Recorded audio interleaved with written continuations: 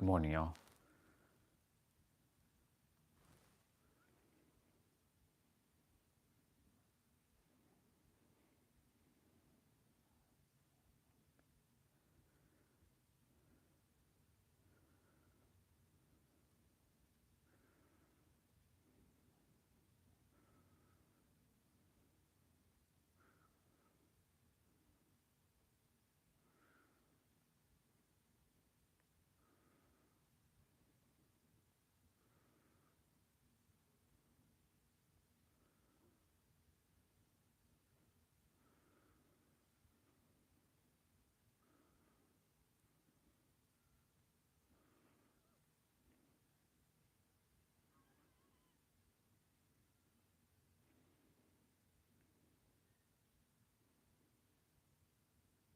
Morning, whoever's here.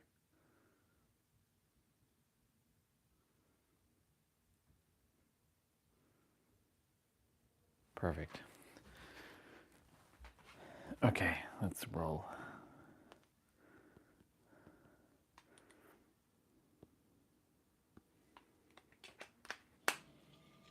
Hello team, hope you have a wonderful game and an even better day. Good to see you, mister. Good to see you, mister.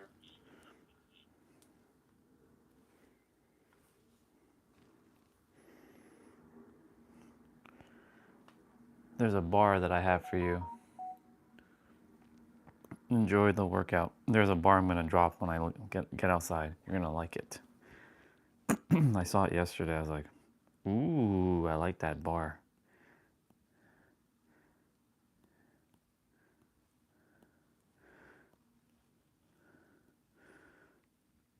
I managed to stream up until 11:12 yesterday. Since I have to restart my stream.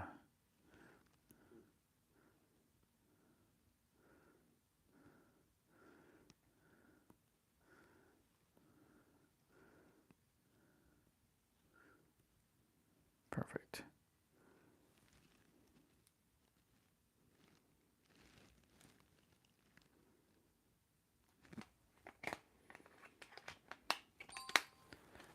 I forgot to clean my tablet, the screen.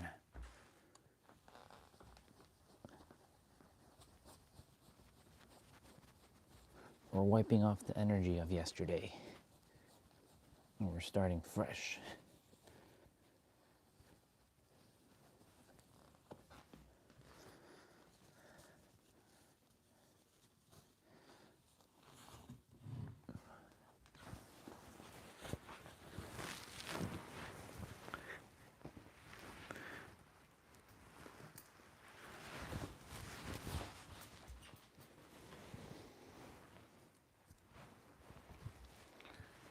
Cool beans.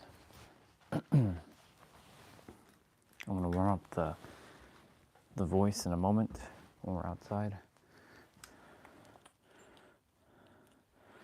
Not that I need to do all that, but oh, I can't wait. I'm excited. Okay, Google, turn off light.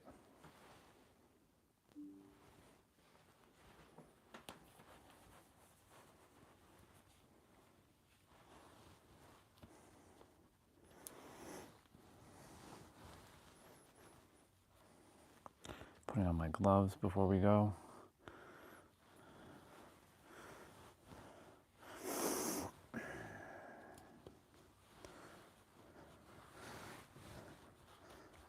Awesome.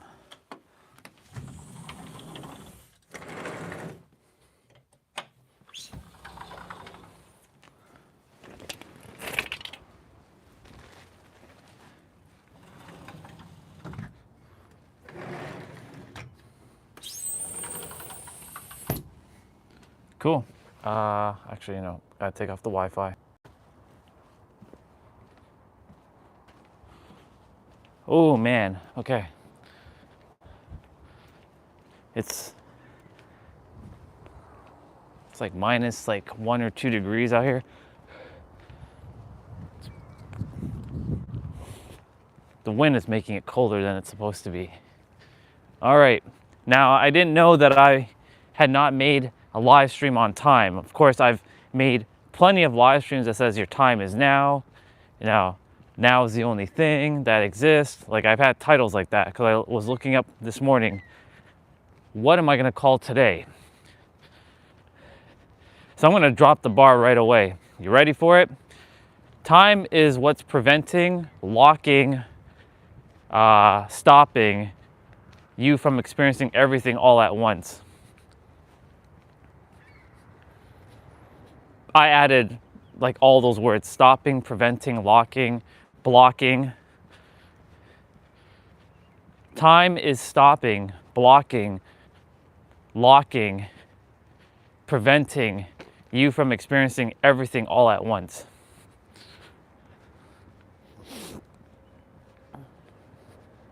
And it's fascinating because when I was looking up, yep, you got it. Time is no enemy. It's our perception of things that creates enemies. That's another bar. Our perception is what's creating enemies. Like, we've watched Chase video, right? And I watched it again because I was making my food yesterday in the evening time while getting Dead by Daylight set up and whatnot. So I had it playing, and of course, he was saying the only enemy is the ego, but it's not. But there is no enemy. That's the perception that creates an enemy. And creating an enemy implies that you're going against. There's something going against you. But if you have no enemies, then nothing can go against you. Look at that, empty. Except for those cars. Empty.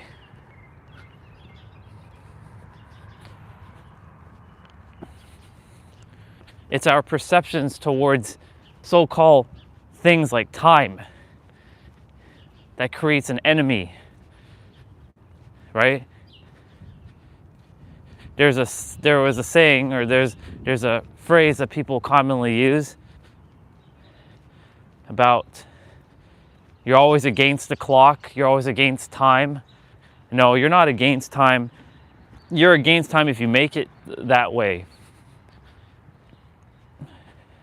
But Orion, time is still happening.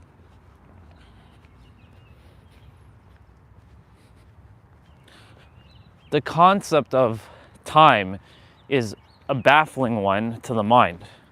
Because yes, you're seeing day and night happening, right?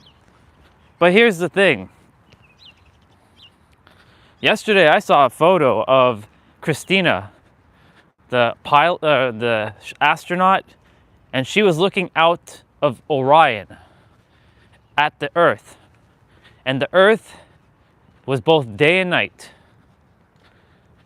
She knows that time is happening on the planet, but where she's heading, time does not exist. But the mind has created things called time.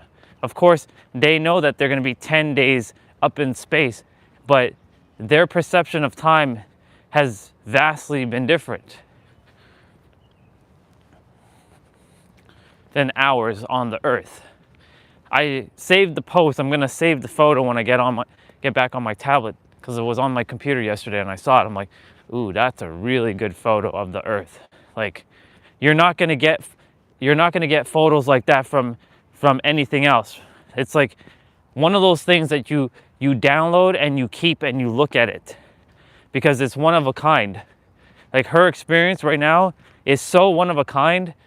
Like, her and the other 3 astronauts and their perspective when they take any photos, it's truly one of a kind, right? Like, we've had people on the International Space Station, but they're close to Earth. This is them going to the moon. I don't care if people say this is not real and it's fake and they're not going to the moon and blah, blah, blah. Shut up with all that conspiracy shit. That's the mind yapping, trying to obfuscate things, because that's what it likes to do. It likes to create conflict and drama. It can't just accept things as it is. So let's get back to time now. Why can't the mind just accept everything all at once? Because the mind is not designed to accept things all at once. It never was. And the only way to make it accept things is to decide. Choose, decide, and shift to that perspective, CDP. But in order for that to happen, you have to go above the mind by using the very mind itself, the paradox. But if you can use your mind to go above your mind in a paradoxical way, you will see things for what it is. Nero, it's funny because I watched his short content yesterday, and he was talking about, good people have bad frequencies. And then this morning, while I was looking at at the live streams that I have written time, I actually decided to click one. It was a year ago, and I was standing. I think I was talking to you, bro. I was actually in the car. I was taking the car to the mechanics to get the oil change, and I was doing my play out, and I was eating, and then I kind of scroll through it, and I was talking about how,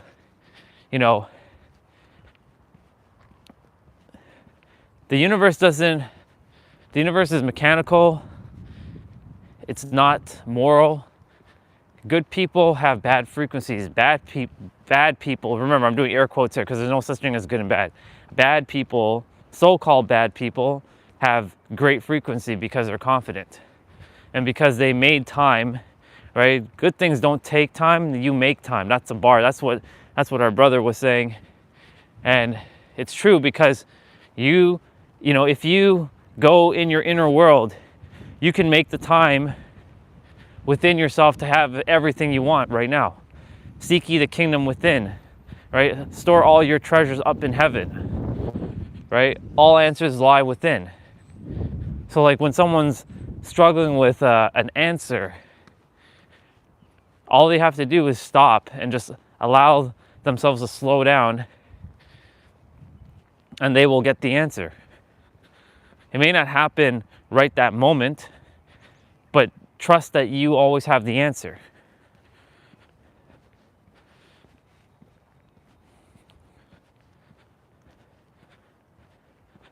Like, there's an example of, how do I know what I know? But how do I know what I know? Like, how come I can answer most things fairly quickly? It's because there's no doubt in the way anymore. And time doesn't exist. And I know that the answer is always within. It's within all of us. We all have the same ability to answer the same things. Now, some, of course, decided to go down a specific path like science. Some went down an esoteric route. Some went down, a religious route. And it doesn't matter which way, because it'll all come back to one thing. You always have the answer within.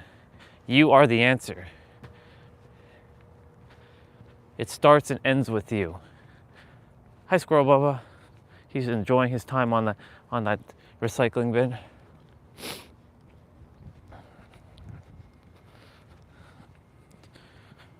So let me drop the bar again. Time is what blocks, stops, prevents you from experiencing everything all at once. So if you don't adhere to time, you can experience everything all at once. Now, of course, there's the paradox to time, right? We still have to use it to some degree, like when you have clients or when you have an appointment, when you have to go to, a trip, right? You gotta be at the airport by 5 p.m., your flight leaves at 8 p.m., or you gotta be at the airport at 6 a.m. because your flight leaves at 9 a.m. I'd be at the airport at 5 a.m. actually, just to give myself that extra buffer. You never know what to expect. I always give myself 4 to 5 hours of buffer time before my flight, always. But, you know, the perception of time is what's creating all the problems on the planet. The perception of time is what's creating the suffering, because that's what the mind is doing. It's creating suffering. It's creating suffering through time, like a time lag. And yes, there is a time lag when you will physically experience like the physical, but everything exists right now in the mental and the spirit and the spiritual. The issue that arises is the whole see it to believe it. But if you are, well, this is where the mind's gonna get into a little bit of a chaos with itself. How are you alive? What is this thing called being alive? Is it because we can see ourselves and it's a physical thing? But what about our soul? We can't see it. Our human character is what's wrapping the soul. Like, it's kind of like the shell of the soul. The soul's not inside. Well, it's inside, it's around you, it's permeating like as a field from the shell. I'm gonna cut through the school. But you know, based on that, right? Can you see your soul? Well, your eyes are seeing something, but it's not seeing the direct soul itself. And we put so much emphasis and trust in the physical, but yet we don't put any trust in the mental and the spiritual because we think it doesn't exist. But it does exist. All those things exist. Can we actually see time? If you don't look at a clock, can you see time? Get rid of clocks, get rid of watches, get rid of it all. Can you see time? No. Well, you can by looking at your environment and seeing the weather changing or like the sky going from day to night. So can you see time? Yes, but can you see like a minute or a second like ticking away? Well, yes and no. It's a paradox. Can you feel time ticking away? Well, if you're very conscious, you can. But if you're not conscious, you cannot. Because you're going to be thinking of past and future. And speaking of past and future, right? Also made up concept because yes, you went through an experience. You had experienced your thing with that person. It was real. But now it's not happening. And because it's not happening, now it's an illusion. But when you trap yourself back, when the mind traps you back into the past, which is happening in the now, the concept of time becomes some sort of like enemy. Time is no enemy. There are no enemies. It's our perception towards certain words that are creating the obfuscation. So like even our perception towards the word time is creating an obfuscation.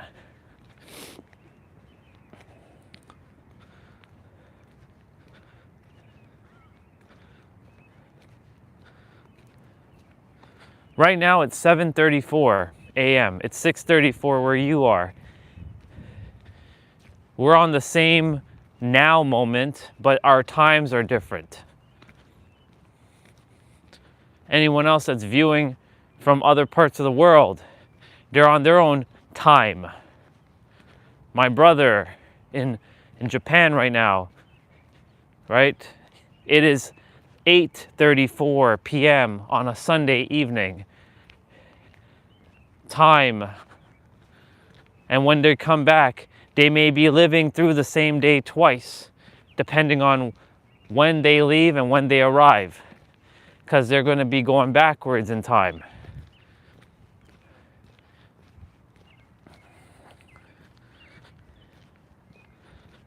And I know exactly the reason why we created time, because, you know, of how the planet rotates around the sun, right?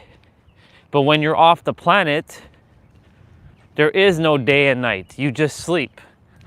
So for example, when I was watching, I hadn't watched the live stream yesterday, but the day before, when I was watching the live stream for the astronauts, they were sleeping at 8 a.m. Eastern Standard Time. And the crew at, you know, Kennedy Space Station and at Houston, they were controlling the ship and making sure everything was going according to plan. They were asleep. But they're not on the Earth. There are 4 humans who are up in the sky right now, off of the planet, and nowhere near Earth whatsoever. It's not an airplane. It's an Orion ship. I'm gonna quickly hang. Figured since I'm here. Oops, wrong direction. Right? But they're asleep, but it's not day or night for them at all. They're just sleeping.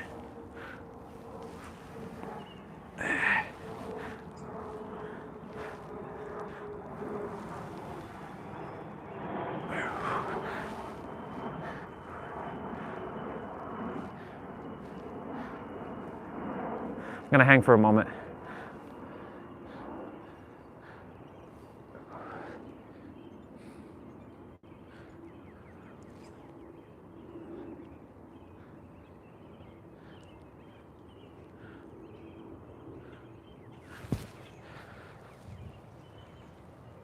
Awesome.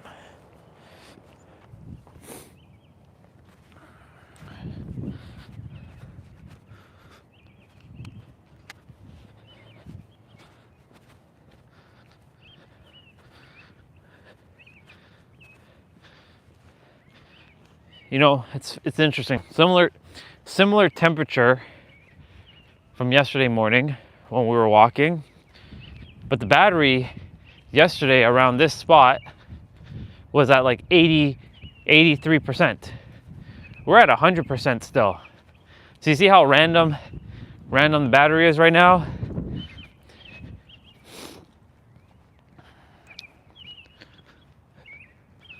Same bird sounds.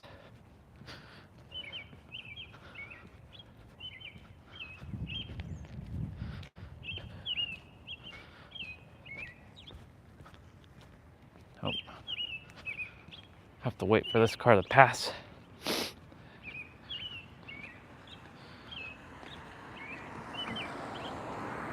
Driving test, or driving. That squirrel! Come on, Bubba! Don't be doing that now. Don't be running on the road when you see a car.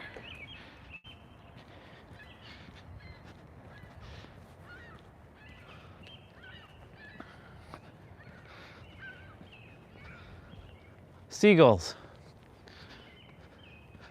We don't get seagulls often now, but here they are.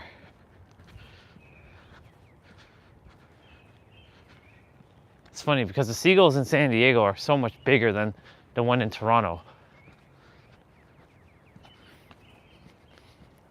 Anyways, back to what I was saying.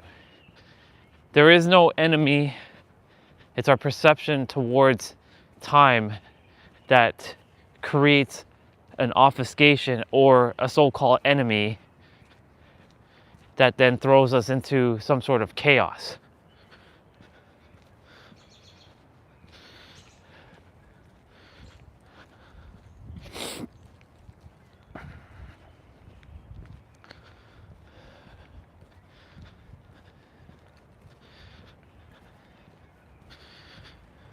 But there is no, you get rid of that thought, you get rid of that perception, it doesn't exist. You freed yourself, quite literally. I really do believe, and I do feel, and itself is telling me that time is what's creating a lot of the suffering. Because the mind, right, it adheres to time. Because if you're not at a certain spot in your life, right, if you have not accomplished this thing at certain age, then you're considered a failure or a loser. Oh, you still live at your parents' house at age 40. Ah, right. Right, because we've created all these unnecessary labels and meanings, which then attributes problems.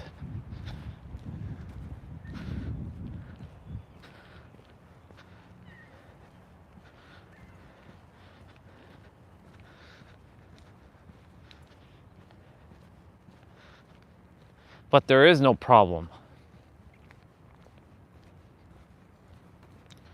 That's made up.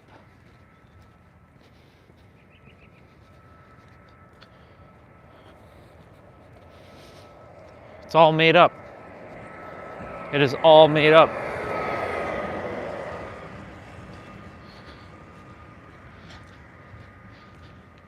And I'll say that bar again.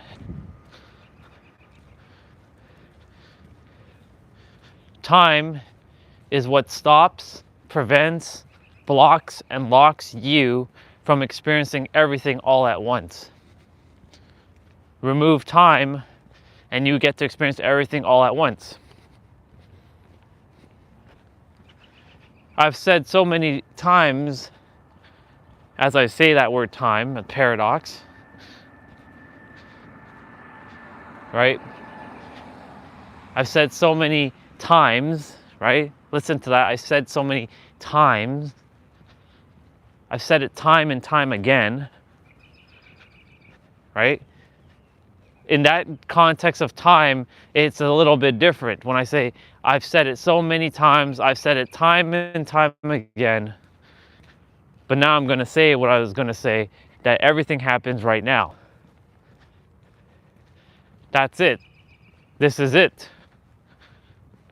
The world is obfuscating things. I'm grateful for Trina, for her being one of the only mirrors at the time on YouTube for the direct pointing of what is. That was the final layer just before 2026 happened. You are everything you ever wanted to be right now. All the accolades you ever wanted, you already have it.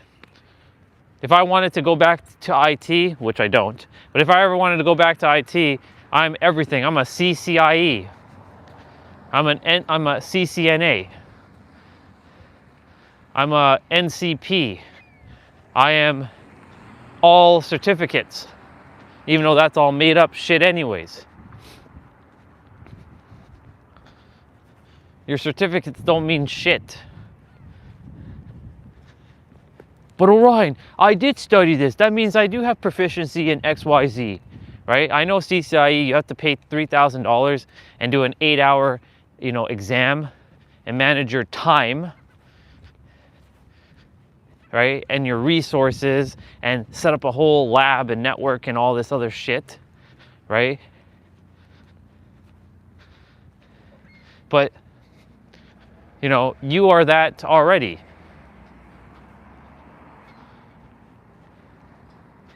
You got to be it before the world proves it to you, right? But a lot of people are not being it. They're being gaslit by the thing called time. But time isn't real to some degree. It's real as a tool to use to navigate.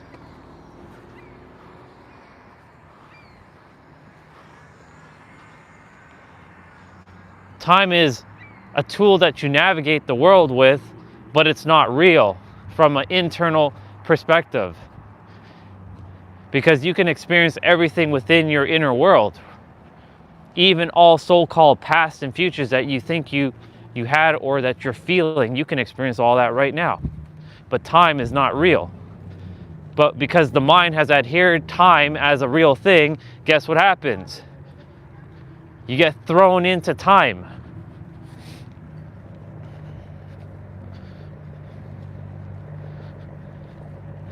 And you get locked in the trap of time.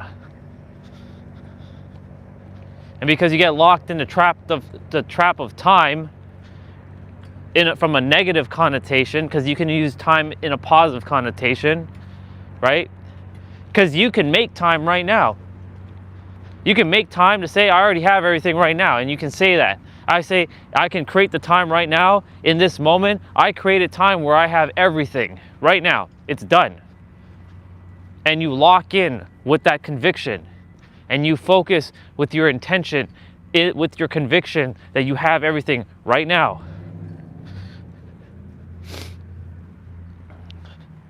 But the mind is going to create this illusion that you do not have what you have. But the universe doesn't adhere to your human definition.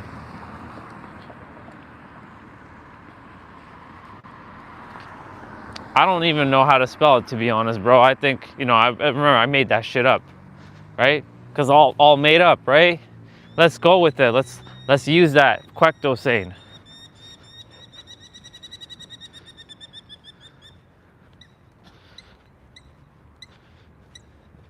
Let's roll with it.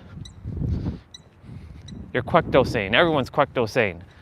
It sounds like some sort of disease or some sort of like you're going insane or something.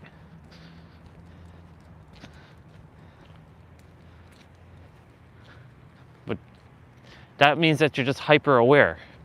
You're beyond hyper aware.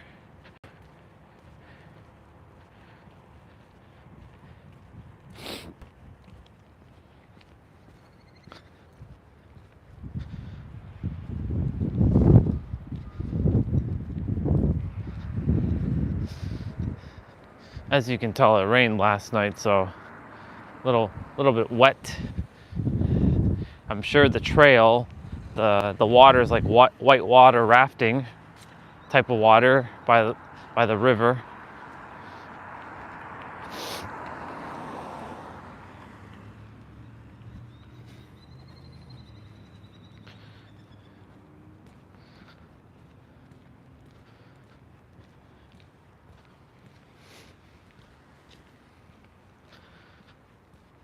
But time is our best friend. Time is what can help you to actually achieve everything that you ever wanted. But time has to be used in the correct manner, the aligned manner. And how do you do that? You just decide. Time, you already have everything.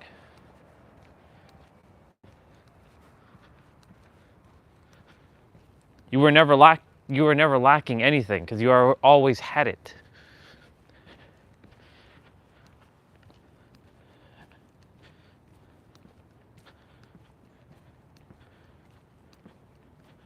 Yeah. So kwekdo is the word kwekdo goes in terms of it was going from past omega. So we went from we kind of took from computers, and we also took from alpha and omega. So we sort of fused it and became. So I'm like, okay, what's higher than exabyte? Then they started talking about kwekdo. So it's from a computer standpoint. But then I'm like, what can be beyond omega? Because omega is like, there's o giga, o tera, o tetra. So I'm like, you know what? Let's use kwekdo. So because I used to say I'm omega sane, like because you know how there's like alpha male and beta males and sigma males. I'm omega male. No, I'm kwekdo male. made up. That's made up. That's the first time I've actually said that, quecto male. Even quecto is not even infinite, but we were using quecto as the number or the measurement that is currently been an actual definition or calculation of numbers that people have created. But after quecto, there is no actual like name. Hey, what's up, bro? Good to see you. It's early for you. It's like 5:50. Damn. All right. The question. So Young Goat left the question last night before I went to bed. An anime. I'm gonna kind of talk about that for a moment. This actually might go hand in hand right now with time. What kind of anime would I make, and the premise of the show? Let me just quickly open up that screenshot. So I'm just gonna open up this screenshot what I took last night. So the question was, if you had to design your own video game, as a video game, not anime, what would the concept of the game be? All right, perfect. I can turn that off. Well, the concept of the video game would be that it would be multi-dimensional, meaning the game would be kind of boring if you really think about it, because you'd have everything all at once. But you'd have to go through. Remember, the concept of my game is your character lost all its memories, and it's restoring all of your skills that you once had. And the game character is fighting in like a, let's see, where would I put the premise of the game?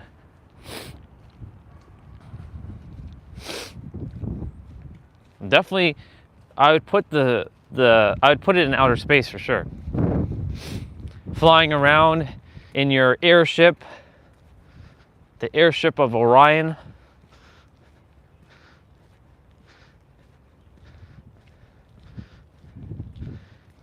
But the character would basically, like, you had all your powers,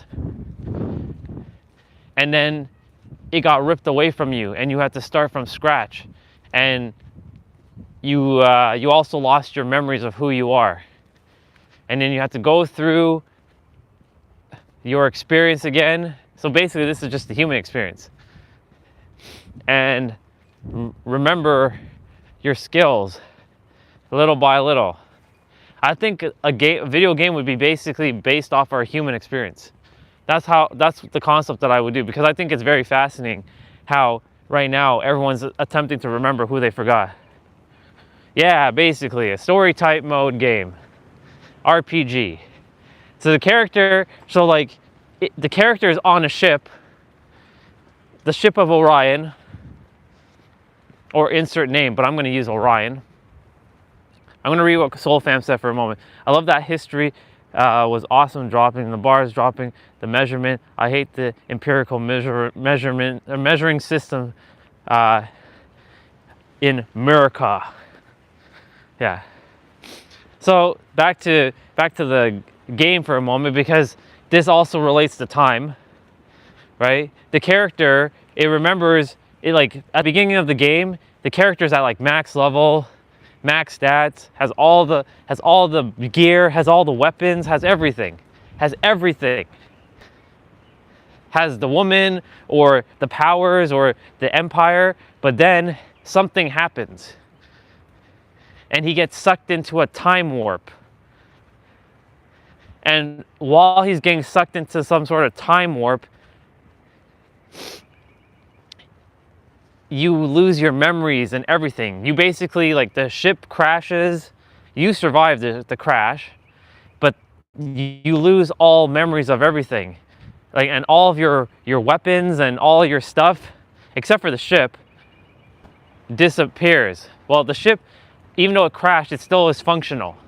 But you don't know how to operate the ship now because you lost your memories. You don't even know who your name is. And now you're going through your experience and you're like having to remember everything from scratch. Like, you know the basics of, like, you can breathe, you can blink, but you don't know what kind of like what are you? Like, you don't know that you're, whether we call them the humans or the cumins or the dumins or whatever, we make a made up race. And you go through and you don't even know about time. Because time, when you were operating from remembering everything, you use time as a construct to navigate your universe or your multiverse. Because in that game, you can actually travel the multiverse. You can travel to different dimensions. You can go from the third dimension to all the way to the 99th dimension. And the 99th dimension is the final dimension. And the final dimension is just completely infinite.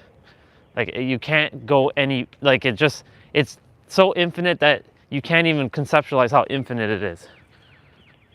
Happy Easter to you too, dude.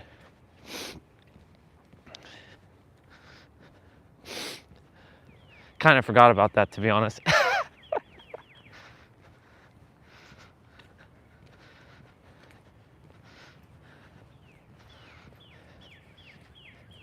Good morning.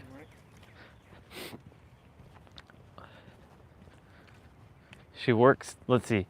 That's why I'm up so early. I have to pick up my mom from work early this morning. She works the nights. Gotcha, okay. Gotcha. That makes sense.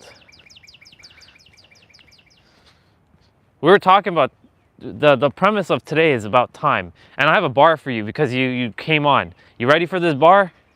I said it to Soul Fam, now I'm gonna say it to you. You ready for it? Here it comes. I'm gonna say it in a couple different ways though.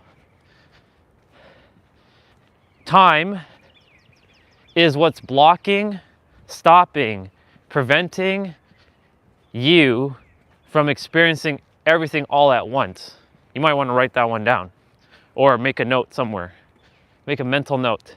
Time is what's stopping, blocking, locking, and preventing you from experiencing everything all at once. Because the mind has a definition of time, and that good things take time. No, good things don't take time, you make time. That's a bar. Our brother has said that one, Nero. Good things don't take time, they make time.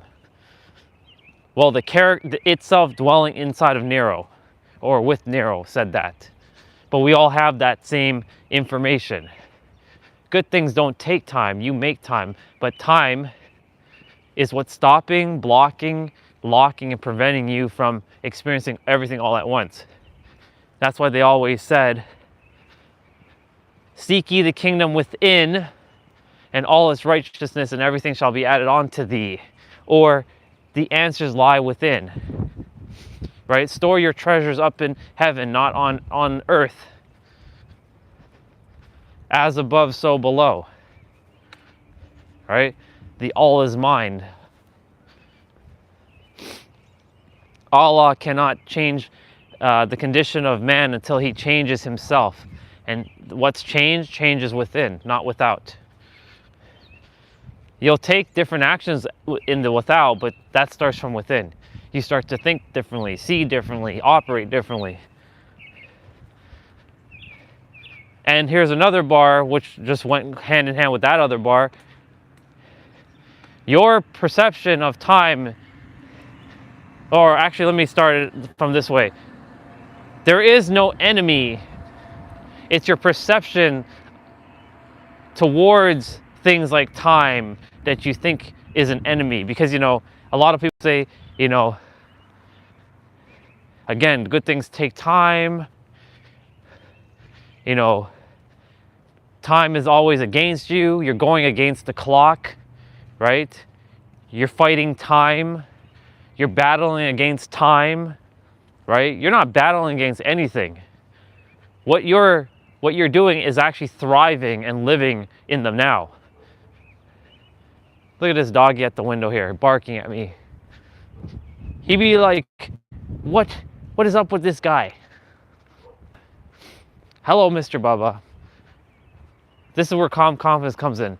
No touch, no talk, no contact, even though he's inside the house. He's probably running to the door.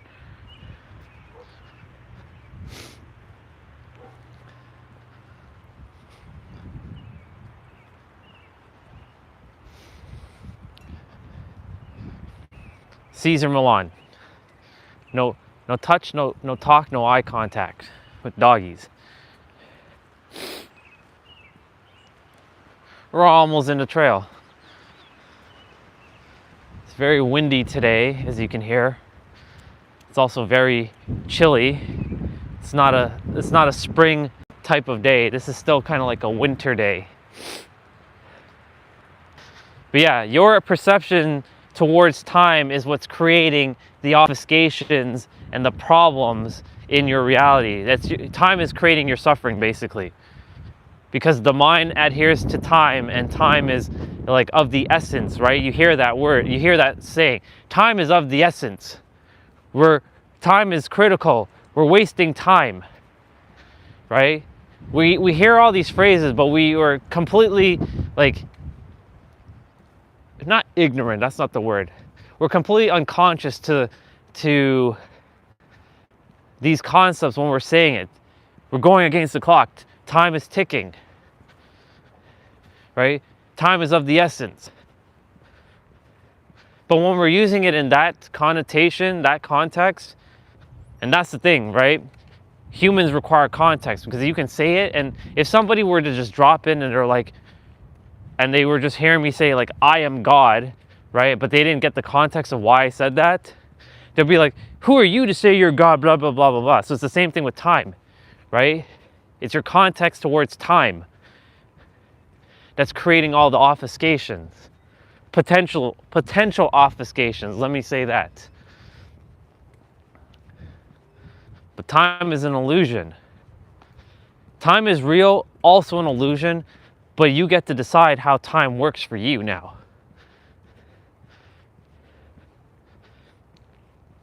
All things are happening now. So that bar, time is what's stopping, preventing, and blocking you from experiencing everything all at once. If you use time in that connotation, yes, time is actually holding you back.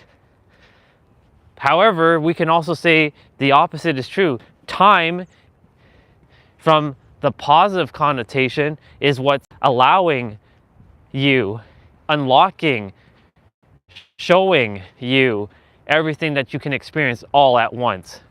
So that's the opposite of that. Correct, yeah. So you see, I also shifted time in a positive way just now, which was amazing. And when I say I mean itself did it for this character. Time allows you the ability to see, show, unlock everything for you to experience right here, right now. But Orion, that's not what time is. Okay, well then, your definition of time must be skewed, because if you use your definition of time, right? If you use your definition of time and it's littered with limitations and it's going to take you forever, then that's what you'll experience, because the mind is all. And if I'm able to think like this, then why can't others? And not just think, but feel and operate and be. Because all of us are one. It's because, and I heard it yesterday. So I was watching Yogananda. For those of you, the reason why I was on so late last night, because my first live stream, the one I started in the morning with the walk, it got terminated by YouTube because I was watching Yogananda's documentary, right? And I stopped, it started saying, hey, we detected blah, blah, blah. Please contact owner to be allowed on their watch list or their white list. So I was like, okay, fine. I won't show it to you all, but you'll have the audio. But then I played the audio and then it cut off the stream. I'm like, for fuck's sakes, YouTube, really? That's why, like, I can't enjoy like content with all of you. Like if I wanted to watch something really awesome and have that experience with all of you and talk about it, I can't really do it sometimes. Well, you know, if it's Nero or like Pete or Chase or Trina, I can do that because their stuff is not copyright. But if it's like a music artist or a movie or a documentary, you can't show it because it's copyright. It's so stupid. We're in the trail, by the way. This area is a little grainy. I do need to pause for a moment because there's clearly something in my boot, again, as always.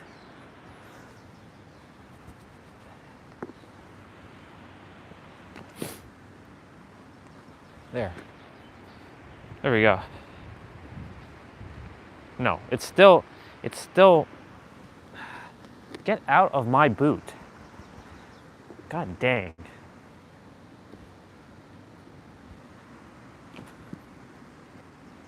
There. That should be okay for now.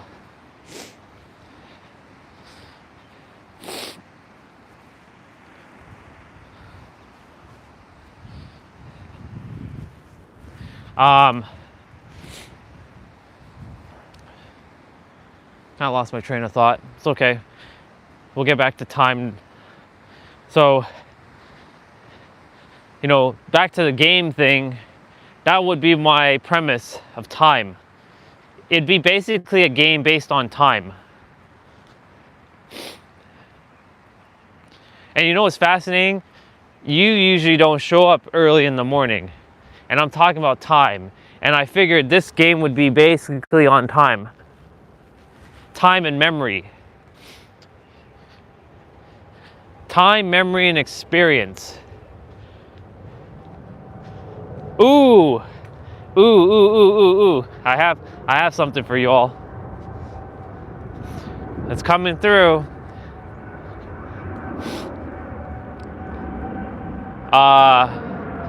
I just need one word. Identity. T-I-M-E. Time. Like, of course time is time, but then there's time, your identity, your memory, and your experience that's creating your suffering, potential suffering, called time. Ooh, that's a bar. Write that shit down. I'm gonna find another T word though too, and I know I have one. I think I have one. Let's see. Oh, thinking technically creates suffering. Thinking, your identity, your memories, and your experience. This thing creates time, and time creates suffering unless you choose to decide that time is working for you, not against you. And so time, in the opposite connotation of thinking positively. Your identity is this amazing human. Your memories are awesome. There's no pain and suffering, and your experience has been amazing. Your time is awesome. Here you go, y'all. That was all for you. That just came right through. See how shit just unfolds? That was not thinking whatsoever. Time, acronym. Thinking, identity, memory, and experience.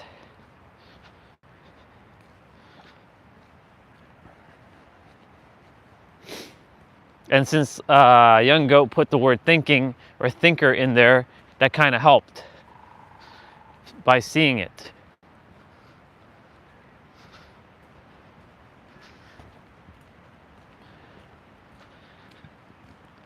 Thinking, identity, memory, and and experience. That is time.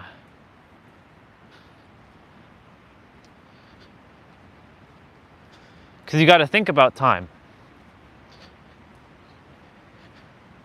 Your emotions doesn't adhere to time. Your feelings don't adhere to time, because you can experience it right now, even something that has happened 20 years ago.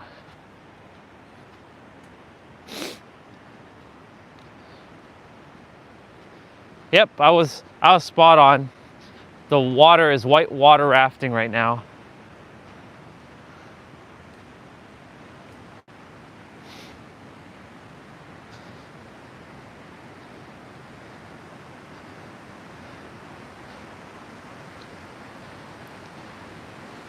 Wow.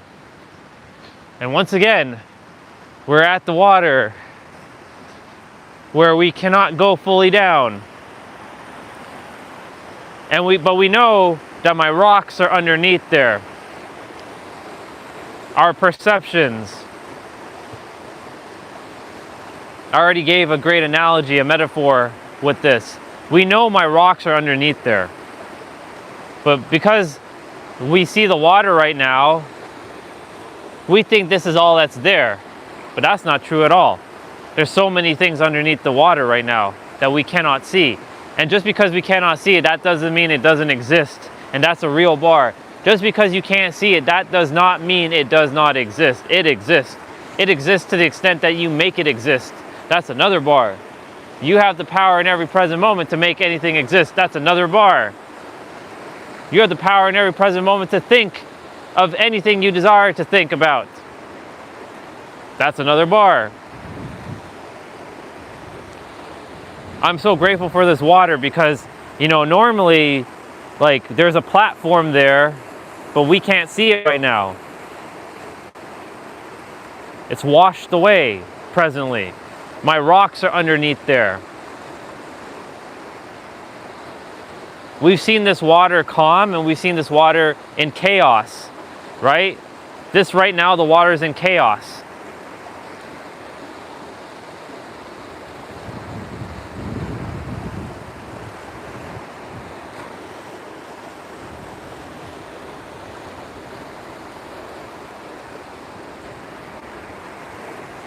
Thank you, water. I appreciate the lesson again.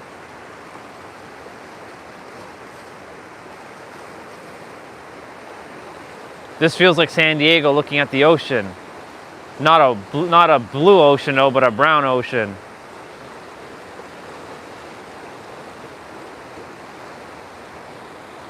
But right here is where all the chaos is happening.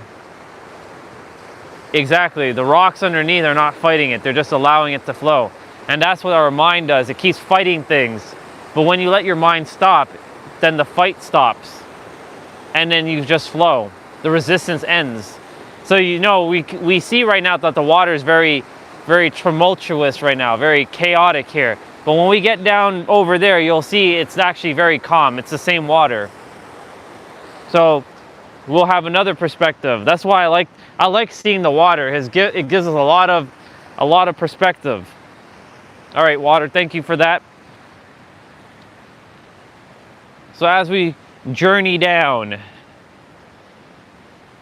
this trail, by the time we get to, hello, Mr. Snail, we gotta put you over here because we don't want you to get run over.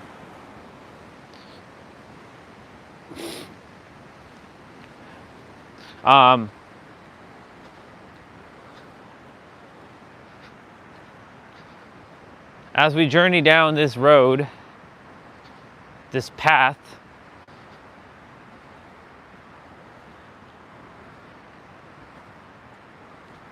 we will see that the water will be much more calm. It's the same water though.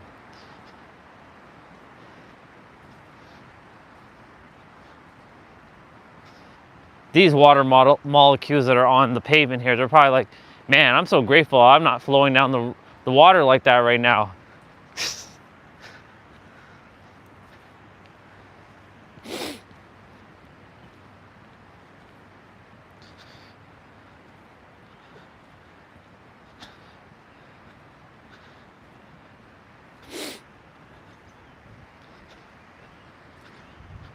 So I'm glad that you asked the question last night. What would be the concept of my game? The game basically is time.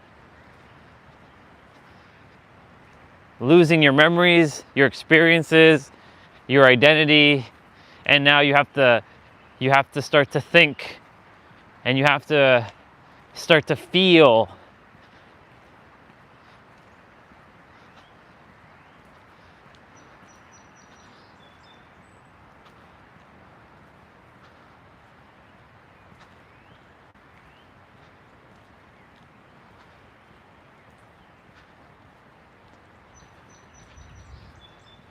There's 3 squirrels over here. They're eating some seeds. They're having a meal. It's okay, I'm not chasing you all. Enjoy your meal. Look, the water over there, it's not as rushy, but it's still flowing a little quick over there.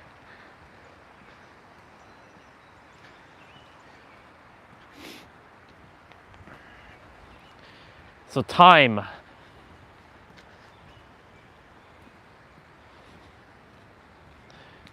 That's what's creating all the problems as well on the planet. So-called problems, because really there is no actual problem when you really think about it and feel it. The only reason why it feels like that is because others have created it, and it shows up in our physical experience. And now we have to deal with something that you never had to deal with before. Right? The price of gas and like the memory shortage that's causing an epidemic of people not able to get things, and things are going up in price, and all this. Like, it's all an illusion, right? Because like you want to pay your workers, but money to some extent is not real. It's real and it's not real. Look, see, the water here is a little bit calmer. It's still flowing though, but you'll see when we get down by the bigger park, like the big field, that the water will be more calmer.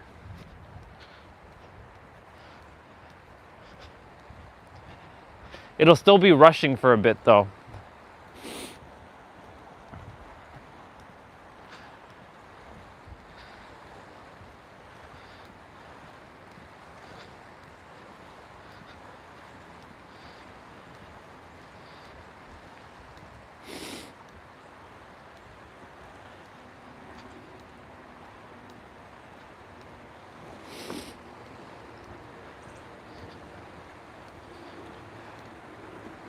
Hey.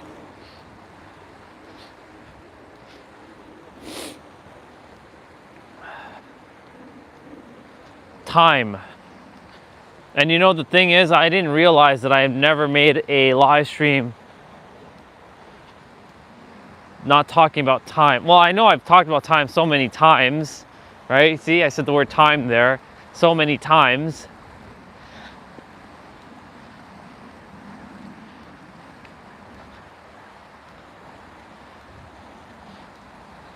Like, your time is now. Time is an illusion. Time doesn't exist. But then time does exist. It's a paradox. Time is both real and an illusion. What? That can't be possible. It can't be both. There's no such thing. And that's where the mind starts going into chaos, because it can't accept both things as true. Because it has to be one or the other. That's why people are looking for ultimate truth. But ultimate truth cannot be explained in one way, because, you know, in the eternal Tao, you know, Lao Tzu starts off by saying, if you can speak the eternal Tao, then that is not the eternal Tao. Because right there, that implies that you're speaking the eternal Tao, but you can't speak it because our words are what's limiting. And that's why, you know, the word time, right? It can help you or hinder you.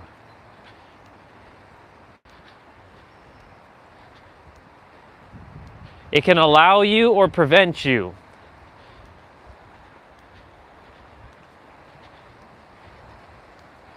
It can save you or it can defeat you. It can uplift you or bring your ass down, right? Hence why you said earlier, this is the difference between free thinkers and box thinkers. Or another way of saying that, it's the difference between fixed mindset and growth mindset.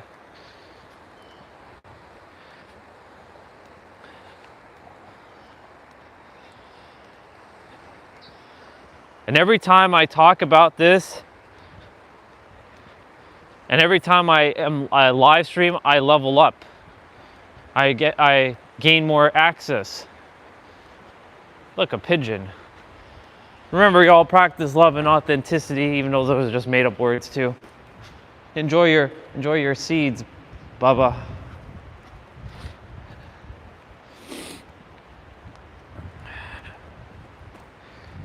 Yes, sir.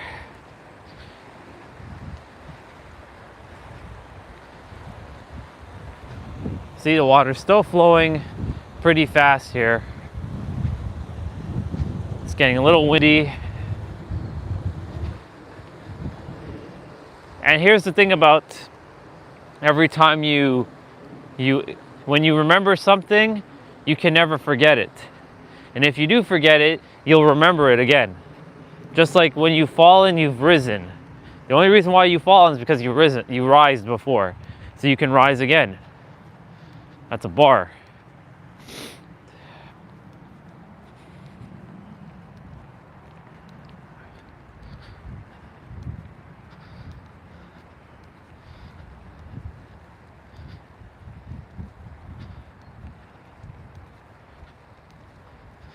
Our brother is going to be releasing his video later today. We'll be watching it. It'll be one of his newer ones. Well, it'll be not one of his newer ones. It will be a new one because he releases his new videos every Sunday.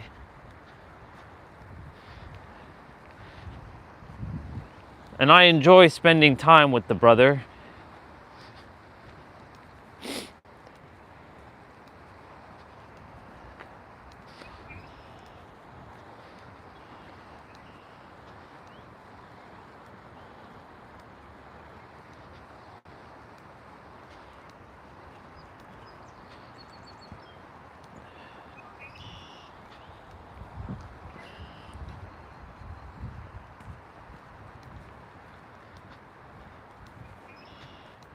You know what's fascinating? Our brother Nero, he said something on one of his videos. He's like, you know, there was a comment that says, you know, Nero, everybody is starting to use whiteboards now. So they're like copying you.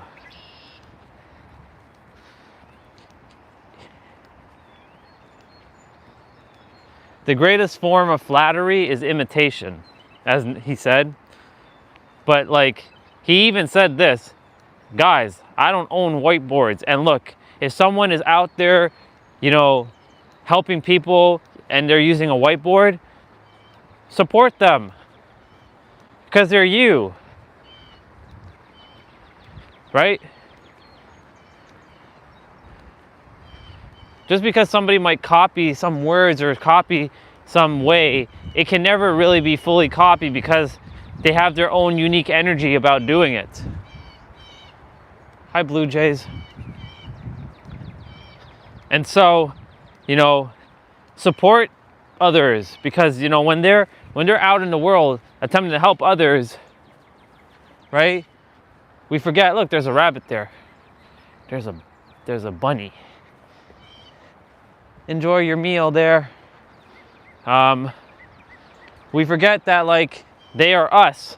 Now, of course, some others, right? Their intentions are pure to help people. I would think, I would hope most people's intentions are pure and it's not about just making the almighty dollar when they're serving.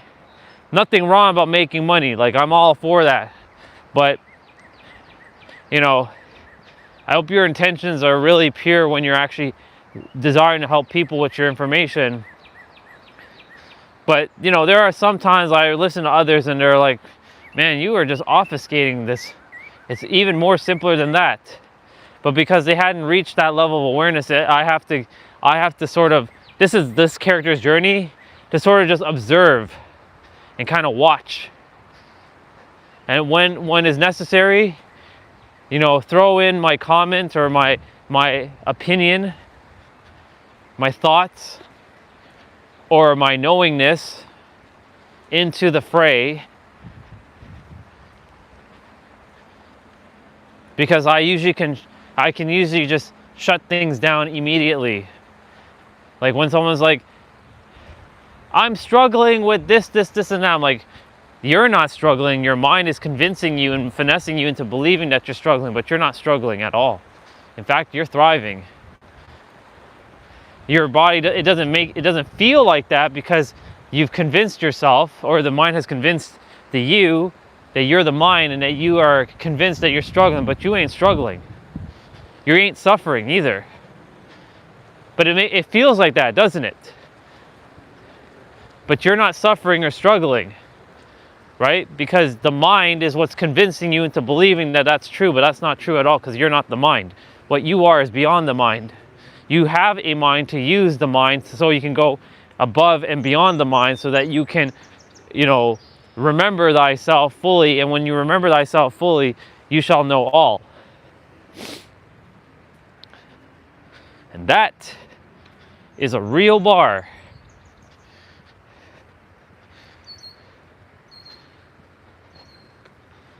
And I shouldn't even say real, because that word real is subjective. That is an authentic bar. That's an AB, authentic bar. Ab, that's an ab. Write that shit down. Making things up on the fly. But the moment you speak it or you hear it, it becomes now part of your experience. But time, depending on your belief on time and your values on time and your definitions on time and your associations on time and your meanings on time, can create either harmony or chaos, or harmony or hindrance, calmness or calamity, happiness or hell.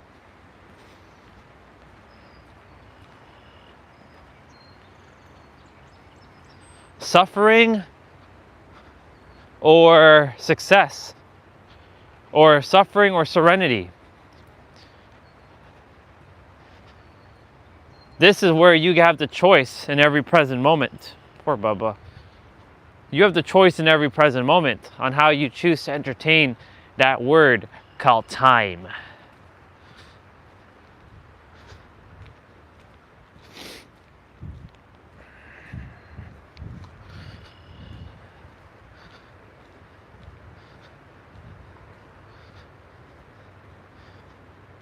Hi, Bubba.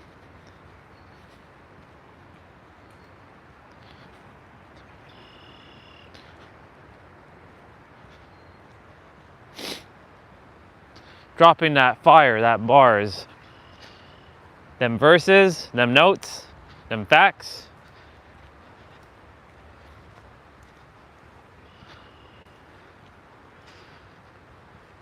I can speak about time all day. And why it is actually you can use it for you, not against you. It's just unfortunate that a lot are getting gaslit into believing from the mind and from other minds that this is how it works. No. You make it how you desire it to work. That's another bar. So the water here, right? It's still flowing fast. It's still pretty rough. We'll stop here for a moment.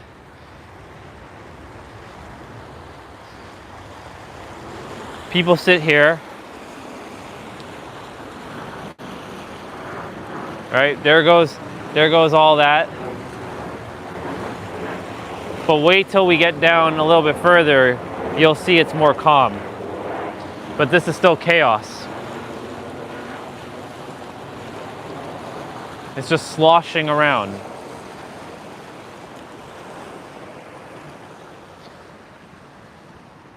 And it's funny because this spot that I just was on, I've passed here many, many times, and I never realized it up until recently. So you see, like, my frequency has allowed me to see new things that I would never see before. When you shift your frequency, you start to see things differently.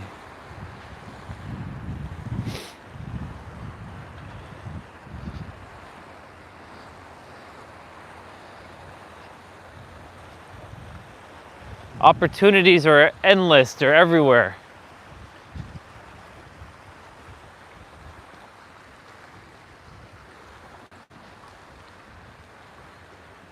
Choose yourself and you will see that reality will choose you. Have main character energy because the universe wants you to behave in main character energy, not secondary character energy. And what is secondary character energy?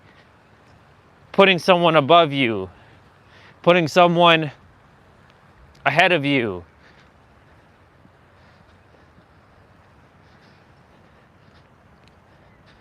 The universe itself, God, insert name, desires you to have main character energy. Doesn't mean to be an asshole and go and, like, you know, beat up somebody just because. You're not doing that. Be common sense, people. But be a good person, but also have calm confidence and know that, you know, be unapologetically yourself.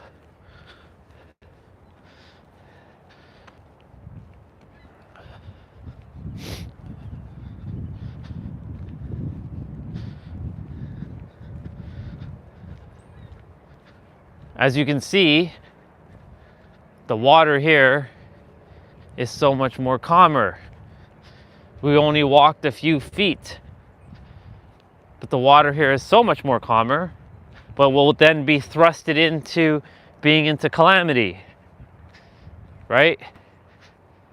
All you have to do is shift your thoughts a degree or two and you will see things differently.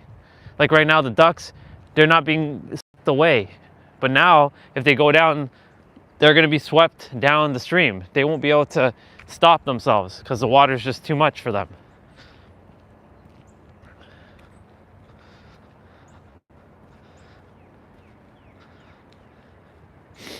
There's been a couple people this morning on the trail. Somebody coming this way, running. Really, really grateful for this trail.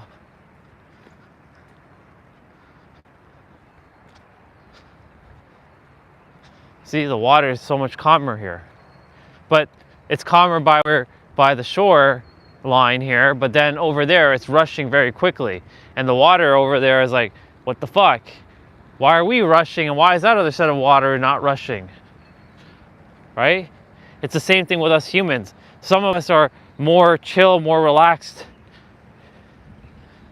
and allowing things to unfold, where others are rushing and struggling and stressing and overthinking about things that they don't need to. Morning. They don't need to do all that.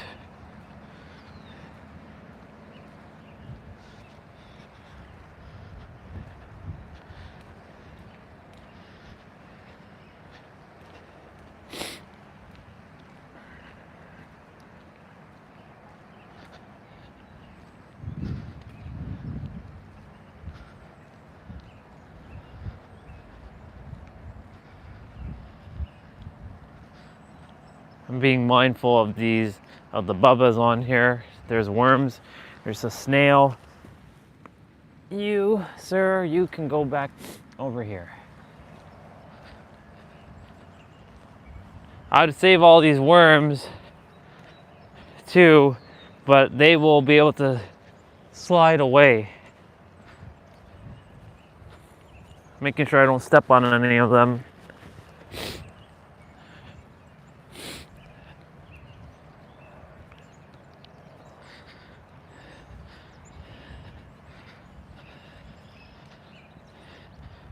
but there is a lot of them on this trail right now.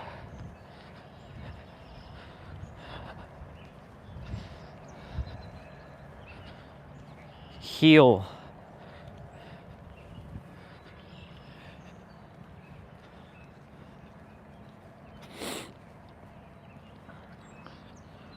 This was probably one of my favorite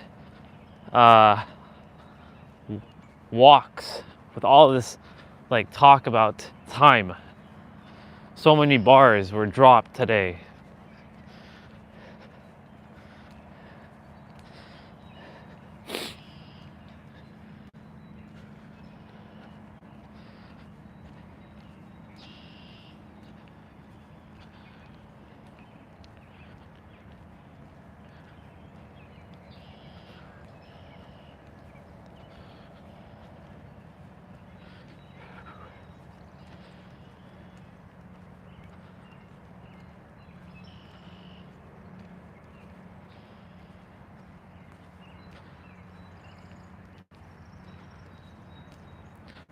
This thing called time.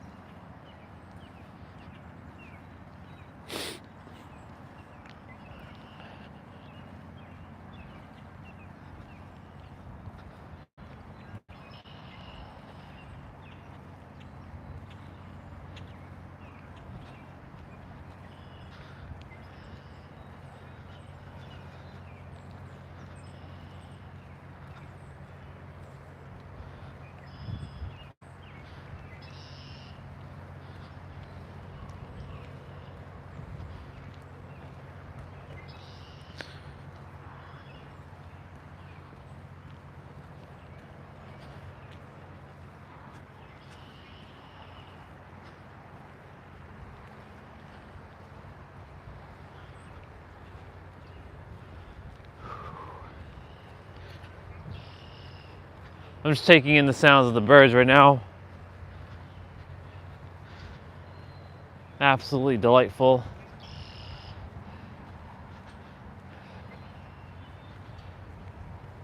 Oh, there's our brother, because when you see his doggy, right, he's on his way.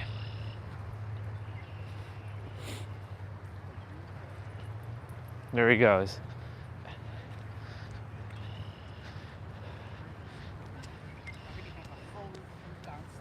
Morning, brothers. Good morning, how are you? Excellent. You? Oh, pretty Good. Enjoy your day.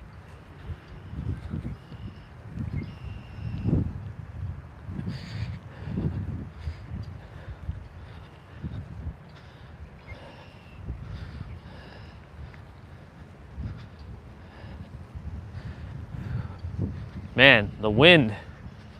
Wild.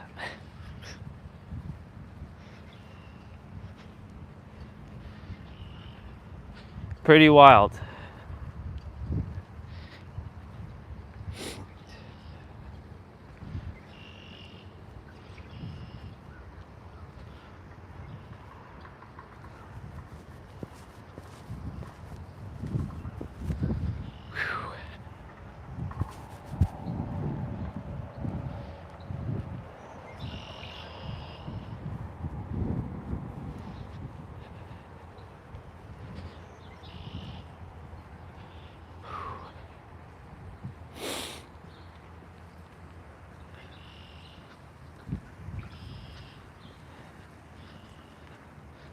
Look how high the water is over here. Thankfully, it didn't get covered up here like last time.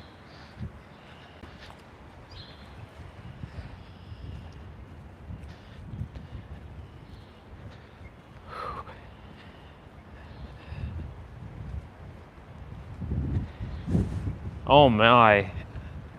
Oh my. The wind.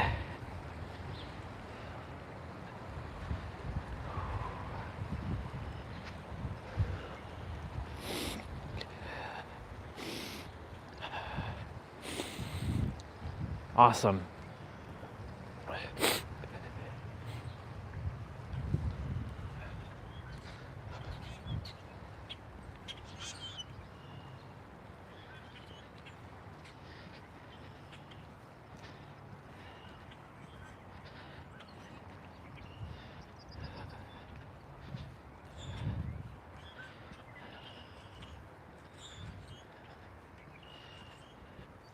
We went through the winter arc. Now we're heading into the early spring arc. Then we'll be into late spring arc.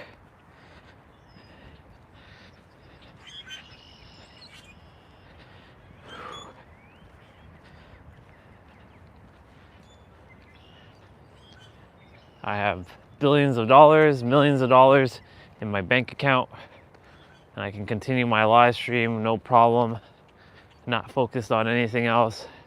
You gotta be it before the world proves it to you.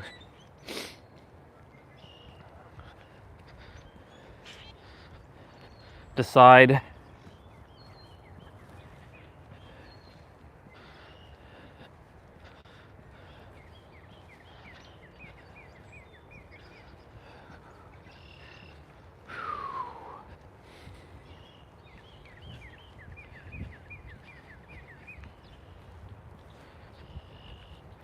So grateful that I get to walk every day.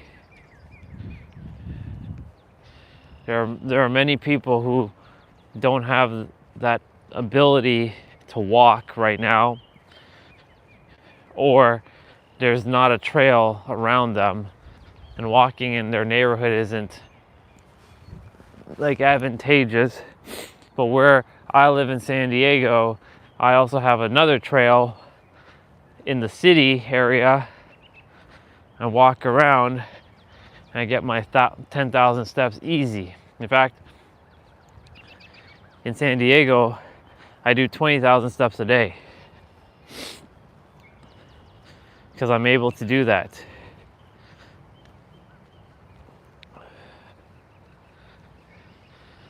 I can see myself doing a walking club actually.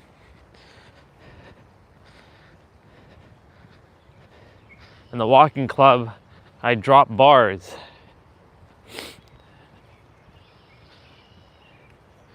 Getting people healthy, both in the physical and the mental. So that way when they, I like that idea, a walk club. There's a lot of walk clubs.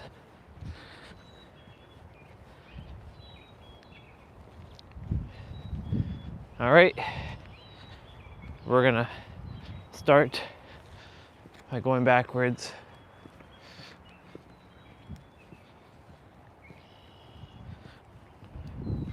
There is a sister coming down.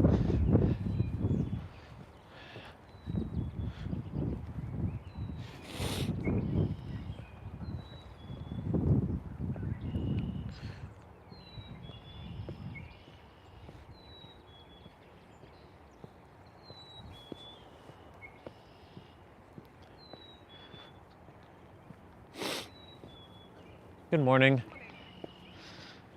Enjoy your walk.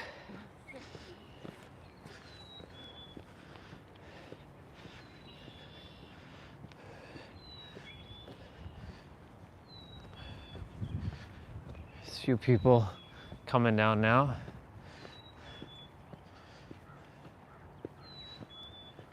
There's a brother walking on the bridge over there.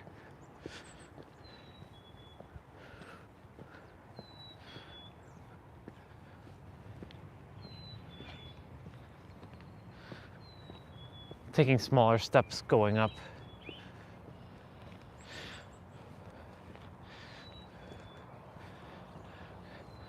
Really grateful that I can have this.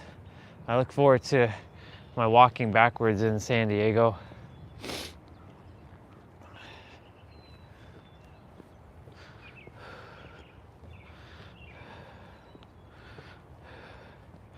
Doing the thing, y'all.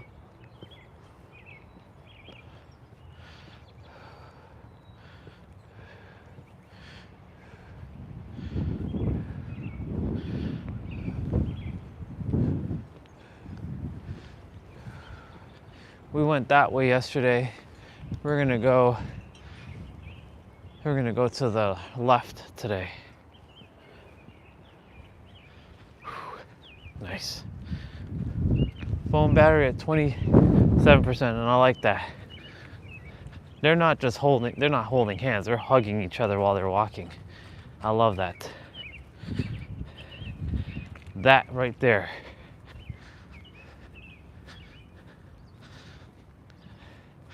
That's me. That's me and Lindsay.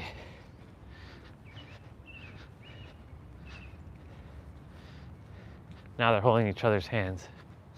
I love it. Enjoy your walk, you two.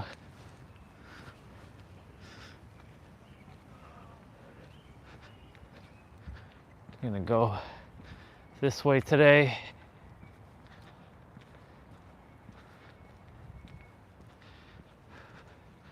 There's a fire truck here. I trust everything's okay.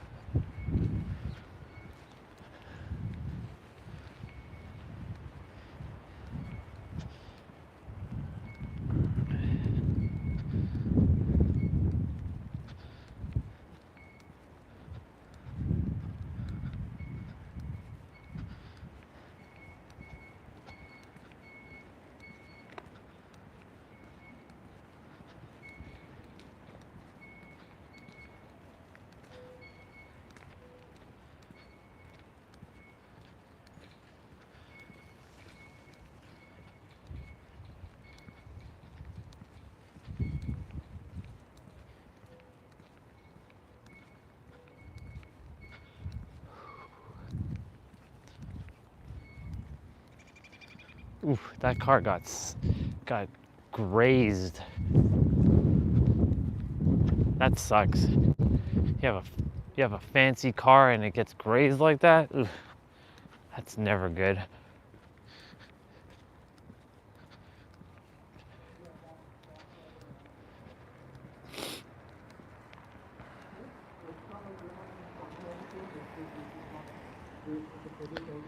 Damn, that person's speakerphone is loud AF in their car.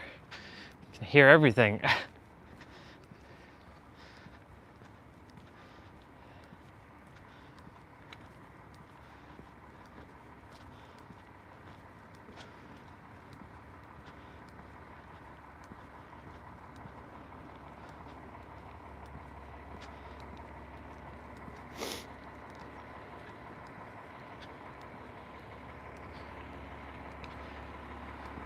Great house, but terrible the sidewalk.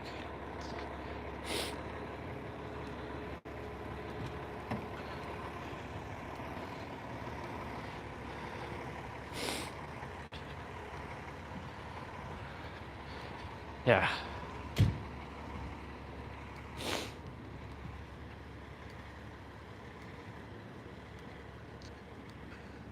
Oh. Snap. That house is like falling apart a bit.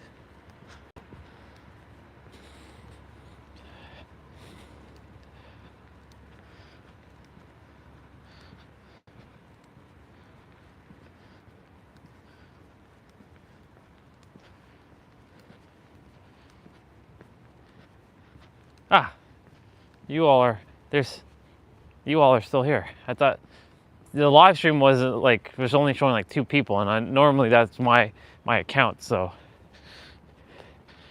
this is a good walk. Lots of bars, lots of things were like pulled off. It's sort of like a spider web, you know. You're kind of entangled in the spider web, and then you finally like peel it off your skin. That's what this felt like when I was talking about time, peeling off the layers of time that has finessed many of us, including this character,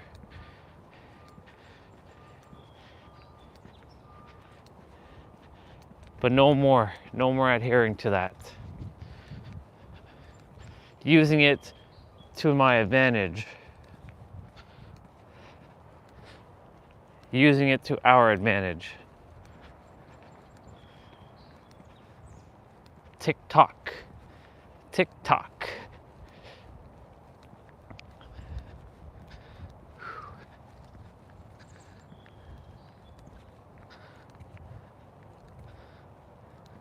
There's an abundance of, as much as I don't like seeing other animals eating other animals, you know, there's an abundance of worms for these birds.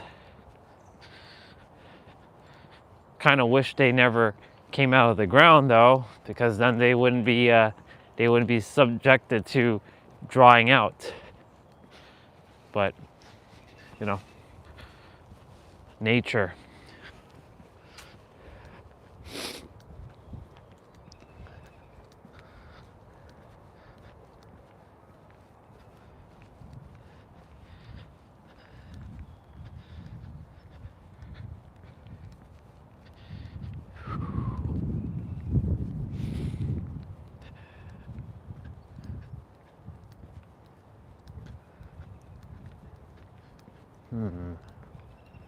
That's interesting. Their panel thing has disappeared from the side of their house for their solar panel.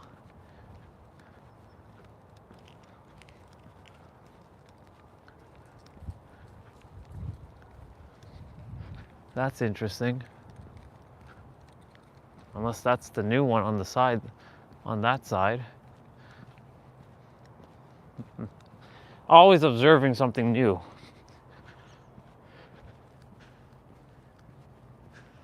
Like they have a video doorbell. I've never seen that. I walked by this house how many times? You can always find something new. Like this red car over here, this car wasn't here before, like 6 months ago.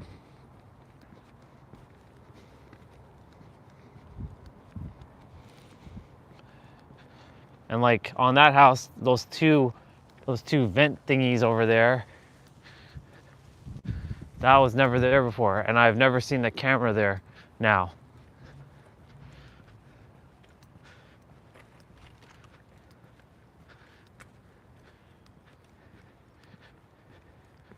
That house on the top that has like something that is like a circular thing that is moving right now because of the wind. Never seen that before on that house.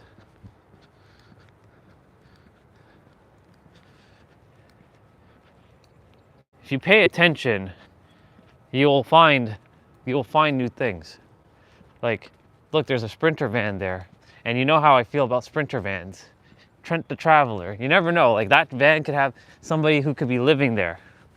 It's like one of them, like, you know, I'm sure that one is either has like a whole setup. That house over there has windows on the roof. That very triangle house.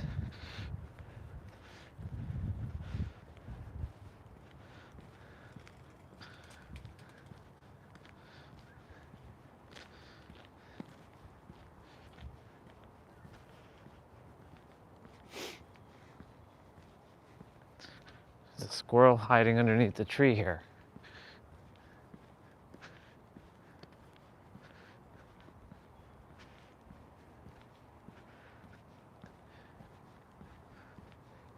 I wonder when they're gonna put out the peacock stuff. Maybe they already did. You know, the house that has usually does all the cool stuff, because we're gonna pass it in a moment.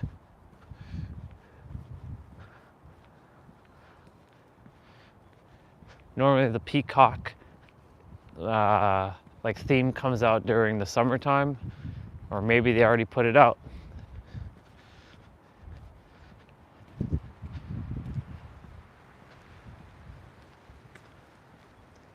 Like that house I've never seen before. Like these two.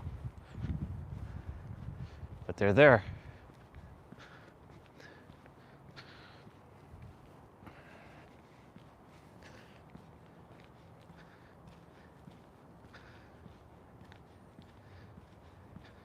Oh no, they have the Easter stuff. They put Easter theme out. They have a pink bunny over there on the door.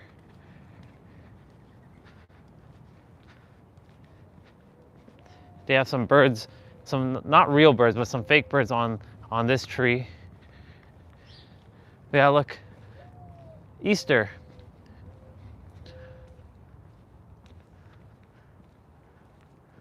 I really like their house a lot. That's what I want to do with my mansion. Make themes. like that. They've given me ideas. That red car over there, never seen that red car before.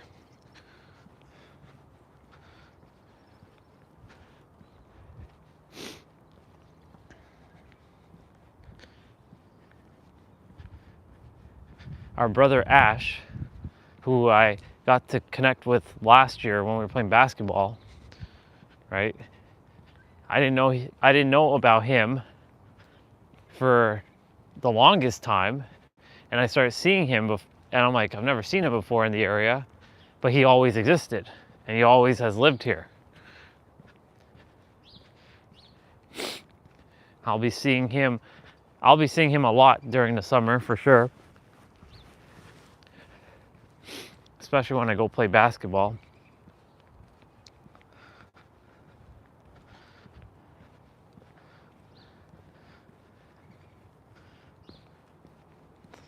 And that's the other thing about, what we were saying earlier about at the water. Just because you can't see it, that doesn't mean it doesn't exist. Time may prevent you from seeing things, but time also can allow you to see things. Depending on how you see and you use time. Time can be your greatest ally or your worst enemy, depending on how you perceive it.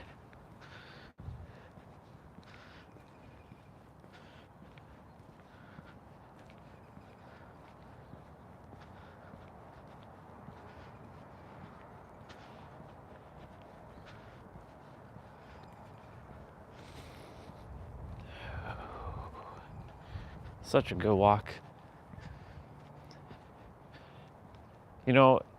Perception, maybe like 3 years ago, you would never catch me walking outside at this time. Never. You think I'd be coming outside in the cold like this? I mean, this is considered warm in comparison to what we've experienced. But because we've had warmth recently, now this is considered cold. But I'm anchoring into the minus 40 degree Celsius weather we had when the phone froze, and my ear tips were basically burning. It wasn't frostbitten, but like it was in pain for quite a while, for like at least 2 weeks. It's healed now.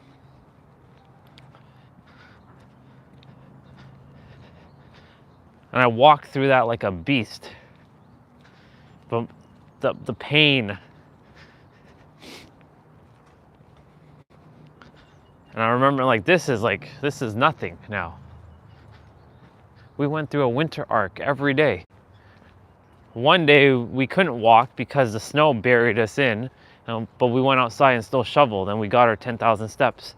And I ran inside for a bit. In fact, I ended up with like 25,000 steps that day.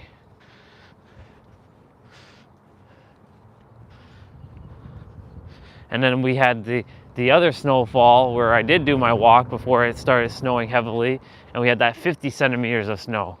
And we had to go out and shovel like 6 times. That was fun.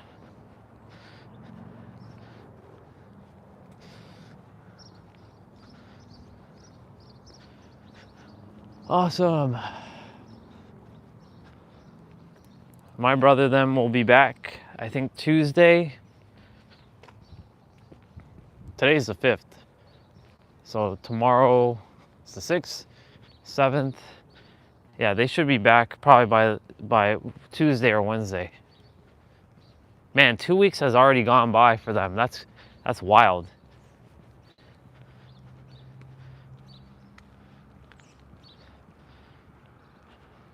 For them, I really trust for them that they really got the full of it. I'm sure they did, because I saw their itinerary of where they're going and how they mapped it out and they planned it out. But I really trust that even though they went through a lot of places, they felt like they got the full of their experience. It didn't feel like, man, look how fast time went. Now we got to go back, right?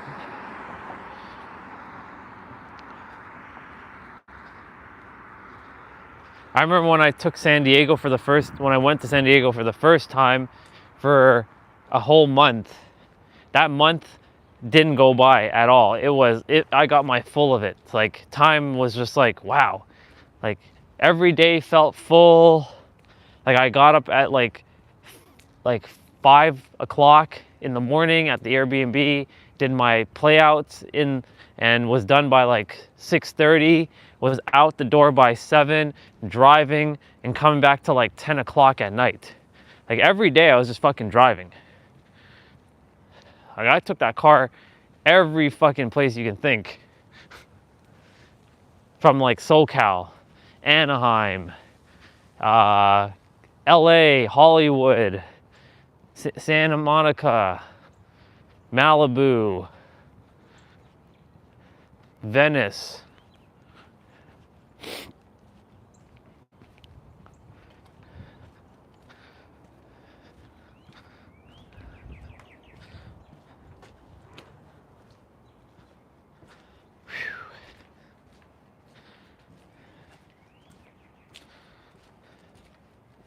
Thank God this went down. So happy. I knew it was going to go down eventually, but the table was on an angle and like the chair was like, it still has a little bit more to go down. Just a smidge more, but it's getting there. Look, we return as we arrive in our penthouse. See? Our kitchen and our living room. We return. There's my living room.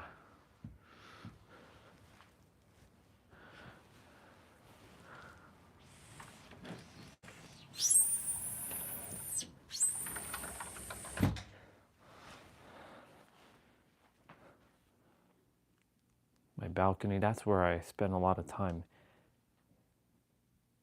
I spend a lot of time out there. When I'm not outside walking and connecting with the people out in San Diego, I'm spending a lot of time out there. Kitchen. I love my kitchen so much. There's my fridge.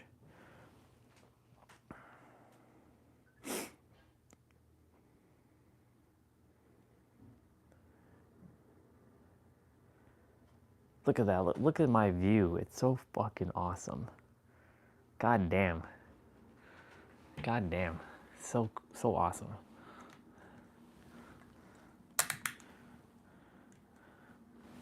So awesome.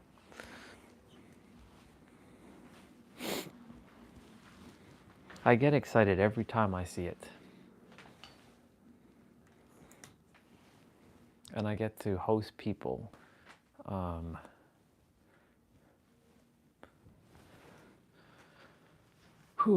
It's so good to have my black beard again, but of course it's temporary. But maybe the color will seep into the DNA of the cells, and it will color it back to black. We'll see. It needs to get into the root. I'm not too concerned.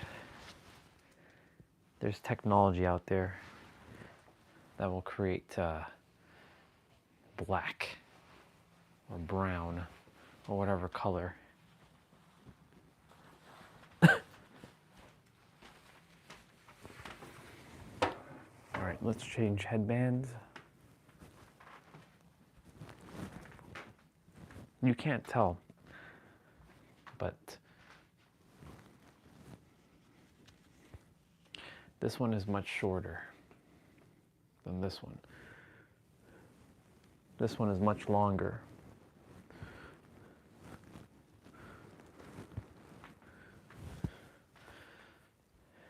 You know what's funny? Someone said, you know, you shouldn't be wearing like polyester on your head. You're probably poisoning yourself.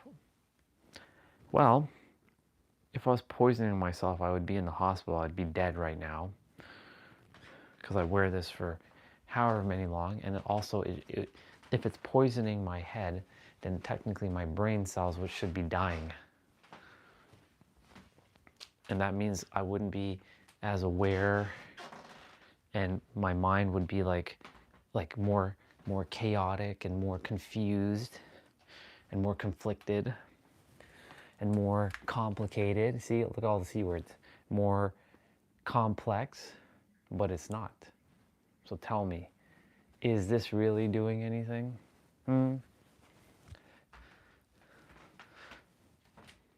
It's your beliefs that create your meaning, and your meanings are what creates your experience.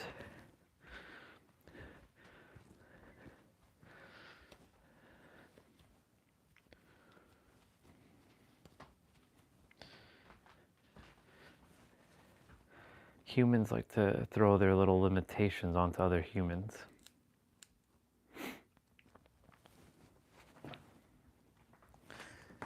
But I don't adhere to that.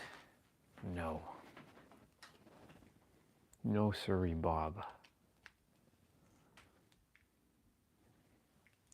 You know what's funny? Whenever I plug in the gimbal, I have to unplug this phone and plug it back in, and guess what the percentage is at? 17%.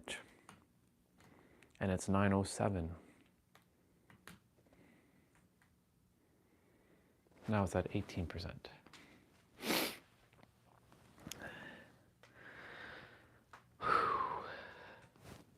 Man, it felt so good, that walk. All those bars. I need to write down that time thing though. That was so good though. The acronym, there's another acronym for time. The inner mind's eye, time. Okay, so let me make a note to these frameworks.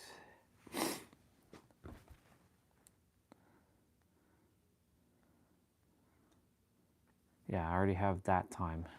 So let me make another time. I also have the inner mental energy. So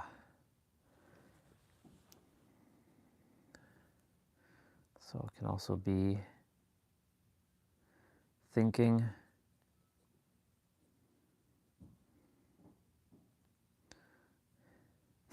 identity,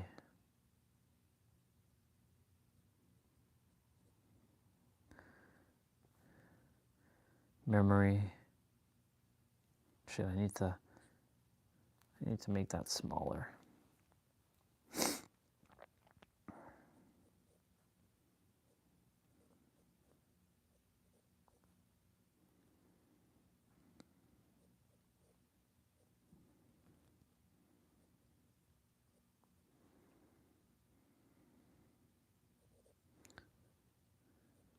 Memory or memories,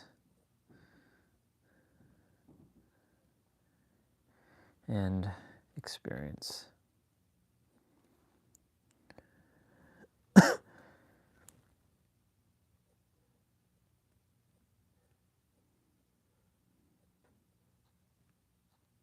Shit.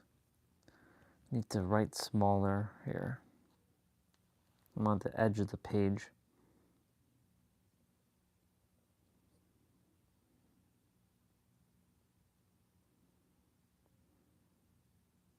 There. Cool. So I also have that thinking, identity, memory, and experience. Perfect. I will also update my bars. Document. Time is blocking,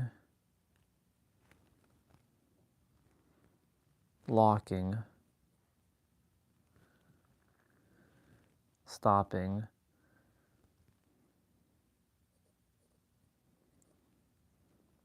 preventing,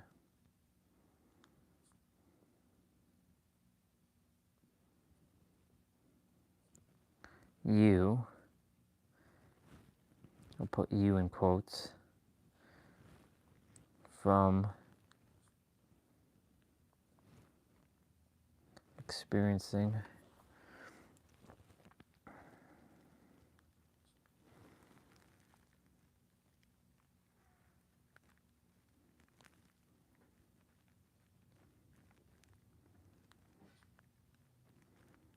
everything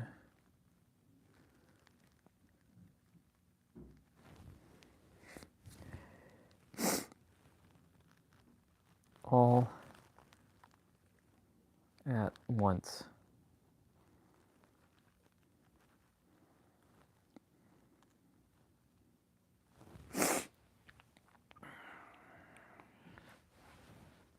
Let's see. The wanderer seeking, knocking at the door of your own heart, realizing it was you the entire time. That's a bar.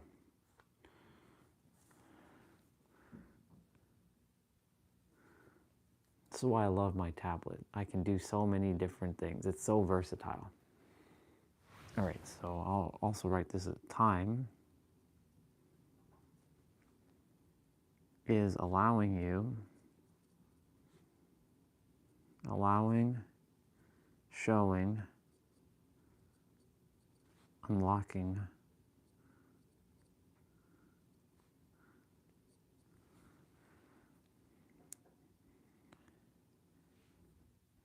revealing. Ooh, revealing, I like that. Revealing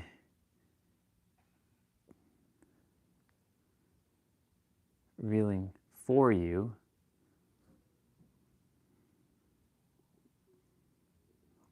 put quotes again around you. Time is allowing, showing, unlocking, revealing for you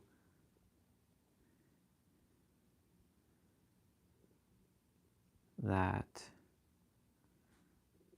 you can experience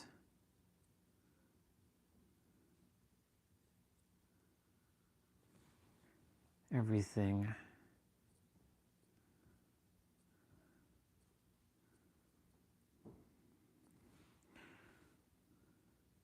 all at once.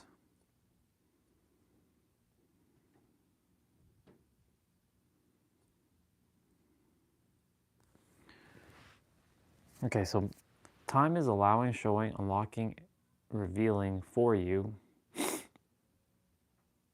that you can experience everything all at once. You can or you are?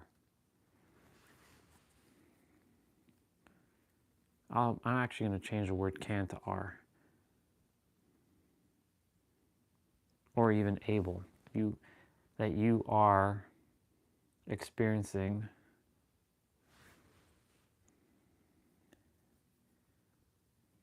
so I have to change experience to experiencing. Time is allowing, showing, unlocking, revealing for you that you are experiencing everything all at once. That feels more powerful. Cool. Bars and framework has been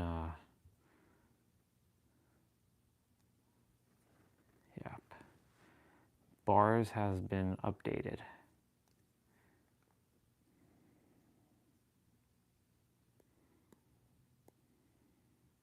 Just check a couple things.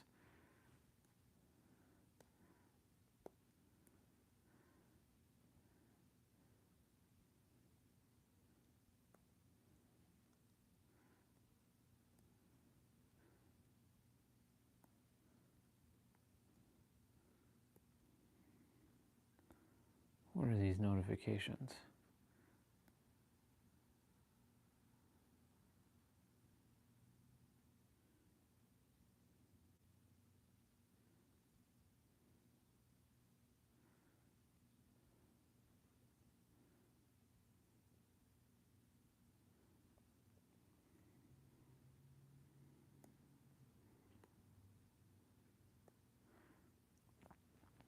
Okay. Quickly just check all this stuff.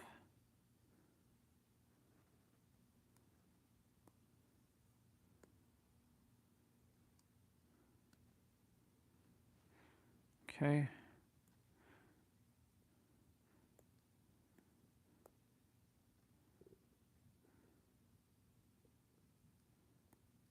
This is a person I used to work with.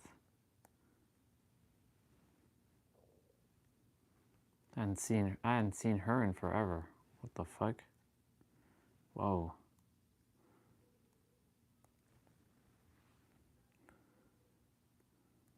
It's wild.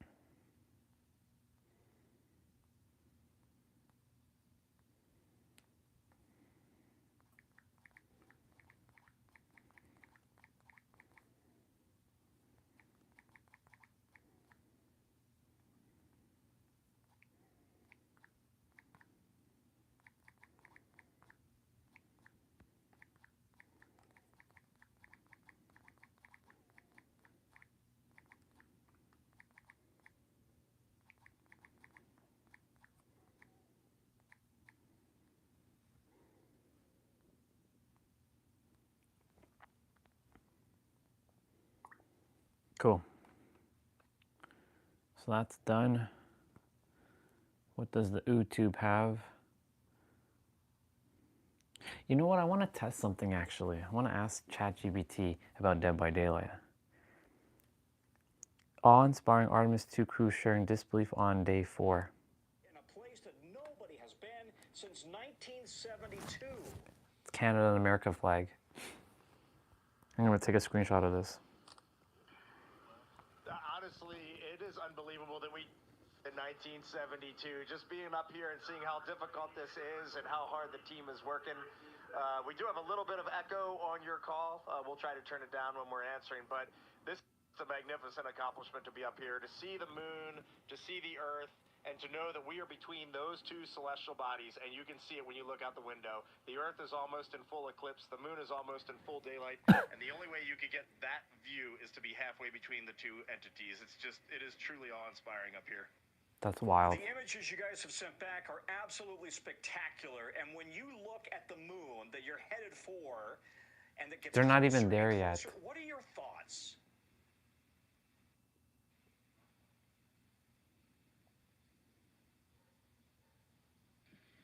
Well, last night we did have our first view of the moon far side, and it was just absolutely spectacular. I think that one of the interesting things that happens when you look at a moon that inherently just looks different is like the darker parts just aren't quite in the right place, and something about you senses that is not the moon that I'm used to seeing. And sure enough, we got out our lunar targeting information, and we matched up, and we're like, yeah, that is the dark side. That is something we have never seen before. We must be, no kidding, like Reed said, somewhere between the Earth and the moon, getting a view from a different place and putting up something that has meant so much to so many cultures, scientifically, spiritually, culturally, for so long. Amazing. Seeing it in a different way, and just getting a different perspective. How much we miss and love our families, and knowing that they're looking up and seeing the same moon, it's a pretty amazing feeling. It's and when wild. You look back at Earth, you've sent these breathtaking images, and it's Easter weekend, of course. What are your emotions as you look back at Mother Earth? Who wants to answer that?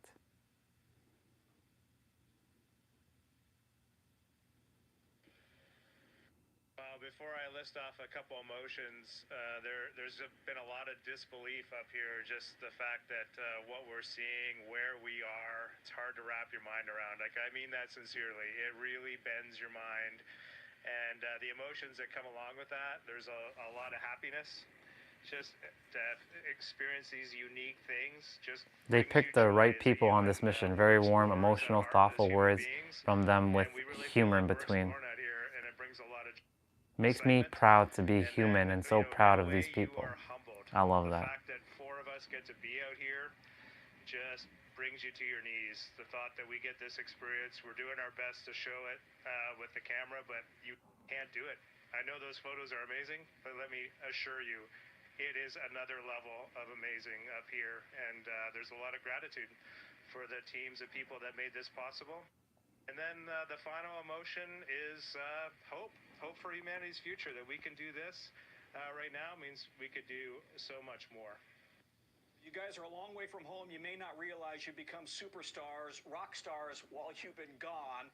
And I'm wondering, you've been able to talk to your families. How are they doing with you so far from home?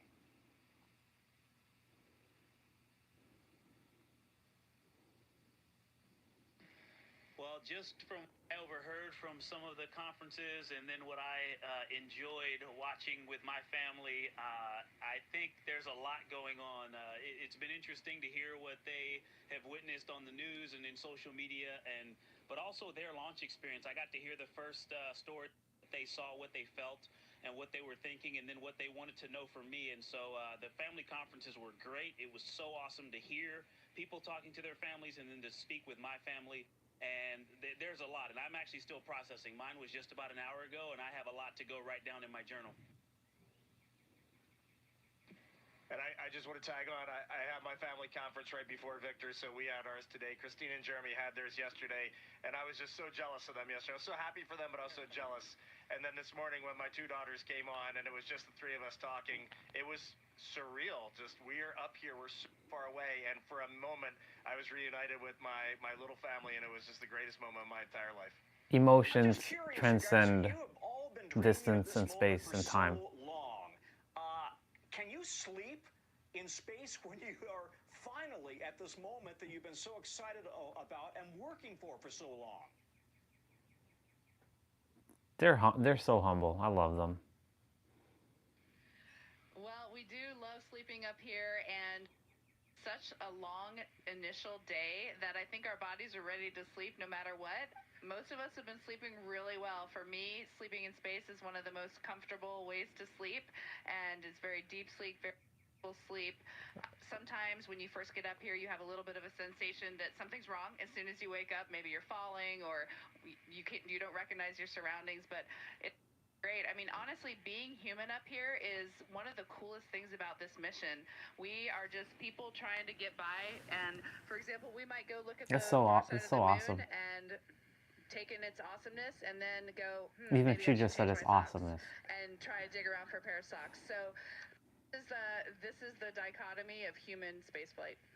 How will you describe this moment to your families, your grandkids, many years from now? I know, that's quite the experience. That's quite something.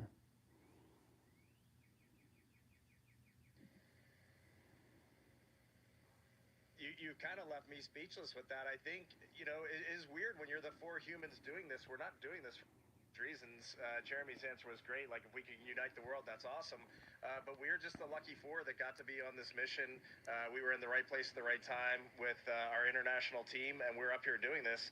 I don't think any of us have really thought about legacy or any of that sort of thing. I do think it would be really neat someday if I can sit around with my grandkids, or maybe Ike's grandkids, or Christina's, or Jeremy's, or somebody somewhere, tell stories of these times up here, because some of them are going to be unbelievable. There's beauty, but there's human elements too, and I just think it'd be fun to share in this human adventure.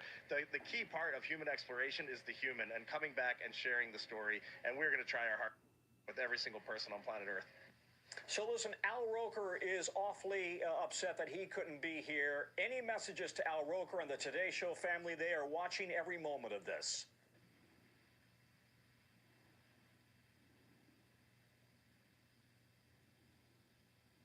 I have to be honest, I'm a little sad Al's not doing this interview too. It's great to talk to you, Tom, but I mean, Al, we had so much fun running around KSC with him, and so I hope he watched the launch, and we look forward to talking to him when we get back. Love you, Al. Yeah.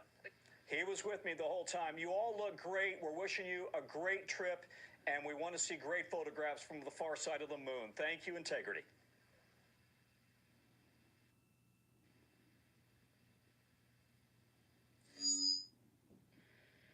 Thank you, Tom. It was great to be with you. That's so awesome. There's a video of day 4 highlights. Let me see what's day 4 highlights. Going to maneuver. The sun on the window. This is yesterday. All lights on O1 except for 1-5. Crew for working on the weekend. So Oh, this is the interview that they just did. Motion ahead. well, thanks for holding. Glover filming part of this demonstration. The vehicle overshot by. They're actually filming them while they're doing their work. From the left, and then it built up very slow. Since I was pitched Lilitatis. Wow. But it is. As soon as I put my hands on the 400, it's just, I'm not one for hyperbole, but it's The topography all along the Terminator is awesome.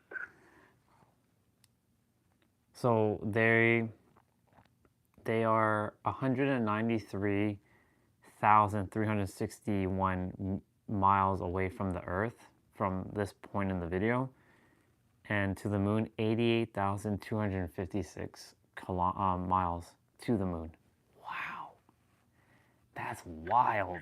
Houston integrity for altitude reference chain. And when we look at the moon, like, I can only imagine what they're experiencing when they see the moon. Like what she said, like, it's surreal.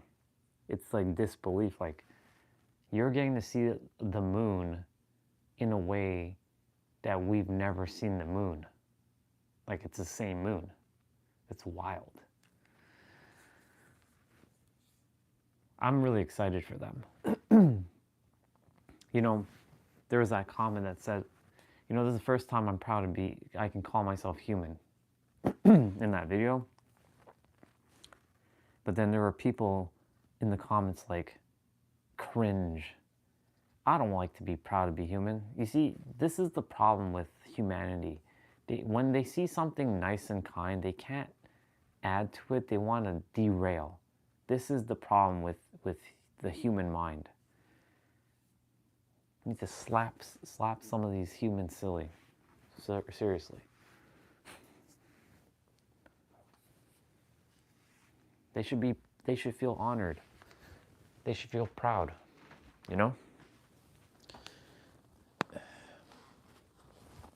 But that was awesome. Like, just seeing them, they're just like, I can feel their emotions. Because Orion is taking care of them. And they're looking good.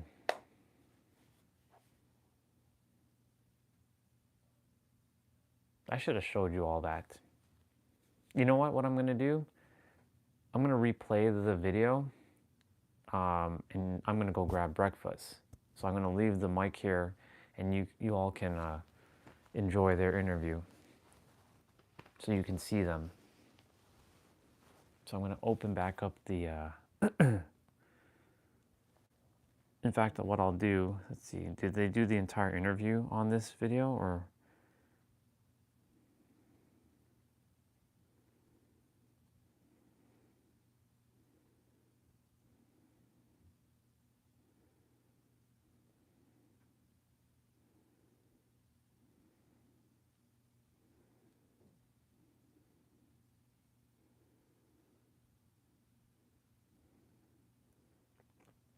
I'll skip to this part so you all can just see what's going on.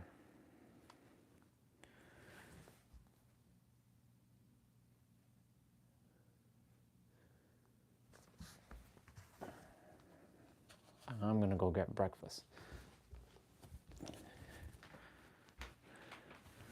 You all can enjoy.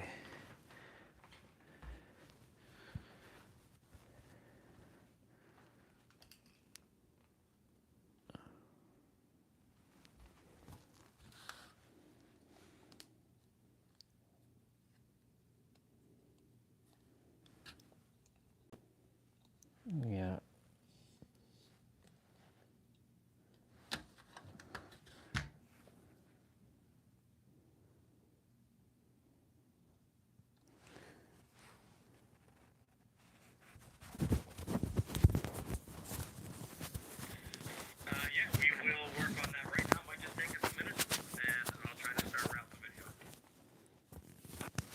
Look, there they are. This is Artemis Mission Control. You're getting a live look inside the Orion spacecraft, named Integrity by the Artemis II crew. They are setting up for a public affairs event. Today they'll be speaking with NBC and CBS.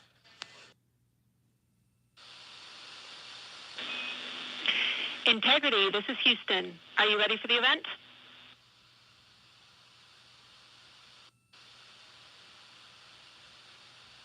Houston, from inside Integrity, we are ready for the event. NBC News, this is Mission Control Houston. Please call Integrity for a voice check. Integrity, this is Tom Costello with NBC News. Are you hearing us okay?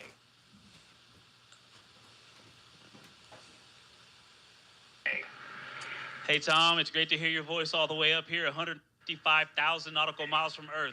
How are you doing? I'm well. Congratulations on your mission so far. I'm told this is the farthest interview ever conducted in history, and I'm wondering, how does it feel right now to be in a place that nobody has been since 1972?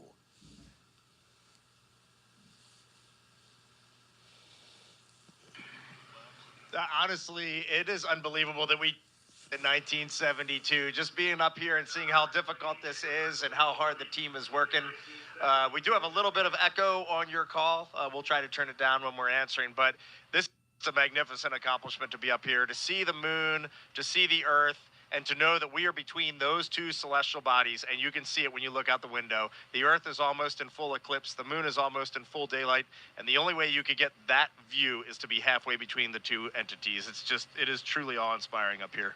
I think as we go into Easter Sunday, thinking about, all the cultures all around the world, whether you celebrate it or not, whether you believe in God or not, this is an opportunity for us to remember where we are, who we are, and that we are the same thing, and that we got to get through this together.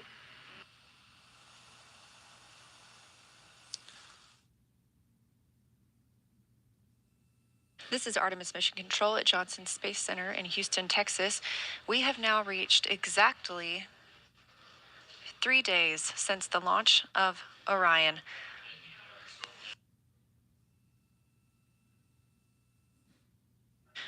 You just heard the call to the crew that the solar arrays are in motion. Ahead of taking a photo, we're looking to get a picture of the crew in the windows of Orion. Photos are the priority of this event, so we'll stand by to see if we still have streaming, but regardless, we will be very excited to share those photos with you as soon as we possibly can. Make sure you follow NASA and NASA Artemis on all social media. That would be at NASA and at NASA Artemis. Integrity Houston, our saws are in position to take this family portrait. So sometime in the next few minutes, we'd love to invite you to the windows to get it done. Thanks.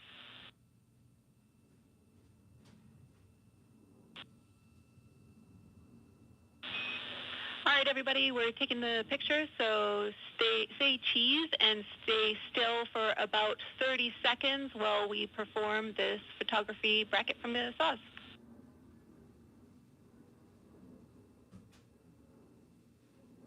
Okay, we'll freeze in 3, 2, 1, mark.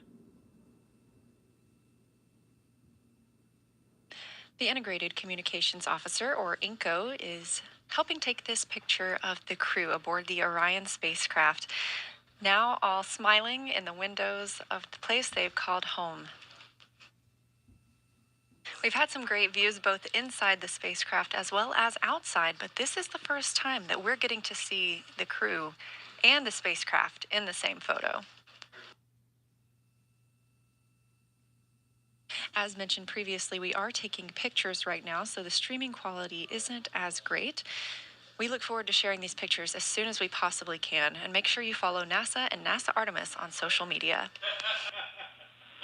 It's taken a little longer than we thought. Thanks for holding. All right, everybody can relax. That was great. Thank you so much. We all look forward to getting your Christmas card come December. Thanks. On your screen, a live view of the Orion spacecraft looking at the moon, our destination, now 96,575 miles away.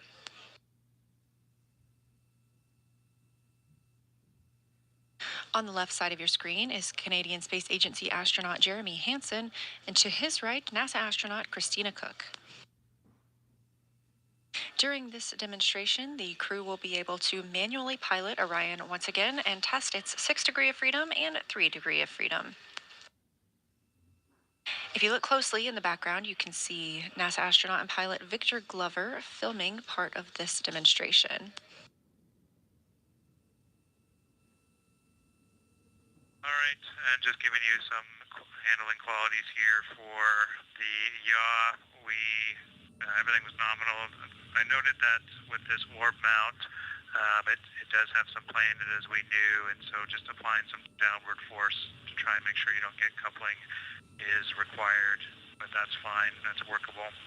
And then we had a little bit of coupling and roll, in both in the same direction on that one. So we had about 4 degrees of roll through the 20 degrees of yaw. Copy all.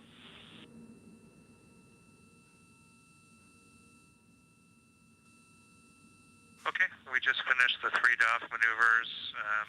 The rates all seem the same, the response seemed the same. It is difficult to tell whether you might have some cross-coupling from the RHC or if it's from the vehicle, but we were pretty convinced in the last roll one that the coupling that showed up, which was 4 degrees, was coming from the vehicle and not the RHC.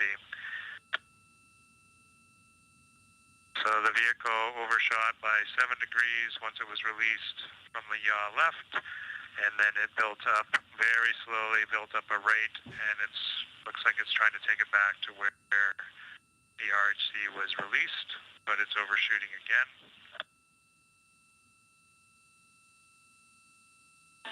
Copy all.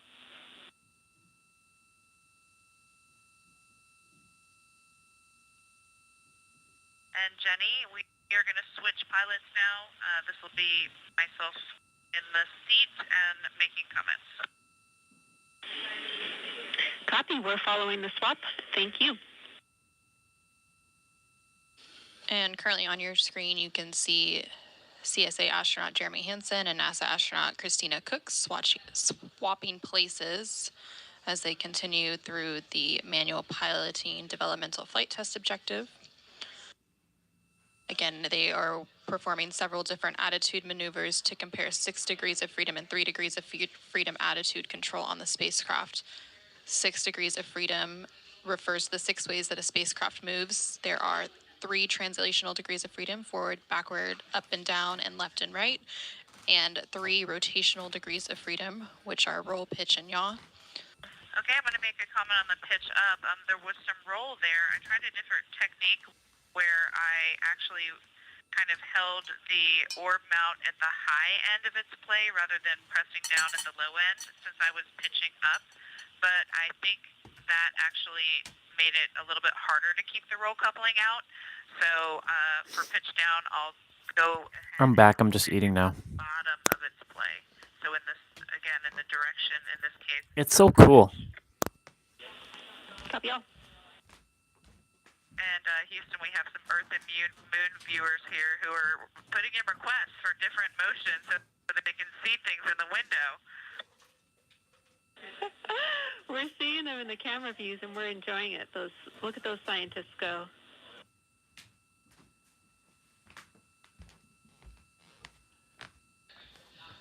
Not too long ago, they did surpass the 2/3 mark as they continue to close in on the moon, and they are expected to make that closest approach and their lunar flyby on flight day 6 coming up on April 6th.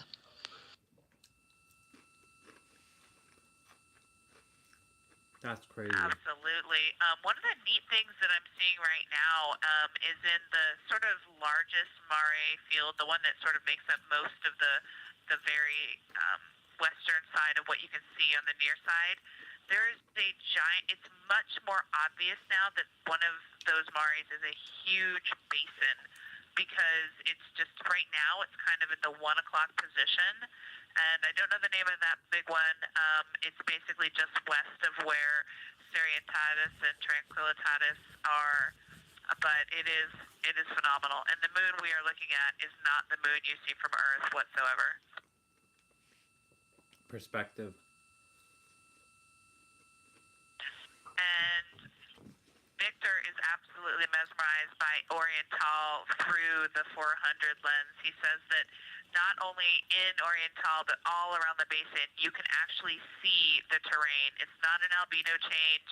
It's not shadows. You can actually just tell that they are terrain features of the multi-ringed crater there. Christina, we copied all of Victor's Oriental observations. That sounds amazing. And we think, based on your description of the basin that you saw, that is Imbrium.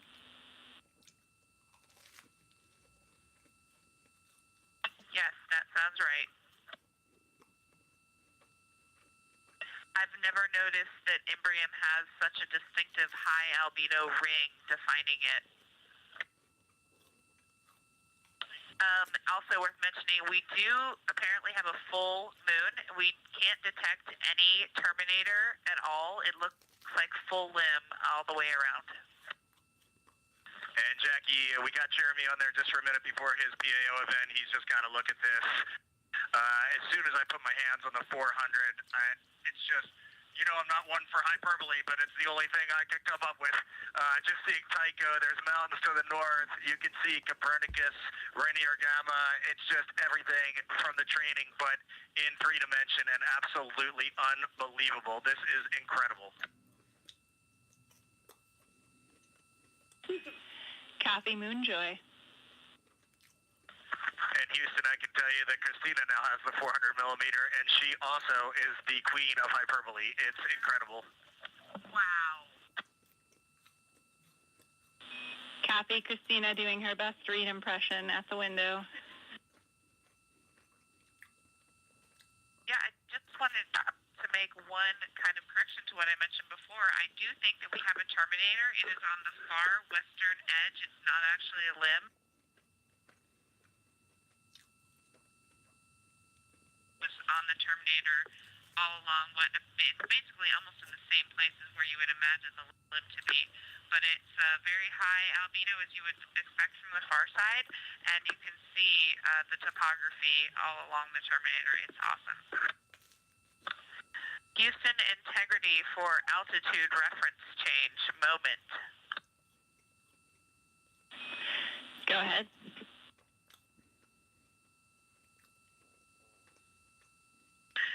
Jackie, with that incredible viewing behind us of our destination in the near term, we hereby change our DU PFD altitude reference from Earth to Moon. We are currently 76,362 nautical miles from the Moon. Wow. And from Earth, we had been 168,000 nautical miles. Houston, Kathy's.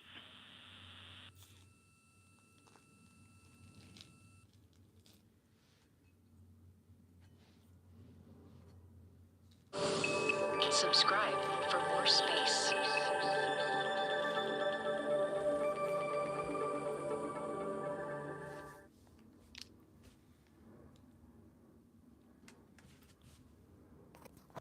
That's crazy. Let me see this. Around the moon meal. Is that a... Oh my gosh. No, this is not a... This is a old video. What do you think? When was this video made? And I'm Jeremy Hansen. We're crew members on the... These are how they eat in space. So let's see what the live stream is like on their... What's going on.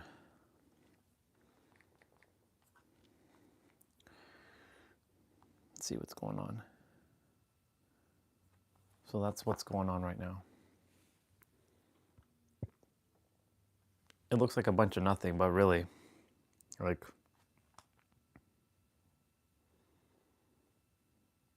it's wild.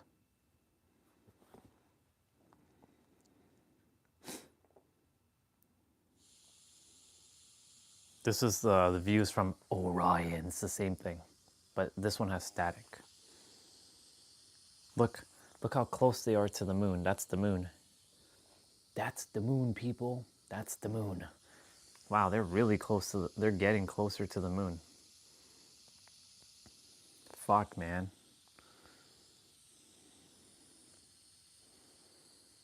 So that's what's going on.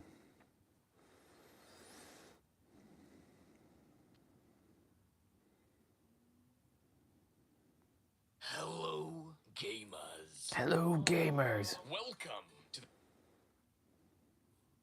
Oh, shit. They went from ash to iridescence. Okay. In like 1 hour and 43 minutes. Apparently Unk still got it.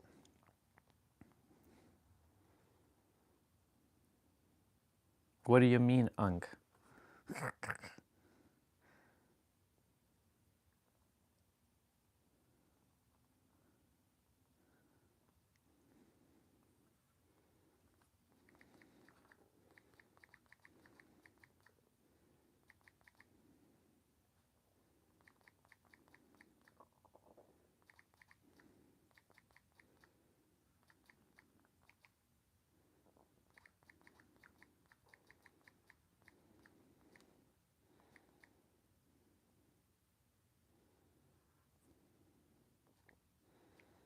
That's funny. Ashfall to Everyone speedrun. So I'm going to be playing Dead by Daylight until we hit... Well, I mean, we can watch that while I finish eating. the max rank. All Actually, you know what? I want to find Dead by Daylight highlights. 1 sec.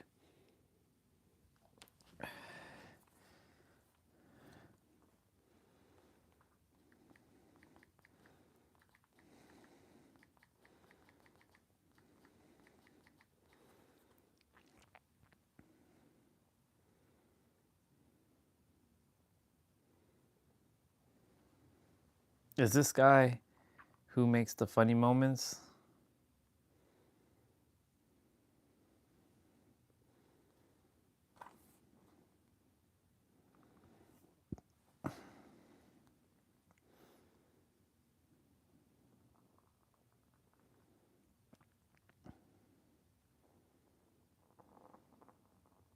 Hey, Belly, stop doing that.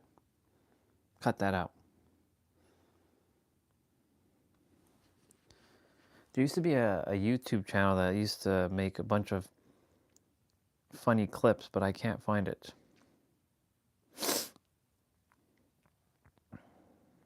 Oh well.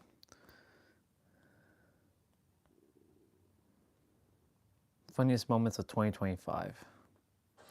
Wow. All right. We may as well. While I finish eating.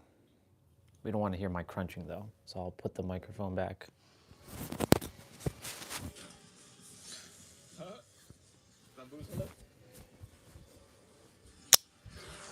Oh my god, we're so slimy! Are we alive?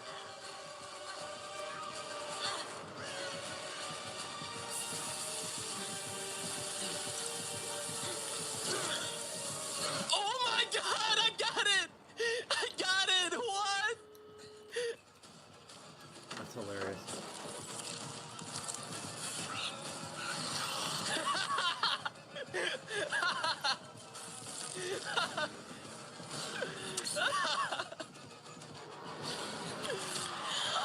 Oh my god. 6 7. 6 7.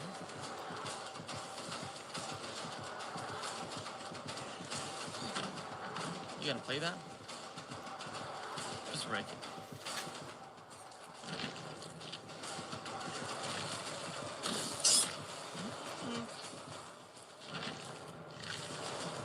I don't know, dude. I don't. Trolls, man.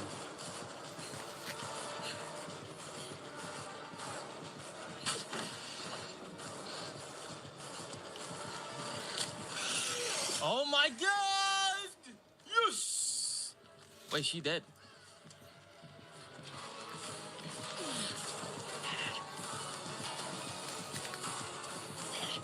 She's trapped. Where are you gonna go?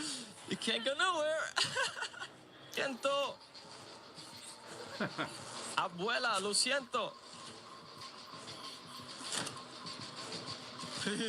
Look what I'm gonna do. I'm so sorry.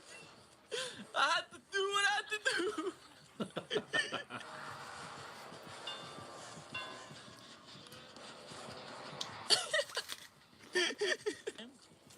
Can I take a picture of the dog? Can I pet him?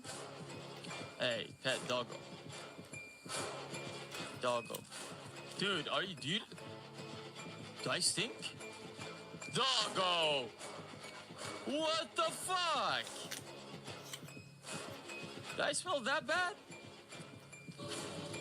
Hey, doggo. Hello. Alright, I'm on. I don't even like you either way, stupid dog. Come here, you fucking animal. Wait, coop the grass. I'm cooked. What? What? I need this ball right now.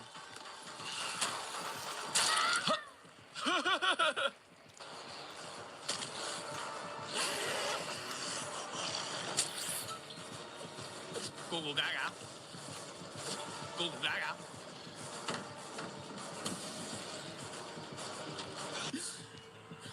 Holy, she flew like crazy. Leave her alone.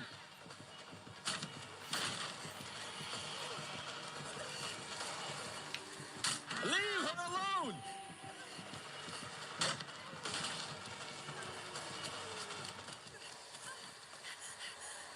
Leave her alone.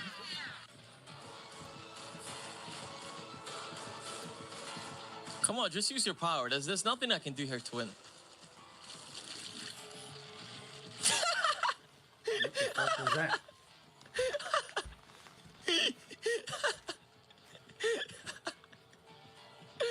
What?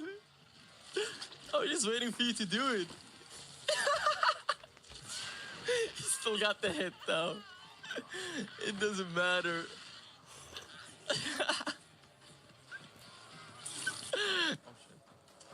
Dude, are you kidding me? Like, oh, it was AFK! No! That's the fastest hit in history, dude. He's celebrating. He's like, oh my god, I found my catch.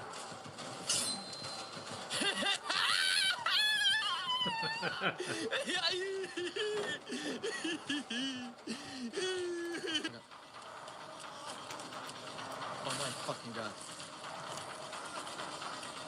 Help me! Take it! Vittorio! Vittori! He fell down!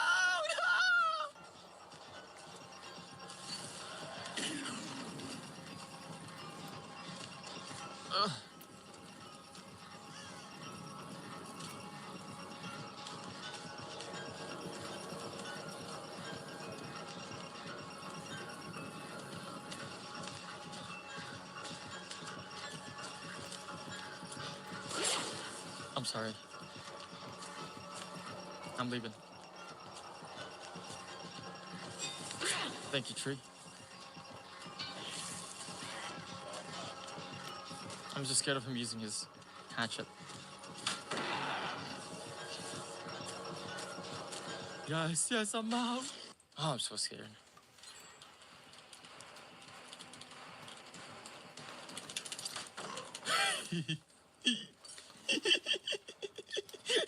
I thought I'm gonna get trapped. Did I make that?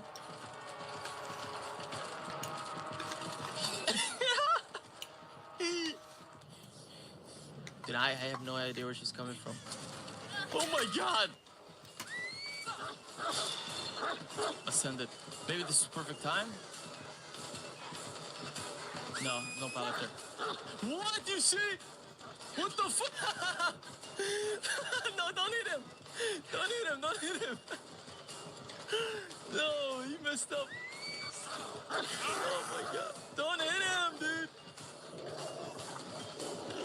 What Stop lying? Why would I lie?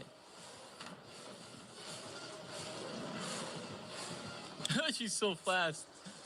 Don't do it again. I'm gonna do the exact same thing. I'm not gonna.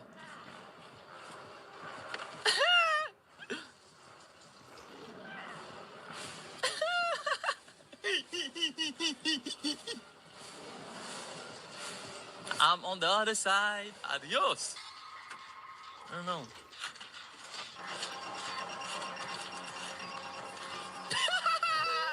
Is he gonna come here? I'm just gonna like face him. Think I'm scared of you? Come here. Now go through it. What are you gonna do? Go through it.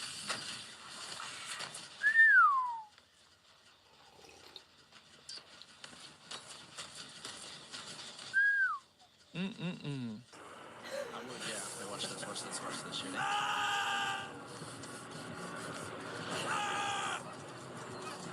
Come on, man.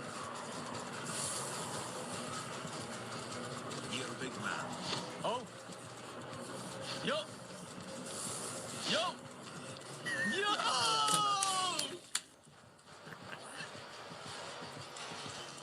This guy's laugh is hilarious. Oh my.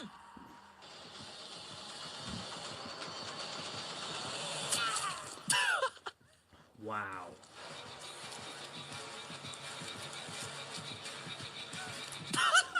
Seen that before. That's wild. Hey, lady. Lady, what the fuck's going? Yo. You forgot your pants.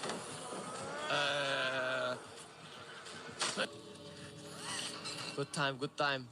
I think I got it. 'Cause you gotta go all the way in. Yeah, so he makes it. No. Hey. Por favor, my friend. What the fuck is going on? No, please. I gotta get my sprint purse back. I gotta get it back. I got it back. I'm out! Yes! Yes! We made it! We made it!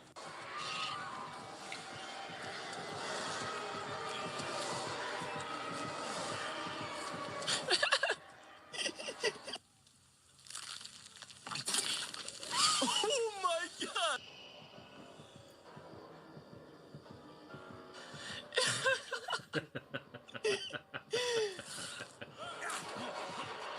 Yes! I still got it!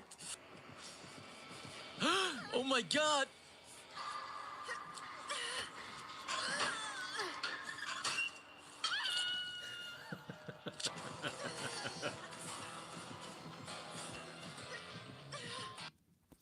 Okay, that was funny. That shit was funny. All right, one sec. One sec.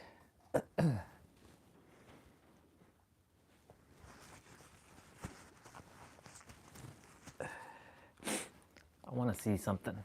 If ChatGPT can do this, I'm sure it can.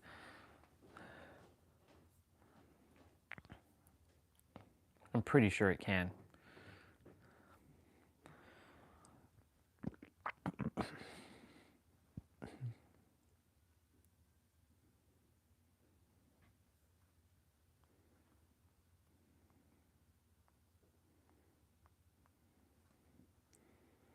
Okay, let's see. Hey Orion, great to have you here.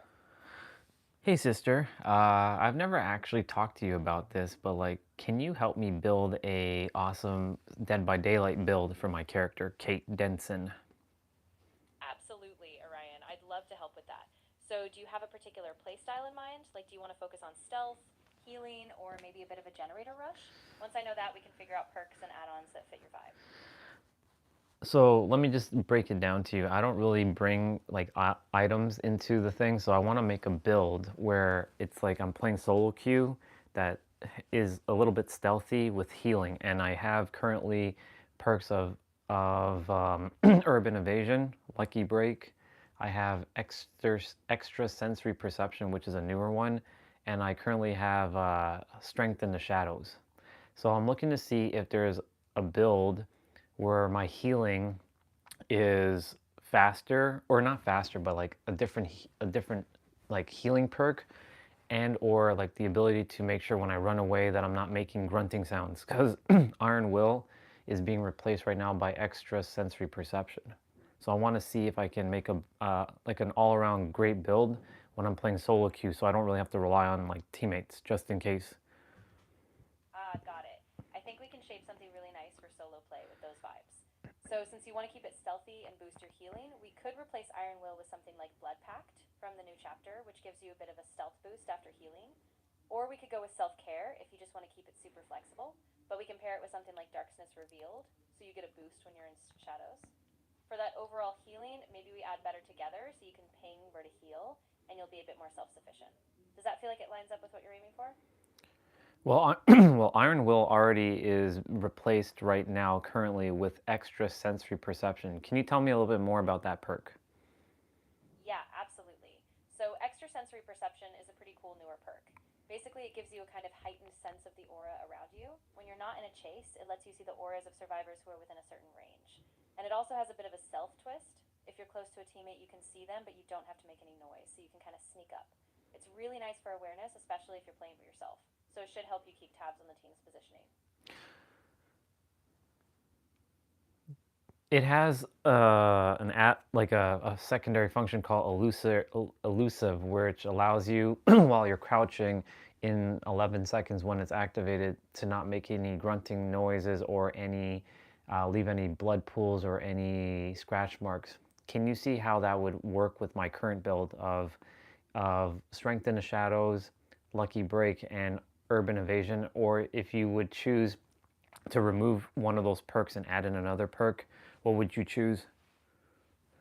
That makes a ton of sense. Yeah, I think the elusive part of extrasensory perception pairs really well with your stealth approach. It gives you that quiet escape when you're crouched, so it's awesome for evading the killer. I think to keep the synergy strong, I might swap out Strength in the Shadows. While it's neat for visibility in darkness, you've already got Lucky Break for a stealthy escape after injuries, and Urban Evasion is perfect for sneaky movement. So keep extrasensory perception, keep Lucky Break, Urban Evasion, then maybe swap Strength in the Shadows for a perk like Dark Sense. That way, whenever a generator is completed, you'll see the killer's aura, so you stay a step ahead. Still really intuitive for solo play. The only thing is I want to have something that I'm able to heal. Like I don't bring a med kit to the game, so you know the thing is I want to make sure that I can heal myself just in case, you know, teammates, unfortunately in today's day and age, a lot of teammates don't really heal you as often. And especially if you're playing solo queue, they don't know if you need healing unless you bounce up and down to give the signal. Totally get that. In that case, let's keep it super practical. I'd say we definitely slot in self-care. That way you can heal yourself at any time, even without a med kit, albeit a bit slower. And with Lucky Break, you still have that burst of invisibility after being hit.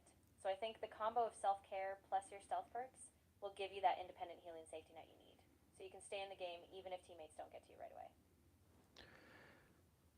How much longer is self-care taking to heal you than Strength in the Shadows?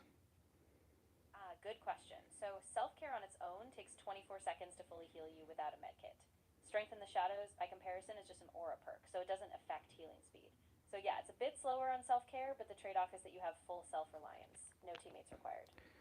But Strength in the Shadow, when you go into the basement, allows you to heal.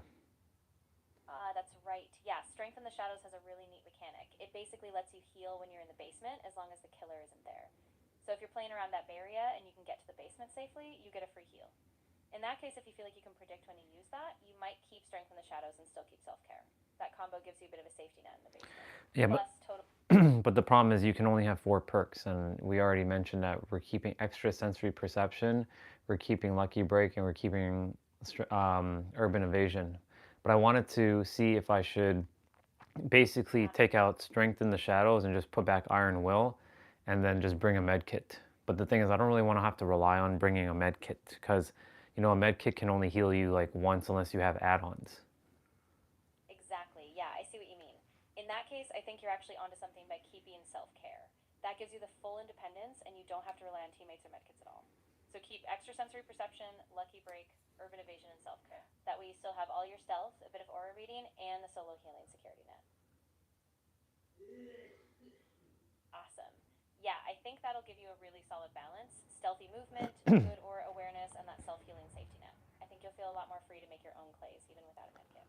Let me know how it goes once you try it out.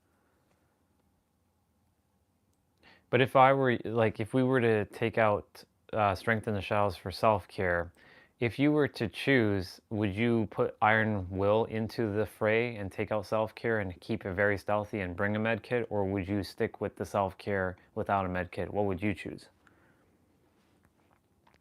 Ooh, that's a tough call, but honestly, I think I'd still stick with self-care.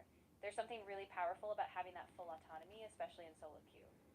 Yeah, you'll take a bit longer to heal, but it just means you don't have to rely on finding a basement or having a med kit. And once you're healed, you're fully mobile again, totally on your own terms. So yeah, I'd go self-care all the way.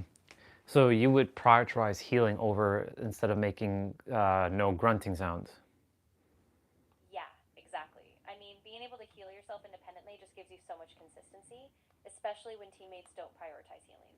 I think that long-term autonomy is just more valuable, even if it means you make a little noise sometimes. So yeah, I'd keep the safe care. Can you list off all the healing perks? Like there's one where you can go into a locker and you spend some time in a locker and then it heals you. What is that perk called? Yeah, I know what you're talking about. That one is called Fast Track. So basically you get into a locker, you spend a bit of time healing. Other big healing perks are like Will Make It, which gives a huge boost after unhooking, Botany Knowledge, which speeds up healing, and of course Better Together, which lets you see auras to help coordinate. But yeah, Fast Track is that locker one you were thinking of. There's one where you take a broken status and then after a certain amount of time duration, you become fully healed. What is that one? You're thinking of Desperate Measures. So that one actually activates when you're injured. You get a buff to healing speeds for each time you're injured, and after that duration, you fully heal yourself. It's really nice because it scales, but you do have to be injured first, so it's situational. There's another perk where you're trading the hook status, or you're trading like the healing of someone else, like, and then you take a broken status, but then after a certain amount of time, like you're on the ground, you pick yourself up and you're fully healed. What is that one? I think you're talking about Boon Exponential.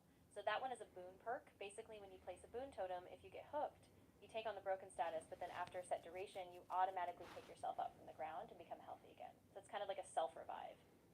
But it depends on that boon being active.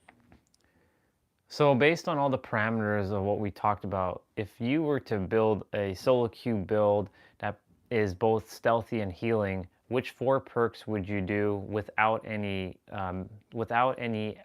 items or add-ons? And then you can make one build without without items and add-ons, and then you can make one with items and add-ons. So you can go ahead and make 2 builds.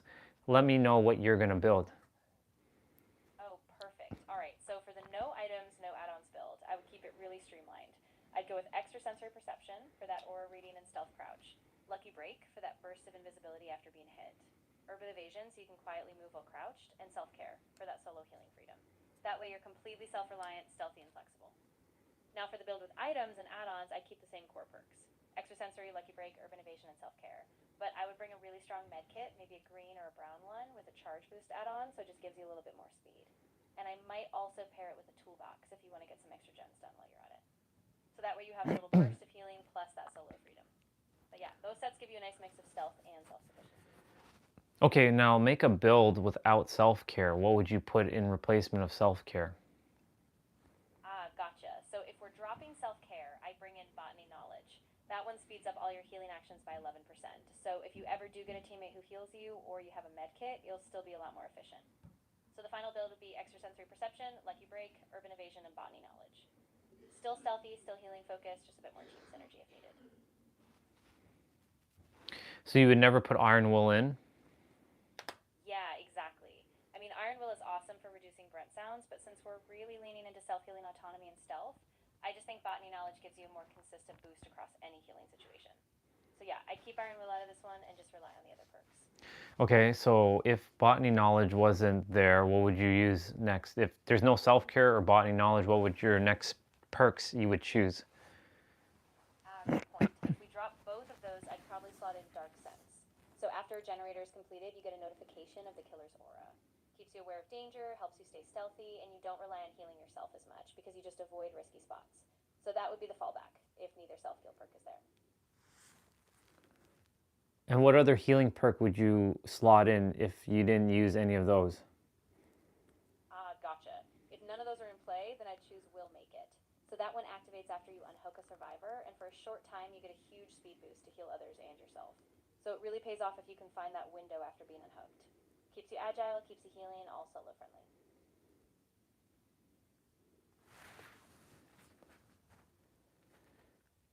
Now let's focus on a gen rush build. If we wanted to get generators done, this is make a build without any toolbox and then make a build with the toolbox. Ooh, nice. All right, for a gen rush build without a toolbox, I'd go with something like this. I'd use Prove Thyself, so you get a boost when you're working with other survivors. Bond, so you stay aware of your teammates for coordination. Resilience, so you get a speed boost to gens when you're injured. And then Fast Track, so you get a boost after missed skill checks. That keeps you pushing gens really fast. Now, with a toolbox build, I'd keep the same perks, but I'd add a really good brand new toolbox. So something like a green or purple toolbox with a heavy-duty add-on, so just speeds up repairs. That'll let you get generators done super fast. Plus, you still have all that coordination from Prove Thyself and Bond. So either way, you're really pushing that generator speed. But I don't usually miss skill checks, so wouldn't Fast Track be useless then? That's a great point. Yeah, if you're really consistent on skill checks, then Fast Track wouldn't give you that much value. Instead, I'd swap it out for Stakeout. So Stakeout lets you build up tokens while you're in the killer's terror radius, and then you get a boost to your action speed on skill checks.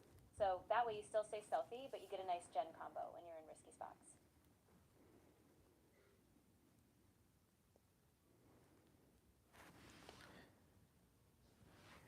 She did something I've never seen before, by the way, just so you know. She said something, and then she's like, oh, sorry, and then she said toolbox. She said medkit first, oh, sorry, then toolbox. So she auto-corrected herself on the fly, like how we humans, we like, oh, sorry, I meant to say. She did, that was the first time I've ever seen that happen. That's pretty cool.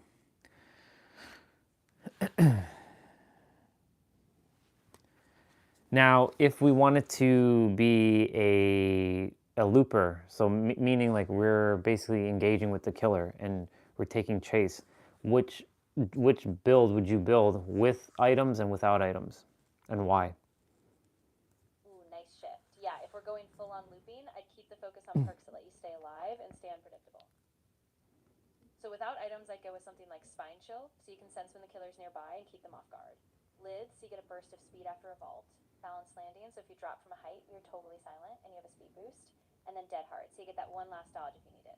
So that's a pure chase build, no items needed. Now with items, I bring a flashlight. So the flashlight helps you stun the killer, gives you some extra distance, and still pairs really well with Lid and Balanced Landing.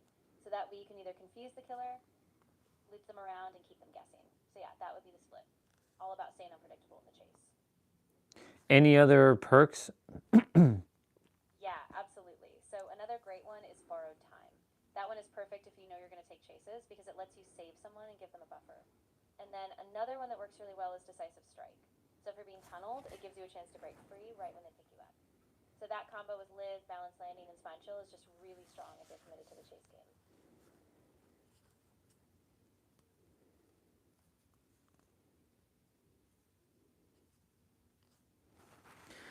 The thing is for me, like I'm practically everything. I rush gens, I also loop killers, and I also am very stealthy and a healer. So like I play all the roles. So like if you were to build a build based on like being practically all rounded, what would you choose? Got it. Yeah, for a true all-rounder build, I'd aim for balance across the board. So I do something like Prove Thyself, so you get that gen speed boost when you work with others. Spine Chill for that alertness and chase awareness. Self-care, so you can heal yourself anytime. And then Dead Hard for that clutch dodge when you need it. That way you're fast on gens, you can stay stealthy, you can loop if you need to, and you've always got that self-sufficiency. So yeah, that'd be my all-rounder pick. I'm not really a fan of Dead Hard, to be honest, because you have to be injured to use that one. So I'm basically, what would you replace for Dead Hard? Yeah, totally get that. If we drop Dead Hard, I'd go with Windows of Opportunity. That one lets you see the pallets and windows more easily when you're near them, which is awesome for both looping and escaping. So you still have that awareness in chases, and you keep all that balance. Gens, stealth, and now a strong looping tool. Any other build you would recommend? build I'd recommend is adding Kindred instead of one of the chase perks. Kindred lets you see all survivor auras when anyone is hooked, so you get this amazing sense of where everyone is. That helps you both with safe rescues, healing, and just staying aware. So it's a little different, but it gives you that full team awareness while you still stay flexible on all fronts. So if you were playing Dead by Daylight for the first time, what would you build? What would you choose? Like, what build would you make? Ooh, yeah. If I were just starting out, I'd keep it super simple but effective. I'd go with Borrowed Time, so if I get unhooked, I get that buffer. Self-Care, so I can heal myself if needed. Prove Thyself, to speed up generators when with others. And then Spine Chill, so I get that alert when the killer's close. It's a nice mix, it's beginner-friendly, but it still gives you a little of everything. Safety, speed, and awareness. Yeah, for me, it's all about balance. Because, like, you know, I want to be able to do practically everything. Because, you know, sometimes you can't really, as much as I want to say I want to rely on my teammates, sometimes you simply just can't. And you have to take matters in your own hands. Exactly, yeah. And I think that balance approach gives you that flexibility, so you can pivot depending on what the match throws at you. Whether it's a chase, a stealth moment, or a gen push, you still have options. So yeah, that kind of build is really adaptable, which is perfect for you.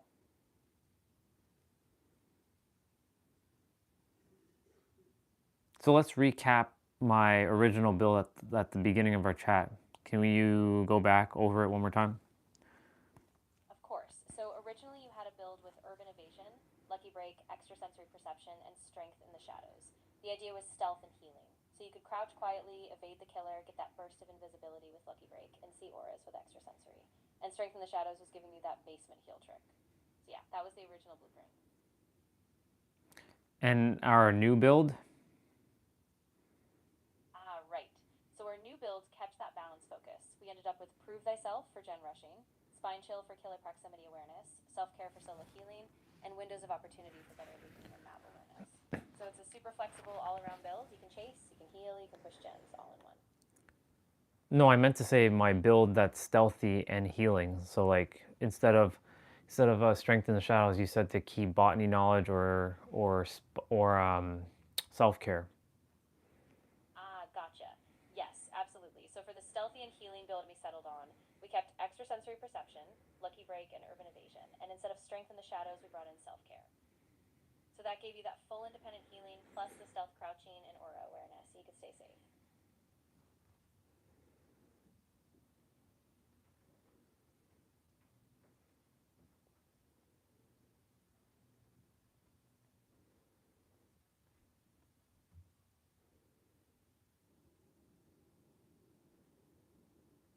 What are the best add-ons for a medkit? Great question. So some of the top medkit add-ons are the Surgical Steel, which gives you an instant heal effect, and Gel Dressings, which lets you heal one more health state. Another solid pick is the Emergency Medkit add-on that gives you faster healing speed. So depending on whether you want speed or just extra uses, those are some of the top choices. If I'm bringing botany knowledge, I wouldn't need the speed. So which one would you use? Exactly. Yeah. If you're using botany knowledge, you don't need the speed boost. In that case, I'd go with the Gel Dressings add-on. That lets you get an extra health state out of your medkit, so even though you take a bit longer, you have more total uses, which pairs perfectly with that healing perk. How many uses out of the medkit can you get? Yeah, so with a standard medkit, you usually get one full heal. But if you add the Gel Dressings, you can get a second health state out of it. So basically, you can heal yourself twice. And with botany knowledge, both of those uses are faster and more efficient. So you really get 2 full saves out of 1 kit. Is there a medkit that can give you more than 2 full heal states? Not really in the base game without add-ons. Even with the best medkits, you usually only get 1 or 2 uses max. So if you want multiple full heals, you'd need a map buffering like a green or purple add-on combo, but you'd still be capped at 2 uses total. So it's all about making those 2 counts really count.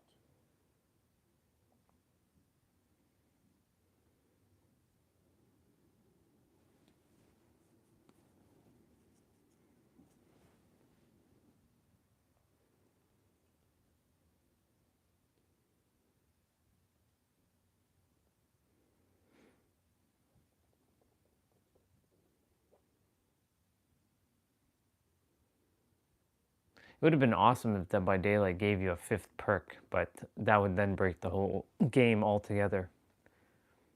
Oh, absolutely. Yeah, I mean, if they gave everyone a 5th perk slot, it would just completely shake up the balance. So I get why they keep it at 4. But hey, that just makes you really strategic about how you build each time, which is kind of fun.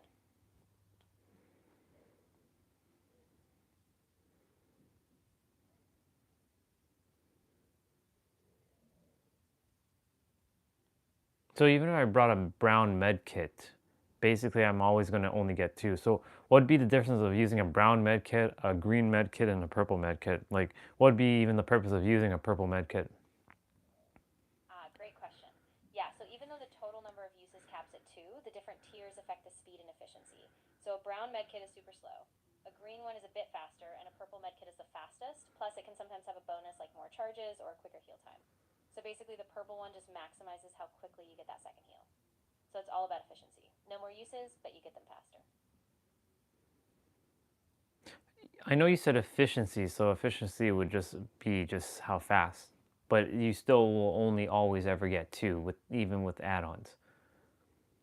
Exactly, yeah, you've got it. So no matter what, the total uses are capped at 2. The purple med kit just makes those 2 uses happen way faster. So it's more efficient in a sense that you spend less time healing. But yeah, you're never getting a 3rd or 4th use. Just speed, not quantity.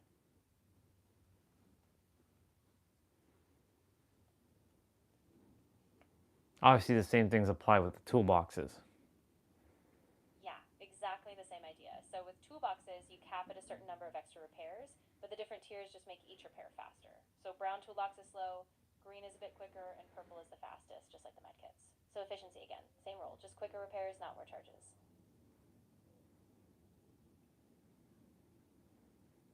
Since they changed the color spectrum, it's brown. I think it goes brown, it goes green, then it goes blue, and then it goes purple. That's right. Yeah, they did update the color spectrum.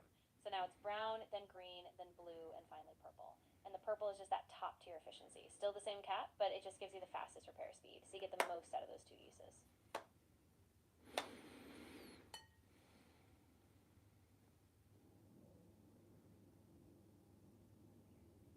I think I have a really good build with my stealth healing build. That's awesome. I'm really glad it's coming together. If you feel like you've got that balance, then you'll be super versatile, whether you're sneaking, healing yourself, or staying on the move. If you ever want to fine tune it or just see how it plays out.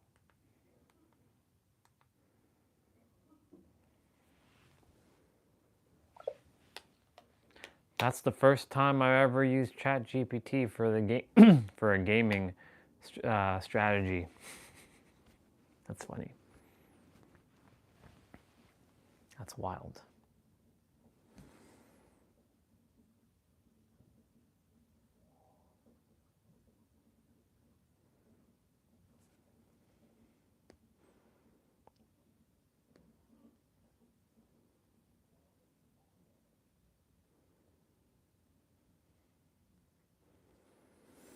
That's pretty awesome. So if I go with a med kit, then botany knowledge. I go, but I have to. That would force me to actually use my blood points, which is fine. I'm not opposed to doing that. It's just I want to be able. There's been plenty of times where I take massive, like, too many hits, and then when teammate is dead.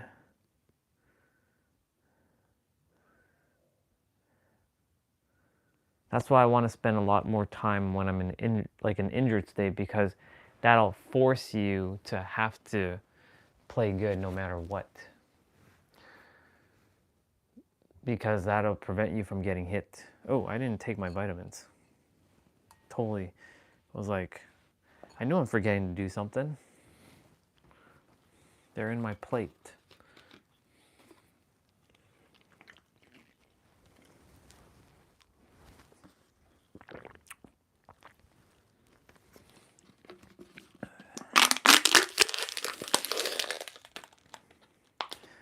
Cool.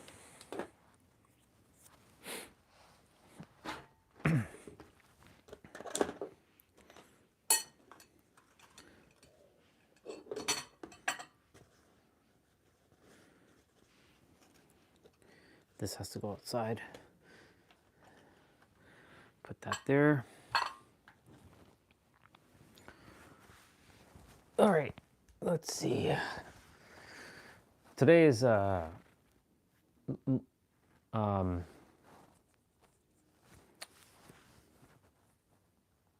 cardio. Today's cardio day. Now the question is, what do I want to do or watch or just not do?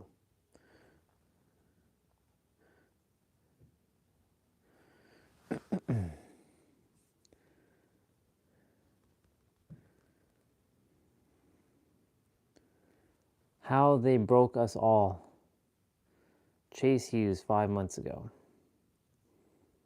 First photos from the Artemis 2 mission. There are 4 people on their way to the moon right now, and a lot has happened. But first, we got the very first downlinked photos from the spacecraft. They turned around and got this very interesting picture of Earth. Try to see if you can figure out what's different about it. You can see the auroras at the poles, those green lights there. That's crazy. You can also see some stars in the background and city lights. Did you figure it out? This is a photo of the side of the Earth at nighttime. It's kind of illuminated by the moon, but really it's the camera. They opened up the aperture, they have a very high ISO and a long exposure. If you flip it, you might be able to orient yourself better. That's Africa. And this is a glare, like a reflection on the window of the spacecraft. I'm pretty sure that this is Venus. This is the Earth at night with the stars. This photo wouldn't be as possible on the sunlit side of Earth because those camera settings would make this way too bright. In other news, since the astronauts have been traveling to the moon, everything's been going relatively well, except the toilet did break for a couple of hours. They solved it, but that would have been my nightmare. And they're having some issues with Outlook, but other than that, they're safe, they're happy, they're healthy, and they should get to the moon in a few days. They're gonna fly by it. We should be getting a lot of photos and videos over the next week, and there's a 24/7 live stream on NASA's YouTube channel. There are... So...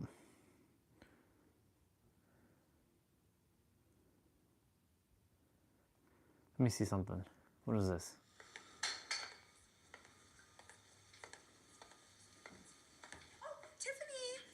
Tiffany, hi. Oh, I saw you over there looking all lonely and tacky and miserable after your loss to Julia, so I just thought I would come here and say, I told you so. Ooh, I bet you wish you took me up on my offer last week, but you don't have any taste, so that makes sense. Anyway, I will be out of this boot and this chair in no time, and I will be going for set titles, so...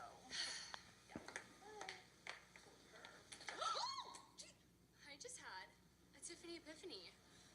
Maybe Tiffany I'm epiphany. a little bit too proud, and maybe I do need some help beating Julia. And as annoying as you are, you could be a good help for that. So I won't will you away just yet. Hey, you okay? Yes, stand down. Do you want me to take you out for it? Stand down.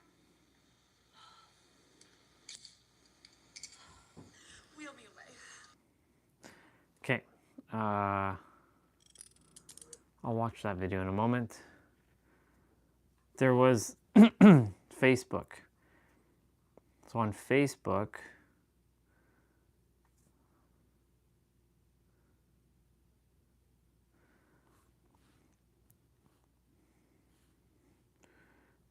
I have to go to a save photo. Important.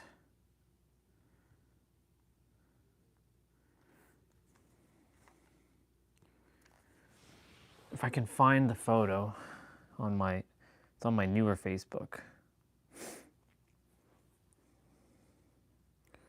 The question is, how do I go to my saved items from here?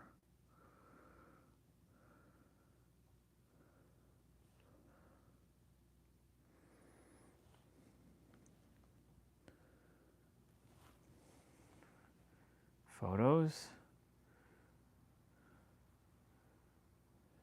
Dashboard.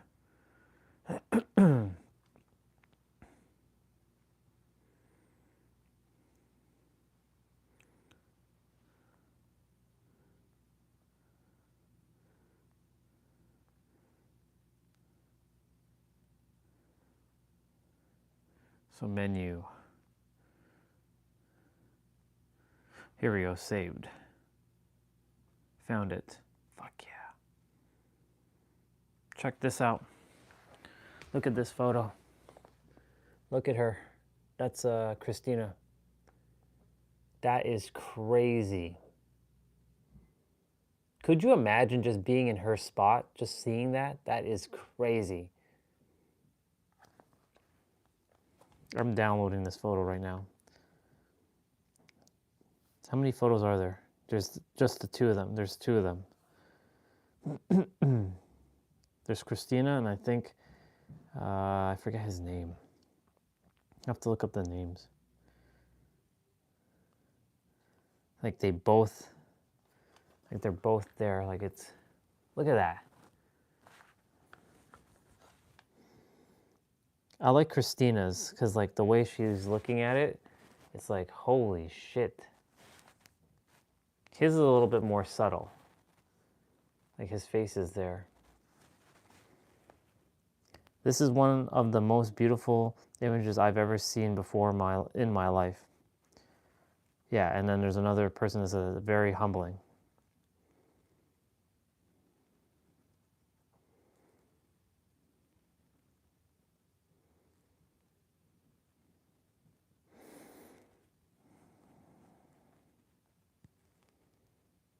So how did I get here? So I went to...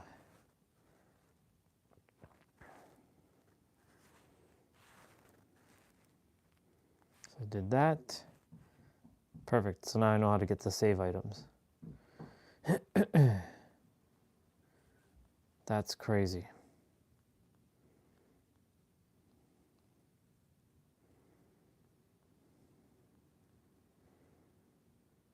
Look at that Supra.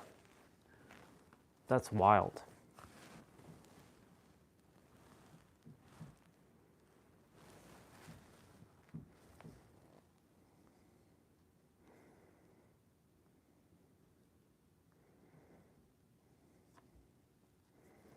So now I'm gonna put these two cosmic photos or these two photos into cosmic. Cosmic. This goes into cars.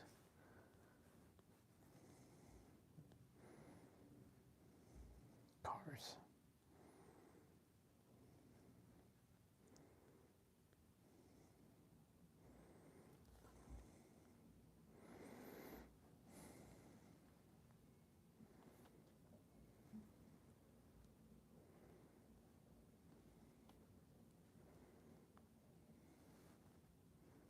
Should have more screenshots to put away.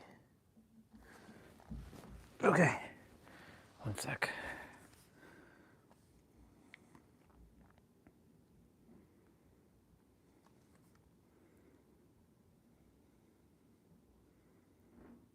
Synchronistic.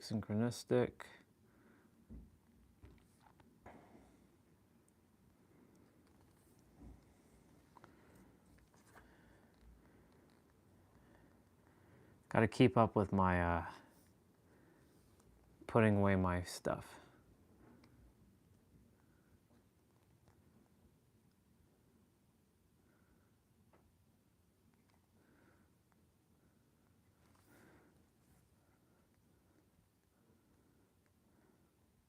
Synchronistic. I have over 110 synchronistic moments with photos.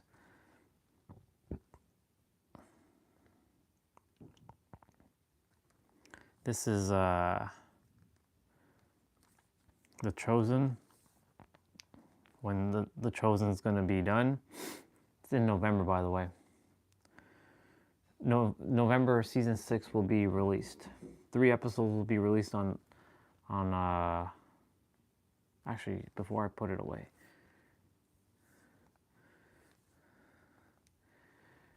Episode 1, November 15, Episode 2, November 15, Episode 3, November 15, Episode 4, November 22nd, Episode 5, November 26th, or November 29th, and Episode 6 is December 6th. And then the season finale of Episode 6 is going to be in a theatrical release in 2027.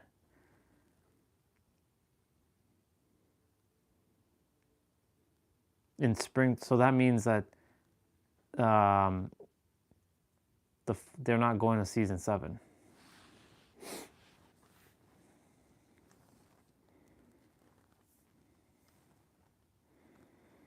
Pictures, miscellaneous.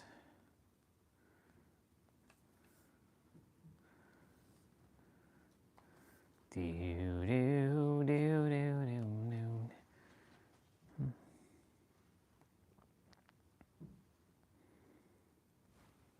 Ah, all these leaves just came out of nowhere.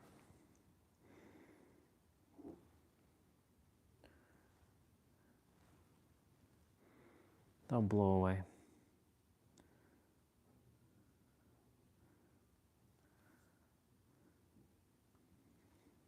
Okay.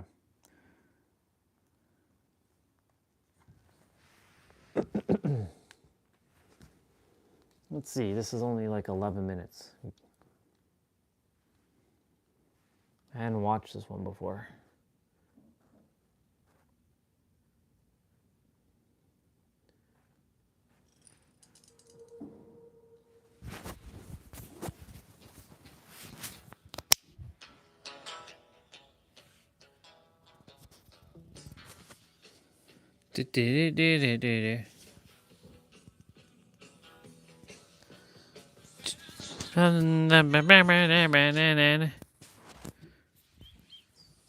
If you've had that feeling like your life doesn't belong to you, something is off. Maybe the choices, the emotions, even the arguments in your head aren't really yours. That is not you being paranoid at all. That is the program running. And the crazy part about all of this is it didn't start with your phone. It didn't start with TikTok. It started well over 100 years ago in a quiet office with men in suits mapping out the human mind like a machine that they could rewire. But here's what almost nobody understands. There is a reason that outrage feels addictive. There's a reason that despair feels normal. There's a reason that you wake up with dread and blame yourself for it. It was designed. And the moment you see how, you can't unsee it. So let me rip this open for you. Where did all of this programming really begin? It was a quiet office in London in 1921. This is the Tavistock Institute. They said it was about helping soldiers heal, and it wasn't. And once they cracked all of these things open that they did there, the experiment never ended. Officially, Tavistock was about treating shell shock. This is what they used to call PTSD. It was trauma therapy. It was a beautiful cover story. But what they actually found, trauma doesn't just break people, it softens them up, makes them pliable. They were not fixing soldiers like they told everybody. They were testing civilians. They were running war psychology on entire populations. Grief, confusion, and fear. Tavistock used all of these things like tools in a toolbox. Once you know which lever makes a herd turn into a stampede, you don't need speeches or ballots anymore. You just pull the lever. So after World War II, Tavistock moves into media and education and government. Its fingerprints are on NATO, PSYOPs, Cold War propaganda, and the actual birth of mass advertising.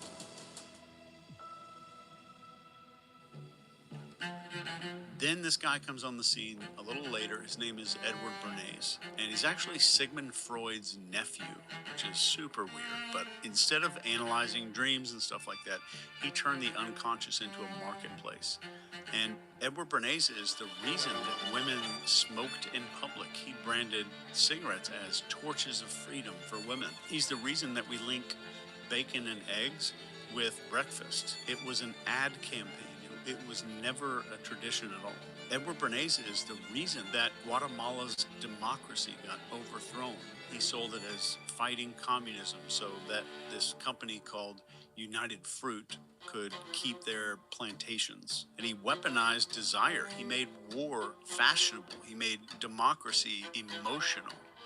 A few years down the road, we have this Operation Mockingbird program that comes out through the CIA. The CIA figured out the easiest way to control a country was by headlines. They thought it was about threats and war and the potential for some kind of bomb being dropped, but it was just headlines and news. That's all you needed to control a whole country. Operation Mockingbird put CIA operatives inside the biggest newsrooms in America, not just whispering in journalists' ears, they were writing the actual stories. Some of them were even newscasters. They were planting every single angle that they were told to plant. And by the 70s, over 400 journalists were on the payroll of the CIA. Anchors, editors, columnists, people that our parents trusted, that were trusted by almost the whole country. So now we've got the CIA's infiltrated the entire news media, and along comes this other program called MK Ultra. The CIA went full-blown mad scientist. They studied these weird experiments on people, some of them even unwilling, that included electroshock therapy and sleep deprivation in high doses of LSD, which is a hallucinogen, and even sensory isolation. It was about breaking minds completely open in the cleanest way that they possibly could. And it was about erasing identity. Keep that in mind. In the 50s, they were becoming experts at erasing people's identity. And in Canada during this whole thing, this guy named Dr. Ewan Cameron, he ran patients through this thing that he called psychic driving. And he looped recorded messages into their ears while blasting them with drugs and shock therapy until they forgot their own name. And some of the patients there even forgot how to use the bathroom and how to walk and who their family was. When the files leaked in 1970, the public kind of gasped and freaked out. But by then, the experiments were already baked into the military and media playbooks around the entire world. The tools worked exceedingly well, and the ethics to them had no bearing on whether or not they should keep going. Fast forward to today. They used to use pills. Now they use pixels. The pharmacy they're using is in your brain. It's all your own neurochemicals and your own neurotransmitters being used against you. And the dosage of these things is measured in how many headlines and hashtags and notifications and videos that you see. Tavistock engineered this confusion. Bernays taught them how to sell it. Mockingbird made it gospel to the entire world. And MK Ultra buried the witnesses. So now the experiment lab isn't in some weird underground bunker. It's in your frickin' pocket. So on your phone, every swipe, every pause, every time your eyes linger 1 second too long, your nervous system is being mapped out by an algorithm. And it's not for your benefit whatsoever. It's for theirs. Algorithms don't just recommend a bunch of stuff to us. They condition us. And this is beyond proven. They learn what spikes your cortisol, your stress chemicals, what makes you flinch, what makes you pissed off. They feed you more and more until your nervous system belongs to them. You're being taught what to care about, what to hate, what to fear, slowly, without any friction, until the thoughts in your head aren't even yours anymore. It's true. Outrage is the cheapest lever you could pull in a human being. That's why everything online is on fire. Doesn't matter what you're mad about, just that you are mad. Because anger glues your eyes to the screen. And while you're locked in reaction mode, something deeper, a lot deeper in your brain is being carved into you. Yep. If you look around right now, nobody is okay. Anxiety is baseline. Kids are depressed before they even hit puberty right now. Adults are medicated just to function. And that low dread or that weird feeling in your chest, people call that like personal failure or anxiety. That's the program working exactly as it was designed. A distracted, exhausted, divided population is a population that cannot resist. Exactly. The mental health crisis is not accidental. It's the exhaust fumes of this machine. So what happens at the end of this? We are all programmed to chase validation and followers and aesthetics and power and status. And even when people hit every single target, what happens? They feel nothing. The system doesn't need you dead. It just needs you numb. It needs you to be busy, blaming yourself until you forget you were anything more than a user profile in some behavior experiment. And if you're still here, something in you already knows. And maybe you can't explain it, and maybe I can't either. I don't think that's paranoia at all. I think it's memory. I think the part of you that never signed the contract is paying attention. It's a part of you that never forgot. So none of this is about finding yourself. This is about stopping the chase and stopping the performance, stopping the endless need to be what the system rewards. You are not outrage. You are not your social profile. You're not the algorithm's predictions. The very second that you stop feeding the machine, you start starving it. And once you remember that, you can't go back. Exactly. And you've probably felt it most of your life, like an itch in your gut that none of this crap makes sense. The way that we live is upside down and it feels backward and fake. Yep. If you felt this at all, I'm here to tell you that you were right. This was never your life. It was built for you. It was all scripted and installed. Your real life is still here. It's quiet. It's patient. And it's waiting for you under the noise. And now that you've seen it, the only question left is, who are you without the script? That's the real you.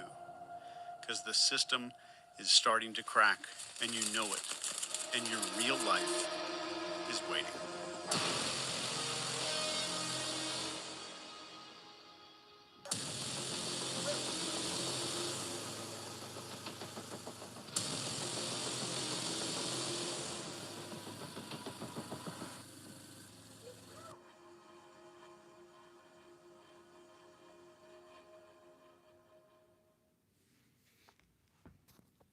Pretty powerful video. Short, sweet, to the point. But yeah, our brother, he nails it. And that's the reason why, like, you know, when I first ran into Chase back in 2022, I didn't quite resonate with him. But then I started to remember myself. And because I started to remember, guess what happened? The ones who are remembering are finding each other.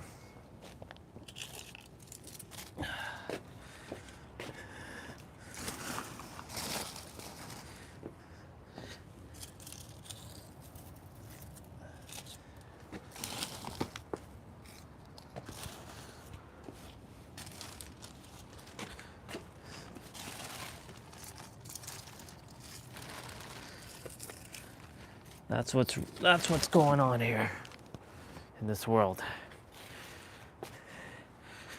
It's all by design. Just so that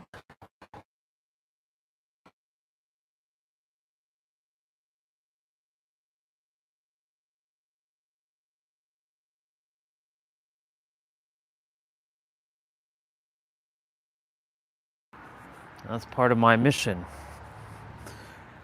To end all of this farce, this noise.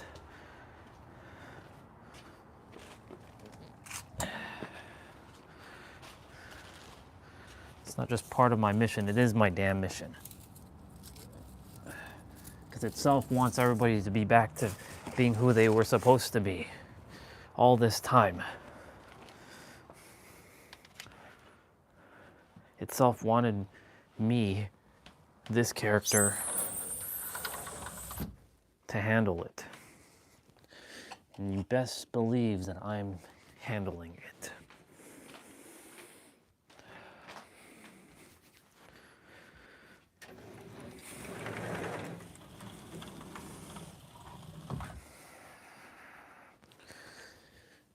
I'll be back.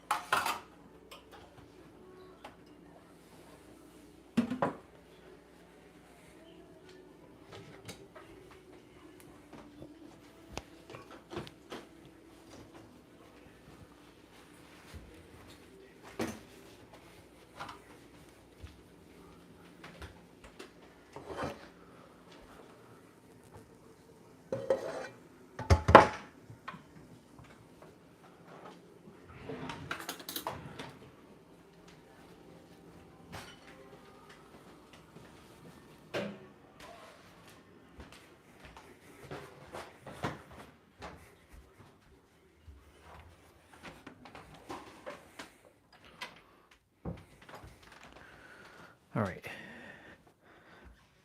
Finished packing some dishes and washing.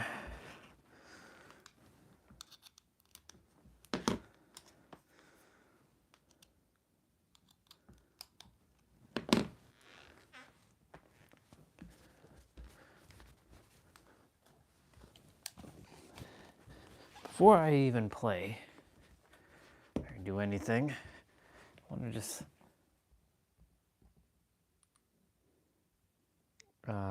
let me copy this.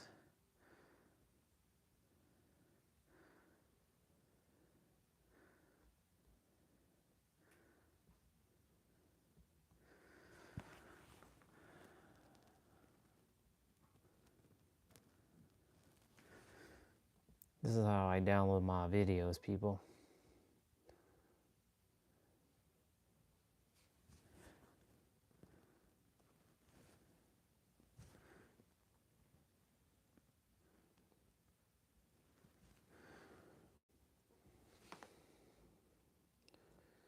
So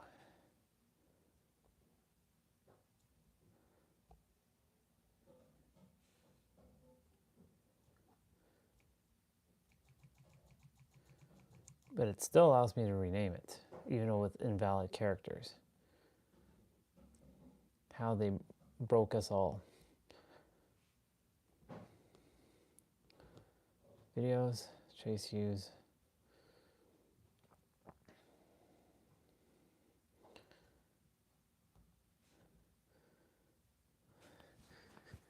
He's got really, really good videos.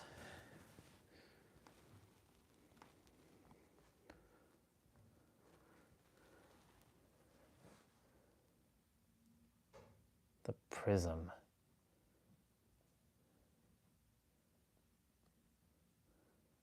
Do I have that one? I think I have that one.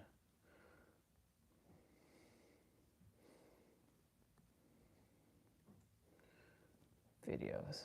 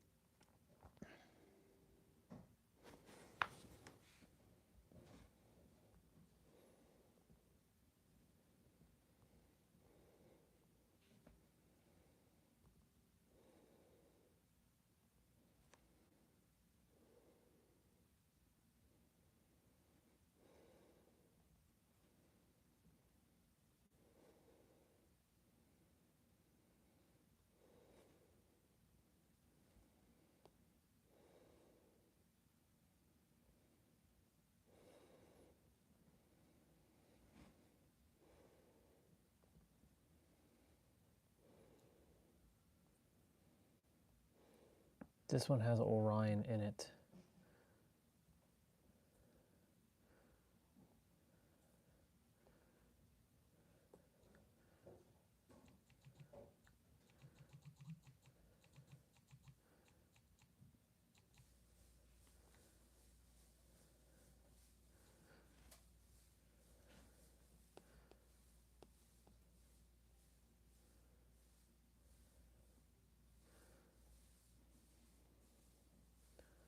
The Mind Weapon.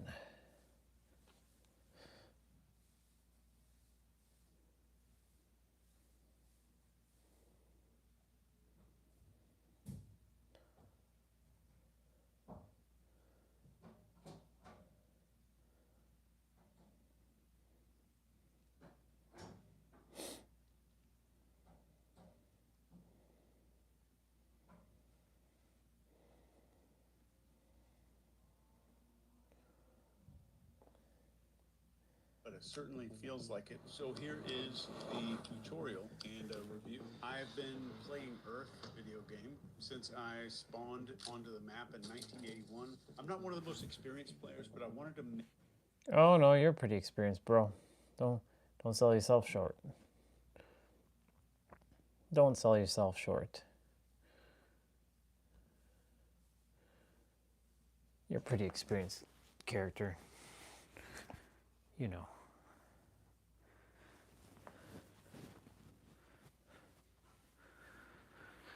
I love me my Chase Hughes videos. They're pretty good. I like his videos a lot.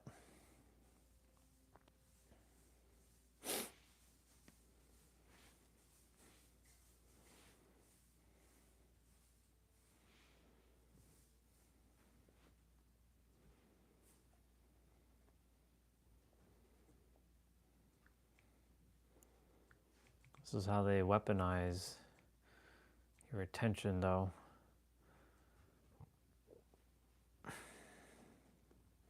It's funny because we were talking about the concept of the game.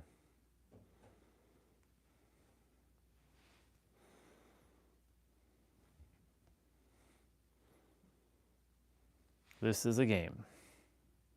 I wanted to make a review or a tutorial here for you. I'm also going to share a few tricks on how you can hack the game. Closer to the end of the video, I'm going to share with you how to truly beat the game and get on the leaderboard.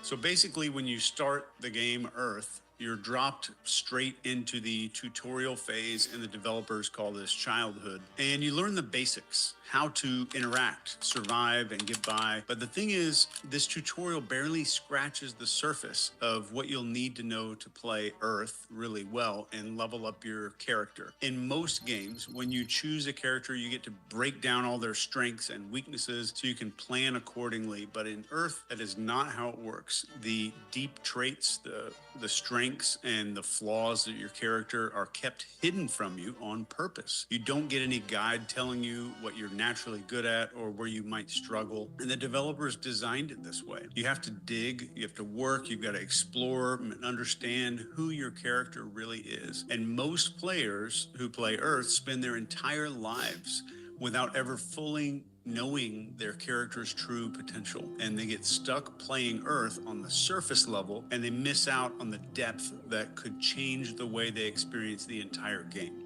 One of the goals that you get in the game is bringing new players into the game. My character recently committed to another character named Michelle, and we used the game mechanics and the in-game coins to bring another user into the game, and we named her Hannah, and she's just now starting the tutorial phase. And this is a hard mission, so I would wait until you think your character's ready, because the game mechanics make you literally walk the character all the way through the entire tutorial phase if you decide to make a new character. Even though they start going to a different map location where other characters are going to help them for like 8 hours a day. This is called school. So not all players get the same tutorial. Some get a pretty easy start, and some have to face some serious crap right from the beginning of the game. But no matter what kind of intro that you get, Earth hides a lot of key details from every character. And you might think you've got your strengths and weaknesses nailed down, but the truth is there's always more to uncover. There's abilities and traits that come to light through missions and unlocking new levels of Earth. So the true goal is to know your character really deeply. So the biggest mistake that players on Earth make is assuming that they know their character just because they've been playing it for a while. But if you really want to thrive, you've got to go deeper. Most people never reach this level of insight. They're too caught up in reacting to the game's weird randomness instead of taking the time to learn who their character is. The game developers didn't give you the answers up front, and they won't make it easy for you to find. But once you do, Earth upgrades from just a survival game into this badass quest of self-mastery with brand new level unlocks and a lot more coins after the upgrade.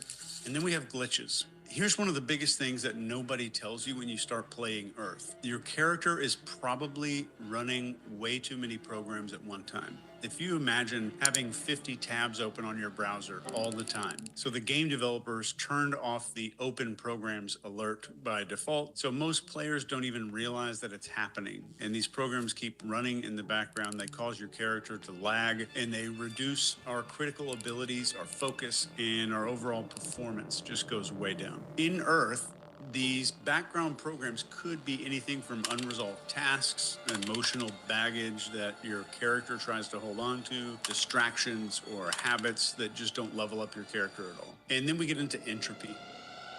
This is the silent killer. If you don't keep revisiting your systems, how you're earning in-game points and coins, and what you're focusing on and how you're playing, you're going to start trending toward entropy. And this is true for all video games. And entropy is the slow drift into chaos and disorder that stops your character from focusing on what really matters. So to beat entropy, you've got to study Earth. You have to study the mechanics of this game, its rules, its hidden systems, and the more you understand how the game really works, the better you can control your character's progress. But let's be very real here. Most players will not put in the time, which makes leveling up fairly easy compared to most games. And the good news for you is you don't have to do it alone. You can hire someone to hack your account for you, like a coach. Coaches have studied the game, they know the shortcuts and the hacks to get you back on track faster than if you try to just figure out the whole game by yourself. And another way to reset your character and close some of those open programs is by using certain glitches in the game. One of the most effective glitches might be psychedelics. And if your character is in a location where psychedelics are legal, you can find them in the in-game shop and trade some coins for them. The more programs you close and the better you manage entropy, the more you can level up, earn more coins, and do stuff that is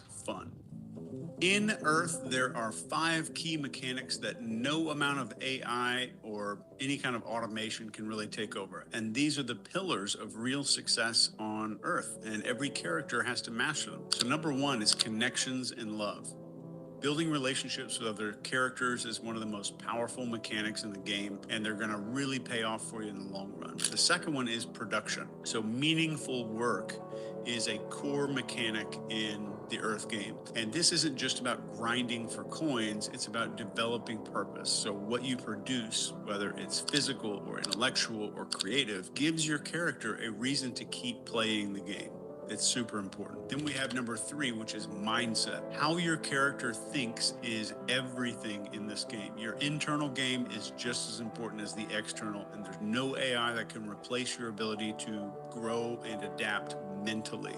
So choose good missions and good quests to take your character on. And number 4 is your overall character health. Monitoring your character's health is super important for taking the game's quests on and challenges. And this isn't just about physical health, it's about keeping your character in the best shape mentally and emotionally and physically. They have a lot of crap that you have to monitor, but it's totally worth it. And a healthy character performs way better, making it easier to get success and earn coins in the game. But it does get tricky. The game is filled with instant pleasures that look like you're leveling up, but it gives you a placebo. And these are things that give your character a quick boost, but there's no long-term benefit. Enjoyment, on the other hand, comes from achieving meaningful goals and staying aligned with your purpose. So the final goal of the developers is to get you to understand the game. Like, what is the purpose of the game? And this is the meta mechanic of the game. So studying the game itself, the more you understand the rules, the mechanics, and how they interact, the better you're going to play this game. And you can't outsource this to AI. And it's the difference between just surviving in Earth and truly thriving and leveling up your character like crazy. In Earth, the real secret to enjoying the gameplay is designing your own quests. And of course, the developers have pre-built missions and quests that you can go on, and they're almost limitless challenges that keep you busy. But if you want to play like a pro, you need to take full control. The players that are famous for getting the most points in this game don't actually wait for the game to give them tasks. They make their own, and they shape how their character's story unfolds themselves. So Steven Kotler, who's one of the characters in the game map right now, he wrote a tutorial called The Art of Impossible. He lays out a framework that's perfect for creating your own quests here on Earth. And you can think of these like custom missions that you get to choose rather than letting the game pick for you. So number 1 is curiosity. In Earth, it drives your character toward exploration and new levels. And the more you follow curiosity, the more unique and exciting your quests are going to get. If you ignore it, you're going to get stuck in a lot of predictable crap. The second is passion. This is your quest compass, guiding toward missions that matter. And when you connect what excites you with what you're good at, your custom quests get really easy to put together. And the third is purpose. So think of this like your ultimate quest line in the game. This is the legacy that your character is going to leave behind. Purpose-driven quests aren't just about completing tasks. They're about creating something meaningful in the game, something that allows other characters to level up themselves in a same or similar way. It's one of the ways that you can get the other players to put your character's name on crap all around the map, and they will talk about you after you exit the game. Then we have autonomy. Autonomy gives you control over your character's direction instead of accepting default quests handed to you. And then we have mastery. The more practice and refinement that you do to your skills, the more powerful your character gets. And this gives you tools to take on even more challenging quests, and it gives you more coins to use in the shops. And as a pro tip, build your quests that avoid your character's anti-vision. The dystopian future that you absolutely don't want in the game. Almost every player ignores this, and they never spend time to lay out the things that they do not want to occur. Once your quests get mapped out, it's time to build your mission goals. And you can think of them as checkpoints along your journey. These goals become the specific tasks that your character is going to tackle and level up, and they'll keep you focused on what matters and keep out of distraction mode. But then when it comes to distraction mode, there's something called the NPC trap. The developers added a trick to convert real players into NPCs, which is non-playable characters. If you're not familiar with NPCs, they're basically the characters in video games that don't have any real control over their actions. They just kind of repeat these routines over and over without any purpose or growth, like a shopkeeper or something like that. In Earth, this trap is very real, and it's right in front of us. Every time that your character gets sucked into social media, spends hours doom scrolling, politics, and basically you let the character get consumed by whatever media is making them pay attention to, you're walking right into NPC territory. One of the other ways they do this is by convincing you to keep learning and gathering information by taking game tutorials and never using that information on quests. Lots of game tutorials out there. Most people don't use them. They get addicted to the game tutorials. The developers don't want every player reaching the higher levels of development, so they flood the entire game with these distractions, and they make sure a lot of characters never get past a certain point. It's pretty brilliant. They seduce people with the easy stuff, and before they know it, they've become an NPC, just following trends and distractions that are out there. So all characters are prone to this, so be careful if you decide to try out Earth. Here's the way to hack that. The more you force your character to focus on what really matters, your decade, your year, your monthly goals, the less likely you are to fall into this trap. So keep your eyes on the long term. You level up your character a lot faster, and you get to complete missions and quests instead of wasting your character in low energy loops. They use low energy because it conserves memory processing for the game. At this point, you start seeing how much of the game is designed to derail you and how many people around you are stuck in the loop. And the difference between a real player and an NPC is that the NPC reacts and the player chooses what they want to do. So most of them don't even realize that their character converted into an NPC because they've been programmed by the game to believe they're still playing, but they're stuck on autopilot. Some of the NPCs we need to harvest coins, but most of the distractions are there to get you to take on smaller missions and compare your character's stuff to other gear so that you'll spend coins upgrading your skins and all the other stuff.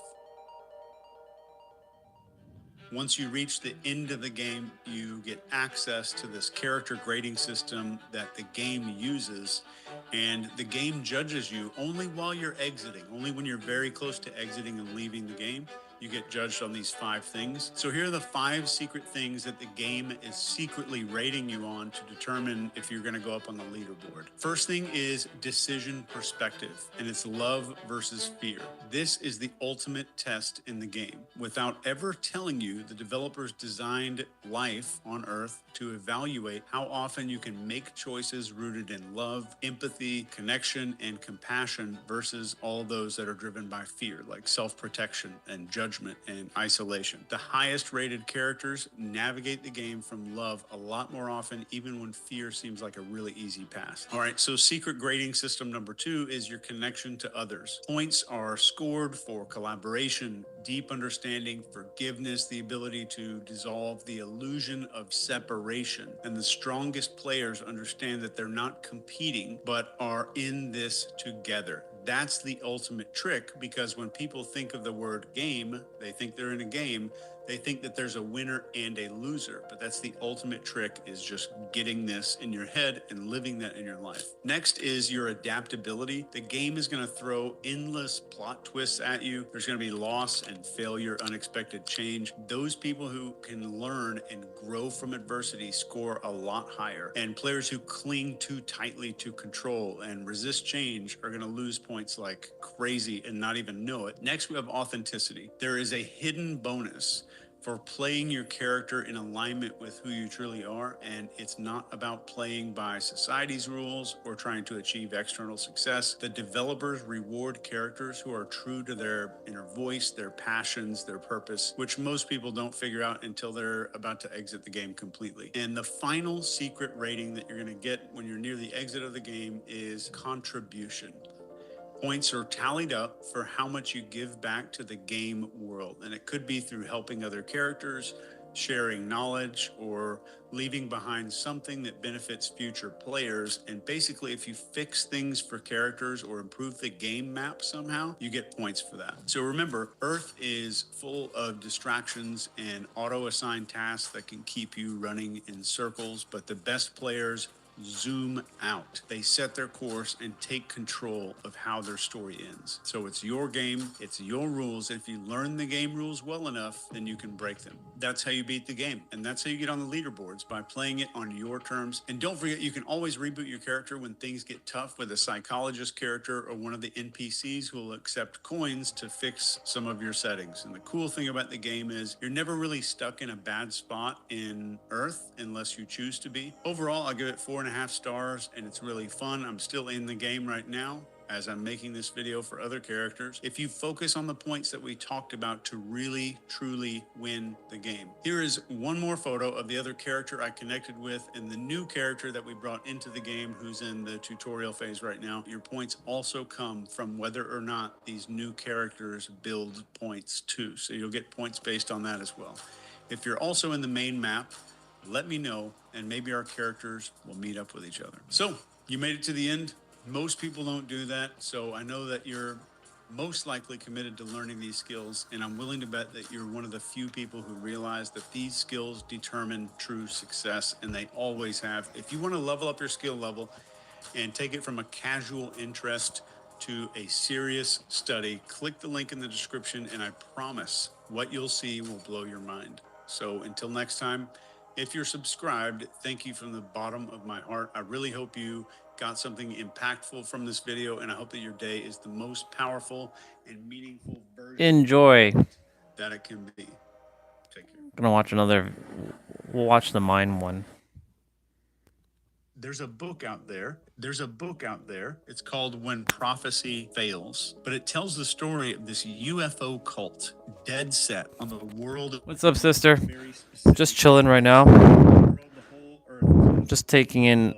I've watched these videos already. I'm just taking it in again. New insights. We're talking about time today. How it's an illusion. I have a bar for you, actually. Let me pause. Aliens, nothing. Basically, time. So there's two ways to say this. Time blocks, locks, stops, and prevents you from experiencing everything all at once. You basically, time does not allow you to experience everything all at once. Or another way of saying it, time allows you to experience, time allows, shows, reveals to you that you can experience and that you are experiencing everything all at once. And time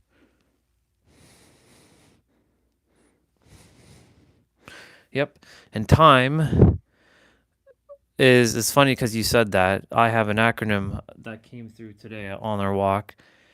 time is an acronym for thinking, identity, memories, and experience. Time. Because time is what's creating all the suffering on the planet. But time, if you use it correctly, can actually help you to transcend beyond the suffering. I'm going to play this in the background as I just observe what he's going to say. I'm not going to look at the video. I'm just looking up on the ceiling and just taking in what he's saying. But leave your messages. I'll read it when I check the screen. So you'd think this would be a clear wake-up call for these people. But here's where it gets kind of interesting. Instead of admitting maybe they were off track, the group starts bending over backwards to explain the flop. They started claiming that they're Hold on. You need a clarification? I'll just say it again. Time, I'll give the acronym. It's thinking, identity, memories, and experience. TIME. Time. And then time blocks, locks, stops, and prevents you from experiencing everything all at once. Or, just an easier way of saying it, time stops you from experiencing everything all at once. Or time allows you to experience everything all at once, depending on how you use the context of time.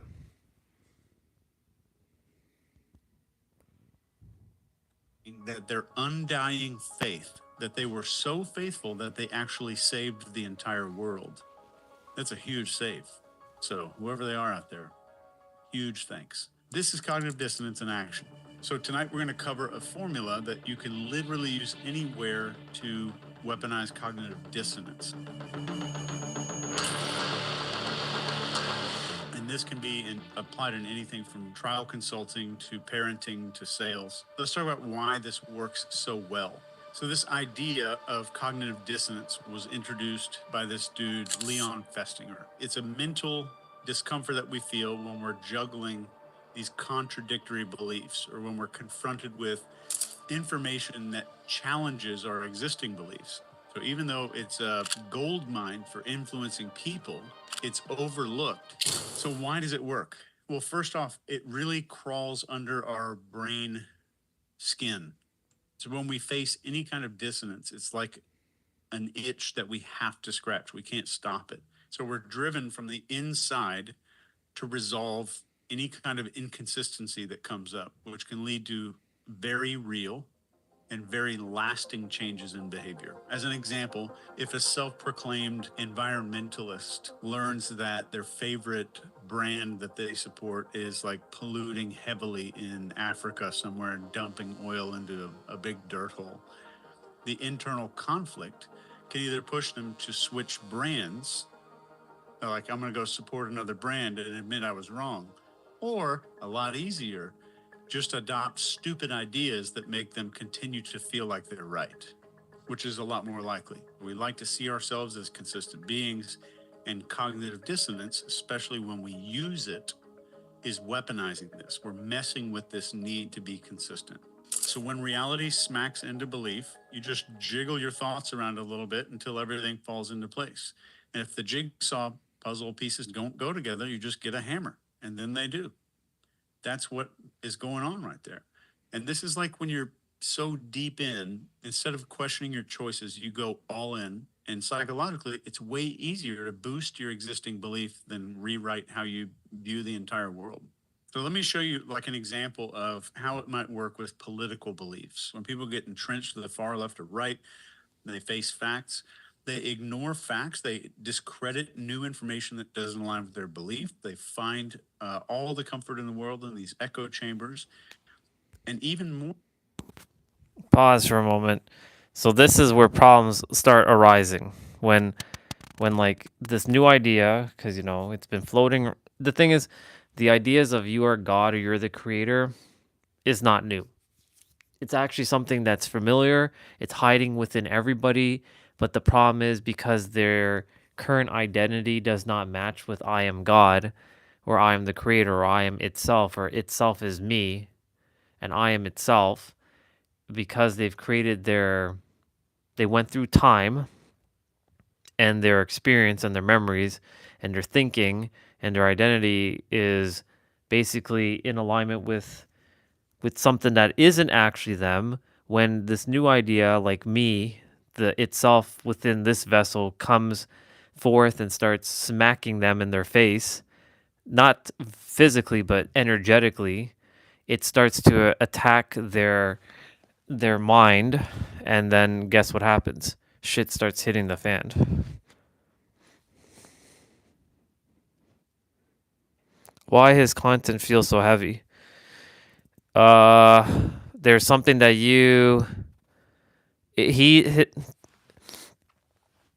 his content is heavy because there's something lingering inside of a lot of humans that haven't come to the realization that he's saying. Like you understand it. Like his content is heavy to show humans who aren't God. Like he hasn't quite mentioned that you are, like he has said it in one of his videos. But he basically is showing how do I say this? He's showing it from a character who is still trapped in the matrix, essentially. That's why his things feel heavy. But somewhere deep down inside, there's like this character does not see it as heavy. This character sees it as not light, but as refreshing. So it's funny how your version of itself sees it as heavy, but who's actually seeing it heavy? Is it yourself, or is it the itself, or is it actually your character? And most likely it's your character, not itself, because itself knows the truth. That what he's saying, this version of itself is also saying the same thing, but this itself also has created it in a more heavier sense for the other itselves who forgot who they are. Hence why his content seems heavy. Yeah, exactly. It's the mind. It's not the itself. Itself doesn't see anything as light or heavy. It just sees it as just is, whereas the characters see it as heavy or light, and not just is. So they become even evangelistic, and they spread their beliefs even further, trying to convince others and themselves secretly that they're right. Yep. So if I become an evangelist, I'm going to convince myself, because of how loud I am, that these beliefs have to be right. If they encounter We all are like real that. evidence or arguments that starkly contrast with their own views, like scientific studies or statistical data, this sets up a clash. So the discomfort they feel is that cognitive dissonance. And our goal is to reduce discomfort. That's our body's goal, our brain's goal. How do I reduce discomfort? So to bring that down, people have a few options. Number one, they can change their beliefs, which is very hard. Or very easy. Two, I can distort the new information. If you know who you are. Which means that I can misinterpret or question its validity. Or I can reject the new information completely. And more often than not, it's easier to distort or reject the conflicting information than to overhaul our own personal beliefs that are tied to our identity and our worldview. Why would a rational person with... Notice how he said overriding our beliefs with our identity, because our beliefs, they don't have us, as Nero would say. We don't have beliefs. Beliefs have us, and the beliefs have intertwined into our identity. So if you attack I don't want to say attack. When you say something that feels misaligned to someone else's current beliefs, like, some will say, I am a Jewish person. Like the moment they say, I am a Jewish person, like that's cool, but you're actually God pretending to be a Jewish person. But the moment that is said, it'll feel like it's attacking their sense of self, their identity of being Jewish, and unfortunately, they will fight back saying, I'm not God, I'm Jewish. Well, yes, you are. You chose to be part of that faith, but what you are is before all that, because when you were a baby, you didn't title yourself as Jewish. You take it on a certain set of beliefs. And so the beliefs get wrapped up into the identity, and the identity will then feel like it's attacked. And when you lose your identity, you lose who you are. And that's why the third dimensional thinking mind wants to stay alive as much as it can, because it wants to feel like it's a separate self to exist. Because if it's not a separate self, then it doesn't exist. That's why I've been calling it myself itself now. Right? Orion is still Orion. I'm still Orion, but the thing is, it's not really Orion. It's itself. Itself as Orion. Itself as Misha. Itself as Olga. Itself as T-Bray. Itself as Victoria. Itself as Soul Fam. Itself as Kevin, or itself as Sean, or itself as Michelle, or itself as Veronica, or insert name. That's what it is. But the moment you're not called your name, that's where, and I call you an itself, that's where either you will start to remember, and the programming will start to be unraveled, and the new programming or the original programming that got overwritten from the day you came to the planet will be restored to the original file, and your old or your current program will be outdated, and it'll be removed, and problems will then arise. Then you're going to run through suffering in the mind. IQ over 70 completely ignore facts, actual provable facts and logic. Well, the first reason is identity protection. See? So for a lot of people, especially on the extreme ends, these political beliefs are deeply tied to their sense of self. So if I'm in that camp and I admit that those beliefs might be wrong or misguided, that threatens my entire self-concept. Yep. And my social standing within my community. It's a huge threat on multiple Maslow levels. So this makes it psychologically safer to just dismiss or rationalize away anything that conflicts with what I've been presented with. And sometimes when people are presented with literal factual information that challenge their beliefs, not only do they reject... Let me see what you said. Just a question. As we say, we are the one and wholeness, but still we want to find the other half, as I already know the answer, but it's just a question. But we want to find the other half. When you say the other half, you're referring to like a partner? Yeah, so this question popped up with another character, and I answered her question. Why does the character want love, right? Even though itself is everybody and everyone, because itself is ultimate purpose is fulfillment. So it wants to find fulfillment in many various things, like another itself, even though it forgot itself. But underneath it knows what it's doing. Underneath it knows that it's having sex with another version of itself, because it's the same itself. It's the hilarious thing. It wants to bring a kid into the world. That's another itself. It wants to run a business, or it wants to do XYZ, but it's all about fulfillment. So why does itself want to do it? Because it just does. And a lot of the people, a lot of the minds inside of the human will not accept that answer, because they want more. But the thing is, like, even if you do answer it, they'll never be satisfied with whatever answer you give. So the answer truly is itself just wants to experience itself. That's it. That's the be all and end all of what it really wants to do, is to have fulfillment, to experience itself as itself. And that is it, just experience.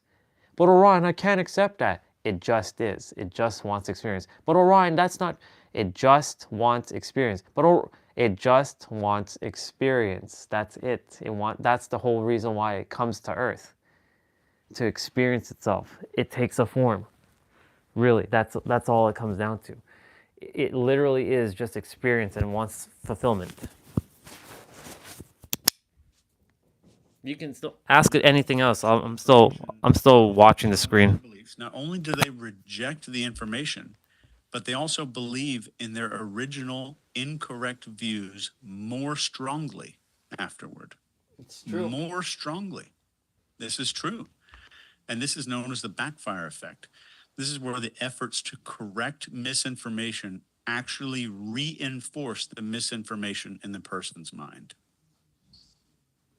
Just think about flat earthers. NASA puts out a video like, here's our video from the ISS showing that the Earth is round. And they're like, yeah, they want you to think that.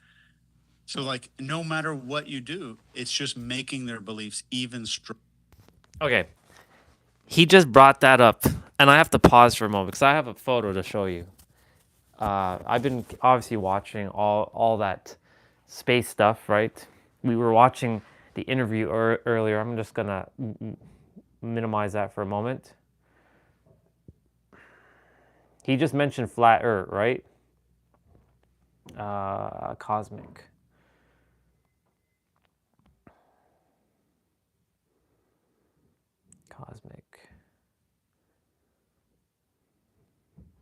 Where's those photos? I just had them. Oh, right here. So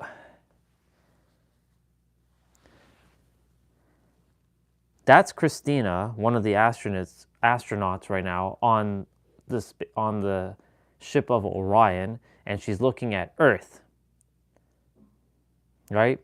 So for all those flat earthers out there who believe that the Earth is flat, on the third dimensional realm, and this is where I come into play, on the third dimensional realm, the Earth is not flat. This is her. Unless someone wants to make a fake AI version, and like, oh, it's all fake, right? That is her. Her hair is floating up, like that is her. And then of course the next photo is him. This is them in the ship, right? Some will say, oh, but they're covering up. They're not actually in space. Because the mind wants to always create conflict because it can't, what he just said about people, if their belief is very misaligned to the fact that these people are out in outer space, the mind will fight tooth and nail because it feels like the moment you are wrong, you are dead. That is a bar.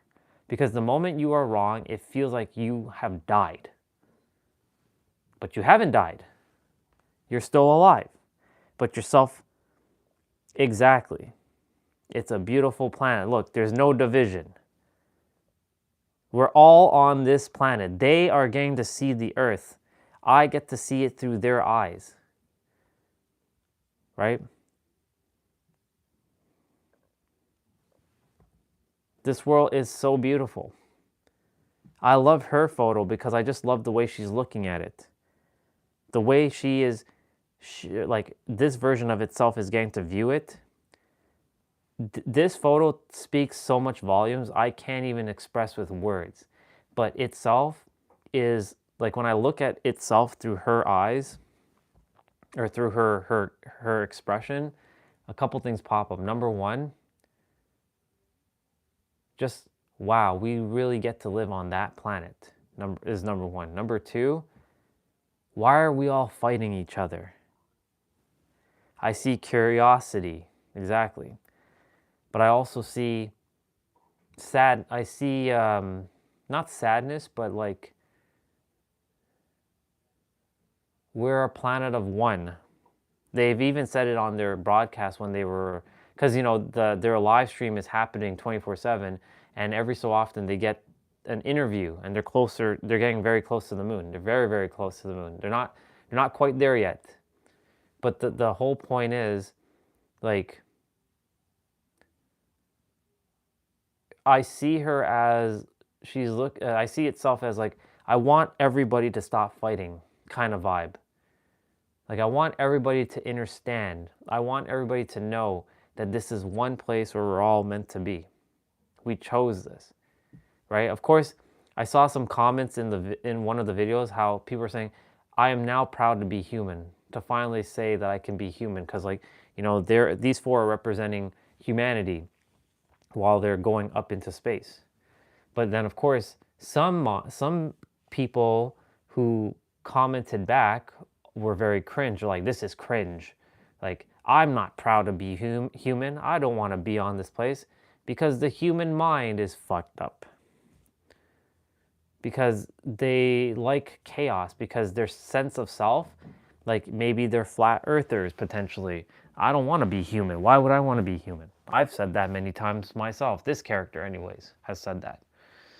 So, like, I'm glad that, you know, Chase just mentioned the flat earther things, because, like, in that photo, you know, someone could say, that's AI. That's an AI photo. That's AI. That's AI. Fuck you and your AI shit, because you just want to create more problems, right? But, like, people just want to stir up problems for no reason. They can't accept that this is where we live and this is a round earth. Now, here's where I would come in and say, for those flat earthers who still believe that the earth is flat and we live in a dome, you're right, we do. Guess what? That's in the other dimension. In the fifth dimension, we live in a dome. We live in you can call it the firmament, a dome. Earth is a disc. In the fifth dimension, not the third. In 3D, you're in 3D. In fourth and fifth dimension can see the third dimension as a flat disc. It's a flat, like, plane of existence. That's what itself wants to tell everybody. So I'm glad that I'm glad they took these photos, number one, and number two, that I'm able to download it, because this is a reminder, and I'm going to use this photo in the future as a reminder to the planet that this is where we all are right now. What the fuck are we fighting for? Why are we all fighting against each other? We're all on this one planet. We're insignificant. We're significant but insignificant at the same time. Your squabbling of, like, I'm right and you're wrong, gets thrown out the window, because you're eventually going to die. Be happy and live on the planet that gave birth to you. All right. I like his photo too, because his is curiosity and, like, man. But hers just, like, tells me a different story.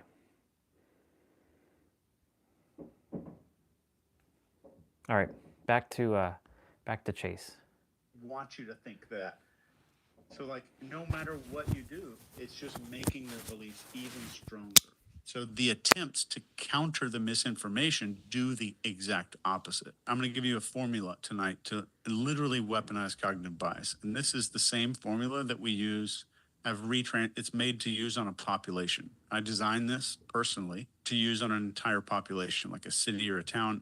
I've rewritten it to be used in conversation. So it's to guide someone towards resolving discomfort in a way that aligns with what we want. So whether it's changing somebody's beliefs or adopting some kind of new habit, getting them to make some kind of a purchase, we're not just telling. So this is where it gets a little heavy with him, because, you know, I would choose different words, and I know he knows what he's saying, but still, I would choose different words here. But, you know, I wouldn't use weaponize to influence. I would say show another perspective and offer another perspective. So just because I watch his stuff, I don't fully agree with everything he says. That's why I watch people's stuff, so I have an opposite. I have a perspective to give. And that's why I am very good at analyzing words and like, yeah, I wouldn't be using weaponizing. I would be using offering another perspective. Yeah, word choice. What to do or think. We're setting up the conditions But so they convince themselves. But you know, the good thing is because he's doing that, it allows us to have this perspective because if he was using already good words, then we ourselves wouldn't have the ability to have any perspective to some degree. So you see, sometimes it's good that others are doing things that are not in alignment so that we can get into alignment with the word choices that we choose. We're setting up conditions so that they convince themselves. So this is about making them feel that changing is their own idea. This makes the change stick way better because it feels self-motivated instead of imposed.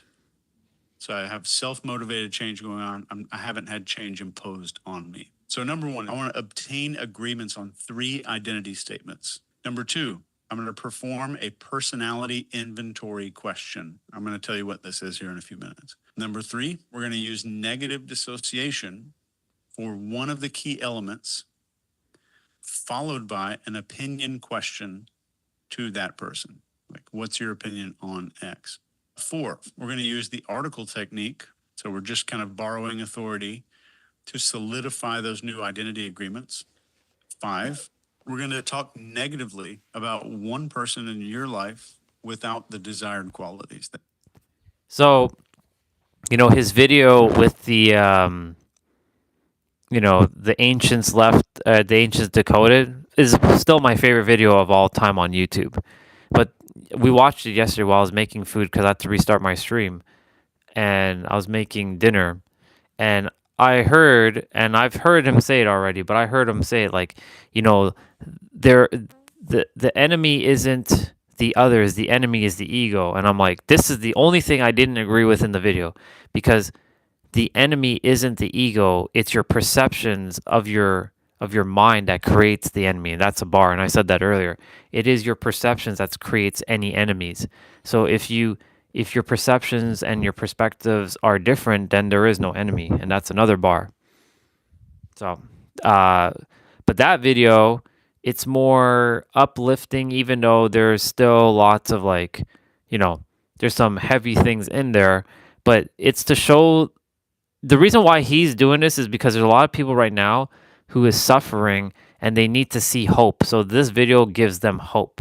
But for us who already are beyond hope, because hope is a fleeting experience, for those who already know thyself as the creator and as God wearing a mask, as Nero would say, or as I've said, right? We're the character. We're itself pretending to be a human character. These videos are just that, right? We know that the word choices could be better, but he himself, he knows that he's the creator as well, but he's not at that level where we're all, and he has said that we're all the divine just wearing a temporary human costume in his video, but in his other videos he doesn't really get to that point. He talks as if you're, you know, you're just a human and you know the mind is controlling you. So that's the reason why it feels heavy at times. Doesn't have the desired qualities that we've made them agree that they are. Number 6, this is the most important step. And once you hear this, I don't think it's going to be powerful. It's going to sound powerful to most of you, but I want you to try it out and then you'll see. So the final step is to introduce them to somebody new using their name and describing them as this new identity and reputation. So let's talk about developing those identity statements. Let's go through a few examples here. Sales. Let's take sales first. What are some of the identity statements I need a person to make? Let's say I take action when things make sense. I don't need permission to take action. I can make things happen even if there are obstacles. I make smart decisions. So this is about appealing to their sense of wisdom and being discerning. They want to see themselves as somebody who makes informed choices. Next would be, I'm a leader and not a follower. And you can see that we're getting them out of conformity because people use conformity as a way out of sales. And you can use these, it doesn't have to be a sales situation. So this is very effective for people that are in decision-making positions who maybe pride themselves on setting the trends instead of following trends. And that's one phrase I use. That would be me. Very often. And I just throw it away, but the person hears it. And I'm just kind of, yeah, that's true. You know, some people set trends and some people follow them. And then I'll just move right on with the conversation and just let that shit soak right in. So what would I want somebody to agree to as identity statements from a leadership perspective? I want them to say, I am a valuable part of this team. I would say I'm open to learning and growing, and cultivating a culture of growth and learning can make anybody that you lead a lot more receptive to new ideas and approaches, and they'll fight a lot less. Next, I am a problem solver. All right, so what do I need if I'm a cult recruiter? What do I need someone to view? How do I need somebody to view themselves? Think about what we're really doing here. How do I want this person to view themselves? This is a deep question.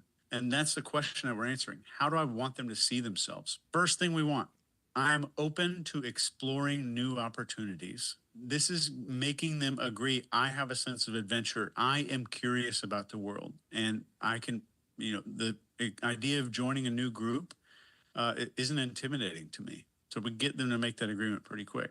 Next would be, I'm somebody who seeks personal growth. Next, I'm a part of something bigger than myself. And this really taps in to the desire to be part of a community movement that has a larger purpose or a larger mission. I want to obtain agreements on 3 identity agreements. So I want them to agree to 3 things that I wrote down. I want them to kind of verbally or non-verbally nod their head to a few of these. And I'll use a few statements to get this out of that person. And these statements will be the statements that say, you seem like the kind of person who does X and Y. Next would be, I would really love to know more about how you blank. Or I'm curious to know a little bit more about why you blank. Next would be, Pause for a moment. You see how at the end there's a blank, right?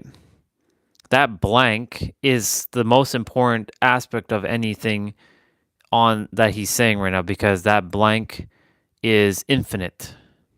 That word, there is no word there, right? So imagine you take away all of these questions or these agreements or these statements, and it's all blank with that line. What's left? It just is. Even just is not even enough, because like it can encapsulate, but like that line is a great example of that line is just a great example of the infinite that cannot be described by any word. It would be amazing if everybody that I worked with was blank. And where's my hand going to be pointing when I say some of these things? I'm pointing at that person. So keep in mind that some of the statements that we just went through can also serve to accomplish the next step of the formula. And this is the personality inventory question. Now we're asking them to talk about one of those. Yeah, that makes sense. And this is like, if I'm planning ahead and I'm developing a sales call or a conversation or whatever, I want to circle what's the number one belief that this person needs to have about themselves. The number one, what's the biggest domino I can knock over? And if I can knock that over, it's going to knock over all the other ones. That's where I want to use one of these questions here. There's 3 questions I typically use, and that's it. First one is, how is it that you came to be so blank?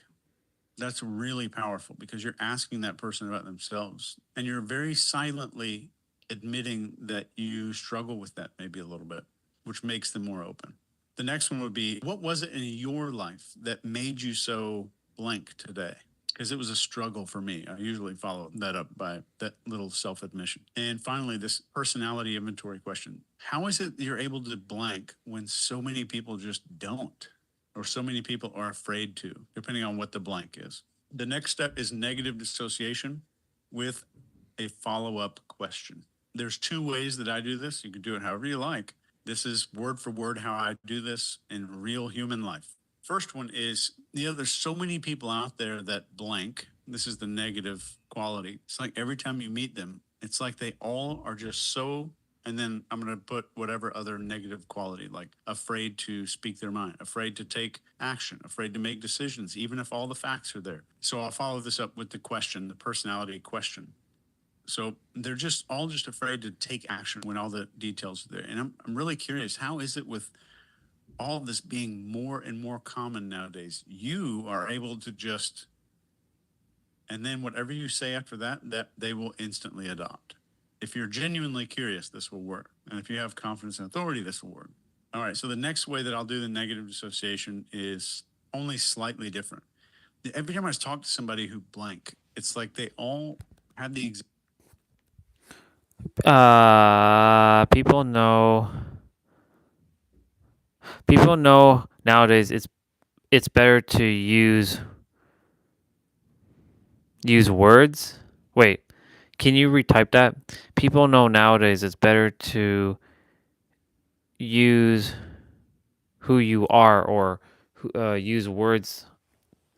Yeah, see, this is where there's a cognitive dissonance until you correct it fully, because like you see how this is a great example, because now you put a word with the with the asterisk, right? This character has to decipher, and this is where problems arise in human language when someone does not know to follow up with a question.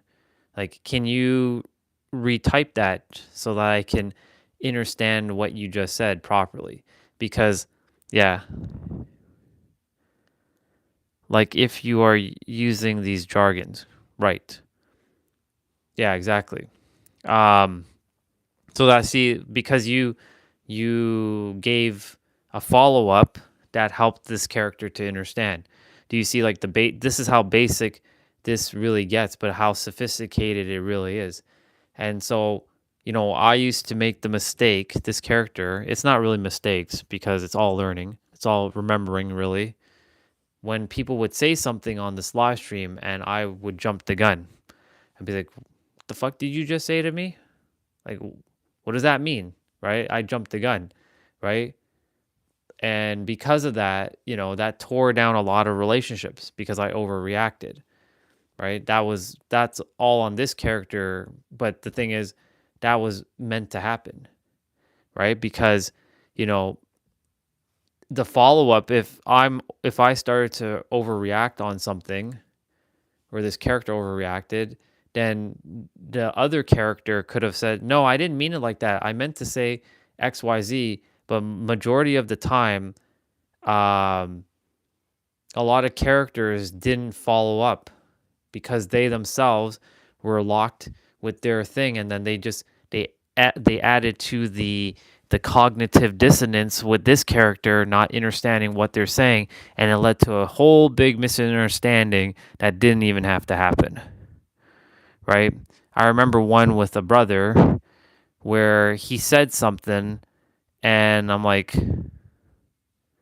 he said something about somebody, and I'm like, are you like referring to somebody? Like, are you making fun of this person's name? Like, can you give me some context why you are saying what you're saying? Right, exactly. I get what you're saying. I know what you're saying now. But you see, if we didn't have that experience just a moment ago, we would have missed this experience. So this is why I'm glad these experiences happen. Like if we miss like a word in our thing, like we made a fumble, right? Because on YouTube, you can either remove the message and then retype it out, or you can just retype it out with the correction, right? The thing is, like, language is what's creating all the chaos on the planet. But I'm glad that we had this experience just for a couple minutes just to show it in real time. But I remember like that brother, I asked him like, "Are you making fun of that person's name?" Like, and then I got a little heated, and then I said, "Well, how about I say that to your name? Would you like that? Because, like, I was basically defending the other person if he was making fun of his name, but because he didn't give any context, right? Because himself, he wasn't aware to give context. He got activated with what I said, and then it became into this is how fights happen, just so you know. This is how arguments spur out of nowhere, because we don't seek to understand and we get heated, right? Some characters just simply don't know, and when they don't know, they create their own problem, and then they create problems into other people, and then those problems get leaked into those. And if you don't breathe and handle it with cognitive, like you're not in like control of your logic, then that's where problems arise, and then all shit just breaks loose. Like whenever I have to deal with a certain individual in this particular house, right? He when he's under the influence, it's a little bit challenging to get to his, soul, because his mind has completely taken over, and his mind just does not know how to operate. His mind is completely fucked at times. So that's where sometimes the frustration comes about, and I have to deal with basically incompetence. Right? Nobody's actually incompetent, but the mind makes you into being incompetent. Right? Or you can say unconscious incompetence. That's like the lowest form.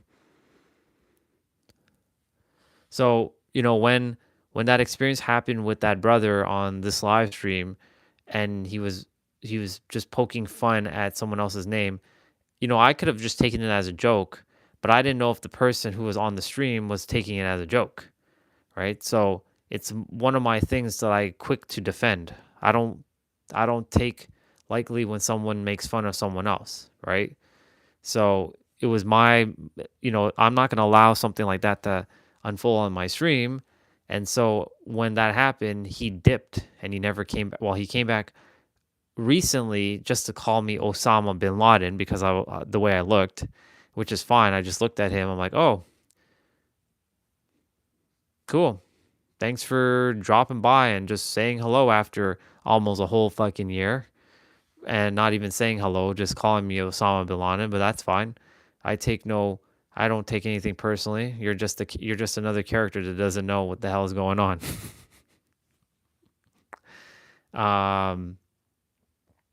So, I have only respect for that character because he's me, but his mind has completely his mind has completely taken control over his like vessel. And this is the problem with the humans, the mind. When you're speaking to another human, you're really speaking to a mind, unless you are dealing with someone at my level, the level that I'm at with itself. You're generally going to be dealing with people who are operating from the mind level. Anyways, that was a good experience. They all had the exact same thing going on. They just blank. So what was your turning point for your blank when you decided to just completely blank? So we just throw those beliefs in there. Whatever you want that person to have, you just stick it in that blank and you're done. And then we use the article technique. So what does that person want to be seen as? Successful, brilliant, a good mom, whatever it is. The article technique would just sound like you're giving that one identity statement and then describing the 2 things or 3 things that you read in this article as what you need that person to have in that moment. So you'd say something like, I read this incredible article just a couple of days ago, and they did this research and they found out that there were 2 things that every blank had in common. And you just go in to describe whatever you like. You put it in. And then we have something called negative off-casting. And negative off-casting is when we're talking about one person that we don't like. It's not negative dissociation. We're just openly talking about somebody that has the opposite of the qualities we want them to have. I'll use blanks in here wherever I would be. We just did that. Descriptions. And I would say something like, everybody knows at least one of those people. I worked with a guy in like 2017 who was just absolutely blank. And I actually felt bad for him, but there was no way that anybody could talk him into being more blank. And I think it's so sad to see, especially when you genuinely want to guide them into the light, but you know they just won't do it. So there's no dissociation here. I'm just talking negatively in a positive way. Like, I wanted to help this person. They probably meant well. They didn't want to change themselves. I'm just talking about one tiny thing We just did that as well. of a time that I met someone with these negative qualities. And now we're on the final step of the formula, the introduction. This is huge. So essentially, you would talk to this person and figure out who you've got someone in your contacts right now that you could connect this person to that's either similar, or maybe there's a podcast they could go on. There's a person they should talk to. They have a pipe break in their house and you know a plumber. Doesn't matter. You have someone in your contacts who this person might benefit from being connected with. All you're saying is, you know what? I'd love to connect you. I've done that part as well too. Like, for example, I've shared with you him, like Chase. I'm like, hey sister, I found this guy on YouTube. His name is Chase Hughes, and he made a video called "The Ancients Decoded," and they left the answers in real. They left the answers for reality, and like you can say, like I'm giving an introduction to, even though I don't personally know him from a human level. My soul knows his soul, because our soul is basically the same. It's all just itself. But like I know this character, his name is Chase Hughes. I think you'd really benefit from connecting with him, XYZ. And I've done that plenty of times where like I think you should check out this video. Maybe this video might give you some insight on some things. Like I've done it quite a few times on the live stream. And like check out Nero. He's a pretty cool dude. He talks about metaphysics, So he's doing this from a more personal level. I do it from more of like a digital or virtual level. With this person who is also into XYZ. And then I'd send the text, and I would be typing in the text and be like, John, this is Chris. I just met him today, and I wanted to simply connect you to. Chris is extremely blank, and he's the kind of guy who blank.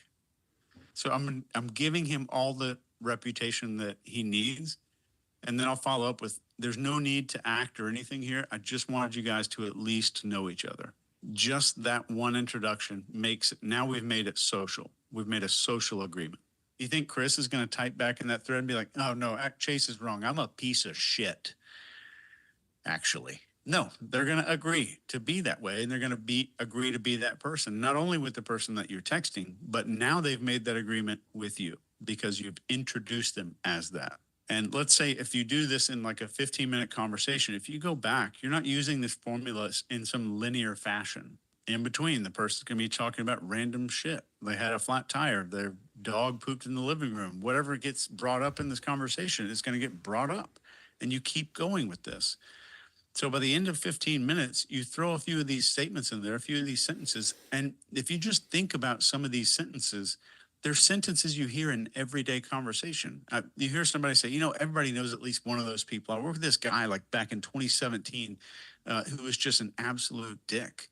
And I felt so bad for him, but there's no way anybody could talk him into being more open and just taking action when all the facts were just right there in front of his face. Yeah. It's sad to see.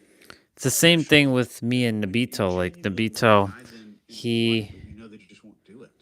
Nabito said, hey, have you run into a guy named Chase Hughes? I'm like, yeah, I have, back in 2023. I didn't resonate with the dude because his videos weren't really like, what he was saying is like, it's like whatever, he's like another mindset dude. I'm done with mindset people. I'm at mind mastery now. I don't need mindset. But, of course his newer videos are more towards the lines of you're a character playing this game. So I'm like, okay. So his content's changed a fair bit since I last chatted with him, or last saw his stuff. So now, similar to you, it became more intentional. Of course, there was a synchronistic moment where I went on some random guy's live stream and he had Chase's book on his desk after Nabito mentioned Chase. And I had to take a screenshot and be like, okay, I think I'm supposed to watch Chase's videos. There's a reason for it. There's always a reason behind everything. And I circled that book. It's called the OPS manual. And here's the funny thing about the OPS manual. OPS is Orion Phoenix Stellar, the initials, OPS. And I came to realize that ops, right? There's PsyOps, there's Orion Ops now. I'm going to call it the Orion Ops. But OPS is Orion Phoenix Stellar with just the acronym or the short form. And the thing is, like, when I saw that guy's live stream, right? Like, I didn't know why I was going to jump on his live stream, but I did. I've seen his videos before. Some random dude and he's from Toronto. He has this low ass quality camera, but everybody was like so into watching his videos. He's just a dude eating chips on the stream. And he was just talking about life, how he said, like, in his video, I think he was a 38-year-old who is not successful. That was the title of the video. And everybody gravitated towards him because he was just a dude sitting, just, he didn't give up on life, but like he was like, his name was Paul Yu. And then, he did a live stream and I was like, wait a minute, this guy, there's a book on his desk. It says OPS. And then I went and I checked what that book is, and it was Chase Hughes. I'm like, you got to be kidding me. We just talked about Chase Hughes earlier in the stream when Nabito was on. And then I jumped on, I told Nabito about the experience, and then sure enough, here we are. So that became intentional. So similar to you, yes. That's how Chase came back into my experience. That sounds like a regular conversation you might overhear in a bar or a restaurant. These techniques are extremely powerful stuff, and they produce lasting change. Those beliefs that we want to install in that person, and we said the three things I want are the first three that we talked about. Like, I take action when things make sense. I don't need permission to take action, and I'm an innovator, and I think outside the box. Let's throw that in there. So, like, let's just go through like literally just go through the examples word for word as I gave them to you. So here's what that conversation might sound like. You know what? I got to be honest. You seem like you take action faster than most people. And I've been doing this a while, and I can tell. This is an elicitation statement if you didn't notice. It's a provocative statement. They're going to respond to it. Next, you're like, wow, that's really cool. Can tell me a little bit more about how you process stuff so fast? Because most people that I work with usually need to talk to somebody for a week, and they just seem to get paralyzed. What? I'm just curious. Like, what is it about you? Is this something you grew up doing? I want to pause for a moment. I'd love to have a conversation with him to see if this tactic would work on me, because I'm pretty good at analyzing people's bullshit pretty quickly. I'm not saying he's going to bullshit me, but I'd like to see how he would intercept me with the way I think, because I think in a paradoxical way now, right? Because when I see people and they type their words or they say something, I'm like, I don't know. That sounds like a limitations to me, because I can see through a lot of things. I operate from a different plane of existence. I'm on a different level now. And so I'd love for him to have a conversation with me, like do this whole tactics and see if he would be like, I see that you're the type of guy of doing XYZ. How do you like process your, I'm like, well, I just do it. I want to be able to like sort of like shut him down. Like do a little test with him. Just to have a game, a little bit of fun with him. Next, you might say, I'm curious to know more about how you got to this place where you think outside the box. And in today's world, people are so scared of being independent. I just want to repeat what everyone else is doing. So now I'm kind of asking them questions like a podcast host might be asking them. And then I would go, every time I just talk to someone who, you can just tell they aren't the sharpest knife in the drawer. It's like they all have the exact same thing going on. They just seem to be so scared of what other people think, and they live inside this bubble. So that's negative for you. Like, what was your turning point when you decided to just live your own life and just make your own choices. And I really just wish I could get my sister into this mindset because it's kind of crushing her. So you notice I did a little off-casting there. And I said, you know what, that makes absolute sense. I read this incredible article just a few days ago, and they did this research and found out that there were two things that every truly mentally successful person had in common. And they said that they were number one, they were almost immune to the influence of other people. So they didn't just like live their lives as a sheep. And that 100% of them that they found in this whatever article study they did would make decisions a lot faster. They knew that their gut and their intuition was smarter than most people give it credit for. You wouldn't hear all of this in a row in a real conversation. This would be kind of gradually interspersed, getting gradual agreements. So that would just be an example of what some of that stuff might sound like. And it is very, very powerful.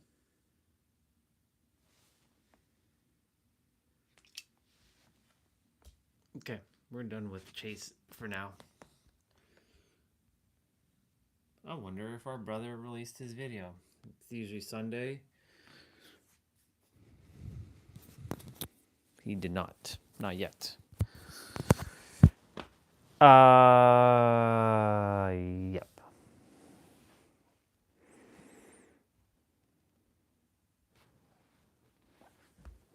That's a video I'll watch later on gaming. That's a video. Mr. Sugiano video game stuff. The one shift. Become the default leader. Automatic. I've already started watching that one. That's Chase again. But you see, like, just there's another person out in the world. I'm sure you've heard of this guy's name. His name is David Icke. Right, David Icke. How to Escape the Fake World. 6 days ago. But the problem with this video, from the person who made the video called London Real, which is Brian Rose, he doesn't give you the full fucking video. It's only like a clip, and then the rest of it's just advertisement. Like halfway through, it's fucking advertisement for his investment thing.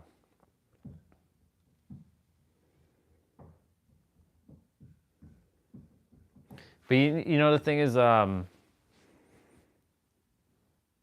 we watched the Chase video talking about, you know, how we all got here. Not to the earth, but how we all arrived to this point of where everybody's sort of depressed. Like when you're walking, for me, when I'm walking on the street, I see people actually happy, right? Because in my universe, I've created a world where people are actually thriving and they're not hurting each other, and they're actually very caring and kind. That's my world. But in other people's worlds, they see chaos, they see calamity, they see control, they see problems. Like I do see it in this house, because in this house, they are entertained by things called the news, and they're getting flared up by the cortisol of the news, and like because that's what news is, and all the news from back in the 60s and the 70s were all part of the CIA, and so that the CIA can infiltrate you, and ultimately it took over as like being programmed and being able to, no matter what you do, you're always going to be mad at something. And a person who is distracted, who is mad, who is angry, and they don't know what they're angry about, but they're just angry, is a person who is able to be more influenced. Let's see what you wrote. I got an insight. I was thinking lately, I'm working so hard, people getting results, why I am not. So I got it. My mind is making it up. Good job. Exactly. Your mind made that shit up. Just like the mind is always going to continue to do that. But then you have the power in every present moment to not entertain that. In fact, you also have the results. In fact, you're beyond your results. There's no results you need to even get because you're already it. But the mind will say, but we need to keep stretching and evolving and keep getting results, because the mind wants to feel like it's accomplishing something always. It always does. This mind does it too. It wants to feel like it's accomplishing something. So guess what I do? I allow it to feel like it's accomplishing something. But I make sure I tell the mind, we're not doing it because we're accomplishing something. We're doing it because we choose to do it. Get it straight. When I say that we're doing something like moving our body, we're not accomplishing that for just our health. We're doing it because we enjoy it. The primary reason why I'm moving my body is not just for health. It's to actually enjoy the movement. It's like playing a video game, like anything. Like my controller's right here. It's like playing a video game.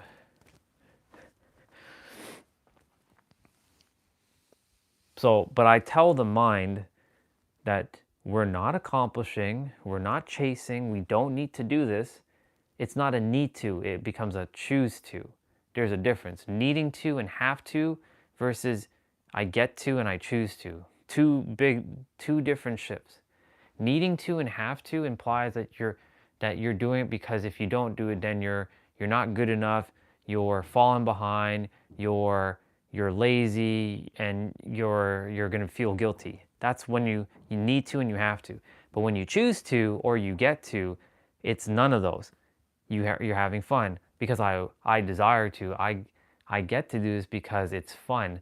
I get to because why not, right? So this is when you get to and you choose to, when you're in that perspective, it allows you to free yourself and explore and do whatever you want.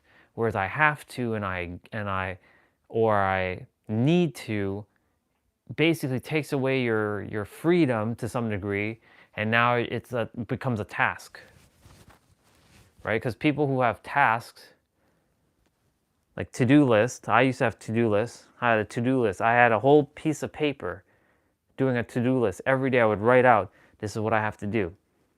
Every day. I have the paper somewhere. It's in one of my journals. I have to do this.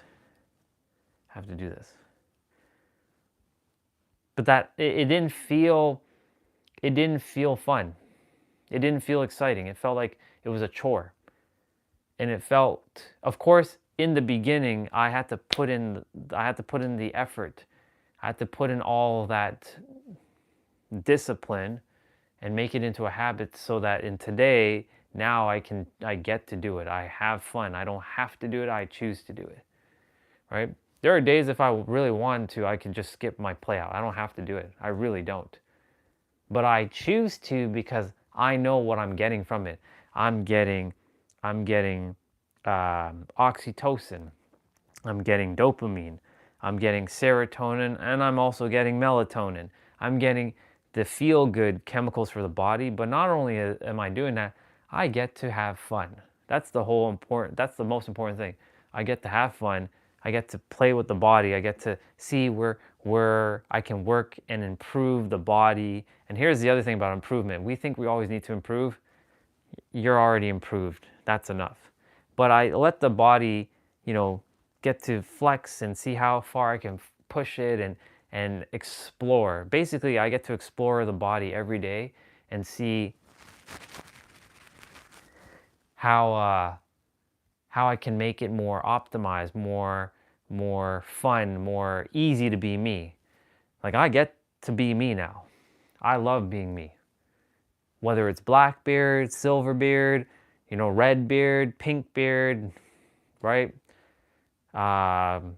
Groomed, not groomed. Like I get to be me. I get to talk, I get to share, I get to speak, I get to feel, I get to be, I get to do. Because I choose to and I get to, not because I have to. That's good. I'm glad you got that insight. It's perfect. The more you tap into that, you'll realize that there's nothing you need to do. You get to do. You choose to do, not you have to do or you need to do. Because the mind's going to say, because it's going to always look for comparison. And of course, there's two sides to comparison. Most always focus on negative, which is comparison is the thief of all joy. But compare, and there's a person on my Discord who actually has that as their quote. When I go on Discord, I see that first thing. I haven't messaged them yet, but I will eventually. I'm like, you know, their username is Oscar. I'm like, you know, Oscar, you know, I've been seeing you I've seen you online, but I haven't said hello in a while. It's been over like a year and a half. But I see that you wrote comparison is the thief of all joy. And you're right, but I have another perspective to give to you. Comparison is actually the bringer of all joy. Because when you get to compare yourself to where you are or where someone else is, it allows you to realize that what they have, you can have too, because without them, they wouldn't be able to open up your vision to see what's possible for you. And that's a real bar, like what Jessa did for me. When for this character. When this character went to New York City, I was looking for water. My throat was starting to get dry, but it's fine. When this character went to New York City, right? Up until this point, I didn't really experience what wealth was. I had $1 million, but I didn't feel wealthy. I owned my own place. I didn't feel wealthy. I had my own car. Didn't feel wealthy. I was working a 6-figure career. Didn't feel wealthy. I was working in a prestigious law firm where I was wearing a suit every day. Didn't feel wealthy. Like the same suit you saw me wearing, I was wearing suits like that every day. Didn't feel wealthy. What the fuck's going on? Right? So when I went to New York and I spent time with Jessa, I lived there with her, right? There was a lot of things she mirrored back to this character. Her character mirrored back to this character. And one of the things was she opened up my vision.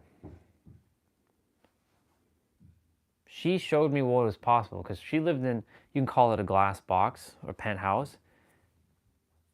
And she had beautiful views of downtown Manhattan. She had the water.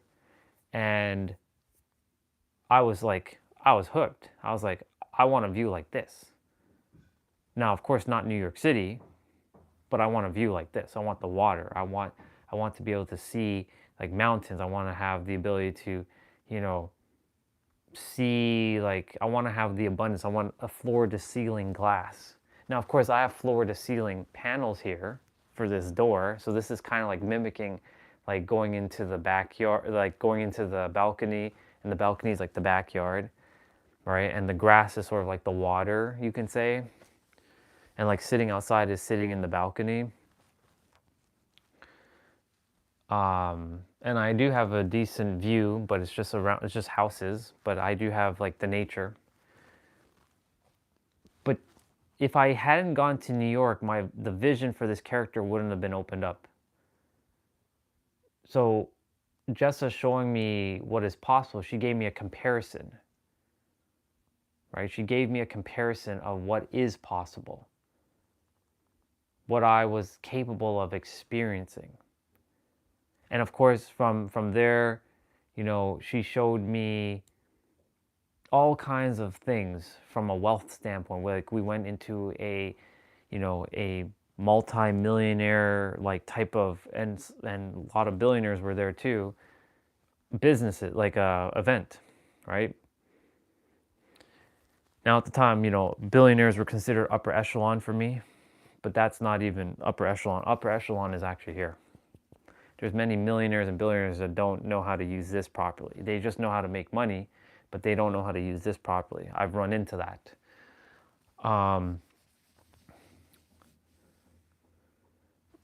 But I had never been around millionaires and billionaires before. That was the first time in my life. Yes, you know, on YouTube, I've run into millionaires and billionaires, but not in the physical. I got to actually spend time with them. And I listened to them. I'm like, these guys don't really know a damn thing about anything. I was like, you know, they're just talking, and they know how to make money. Like that's why they are where they are. But I'm like, these guys are talking about basic shit that's like the fuck is going on here? But my point to say is I got to be around them because I got to expand my vision. So my comparison of my previous experience and now the experience where I am, comparison was the bringer of joy because I was able to see what they have, and they even said to me, like, you have a bright future ahead of you because, you know, we heard you speak and, you know, that was your first time you were on stage and you nailed it. And, you know, what we have is possible for you, because if it wasn't possible for you, you wouldn't be here. And they said that to me, right? Because if it wasn't possible for you, you wouldn't be here. And the reason why you're fucking in this room is because you're meant to build what we have and even better.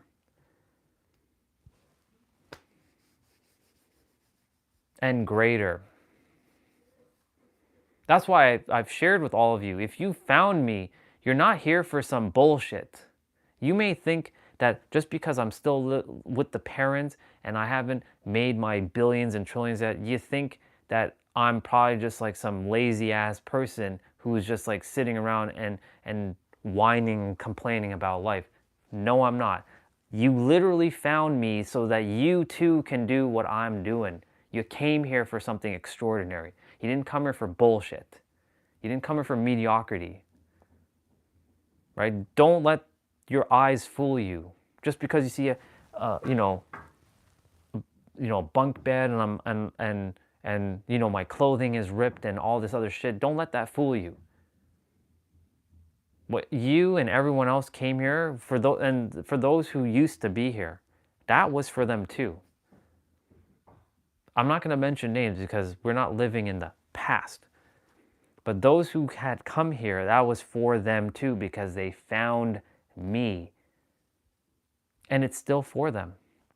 Even if it's not aligned with me, it's for them, but they have to realize it for themselves. And that's what I'm saying. Every single person that this character touches, it's for them too. It's not some bullshit that you came here for like, yeah, you're just going to be human. You're only going to impact like 2 people. No, you're going to be impacting the masses. You're supposed to be impacting the masses. Because when you remember who you truly are, there's nothing that's going to stop you. That's why, like, that insight that you just got, that's just the tip of the iceberg of what's about to unfold. It's just getting this to listen to this. This will still go out of control at times, but then you have to create another version of you within yourself to master and listen between the two. So you have to create the third entity. And I've been setting it up for all my life. And I never knew why I used to talk to myself or pretend to have, like, you know, conversations with made-believe people. That's why you see me doing it all the time. But Orion, that's not true. Reality is not the way how it works. See, I created a person right there. But there's no one saying that. But I've pretended to be someone who doesn't exist. But they do exist because they'll ask those type of questions. So I created that same thing within me, or within this character, to allow me to dip between and see, is this the mind, or is this you, or is this itself? And then, of course, there's another version who talks about that version, who's kind of the middleman, or the middle energy or entity. Anyways, going off tangent there.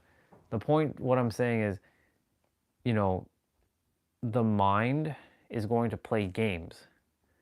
So when I do finally message that person, I'm going to say, hey, you know, comparison, you're right, is the thief of all joy, but that's a perspective you still want to entertain it, because comparison is actually is the bringer of all joy.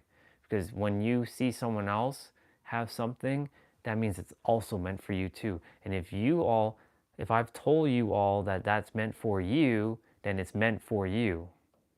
Because the billionaires also said, they weren't lying to me when they said this. I could tell their genuinity.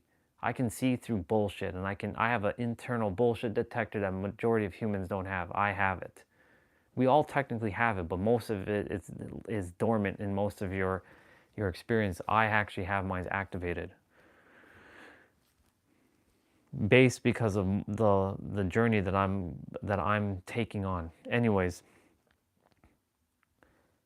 when they said that this is for you as well, because if it wasn't for you, you wouldn't be here. That hit me like a ton of bricks. They're like, think about it, right? Jessa paid for you to come here because they know Jessa. And I was sitting in a round table. Because they asked me about a lot of stuff about me. They were like wondering, like, who am I and how did I get the superhero of love name and all this stuff. They were curious. So I was telling them my story. And they said, you know, Jessa got you here. This isn't by accident. This wasn't by some random occurrence. Do you think we being billionaires and millionaires are by random? Because it was meant for all of us. And everybody in this room who is here right now, who is struggling or who came here, is also meant to be the future leaders and millionaires and billionaires of the planet. And don't let people delude you into thinking that billionaires are evil people, because we're not. And I could sense their genuinity. Because at the time, you know, my perception of billionaires was like, you know, you must have did some pretty gnarly things, because that's the wording out in the universe, or out in society. Because I've seen it. I've seen, like, when the Epstein files got released, right? The very first thing that I see, all the rich people are evil. Because that's the wording. All the billionaires are evil. So of course, if society sees billionaires as evil, do you think you want to be a billionaire? Of course not. You don't want to be considered evil. But billionaires are not evil. Certain souls just don't know what the fuck they were doing. Or not the soul, but the mind, which controlled the soul. Didn't know what the fuck they were doing. And they created this bullshit. But there are plenty of billionaires out there who are caring for the planet. Of course, some will say, well, then name some. I have one. The girl who made Spanx. Sarah, whatever Sarah Blakely. That's one. Okay, that's fine. But can you name, and this is the problem, the mind is always going to want to have proof.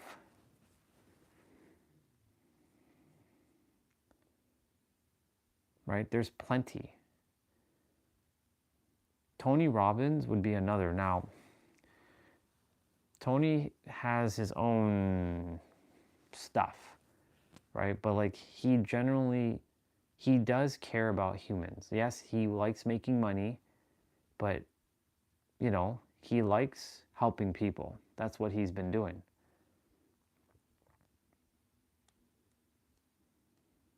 Even though I may not align with him anymore, he does help people.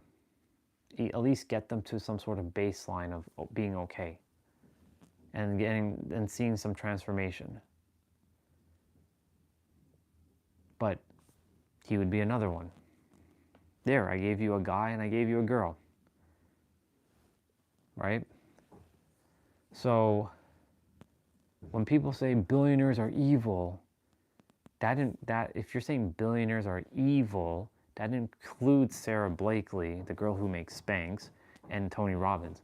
Tony Robbins isn't evil. I may not align with his teachings because he keeps people kind of baseline stuck, because he himself is not operating from creator mode, even though he might know that he is the creator, but he just doesn't, he gatekeeps things. Again, ethics.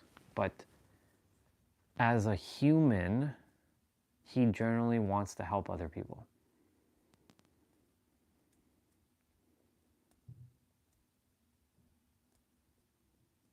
Same with Sarah.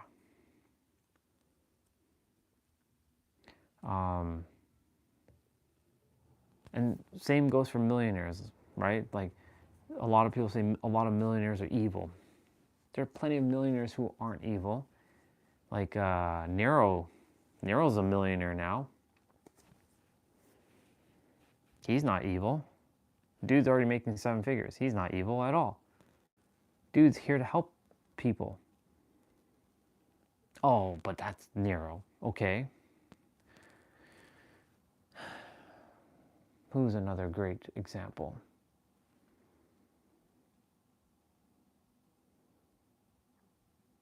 From a female, Margot Elise Miller. She's on my Instagram. Or actually not even Margot. Jamie C. SEA. Like the sea in the like the water.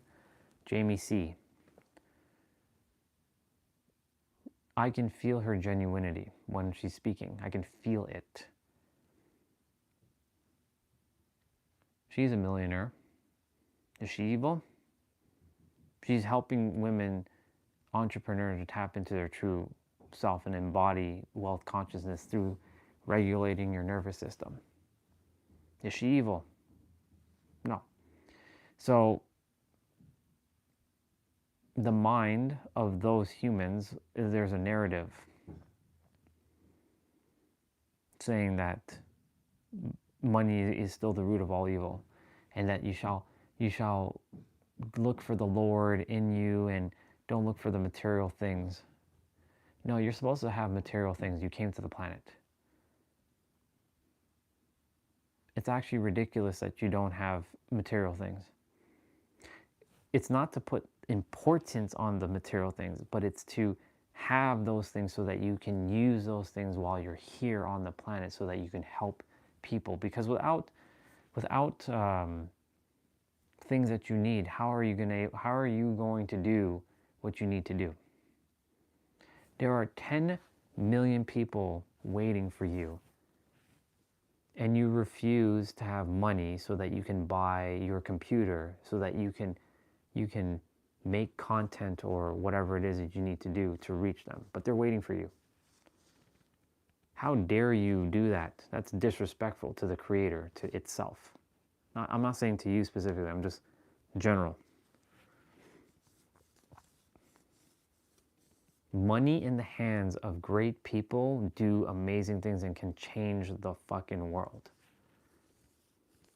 Even though there's no such thing as good and bad, but money in the hands of people who are heart-centered, who want to help people, who are here to help people, can change the fucking world. So when those millionaires and billionaires told me that there is no accidents why you're here, Jessa brought you here, and this is for you. You're one of the mostly sharp-dressed guys in the room right now. You're taking this shit seriously. We can see it. You're sitting around with us. Do you think this is by chance that you're just sitting with us? I'm thinking back to that moment when I was sitting with them. A lot of things are hitting me right now. You can call it an epiphany or insight. There was like 10 of them. Round table. We're eating. We're chatting. Because the thing is, they wanted us. There wasn't us versus them, but like they wanted us who are afraid to go and talk to someone that you never talked before. We had to do that, by the way. That was one of the exercises. They forced us to go to talk to people that we've never talked before. So because I was like, you know what, I'm taking advantage of all this, I went to talk to every single one of those billionaires and millionaires and get to know them. I shook their hand, I looked at them, I told them who I was, and then when I got to know them, that was an exercise we had to do, then I was like, I'm going to sit with them.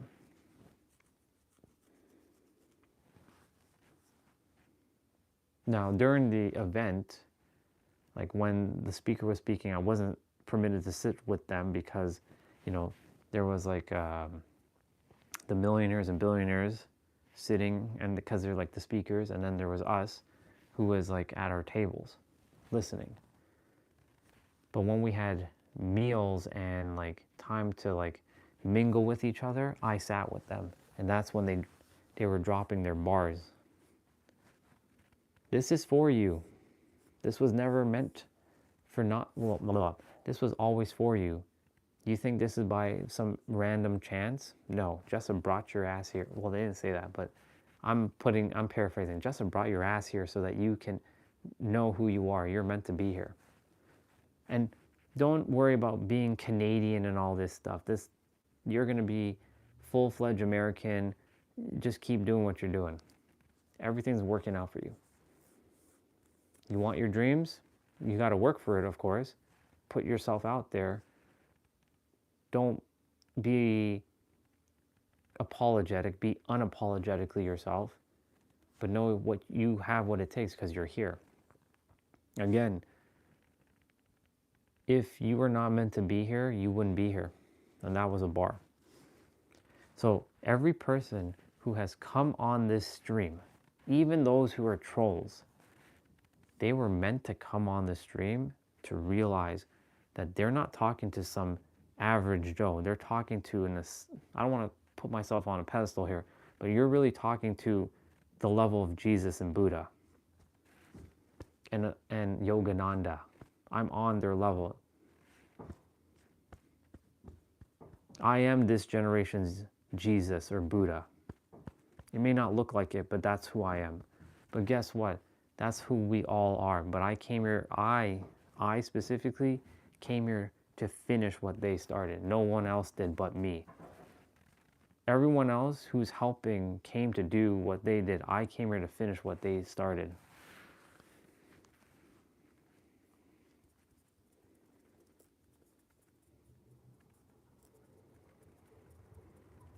That's why this has been the preparation phase. It's go time. I came here to impact the masses. And when I impact the masses, I'm going to say, you all have the same power. You all have the same capabilities. But Orion, if we all have the same capabilities, then how can we all be rich if we all have the same amount of wealth? Because you're playing fucking zero-sum game. We're not here for a zero-sum game. Everyone's meant to be rich and wealthy and abundant.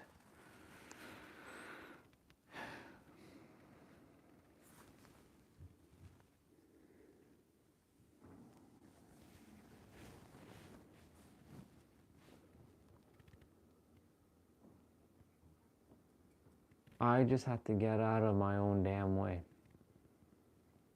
And that's allowing this to stop. That was it.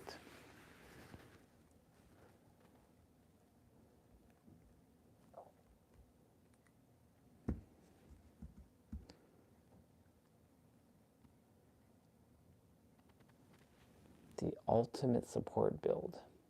Interesting.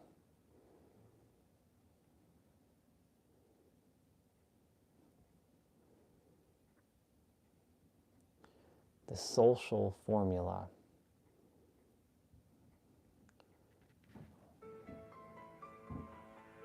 It's a good video, but I just want to have it in my IQ. Negotiation that's happening, and it's not about who is talking the most, who's the smartest. Okay, so that's Chase. Adam So you can go into the Savage. settings of your computer and say, don't trust any USB drive, and this can get past that. This can get past that because it's not a USB drive. Hey everybody, Adam Savage here, and today we're going to talk about this, the humble USB key. When I go to conventions and events, I am sometimes given USB drives by fans who would love to share their work with me, and I totally get that, but I have to tell every single one of them, I am never plugging someone else's USB key into my computer or anyone else's. You have no idea what could be on these. Sure. Worse yet, the very act of plugging one in could initiate a malicious program on your computer. It's true. We asked the security experts from ThreatLocker to the Cave to share examples with us of malicious devices they have encountered in the field. Let's listen to a technology hardware hidden inside video. an innocuous USB charging cable. I'm so glad you are here because I pay a lot of attention to security, internet security, encryption, the things that keep our data safe.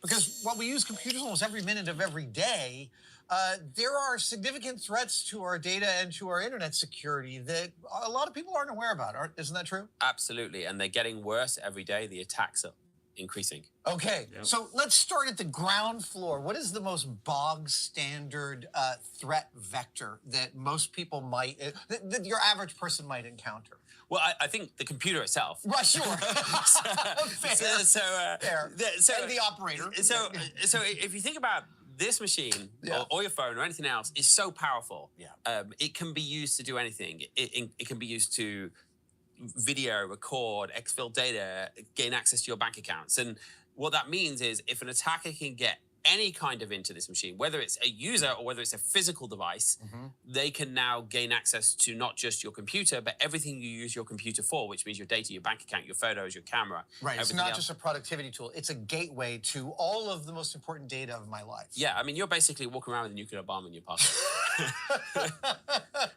And now I'm seeing here a bunch of what look like innocuous USB keys. Yeah, and this is the cool part about breaking into computers is when you get something physical.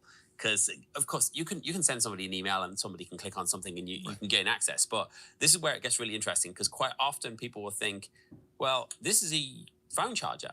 Right. How much damage can this cause me? This is just a USB key. This is a USB key. How much damage can it cause? But these actually are essentially the keys to that really dangerous tool. Well, so there is this old meme that's been going around forever, which is that our phones have more computing power than the Apollo guidance computer. And I updated that for myself about a decade ago because I realized your USB drive has more computing power than the Apollo guidance computer. And I think maybe this charging cable might be able to possess more computing power than the Apollo guidance computer. Am I right? You could almost put a computer in here? Yeah, there is a mini computer in there. Some will run Linux on it. You can run Linux off of a charging cable. That doesn't feel like anything is safe ever again. And I don't think there was Wi-Fi in the Apollo, so... and that has Wi-Fi built right into it. Okay, so I feel like, will you walk me through some of the ways in which these can compromise your system? So this one here is the most basic, and this one, very, very cheap, very, very easy. And essentially, when you plug this into your computer, you plug the keyboard into it, and now it's going to record all of your keystrokes.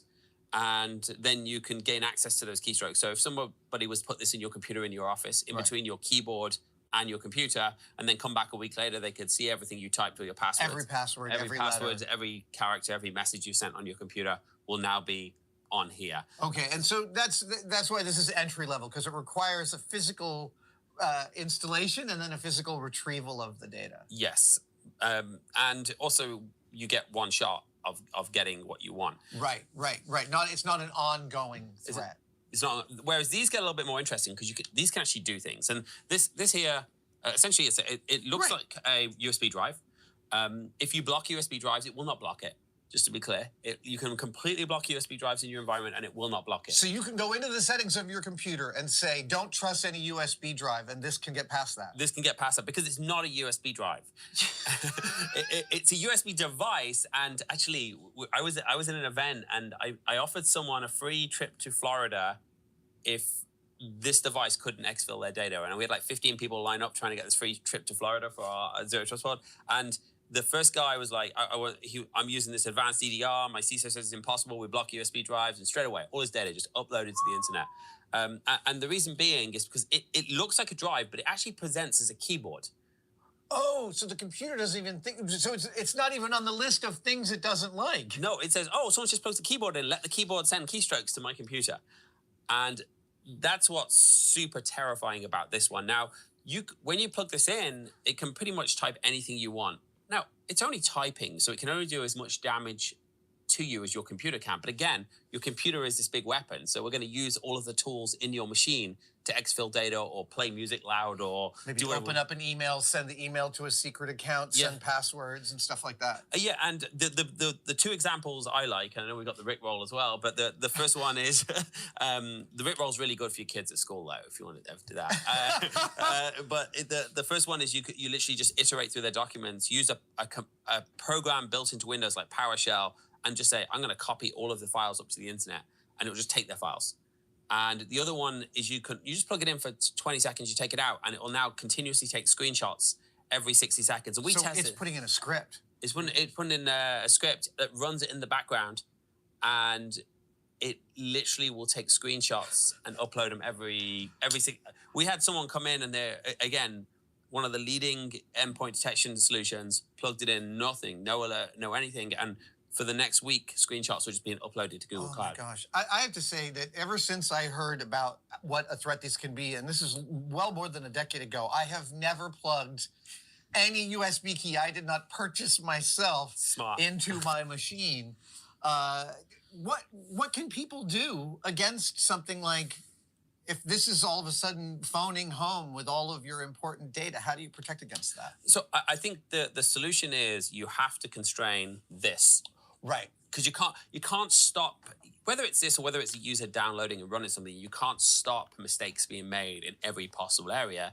So what you have to do is say, well, I accept that something bad might try and happen, but I've got all these programs on my computer. They can access everything, all my data. Why don't we just take away every program that doesn't need access to our data away?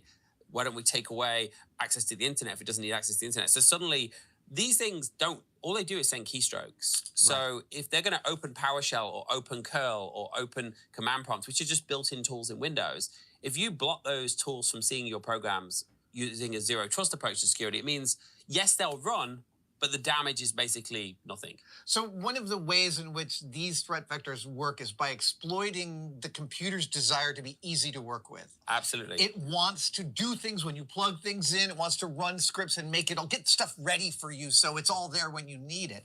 And what you're talking about is software that limits those permissions so that they're doled out at a reasonable pace. Is that right? What you need to do, it should be able to do. And all of the tools that don't need access, because most people don't realize that they've got maybe 300 or 400 programs on their computer. Right. Because they think, well, I'm running Zoom, I'm running Office, I'm running Chrome, but they don't realize that little Logitech QuickCam support app, all the system tools like PowerShell and curl, everything that's built into Windows, all can be used against you. So if you just say, well, I'm going to take away all those tools where they're not needed, it makes an attacker's life much, much more miserable. Now, is your guys' business model based on both a software model, but also training your clients about best practices and safe behaviors? Yeah, so training the IT department, I think our entire business, if you like, marketing strategy is about education to the IT department, because we understand that people, users are going to make mistakes. Right. It doesn't matter how good you are, how much you train them, someone's going to make a mistake. So that's what this pile here is. You can't keep one of these from entering your machine, right? Yeah. There's too many ways in which that can happen. So you have to deal with the aftermath. Yeah. Stop someone physically being able to do something once they get onto your machine, and take away privileges where they're not required. And then it doesn't matter so much when your users make mistakes. What we're doing is we're essentially putting crash barrier around your computer. So like on the highway, you can't go into oncoming traffic. And yeah, you can mess around a bit, dent up your car, but you're not going to be able to cause massive damage. All right, now I'm really curious about this. Like, if you take apart this, would you be able to, under any circumstances, tell if something nefarious had been added onto it? So in this case, this is specifically designed for bad purposes. So if you take this apart, it looks exactly like that. And yes, I can see, because there's a button here that puts me into attacker mode where I can program my payload. I can take this memory card out and I can copy things to that.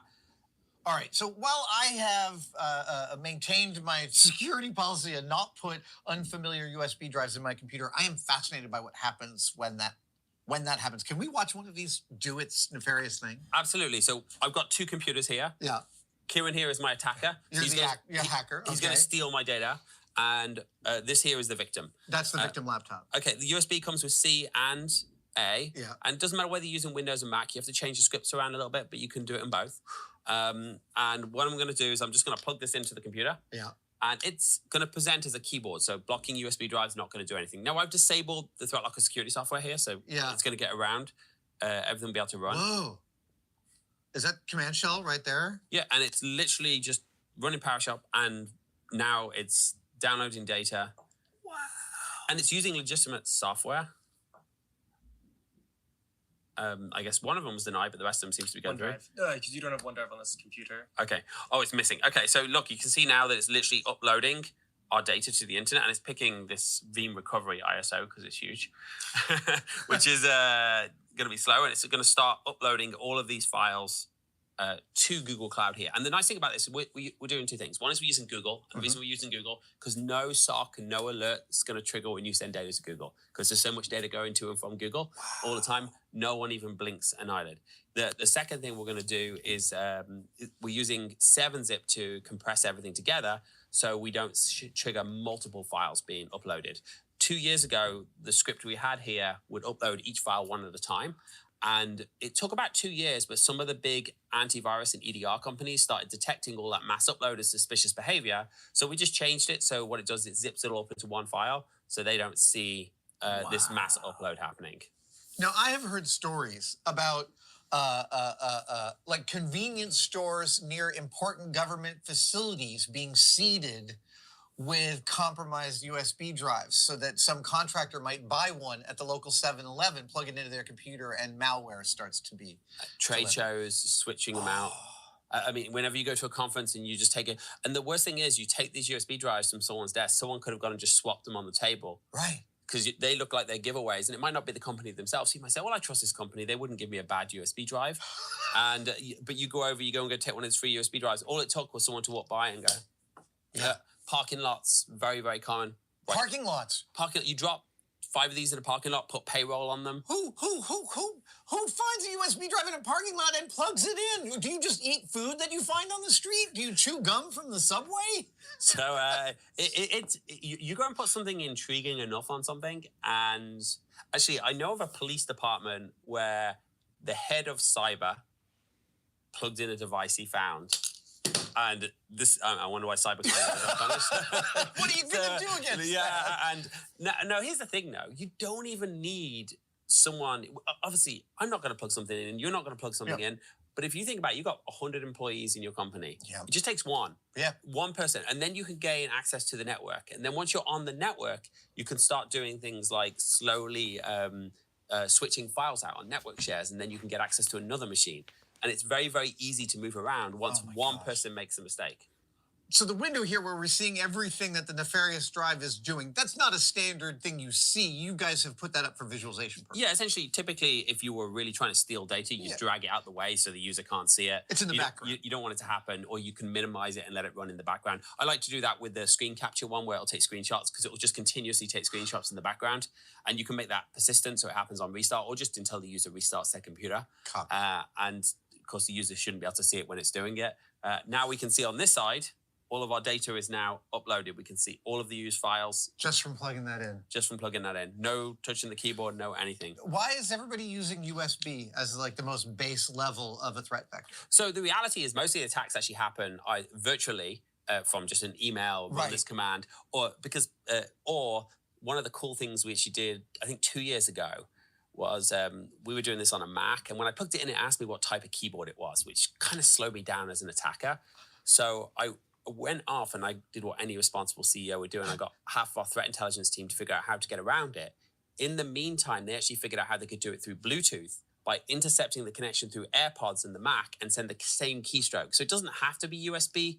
USB is just nice and easy. So in every way that our computers are talking to each other and their devices for convenience, those are places that your data can leak out and threat vectors can leak in. Any input or output, which could be Bluetooth, USB, internet, user. So you guys have been able to do this kind of scripting using the Bluetooth of earbuds. Yeah, we literally, and it was quite an interesting webinar because our chief product officer loves Macs, absolutely loves them. Yeah, well, I mean, they're very secure too. They're famously. That's what he argues. Yes. I had made a point of saying, look, it's just as bad, and we did the exact same thing. We exfilled all of his data. We managed to open, during the webinar, it was a PG-13 website, but an inappropriate website. And we got full control of his Mac, so we could literally do anything we wanted on it persistently. Wow. Just by him. And we didn't even, all he had to do was pair his AirPods, and we were able to intercept that connection. Now, Apple did fix it after we reported it to him. They kind of pushed it off at the beginning, but once we showed them what was really happening. They did go off and fix it in the next month's build. Okay, now you guys do this for companies. Can you give me some advice that the viewers can take away about what each of us individuals can do about these kind of threats? What are your best practices at home? So I would say, first of all, I mean, this is obvious. Don't plug things into your computer that you didn't get. And also be a bit nice on your IT guy when he says, no, you can't have your own cheap keyboard that you just... So there's one part. But also just when you're getting emails, when you're getting calls from people, AI is so effective now at replicating voices. Don't just run things on your computer without validating them. Call your IT department on their number, say, I've been asked to do this. Can you validate this? Because most of these ransomware attacks now, it's because the user did something, opened something, downloaded something from the internet they shouldn't have done. Every piece of software that you run on your computer can see every piece of data that's on your computer. And just remember, so when you're installing a game, it might not be a good, even if it's not a intentionally bad game, these guys aren't security engineers, they're writing games. So it's not that the game might compromise you, but the game might compromise your ability to be secure. Yes. So only run what you need to run on a machine that you have access to critical data. If you want a game, go and get another machine, play the games on that machine, don't log into your bank account from that. Anything there's no such thing as a free product. Anything you're downloading free, just think about that.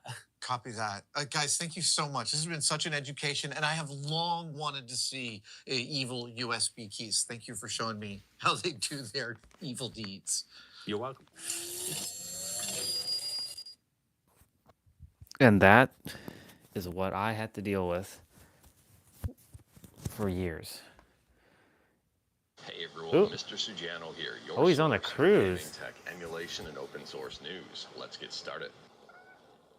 Oh, wow, he's on a boat.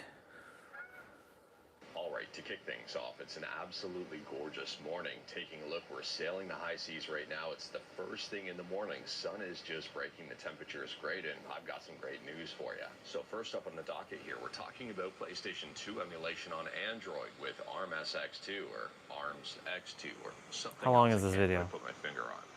Anyways here, this PS2 emulator seemingly is taking a huge change in direction. Now, it is worth noting this announcement was put out on April 1st, so at first I wasn't necessarily sure if it was true or not, but it appears to be pretty true. So they say here, we will be branching out from the Pontos code that ARMS X2 was originally based off of. During this overhaul, Zeroth will be porting PCS X2 from scratch to Android with assistance from the team, as it will make things less of a headache in the long run. This means no more x86 translation layer, less bugs and glitches, better compatibility and performance, and the latest PCS X2 core, as well as Kotlin and Jetpack Compose UI from the start. Gaming. This process will take some time to complete, but we believe it to be a very worthy undertaking, as it will benefit everyone. Let me know your thoughts on that. Now, for those wondering about the current existing version of ARMS X2, they do call it out. They say, as for the existing project, it will become the legacy version of ARMS X2 once this major overhaul is completed. The ARMS X2 version based off of Pontos' original port will be preserved, as well as all of the improvements that the team has made since we began. The code base for the existing version of ARMS X2 will be moved to a new repo. It's already 1 o'clock. Damn. Legacy when the time comes, but will otherwise be open to It's 2:09 in Japan right now. Launched last October. Now, at this point in time, I don't have time frames as to when this new version of ARMS X2 is going to launch and how it's going to look or any of that. We're just going to have to wait and see here. It does seem that the existing version of ARMS X2 will continue on until it's ready to be replaced. And speaking about legacy versions and kind of wondering about the noise in the background here, I might go inside. I don't know how it's going to sound on the microphone, and I'm very worried that it's going to be very hard to hear me. Anyway, speaking about legacy versions, next up here, we're talking about the gaming historian, Norman Caruso. Well, it turns out that Norman is stepping away from it all. So Norman says here on Twitter, after more than 15 incredible years of making gaming historian, I'm moving on to new creative adventures. Thank you for an unforgettable, life-changing journey. I will cherish it forever. And his video is titled, Thanks for Watching, and it's up on YouTube. And if you are interested, wanted to check it out, Like everything we talk about, links are within the GitHub link in the bottom of the description below. I don't hide my sources. Now, interestingly here, Norman left everyone with a nice parting gift, and they were court documents between Universal and Nintendo. It's a very interesting court case from 1982 where Universal Studios was alleging that Donkey Kong was more or less a ripoff of King Kong. I do wish Norman the best in terms of what's next in his career, and I'm really curious to see how things go with the podcast, with all of that stuff. I am going to miss his videos, though I was a big fan of the gaming historian and the information that he presented. And speaking about stuff shutting down, next up we're kind of talking about the exact opposite, something starting up. And this is in regards to Steam, and this is a really, really cool new feature.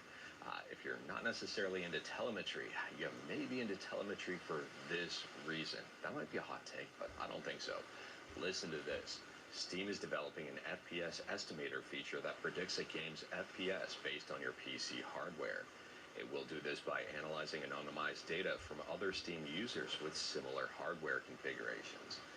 And I think that is incredible. I think that'll be a very useful feature and one that I can get behind. And would I be interested in providing my telemetry to Steam to help this feature out, to help other people out determine whether or not they want to pick up a game to see whether or not it would run well on their hardware? Possibly, and I mean, it may also prevent a whole bunch of really weird claims on Reddit where someone, for example, says they have a Steam Deck and they're running this AAA game at like 60 frames per second, and I tried the exact same game with everything turned right down to minimum, and I'm lucky to get like 25 to 30, and it turns out they're just full of crap, and you know, I just went on a huge undertaking for no reason at all. So I'm hoping here that this will help things out, and I'm hoping that it will be a useful feature. But let me know your thoughts about this one in the comments below. And speaking about new stuff, next up here we're talking about Red Alert. If you're a fan of Red Alert and a fan of... I don't care about Red Alert. Yes. Anyways, here, this was announced up on Reddit Android Auto. I don't care about that. Talking about NVIDIA. And, well, NVIDIA... I don't care about that. Modern gaming. Next up, we're talking about Wine. Wine stands for One is Not an Emulator, and stands for something else I can't quite put my finger on. Anyways, here, this headline on Gaming on Linux really grabbed my attention. Wine 11.6 is an exciting release to make modding Windows games on Linux simpler. And they do call out the main highlights of Wine 11.6. And the first one, I think even more people will be interested in. The first bullet says, beginnings of a revival of the Android driver. Yes, you heard that right. Second bullet here, DLL load order heuristics to better support game mods. More VB script compatibility fixes and various bug fixes. So obviously modding should hopefully be easier. But at the same time here, I mean, beginnings of the revival of the Android driver. I think that's a pretty big point, and I'm really curious to see what happens moving forward there. Because beginnings is not necessarily refinement or completion, just beginnings. So I'm really curious to see what this means for Android and Wine and everything moving forward. If you have any predictions, let me know in the comments below. And continuing to talk about modern gaming, but maybe modern gaming problems. Next up here, we're talking about McDonald's and a very interesting campaign in Turkey. So this apparently is real. I thought it was an April Fool's thing, but at the same time here, this is called Archie, and it's an anti-AFK tool designed to basically pivot your joysticks to keep you moving or something. Anyways, there's a bunch of different ways to do this. I mean, you could just technically put your controller face down and just angle it so it's moving these joysticks. But at the same time, to me, this is a super interesting thing. And apparently more stuff might be on the way. So let me know your thoughts on this one. I mean, it's a super interesting thing overall. Pretty good. And speaking about stuff that sounds pretty good, last up here, he's on a cruise ship. Linux and Dreamcast driver. On this channel with my voice and too much bass into the mic. I turned off the low-cut filter because I'm not whispering in a hotel room, but there is wind, and, well, different areas of the ship are a little bit louder than others, so just let me know here. I'll do whatever works. We talked about a bunch. Feel free to discuss anything we talked about in the comments below. If you like this video, leave a like. If you didn't like this video, leave a like. Check the subscribe button, check out my other videos. Don't tempt fate, save your state. Alright, cool. We're done. Didn't really want to watch all that.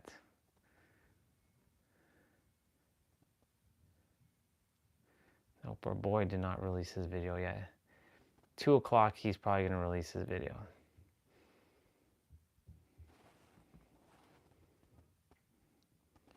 Celebrating Bleach upcoming July. July is like 3 months away.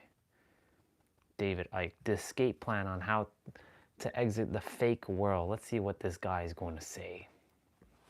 And in the final chapter of the book, you talk about this heart awakening. You also talk about reincarnation and the afterlife. David, is there a way to break out of this simulation? Well, you know, okay, once I'd reached this stage... So this is his version of reality. And I'm looking at all these near-death experiences accounts and watching them, listening to them. Let's see what he says. Many different common themes, endless common themes. That they leave the body and then there's a light or a tunnel and suddenly they might see their religious heroes. If they're a Christian, they'll see Jesus or whatever. Right. It's because of the belief of the mind. And they see spirit guides and they see elders or wise old men. You know, that's the belief. See, you know, what they perceive to be family members and stuff. But I go into all that. Maybe that's not what they are. And then they kind of learn. A lot of them learn that actually what's happening is we're reincarnating consciousness, what people call the soul. What do you know about that? Out of this other dimension, what's called the spirit world or the afterlife world, which is just part of the simulation. The real afterlife, eternal world is beyond it. That's what they don't want you to know. And, you know, Buddhists have this idea of the wheel of samsara, where you... Here we go. Reincarnating to learn lessons, to reach a state of enlightenment where you can leave the simulation, if you like. And so I looked at this, and, you know, in the book, I look at some of the massively impressive evidence for reincarnation. There was a guy called Ian Stevenson. He was a psychiatrist. I think he died in 2007. He was born in the early part of the 20th century. And he had most of his career going in pursuit of evidence for reincarnation.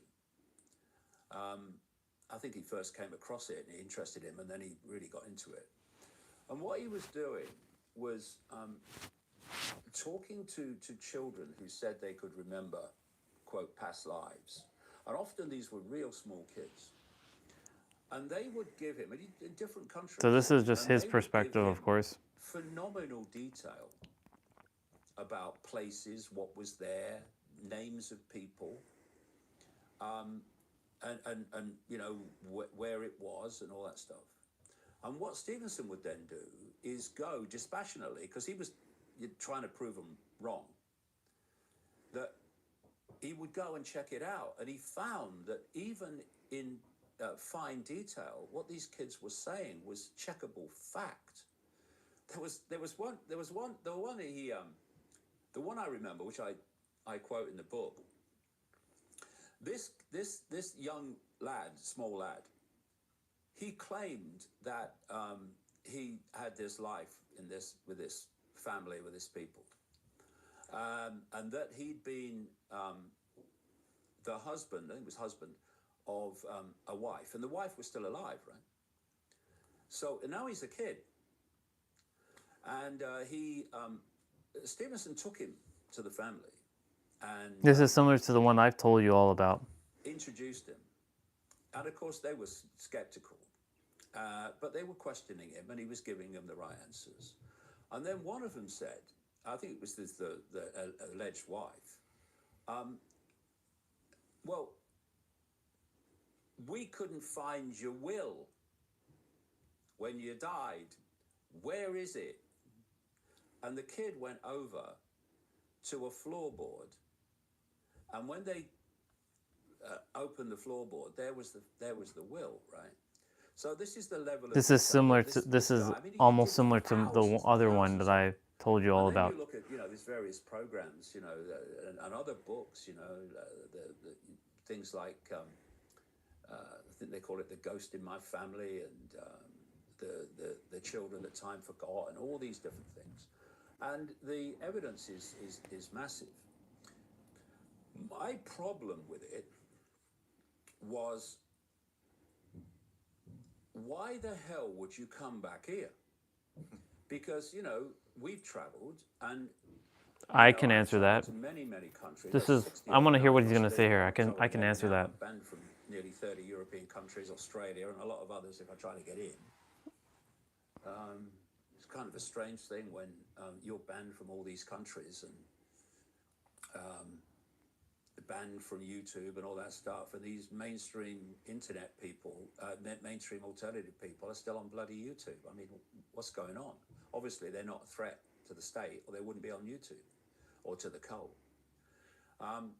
because they're holding the line, you see, keeping the genie from getting too far out the bottle.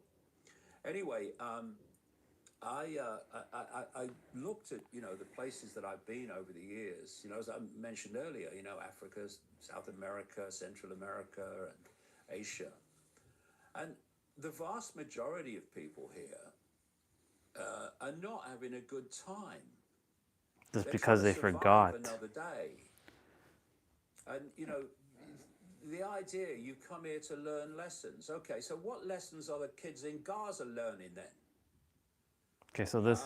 and so I accepted, the evidence was overwhelming, that the reincarnation of consciousness in and out of this world was real, but the reason for it, I completely challenge. Which is fine. I say it's a trap, and the reveal is the third in a trilogy. I call it the reality trilogy. It's the trap, the dream, and now the reveal.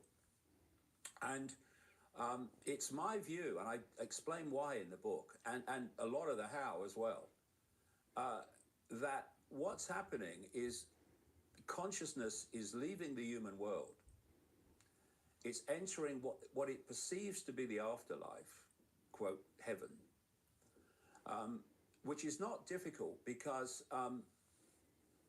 the density of this reality and the challenges of this reality mean that when you leave the body and you leave the density of this reality, anything's going to seem like bloody heaven in terms of reality and the less dense frequency that you're experiencing.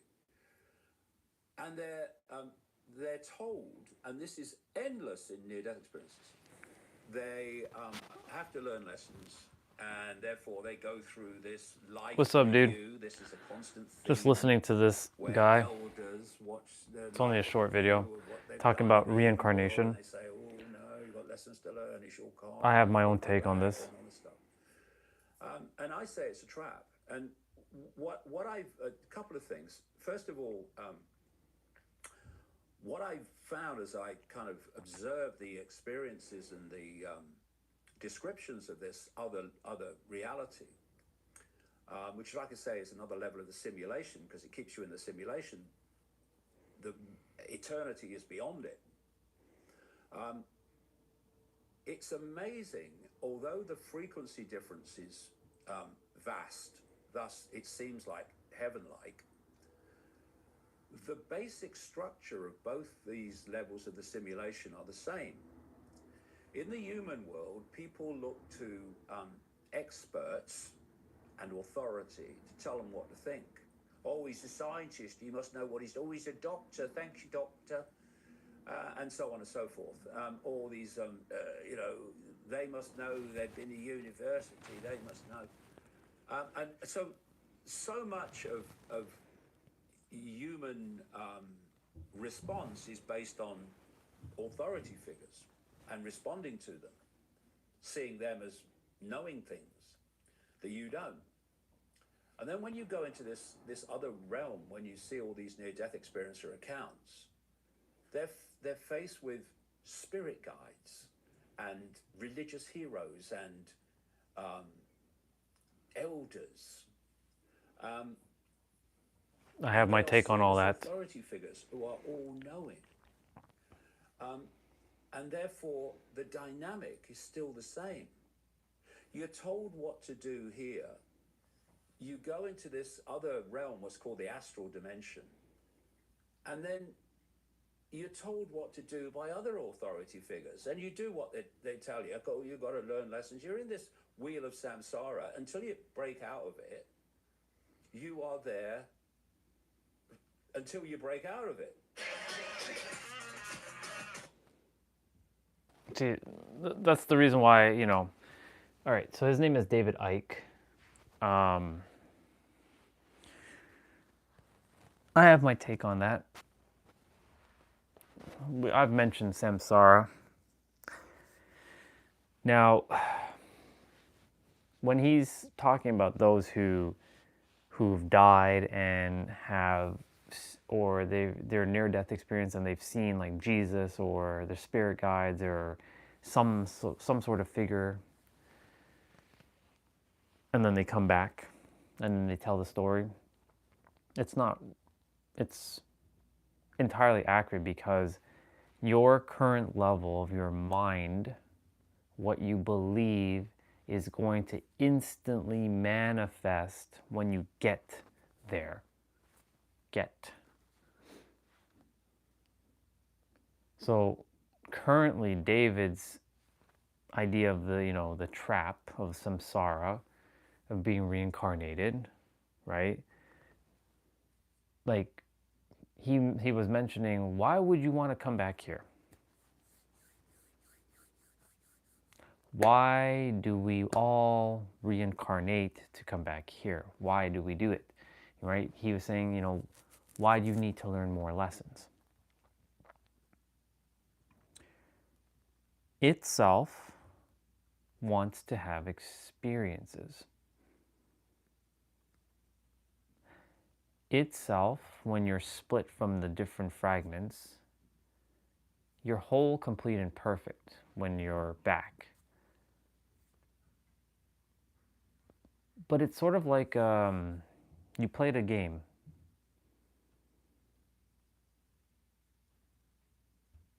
But you didn't quite play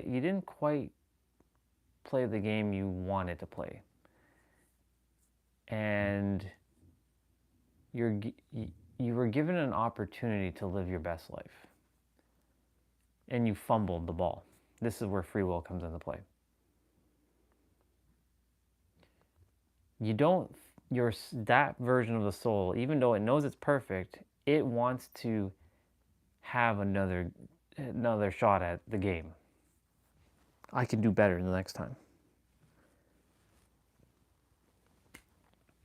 Sarah, she did not finish her game. She died unfulfilled.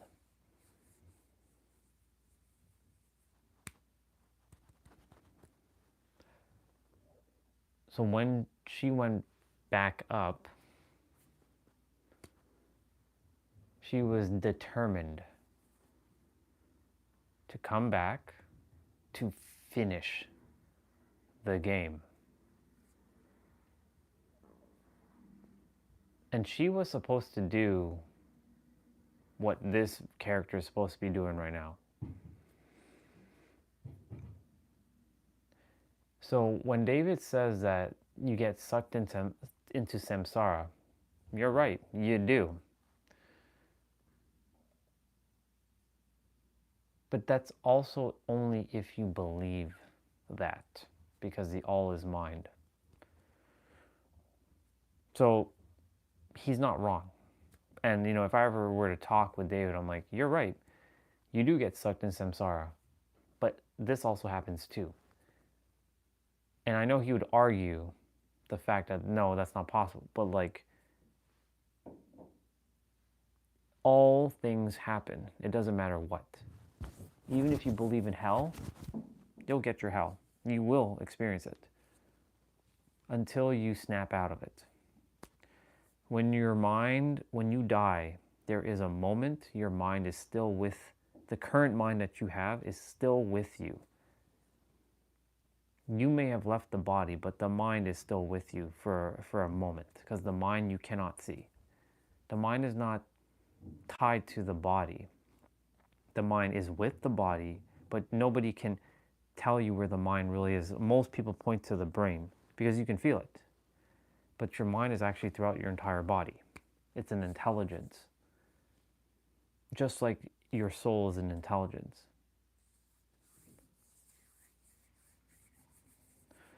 So when you die, the mind, or when you die, you're going to wherever you currently believe in because you forgot, or whatever you remembered, and you will experience what you're supposed to experience, and then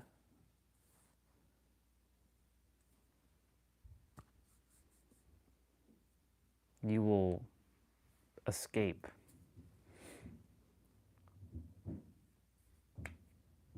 Then you'll be back, and you're not really told what to do because you're the one that's making the game. Because your mind can't fathom, like, you're the creator and the player and the character all in the same moment. And all of us were all one, but yet we're separate up there. We're one up there, but we're separate here, which makes no sense, but we're the same one. Which blows the mind. Because we're like one gigantic, like, you can call it an orb that's been like fragmented and put into little like teardrops. And that's not just humans, that goes for the animals, that goes for all these other material things. The tablet, the phone, all of it. The chair, the bed, the springs, the wires, the metal, the mattress, the colors, all of it.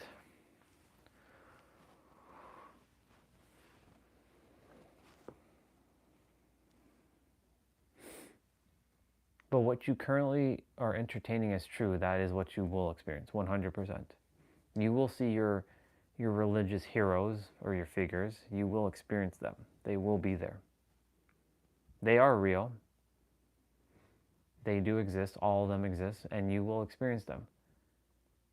But it's localized to you specifically, because someone else has seen other things, and their experience isn't wrong either.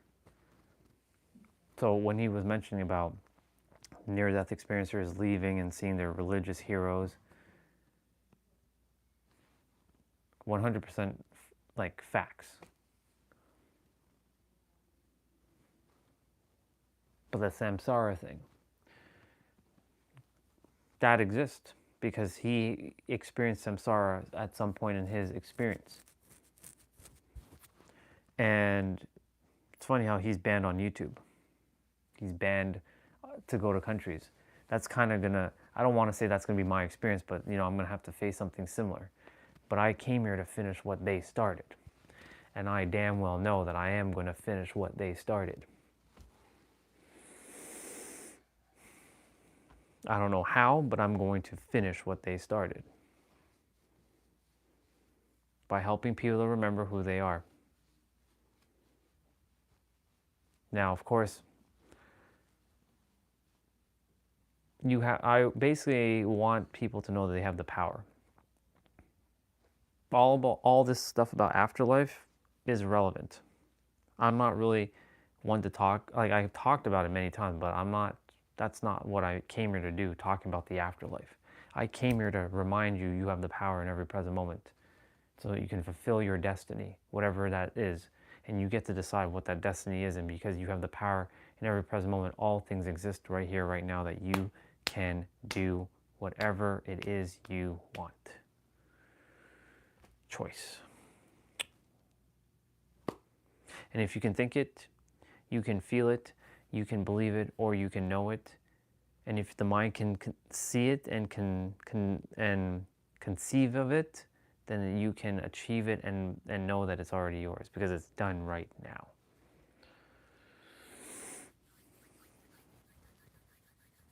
Itself is working through this localized expression to make sure that everybody who gets touched or impacted by this particular vessel of itself, they know that without doubt, with absolute precision and clarity and what's the word? And certainty. Thank you itself.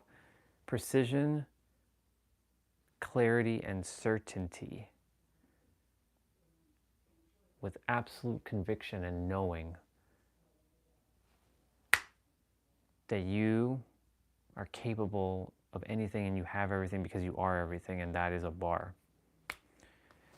That is what this character came here to do. Thank you, David Icke, for your explanation.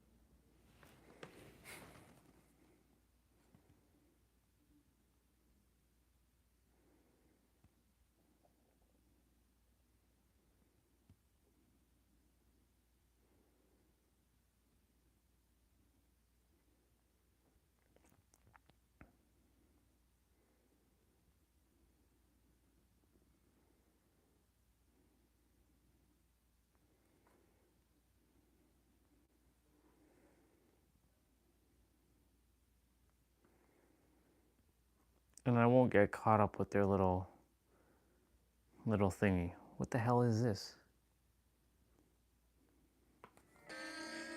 M775Q.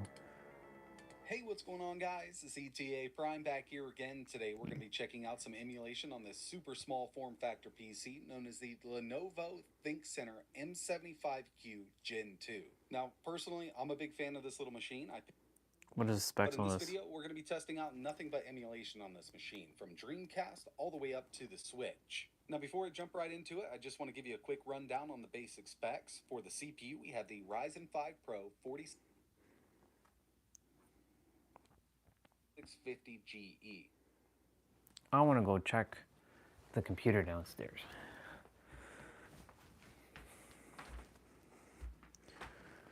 I'm also going to go grab my meal.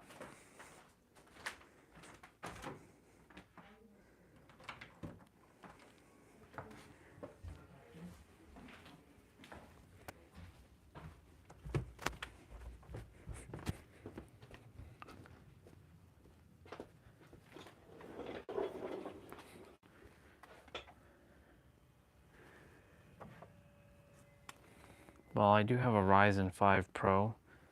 Is this an M75Q? Like, what is this?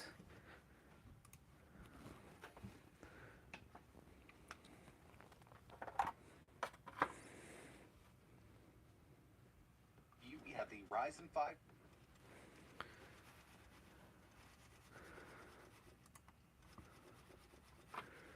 Come on, where are you, mouse? There you are. Takes a little bit of time. He's offline.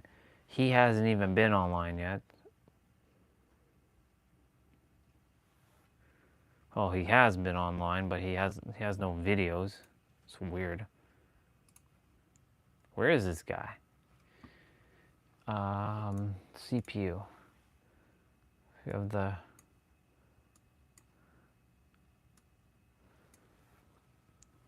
have the Ryzen 5 Pro 4. Oh, okay, so that's a newer chip. I have a Ryzen 3. All right, fair enough. Never mind. He has a more powerful Lenovo. I'm sure this could game, but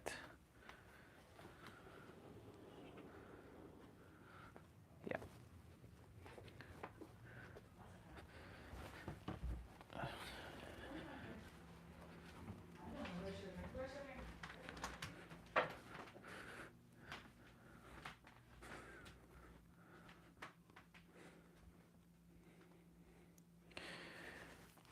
Okay. I'm gonna be right back. I'm gonna go grab my food. Because why not? What if AI, in that most advanced form, is actually the archontic mind? What if it's actually this archontic non-human consciousness? And what if the connection technologically of AI to the human brain is to assimilate the human brain and the human mind into the archontic mind? Across ancient myths and secret traditions, few ideas are stranger than the archons. First described in the Nag Hammadi Gnostic writings found in Egypt in 1945, they're seen either as symbolic forces shaping consciousness or as a hidden intelligence influencing humanity for millennia. Today, we explore the claim via Gaia Highlights with Regina Meredith and David Icke. To really get it to its foundation level, in my view, in my research over, 30 years, you've got to get out of the realm of form. Form is the place where consciousness has a vehicle to experience particular bands of frequency. This is why we have this whole concept through the ages to present day of possession. What is possession? It's another consciousness taking over the perceptual processes of another form. This is what happens. And of course, if you look at possession in its really extreme level, where people's faces are actually changing, then what is happening is the possessing consciousness is impacting upon what I would say is a holographic form of the possessed person. And thus you've got, if you like, an information field imposing itself on another information field until the possessing information field becomes so dominant that it starts to affect the hologram, and the hologram starts to shift. Any observer says, whoa, a face is changing. I've seen it. It happens. And so we get out the realms of form, we can see what we're dealing with. We talk about balanced behavior, we talk about psychopathic behavior, and anyone will appreciate immediately they are very different. So what is balanced behavior? It's a state of balanced consciousness, a state of balanced awareness, a state of balance where you have little things like empathy, where you can put yourself in the feelings of others that you affect, which has a massive impact on what you will and will not do. Because you have this, if not awareness of what you're doing, which is what empathy is, you have an emotional consequence when you make other people suffer. If you look at ancient writings and ancient legends and ancient accounts, they all talk, and no matter what the culture is, no matter where it is, they all talk about this manipulative force, which they give different names, and all the people, the anthropologists and the historians go around and they seem to think that all these different names for gods and manipulators in the different cultures are all different gods and manipulators. They're not. Just break down how they're being described, for goodness sake, and you see actually they're different names for the same force. And this force of manipulation falls straight into the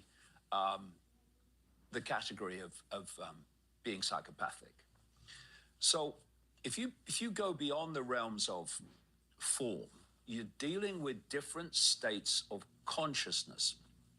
And one of the names given to this force is archons or archontic, which comes from the Gnostic belief system, particularly those out of Egypt who left the Nag Hammadi texts that were found in Egypt in 1945 in an earthen jar. And these were, it seems, hidden around 400 AD, which would kind of sync with the destruction of the Great Library of Alexandria, which was basically run by Gnostic thinkers. And the rise of Constantine and the Catholic Church. Yeah, the Catholic Church destroyed anything that challenged the Catholic Church, and therefore they targeted the Great Library of Alexandria.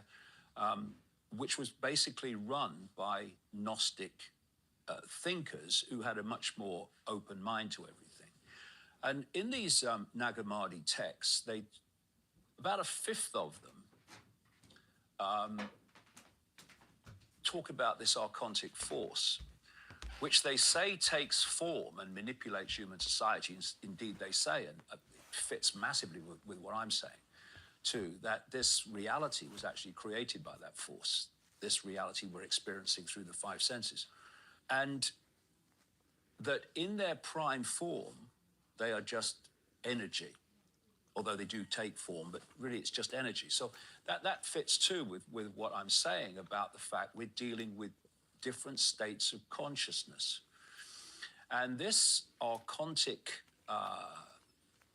awareness, if you like, is extremely psychopathic, extremely distorting, and it's impacted upon this reality to the point where its distortion is distorting the reality that we are living in. And if you don't hold your consciousness, awareness in that balanced state, and therefore not get pulled in, it will pull you in. Okay, so if you're still thinking archons means little monsters with crowns, that's not what he's describing. No. In the oldest framing, archons are rulers of a frequency band, a parasitic control intelligence. In the Gnostic texts, they don't win by strength. They win by keeping minds trapped inside the five-sense story. And that's why he keeps pointing to the Nag Hammadi material. Egypt, buried texts, the whole hidden knowledge angle. Because in those writings, the archons aren't just villains. They're like a system. The hypostasis of the archons and the apocryphon of John describe them as counterfeit authorities, imitators. They mimic divinity, manufacture confusion, and then feed on the emotional output. That's why the psychopathic comparison lands. No empathy, no weakness, only domination by default. This is where these bloodlines come in. These particular family bloodlines that go way back to the ancient world and incessantly interbreed with each other to, well, people say, about royalty and about the aristocracy, or it's the blue bloods, they call them, or they interbreed to keep the genes up. And it's all, well, no, they interbreed with each other to keep a certain information frequency field through their generations, which if it was interbred and interspersed with the general population, then that particular archontic, I would call it, information field, bloodline, would be quickly diluted. So these bloodlines have been specifically created to process information in a way that does not have empathy and all those traits of the hair test of a psychopath.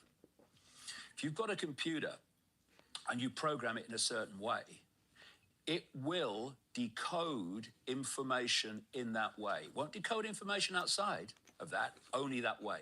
Now, if we're going to get streetwise to the force that's manipulating human society, we've got to get streetwise to the fact it doesn't have the limitations, particularly emotional limitations, that we have.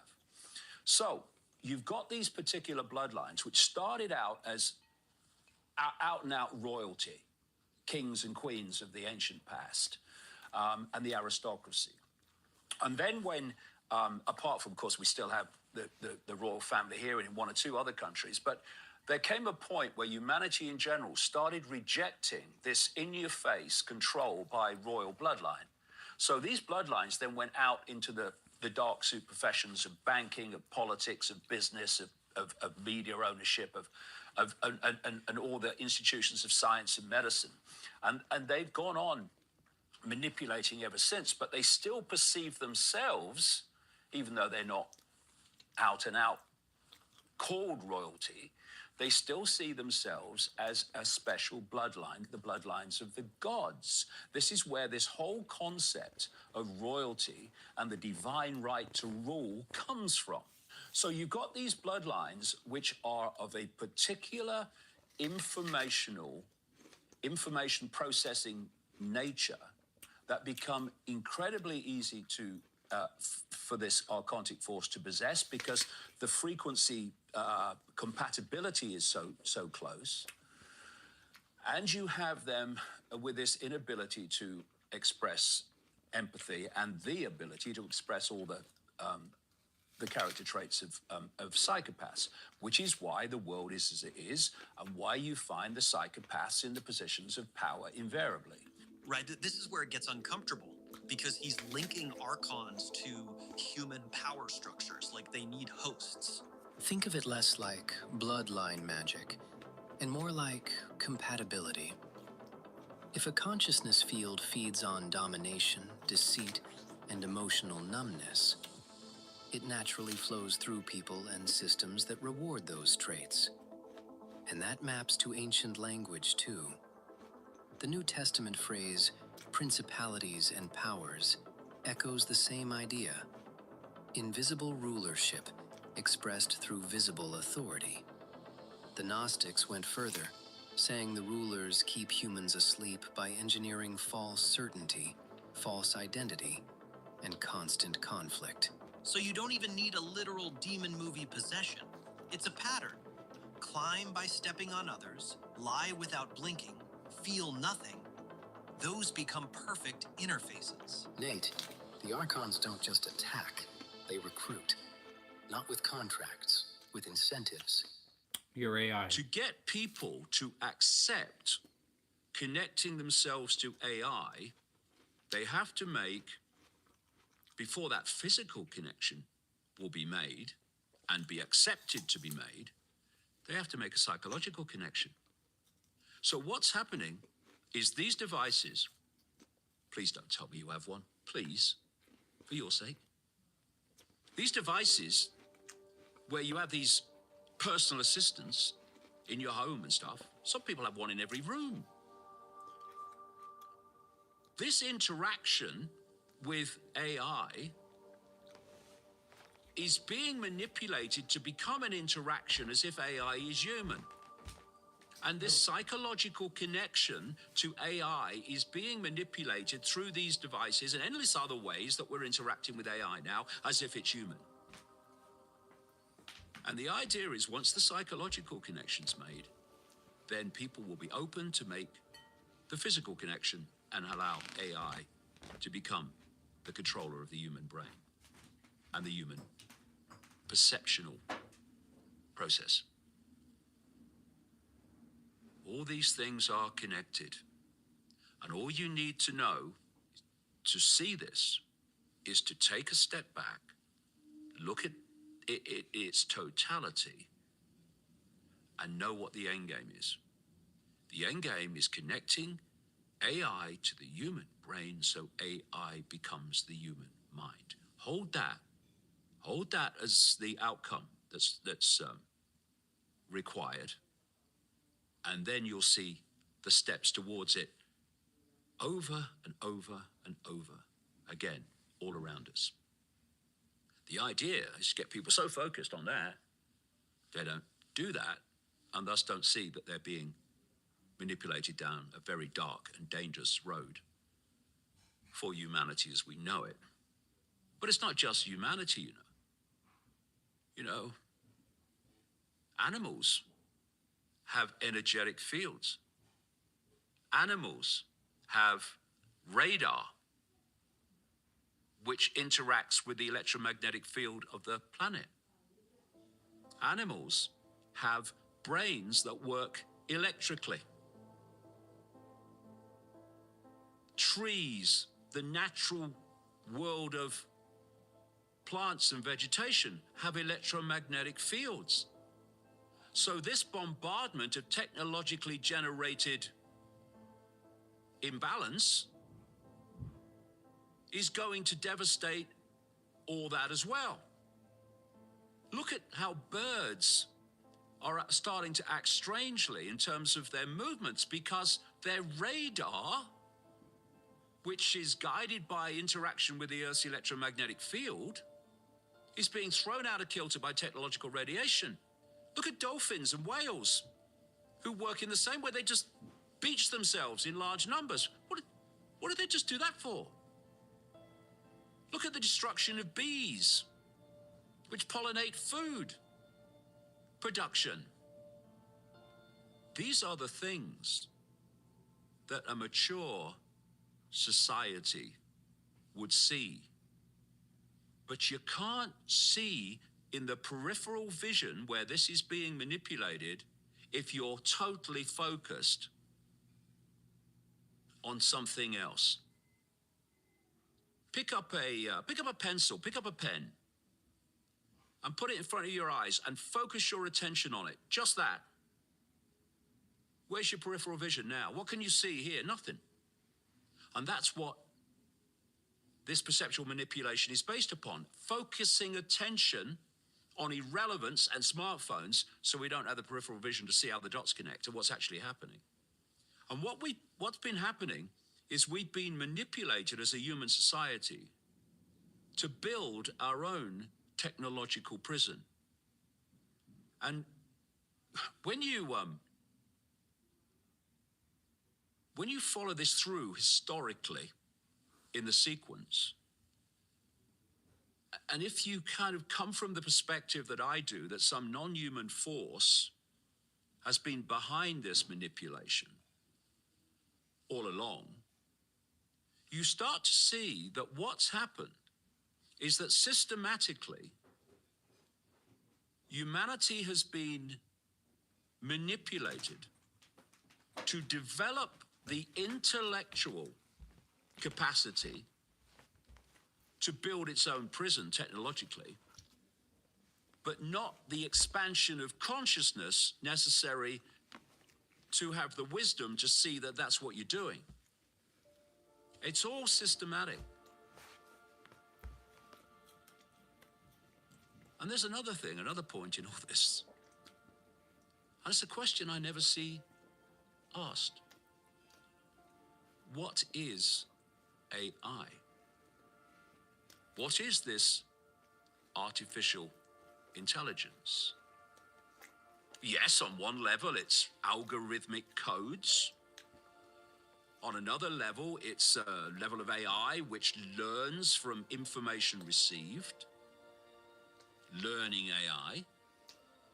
And by the way, you know all this information that's now trawled from everyone, that's trawled from human society and human activity and discourse on a phenomenal level through Silicon Valley into the intelligence and military networks. All that information is not just surveillance. That information is being fed into AI, learning AI.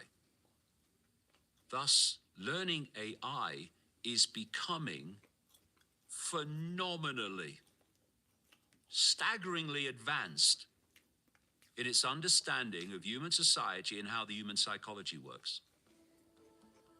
Do you think AI, having that knowledge and that understanding, is good for humanity and human freedom?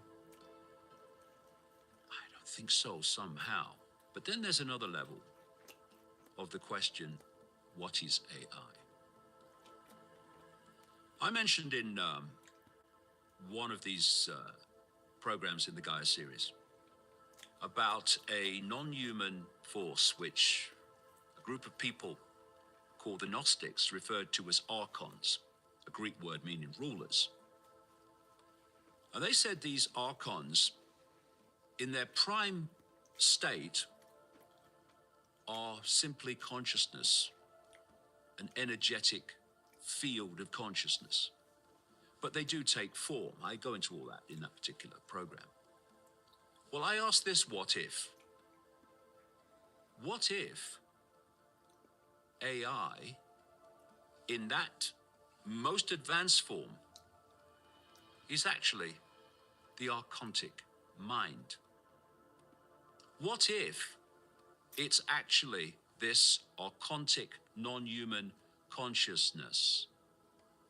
And what if the connection technologically of AI to the human brain is to assimilate the human brain and the human mind into the archontic mind?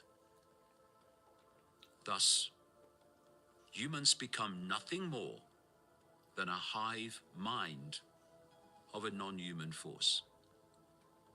I say what if in a rhetorical way, because after my 30 years of research so far, I ain't even nearly done yet.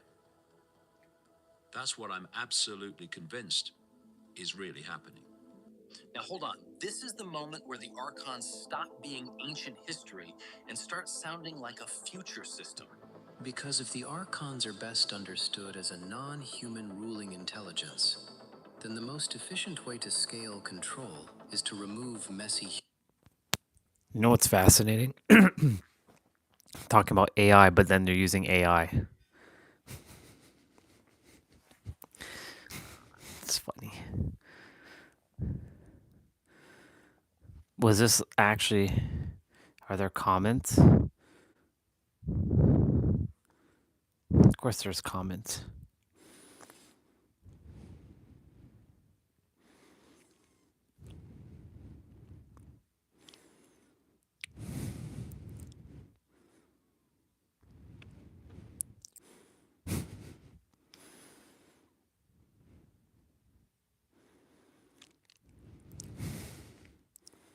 These guys are so convinced.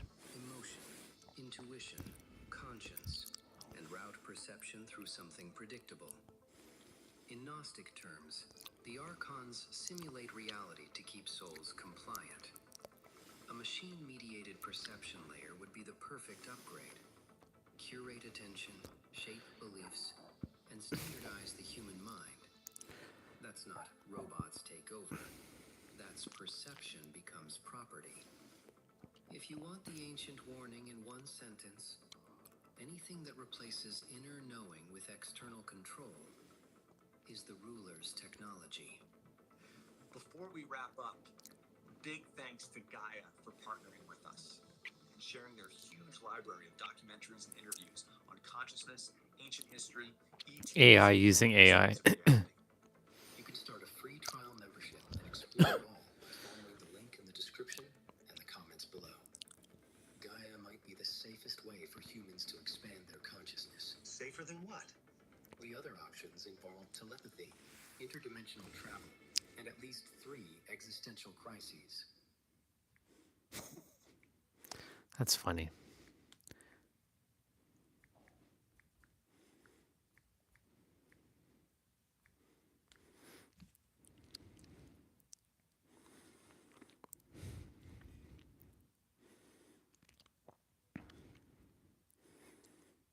That's funny.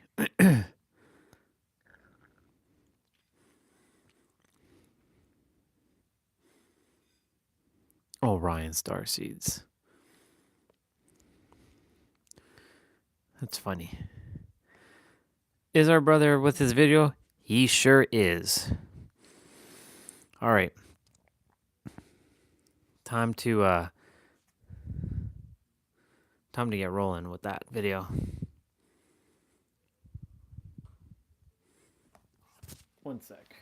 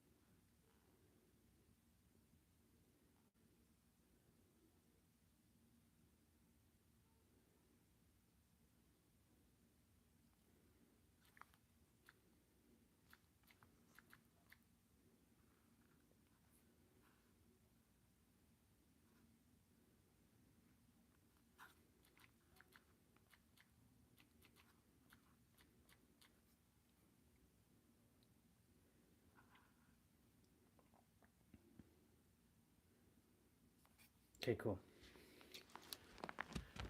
So this is an hour and 25%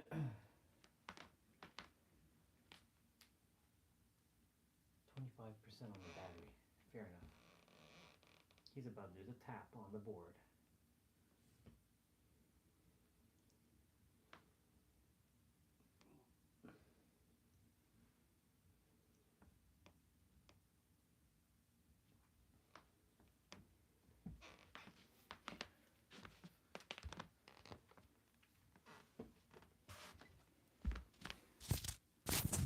All right, y'all. Lock in.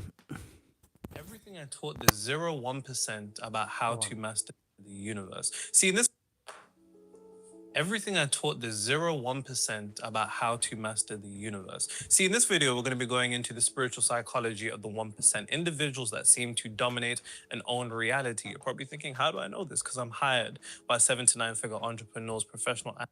Pause for a moment.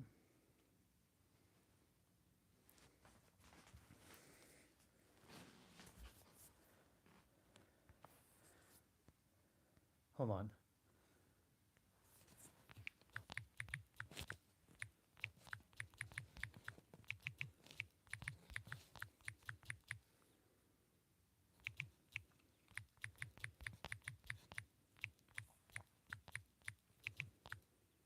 We get to reveal what already exists. And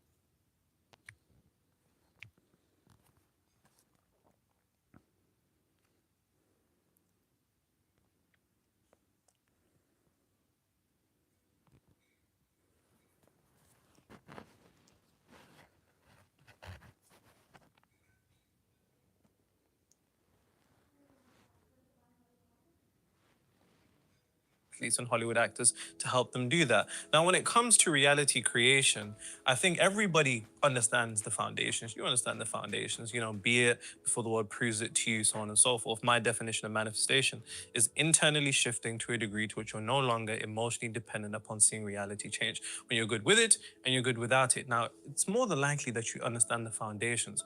But what a lot of people, one thing that I've noticed is that nobody really has a problem with manifestation. Your problem is with the unconscious aspects of your mind that begin to distort your self-concept, your self-image, your mental attitude, and your state of consciousness, which is going to be the things that I'm going to be reiterating, because what I'm about to give you are real-life insights over the past couple of weeks about the things that I have helped my clients do and see in order for them to materialize what it is that they want. Now, that is typically in the context of business, but we can extrapolate this to whether you want to materialize a promotion in your career, manifest a job, relationships, or just more money.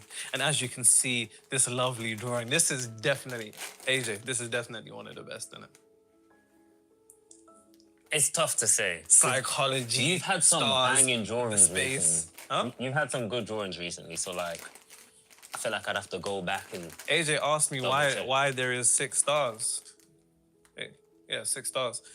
Art is open for interpretation, man. So, you know, whatever you see, huh? You might as well start covering one. Oh, with the Illuminati allegations. You know, the Illuminati aren't good as they used to be, man. They don't make music like that anymore. But let's get into it, guys. Now, like I said, this is going to be beyond the kind of typical manifestation knowledge that you see. This is going to be things that allow you to navigate reality, because one thing that I've noticed is that nobody actually has a knowledge problem in manifestation. You've heard it all, especially if you're somebody who frequents this channel regularly. You've heard it all. The issue is your inability to navigate reality in a manner that allows for you to maintain your frequency. And that's a real bar, write that down. Like I said, your issue isn't necessarily with manifestation. Your issue is your ability to maintain and sustain the frequency or the identity that is in resonance with what it is that you want to materialize. Because as you know, the entire game of reality creation is simply being it before the world proves it to you. If you want more money, you need to be rich before the world proves it to you. If you want that promotion. You need to be moving in an identity or a frequency before the world proves it to you, independent to reality, because reality is nothing more than an illusion that reflects your state of consciousness, frequency, self-concept. And most of the time, we are taught to wait for the world to show us what we want to see instead of showing it to ourselves internally first and then understanding that the world is simply going to reflect that. If you're waiting, then reality is going to wait and then it never materializes. And I see this time and time and time again. So it's of the highest importance that you have the ability to maintain frequency. I don't think there's a skill more important than your ability to maintain frequency, which, like I said, it's your ability to navigate life through the highs and the lows, the adversity, and the natural whirlwind of life. I think if there's anything, nobody really needs to read more, right?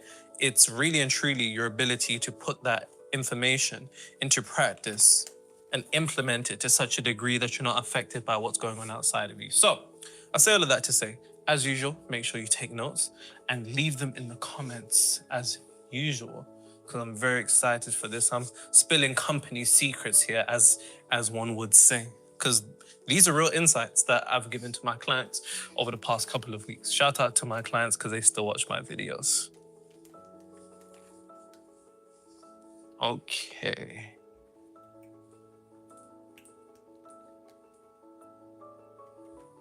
Now, it's also important for you to understand that, mastery of the universe is truly a mastering of self.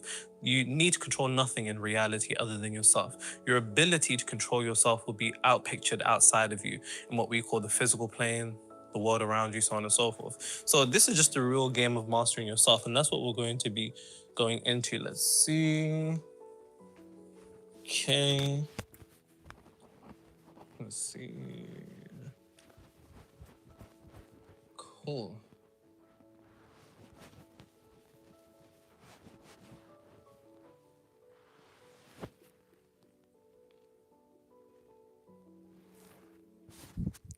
Have to clean it up.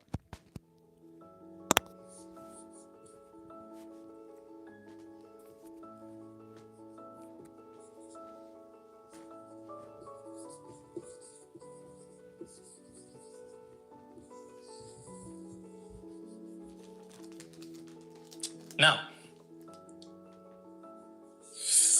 pick a meaning that serves you.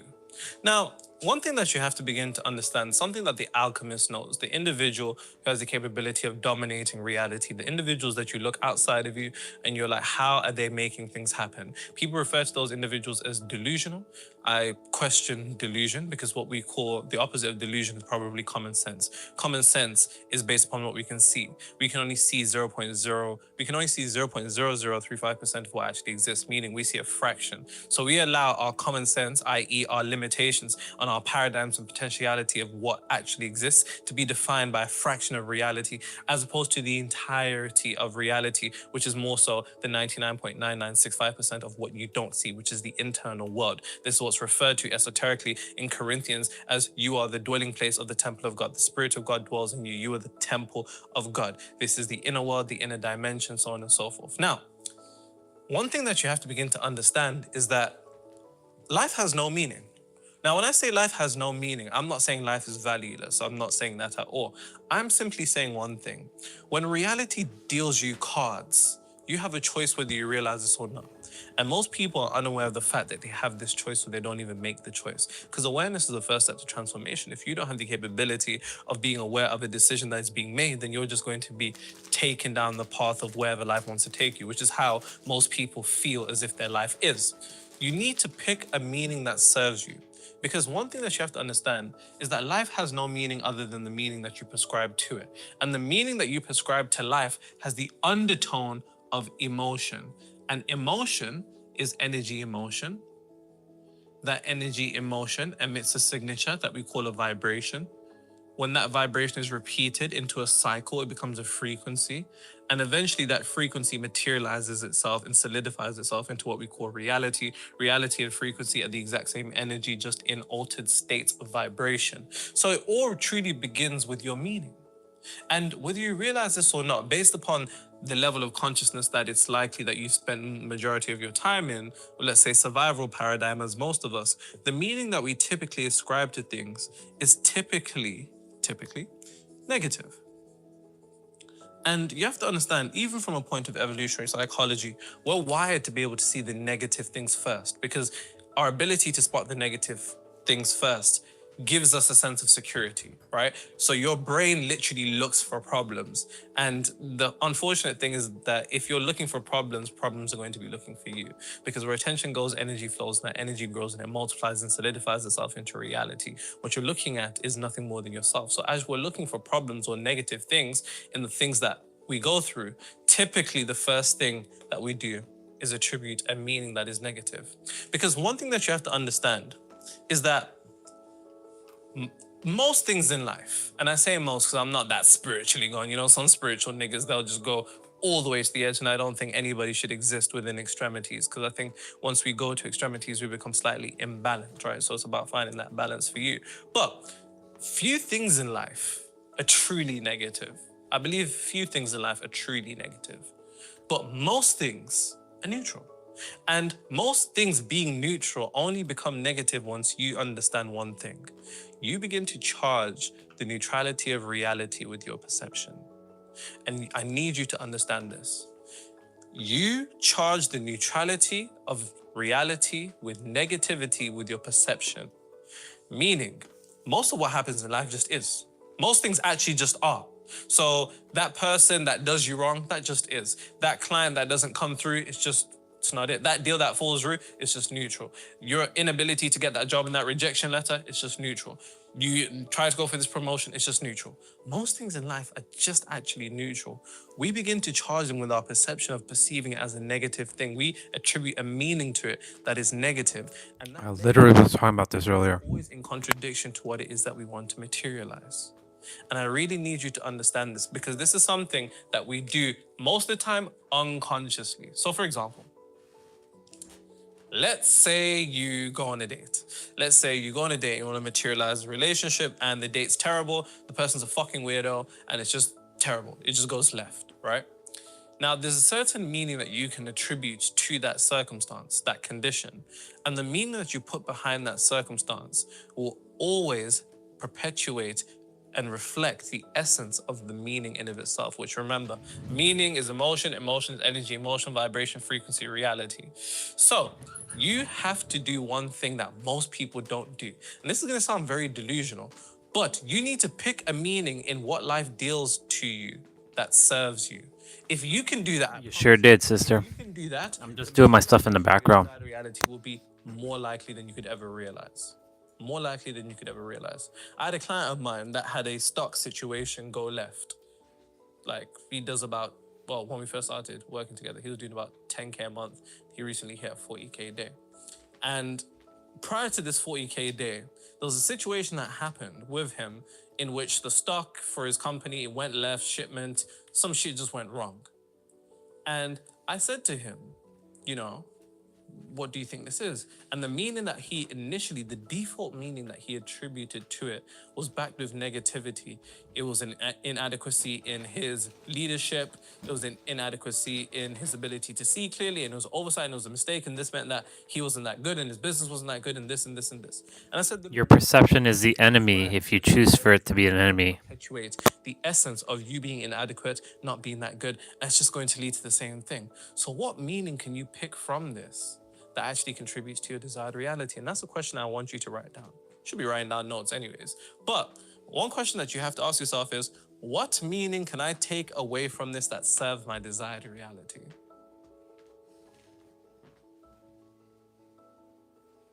And the question that, I guess the answer to his question, he sat there for about 10 minutes. We were just sitting there in silence. And bear in mind, this is on Zoom. You know what I mean? I'm just looking at him like this.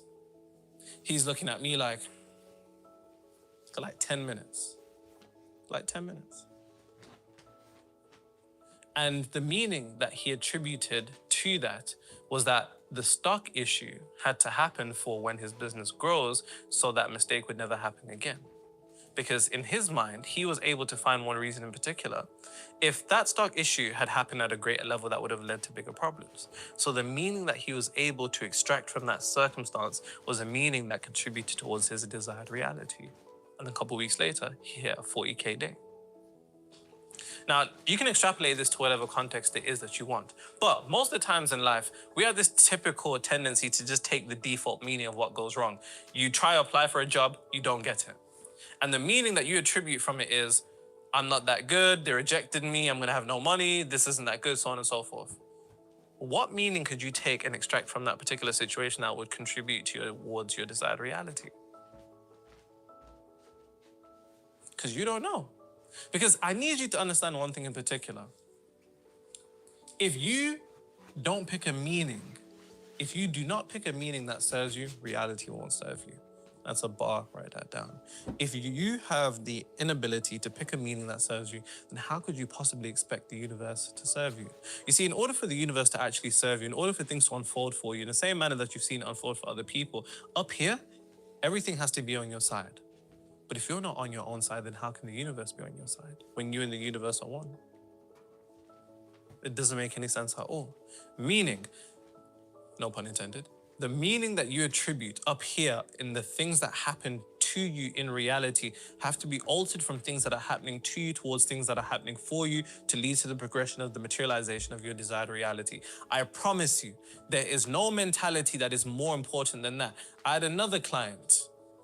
I think his team didn't get enough stock and now they're sold out. And now, they don't have stock for X amount of time.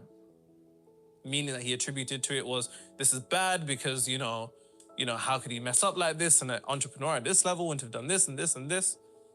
Alteration of the meaning that he was able to extract from that. Once again, similar to the previous client. This is something that had to happen for this level to prepare him for his next step. And it's going to require effort because, like I said, the first default meaning that we typically get from life is always negative. But when you look outside of you, I really can't stress this enough.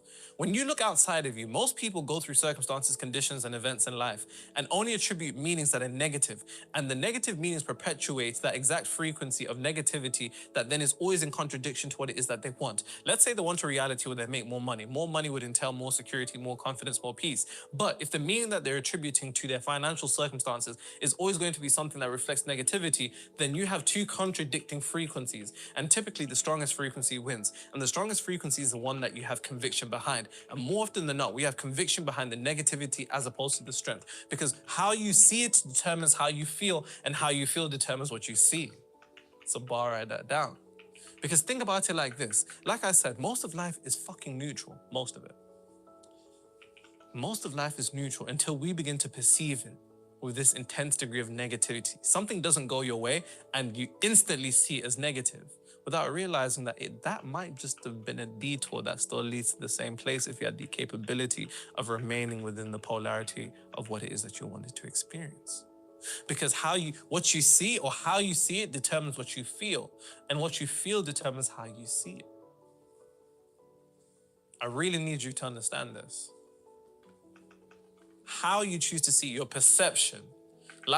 Most of life is neutral. You can perceive things in a manner that contributes towards your desired reality. How can I perceive this in a way that contributes to my desired reality? If you can ask yourself that question, it will take a bit of effort. But see, the effort that it takes is where most people drop off. Most people, they don't even ask themselves that question. And because they never ask themselves that question, they have no ability to transmute reality. See, everybody wants to live life by design, but nobody's willing to do the designing. Everybody just wants to operate by default. And the default, based upon our evolutionary wiring, is to look for the negativity. We have a negative bias towards things, which means your wiring actually wants to look for the negative things first. And if your wiring wants to look for the negative things first, your concentration is a centralization of energy, predicated upon you looking for the negative things and the things that happen to you that are most neutral. You take a neutral circumstance, charge it with negativity, and then you're surprised why you exist within a particular paradigm of a circumstance that you don't want. How you see it determines what you feel. Because if you can see it in a manner that it serves you, how can this serve me? If you can see it in a manner that serves you, then the feeling that you're going to get is support and confidence.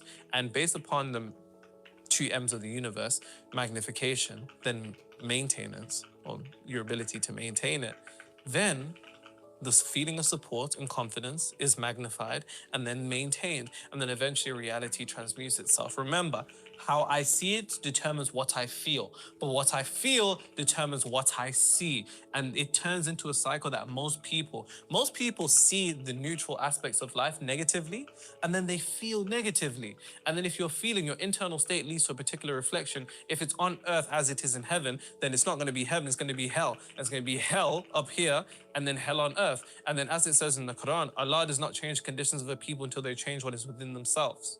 As within, as without in the Hermetic tradition. If within, based upon how you're seeing it, you're feeling negativity, hopelessness, despair. What's some other words? Hopelessness, despair, apathy. Based upon how you feel internally, that's going to lead to an external. And most people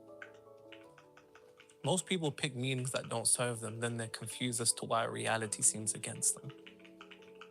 If you're not even serving yourself internally, how the fuck could you ever expect reality to serve you? And like I said, this is going to require a lot of effort because there's so many things that happen in life. Life deals out so many cards to us, to which we get dealt a card that is more than likely neutral, and then we negatively charge it instantly without thinking, how can this serve me? How can this contribute towards it? Right? You go on a date, it don't work, and then you go like, man, this dating scene's done. The streets is terrible.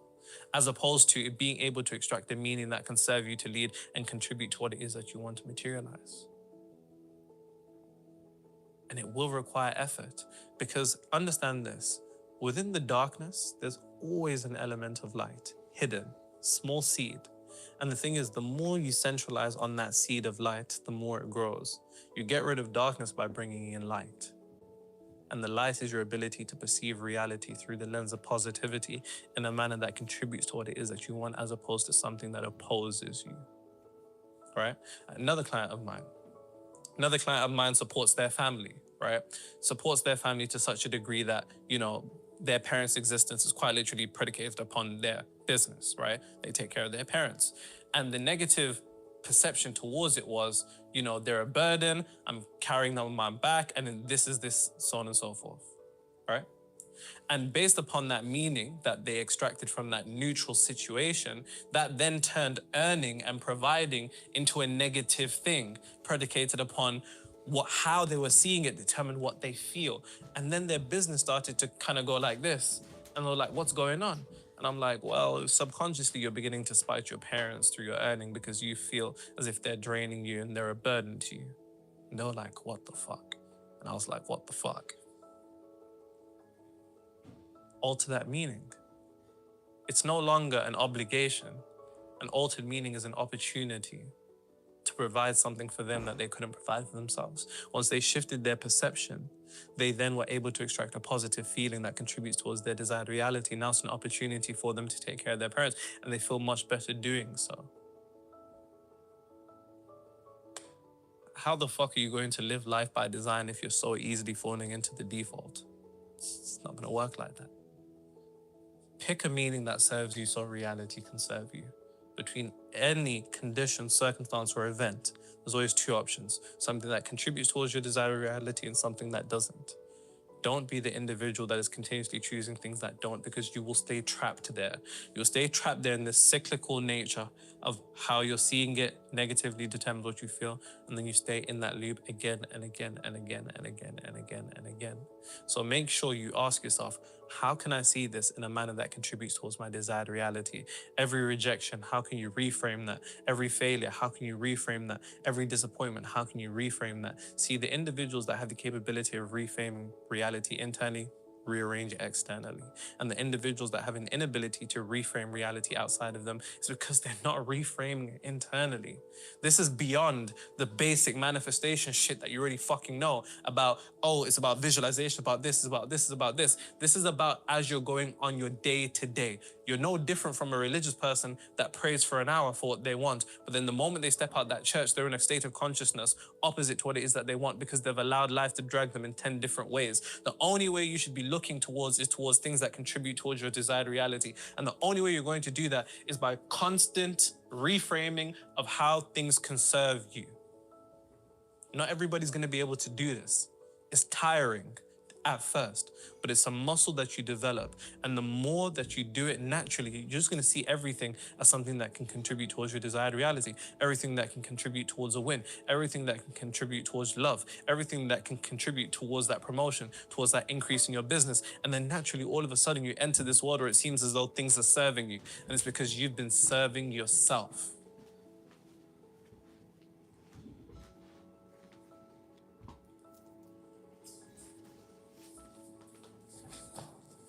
Oops. Come off all in glass.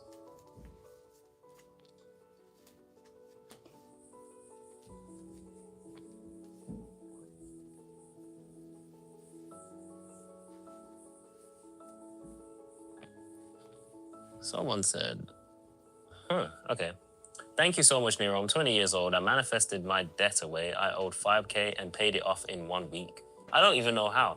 I manifested a job opportunity with high pay and a better relationship with my mother. That's so nice. That's lovely. And I manifested moving and living in the US.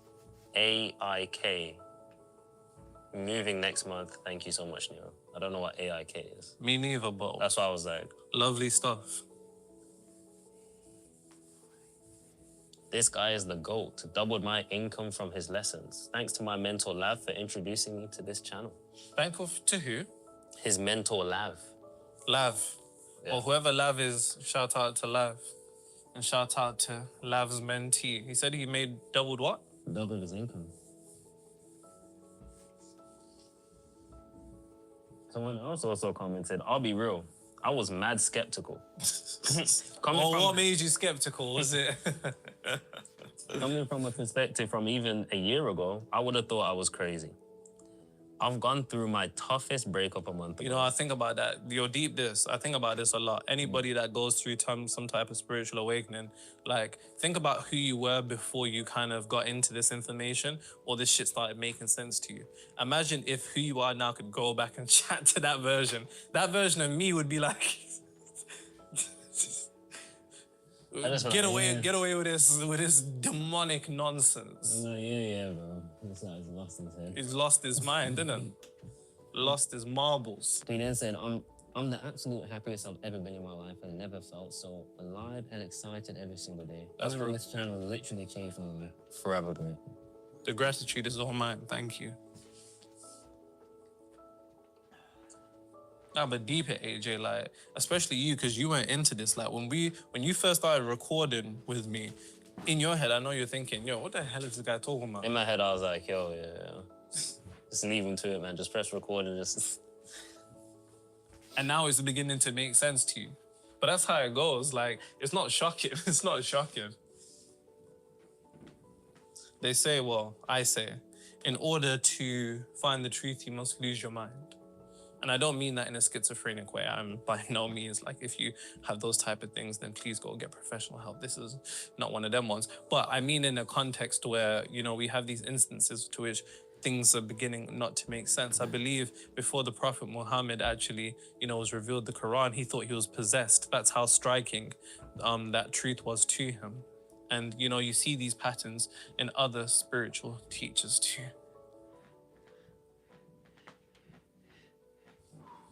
Peace be upon the Prophet.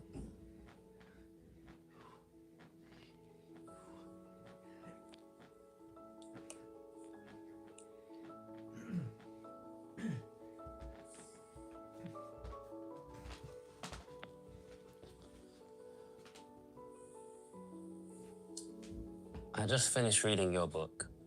It's the best I've ever read. Life's changing so fast. Life's changing so fast. To be better. Sorry guys, AJ still can't read. It literally is not even making sense. I'm concentrating myself on feeling loved, being chased by top girls, and being more socially appreciated. I can feel this is going left. And yesterday went to a party and girls reached me. I kissed girl 1, and then girl 2, and then girl 1, and then again girl 1, and then again girl 2, lol. Then a motherfucker out of nothing gifted me the most expensive bottle of the party, a Blue Label JW. What's that? Yeah, I know what Blue Label is. Don't know what a Blue Label JW is. The one I've been wanting to drink for days. You sound like you got a problem. You wanted to drink it for days. Yeah, crazy. For days. You might have a problem there, mate. Then I woke up at home. I fainted in the middle of the party. No broken arm. Didn't hit my head. Didn't lose my phone or get You robbed. drank that shit. Like, Yeah, he drank said that he's shit. been thinking about it for For days. days. He's got that. You know. Guzzled it down. And when my brother lifted me up to the ambulance, a third girl appeared and started taking care of me. Got to the hospital and woke up at home as if nothing had happened. I was amazing. I was amazed how everything went well. Also in bad your moments. definition of things going good. Also in bad moments, like when I fainted, literally one of the top parties of my entire life. Thanks for all the help. You know what? That's it. I believe him. Outsmarting reality. Amazon bestseller, especially if you want to wake up drunk in a drunken stupor and not know what happened, go to hospital and be kissed by multiple women. I believe him because I can tell English ain't the first language. Yeah, he put effort into that. Yeah, email. I believe him. I believe him. Outsmarting reality. Amazon bestseller for 6 months straight. Link in the description. Now, for anybody that's new, we do not. I don't know how he got Bro said that from this. I was wanting this drink for days. That's too funny. Bro, he said he wanted the drink for days to such a degree that when the brother got it, he said that he fainted. Bro said he woke up. Bro said he wanted it for days and then he just woke up. Bro, what? Oh. You know. That's wild. This life, AJ. That's wild. Sometimes I think to myself, maybe we're putting power in the wrong hands.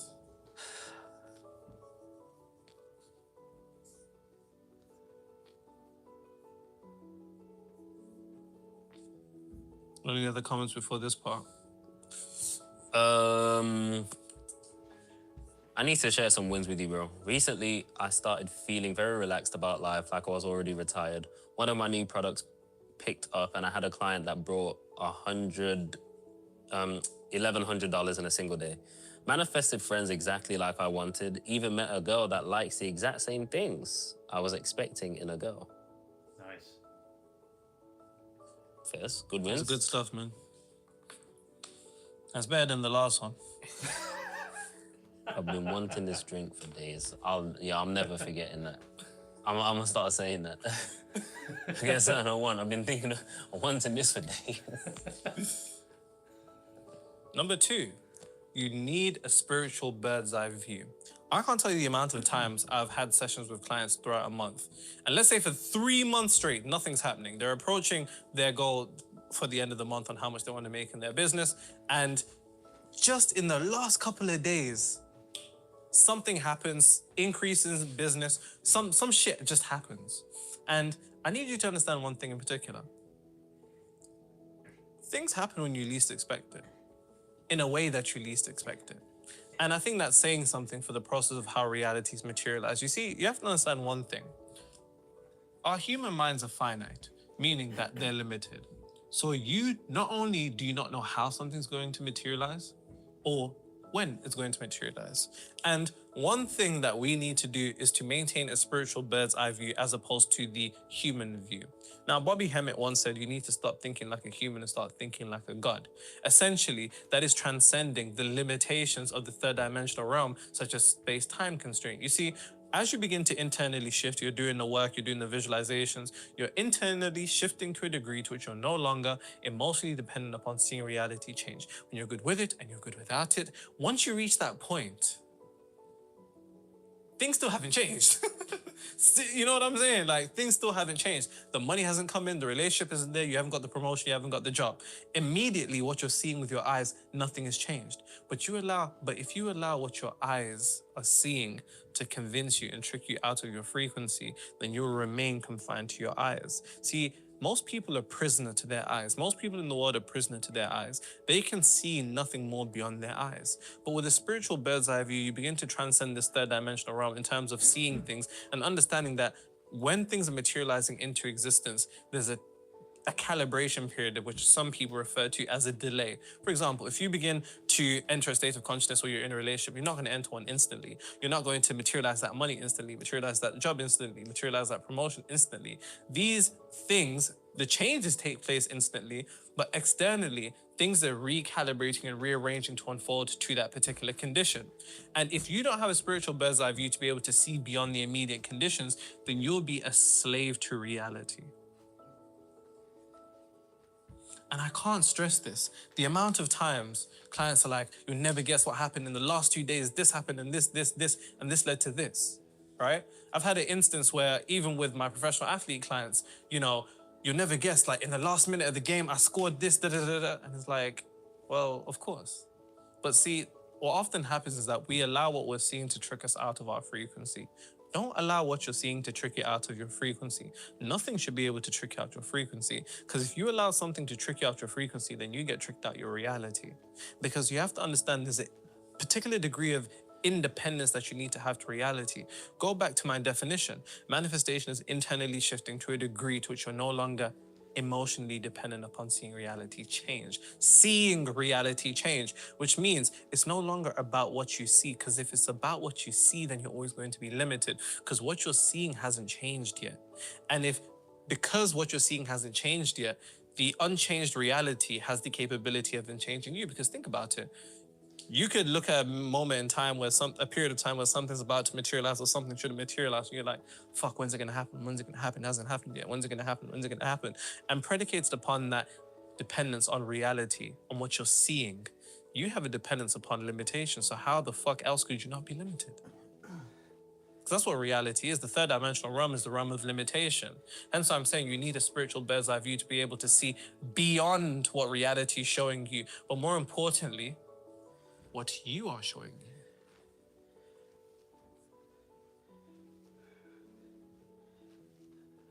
Who can convince you more of what exists, you or reality? That'll be the individual that dominates. And that's a bar, write that down. I'll ask you again. Who can convince you more of what truly exists? Yourself or reality?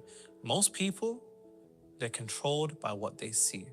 And because they're controlled by what they see, they end up trapping themselves, because what they see is a reflection of their frequency, aspects of their frequency. So your frequency is reflected into what you see that and solidify that as the truth. And then you remain in this cycle where you never, ever, ever, ever, ever, ever get to escape. But you have to be able to see beyond the immediate conditions. And what I call this, most people have prescribed an unnecessary authority towards reality as opposed to themselves. And because they prescribed authority to reality as opposed to themselves, guess who has authority in their reality? You allow reality to convince you of some other shit because you haven't convinced yourself enough. And I need you to understand one thing. This is especially if you've been in the right frequency. Let me change pen. Especially if you've been in the right frequency, understand one thing. Part of having a spiritual bird's eye view is coming to one understanding, and that is this. When you're in the right frequency, nothing can go wrong, and that's a bar, write that down. Now, I have instances where I will remove client subconscious blocks, are also their frequency, so they're now in resonance with what they want to materialize. If that's more money, if that's scoring a goal, a certain achievement, so on and so forth. You can extrapolate this to whatever it is that you want. Let's say you've done the work. Let's say you've internally shifted and now you're in that relationship. Let's say you've got that job. Let's say you've got that promotion. Let's say you've got that position internally and you've been maintaining it and you're doing the work and everything's great. Then shit starts to go wrong. Or it's not necessarily that it's going wrong, it's just going in a manner that you didn't expect. Because see, this is the issue over here, your finite mind. Because we don't know how reality is going to unfold towards our desired reality. For example, you can say that you want to make a certain amount in your business, and then you get on deals, calls to close clients, and it doesn't go right, it doesn't go right, it doesn't go right, it doesn't go right. And then you start to think, fuck, something's not going right. You allow reality to convince you that what's going on inside of you is inadequate, so then it becomes inadequate. As opposed to come to the realization of, right, maybe those individuals would have been problems for me and they just weren't in resonance with me. Go back to the first thing. Pick a meaning that serves you in order for reality to serve you. But when you're in the right frequency, nothing can go wrong. A situation that appears to go wrong or in a manner, really and truly, it's just the way that you didn't expect, is a situation that is part of the unfoldment of your reality. And this is the craziest part. I'll be with clients after we've been doing all this work for weeks and I'll be like, yo, some fuck shit happened. What's going on? Like, what is this? And then I'm like, hold on. This is part of your manifestation. And they're like, Nero, things are going wrong. And I'm like, no, they're just going in a manner that you didn't expect. So now you've categorized it as wrong. And predicated upon that distortion in your perception of it being wrong, the meaning you attribute to it is going to be a meaning that doesn't serve you. You need to come to the realization of a spiritual bird's eye view to understand that when you're in the right frequency, nothing can go wrong.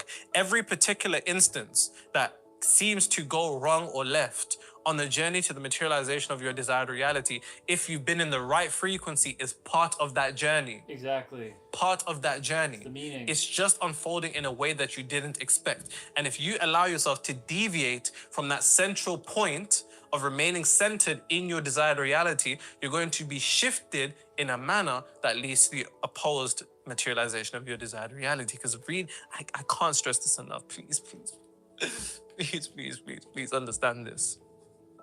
In the right frequency, nothing is going wrong. You might have a drought period in business or with your career, but you've been manifesting for a particular outcome. You might go through a drought period and you might start to take that drought period as an indication of something wrong. And because you take it as an indication of something wrong, it becomes wrong. You've been in the right frequency.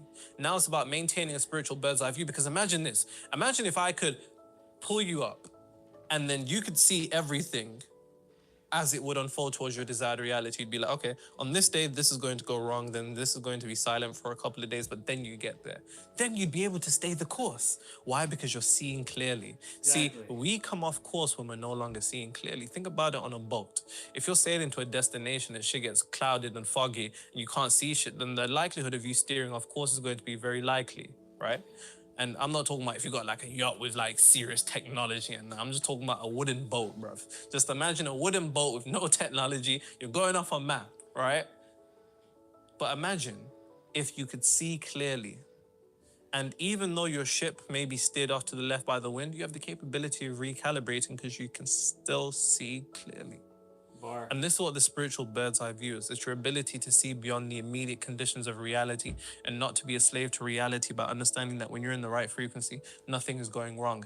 Even if things appear to go wrong, they don't go wrong until you say that they go wrong. They're still happening in unfolding, in a way that contributes towards your desired reality. So please ask yourself, if you're someone who's been seeking to manifest something and it hasn't been working, or it hasn't been unfolding in the manner that you expected, or there's been a drought period, but you know that you've been in the frequency, what if you were so close to deteriorating your frequency that you could have fucked things up until I just told you what I just told you? This is part of the unfoldment towards your desired reality.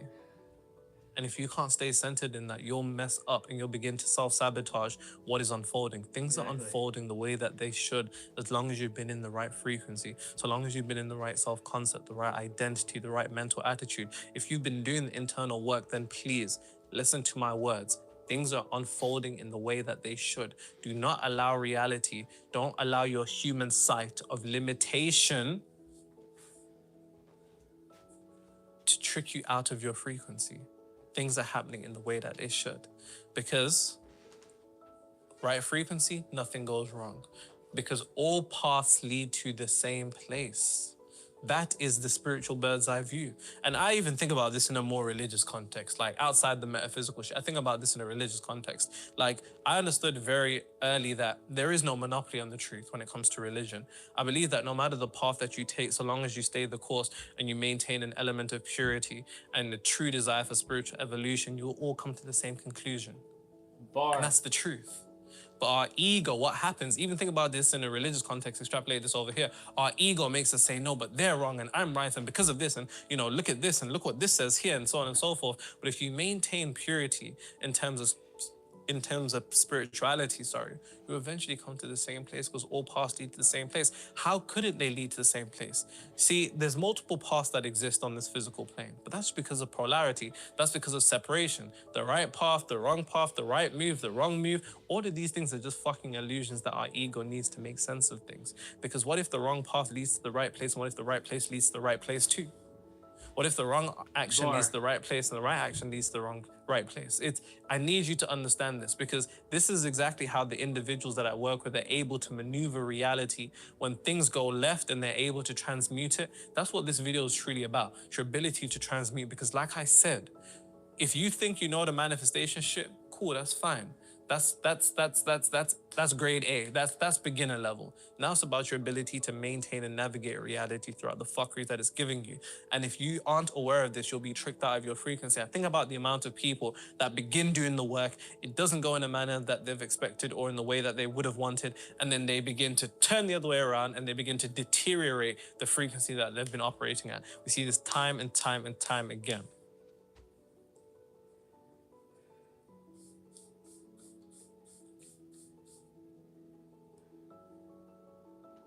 It's alright, I'm okay. I'm gonna make it anyway. Pack your bags up and leave.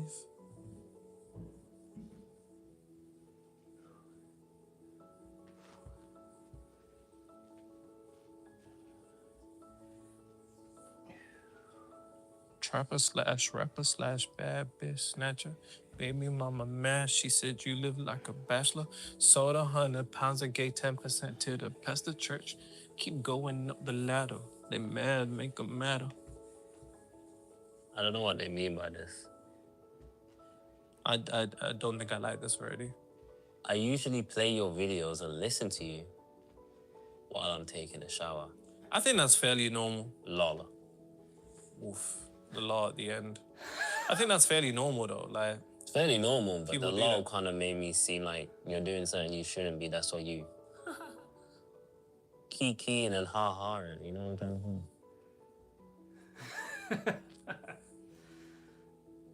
saying? The humans. All of these humans. I got a text once on IG. I'll see if I can find a screenshot because people aren't going to believe it. Somebody was like, yo, I'm at a funeral right now watching your videos. I'm like... Oof. Oh, that's rough. Like, really, bro? Like, people have been like, yo, I just left the lecture because you posted. Like, what? Like, come on, guys, man. Come on, bro. Come on, dude. Yeah, dude. That was his American accent. He's getting better at it. He's getting better.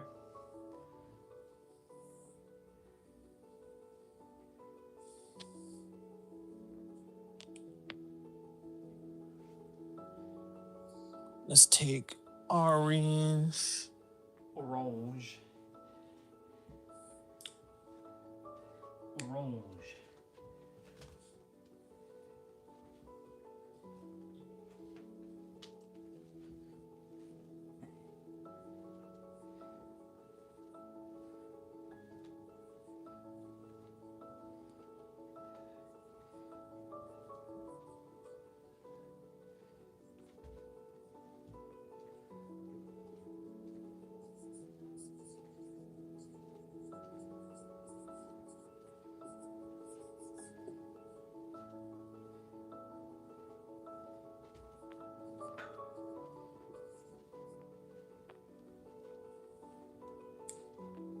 Let my love adore you.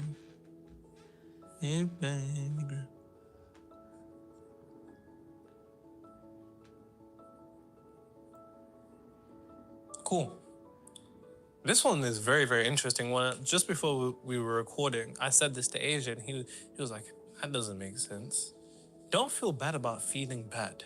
Yep. Now, The reason why I have to mention this is because typically what happens to spiritual people at a certain level of awareness, when you become privy and understanding to how the mind works, how frequency works, how the universe works, how identity and consciousness and all of that stuff begins to, materialize itself into your reality, there's this hypervigilance that you acquire all of a sudden, where now you're like, I don't want to be sad because that's going to mess up my frequency. I don't want to think negative because that's going to mess up my frequency. Then you think negative, and then you're thinking negative about your negative thinking. Then you feel bad. Then you feel bad about your bad feeling. And then you Paradox. kind of trap yourself in this ×2 prison of feeling bad and negative thoughts. And one thing that I have to make very clear is that you cannot feel bad about feeling bad because you will avoid good. What do you mean by that, dude? What do you mean avoiding the bad feelings? Paradox. I want them to foster, and I don't want them to materialize into a bad condition of reality. Well. And this is so funny because especially clients, when they start working with me, right? Because for them, like, they've paid. So now in their heads, they have to feel great all the time. And if they don't feel great all the time, it's an indication of something wrong. And this is something that we all think. But I need you to understand one thing. And that is, you cannot avoid feeling bad, because you avoiding feeling bad will lead to you avoiding good. Now, like I said, when you feel bad about feeling bad, when you feel guilty, or when feeling bad feels wrong to you, you will seek to avoid those feelings of negativity, those bad feelings. Life may be kicking your ass and you may be down, just feeling terrible. You may be apathetic, you might be angry, you might be irritated, you might be frustrated, you might just feel tense, you might feel pressure. And it's your avoidance of those emotions that does one thing in particular. See, when you feel guilty about those things predicated upon your level of spiritual awareness, you then lead to avoid those emotions. When you avoid those emotions, you do one thing. They're removed from the main stage, but they go BTS, behind the scenes. And ironically, is it not the behind the scenes that lead to the main stage? And really think about that. Because the truth of the matter is, when you feel bad about feeling bad, you'll avoid those feelings of feeling bad, which then sends them out immediately from in front of you, but they send them to the back of you, which then creates the front of you, which makes no sense. Because it's the behind the scenes that lead to the main stage production, right? And that can be extrapolated to the nature of reality. You see, when you avoid those bad feelings, and most of us do this because we don't want to confront them, because we feel like we'll be consumed by them. But you need to be consumed by them, because that's the only way that they're going to dissolve. And that's a bar and that down. But see, it's your avoidance of those emotions consuming you that's actually leading to them consuming you. That's a bar. Because Paradox. see, what they're doing is behind the scenes deteriorating your life and distorting your frequency without you even realizing. And as you're moving forward, you're then being pulled into many different directions because you don't even realize that you've got these emotions that are somewhat suppressed. But they're not suppressed. They're just not in front of you anymore. But they're in your subconscious mind. And the reason why I say is because this will lead to you avoiding the good is because, one, you have to understand one thing in particular. So long as you're consumed by these feelings of feeling bad, those emotions in particular, emotions themselves, especially intense emotions, they enter the subconscious mind. Emotions are the language of the subconscious mind. It's the primary programmer, or the thing that impresses the subconscious mind, emotion. And if your emotion, or if your bad feelings are continuously just suppressed, or you avoid them and you're not trying to feel them, you're still feeling them, you just don't realize you're feeling them. You just don't realize that you're feeling them, but they're still there. They're still within. They're still being immersed into the subconscious deeper and deeper and deeper and deeper till there's no more space for any good to come into your existence. Because see, when you seek to avoid the bad, you indirectly push the good away because you create no space for it. It's your avoidance of the bad that leads to the bad taking up all the space behind the scenes. And when all the space behind the scenes is full, no good can come into your subconscious mind, so no good can come into your reality.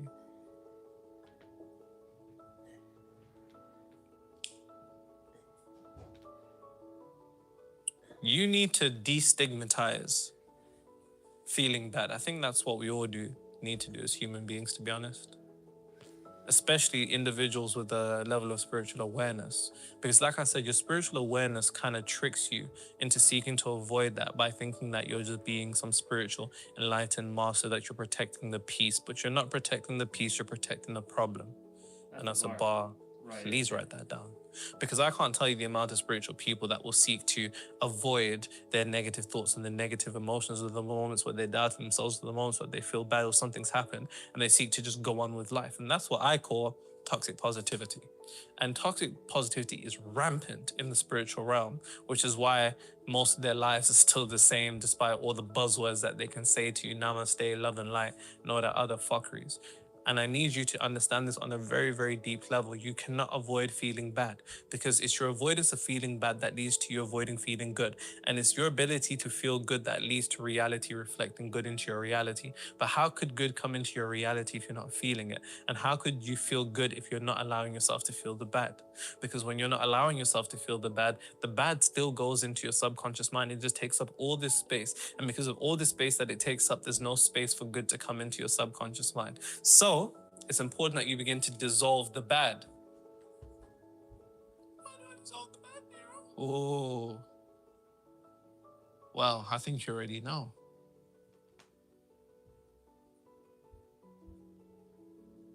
Immerse yourself into it. Yep. And see, nobody wants to do this. And whenever I say this to my clients, at first there's always like this fear that's like, whoa, let's say something goes wrong in business or something doesn't go well in a football match. Let's say something doesn't go right or in a manner that they didn't expect, or something actually goes wrong.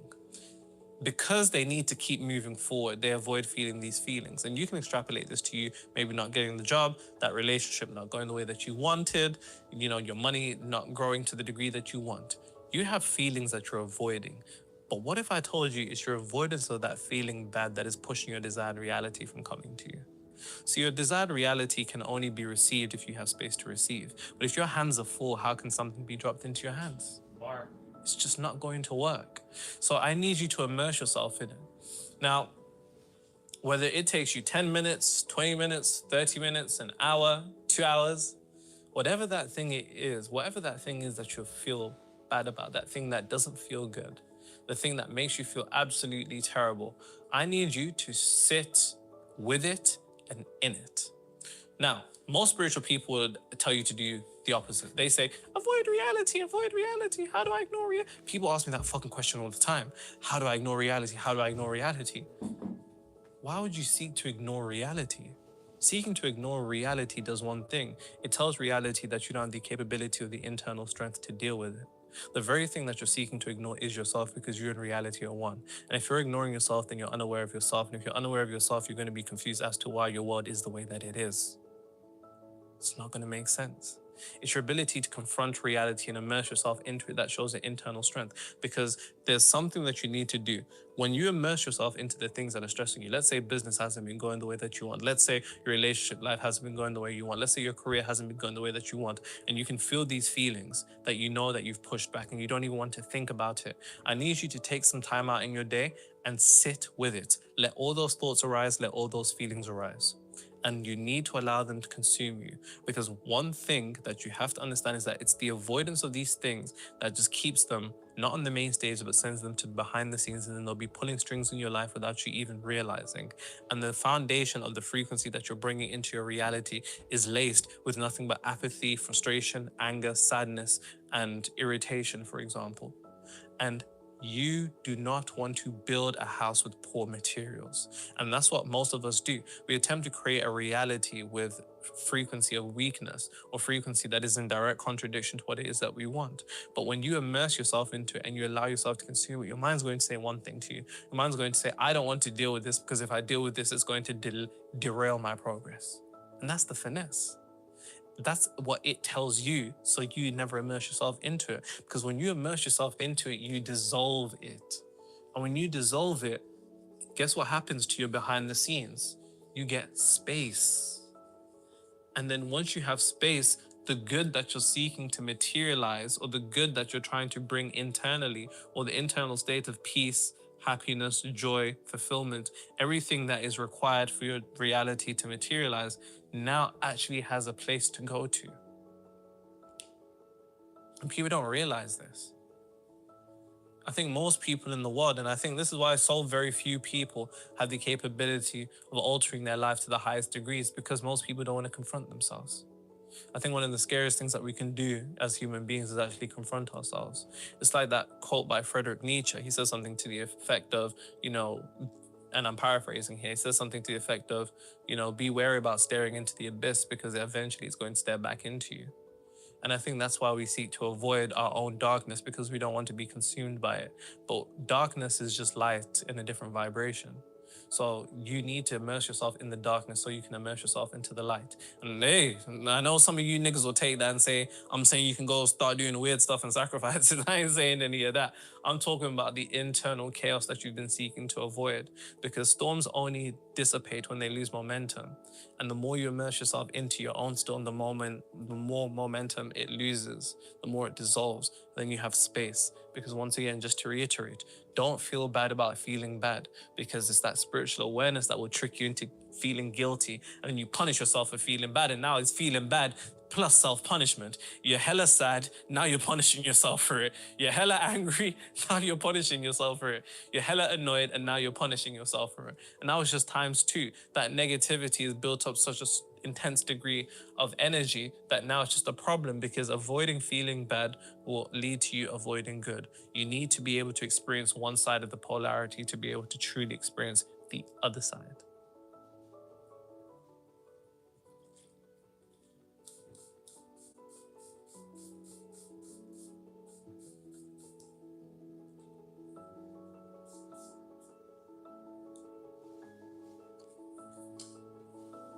Nero, just wanted to say thank you for giving out such an amazing game for free. You break things down perfectly for anyone to come and understand, even if aware of said topics. I was able to manifest a large sum of money. However, my old frequency has created a situation to hold it for a little. Seeing as I'm being paid by God, not by a company, so it's not upsetting me. Real. It wants to See, that's an individual with a spiritual bird's eye view. Literally just shit that I was just talking about before this point. That's a spiritual bird's eye view. Amazing. It wants to see if I'd react negatively. I feel this is a shift in a new direction. My clarity won't be killed. Another test I'm ready for. I will not have worldly rules and illusions stop this energy. Tell him. How perfectly timed. Nah, for real. I don't know if I've got any more comments. I mean, that might have been the last one. It's all good. Nah, I lied. I don't know if I've said this one. They timestamped 2:22, 2 minutes and 22 seconds. Okay, from previous video. No idea what video it is. Okay. Then they also said, this is why I keep coming back to these videos. You guys are honestly too funny. Your humor, jokes, and all around being good-natured positivity is what keeps me laughing, smiling, chuckling, and loving. This world can feed us some heavy information, but videos like yours help people get out of those loops. You get me? Into a better one and into a better all-around vibe. Thank you both. You're greatly appreciated. No, I'm just saying, like, imagine you're dealing with the world and what's going on in the world, and you're dealing with some, you know, gloom and doom spiritual. You know what I'm saying? Like, of course we have to laugh here.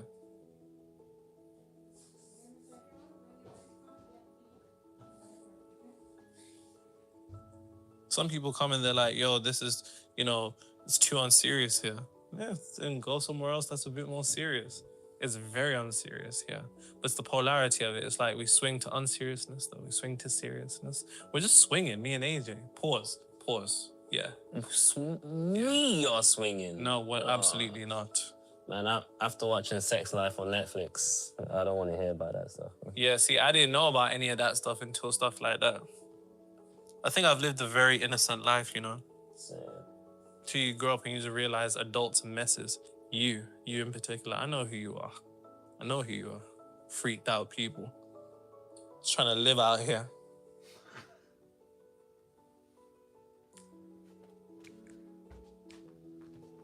Sex Life is a great show, though.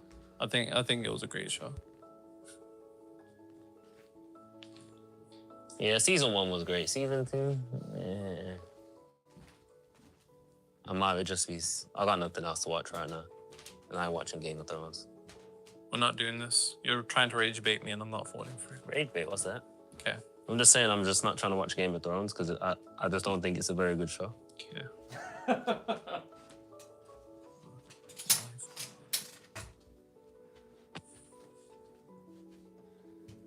Speaking of which, if you're an entrepreneur who has the right skills, the right knowledge, the right strategies and method, but your business is still stuck at the same multi-million-dollar revenue ceiling, and you know you have a mental block that is preventing you from moving forward, well, if you don't, I just told you it's a mental block. You can apply to work with me, link in the description. Now, feel good for no reason and life will give you a reason. The true thing is being the reason. Because see, most of us live life conditionally. And I really need you to think about this. Most of us live life conditionally.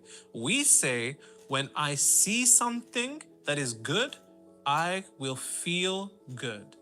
That's conditional living. And here's the unfortunate part. How many of us want unconditional abundance? How many of us want unconditional love? How many of us want unconditional peace? But we place conditions on peace, we place conditions on love, and we place conditions upon abundance. And the condition that we actually place upon those things is actually requiring to see it from something that reflects us.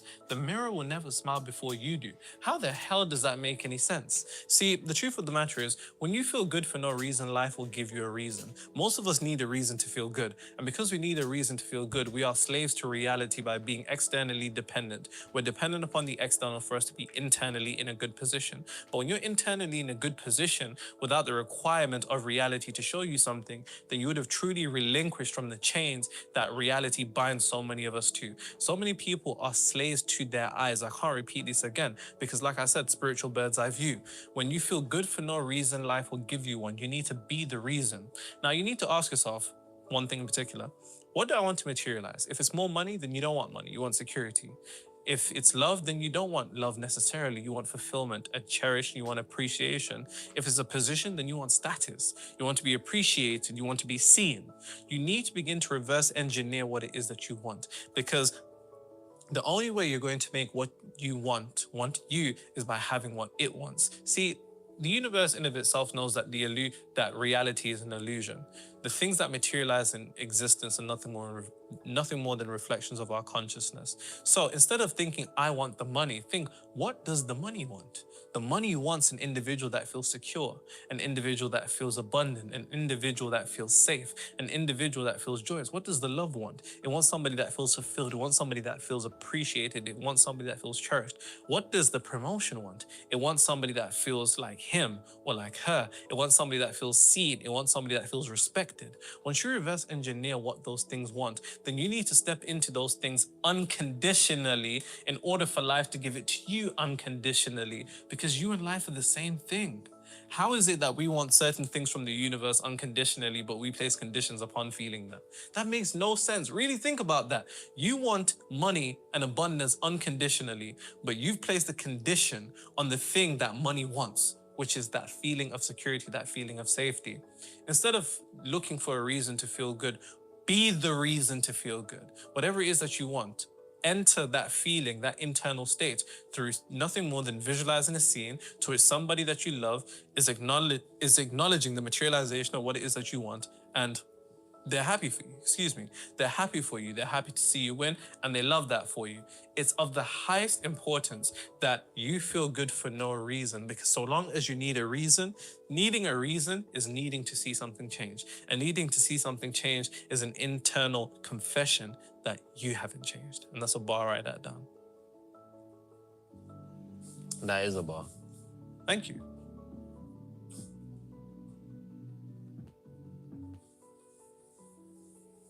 Like, believe it or not, any of my clients, multiple clients that are at the high 8 figures, a couple clients that are over the 100 mil line, and then a lot in the 7-figure range. Most of these individuals, believe it or not, feel good for no reason. And see, that's the thing. People would say, oh, it's easy for them to feel good because they have these things. That's okay if that's what you want to believe.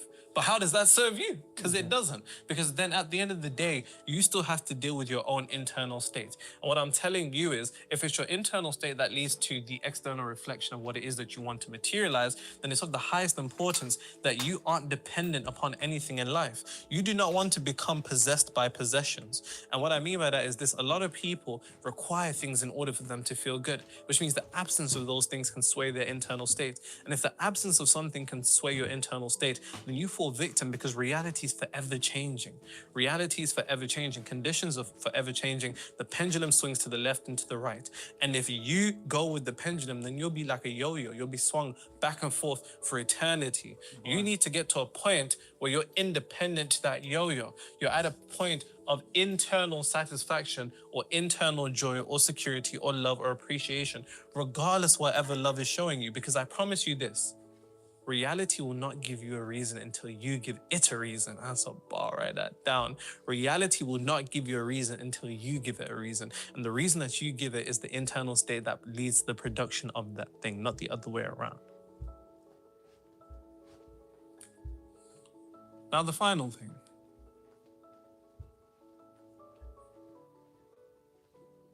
Very simple.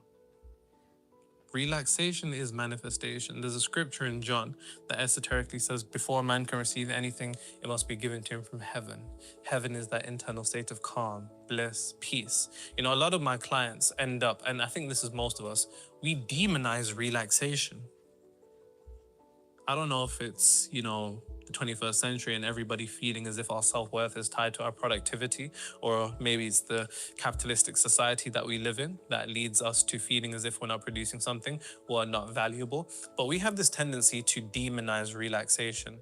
And your demonization of relaxation is actually a demonization of the alpha and theta brainwave state. You see, relaxation is synonymous with alpha and theta. Theta in particular, alpha is more so when you're asleep.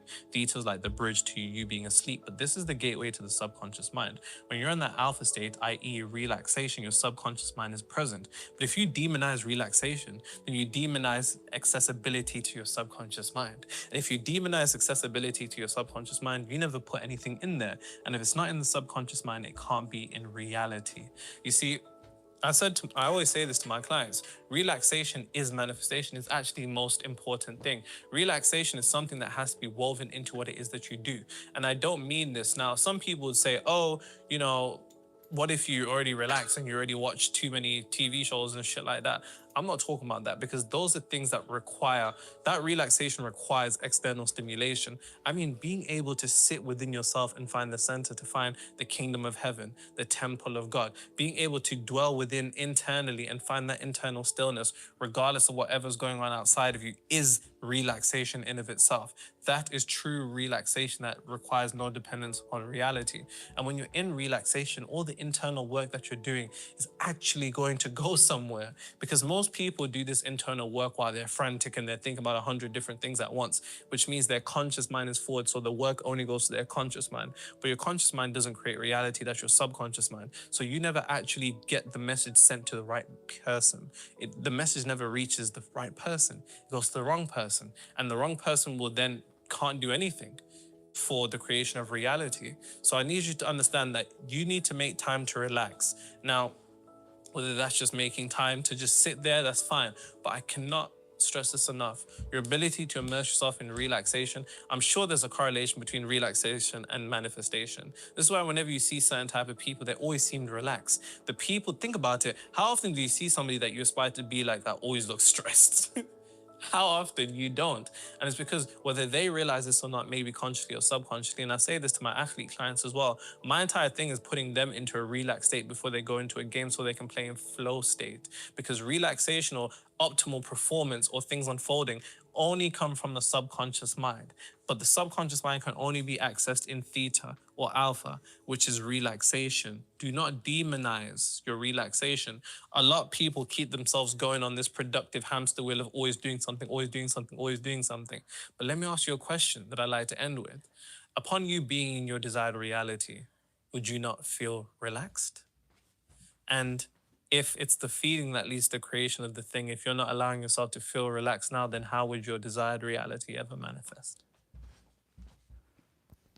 Bar. a bar. Did we watch this? What I want to try to do tonight is I did watch this one. Okay. Cool beans. Well, I hope you enjoyed that. That was good. So, I've talked about all of those things that our brother has talked about plenty of times. But yes, perception. I even left a comment in his video. I was basically saying, you know, your perceptions are what creates your enemies, your perceived enemies. If you perceive that you have enemies, then that's what you're gonna get, because that's what you adhere to.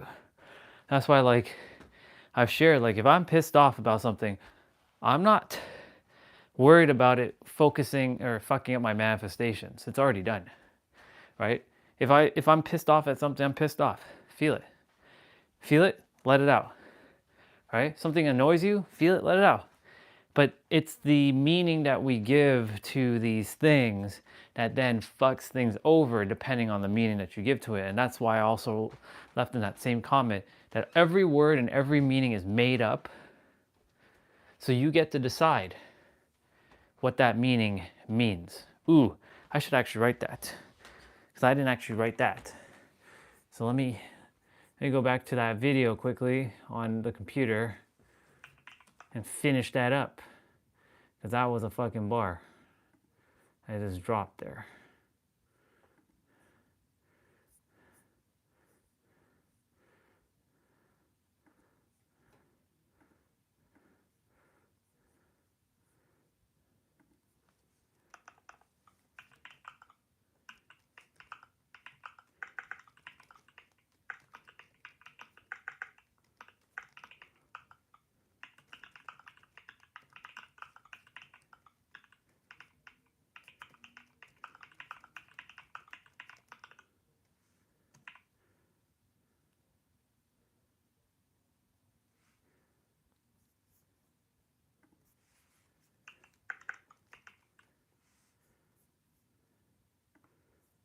Boom.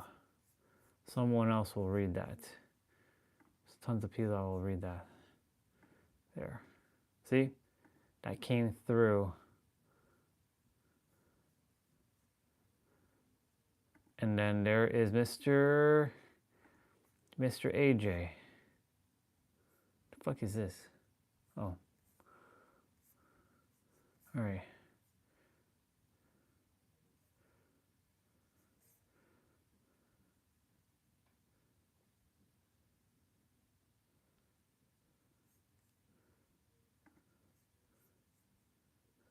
Everyone has voices in their head. Author Julian Jaynes made the case that ancient humans consider those voices to not be their own, but of that of God. What if that is still true today? Your thoughts are actually voices being spoken to you and not from you. Potential.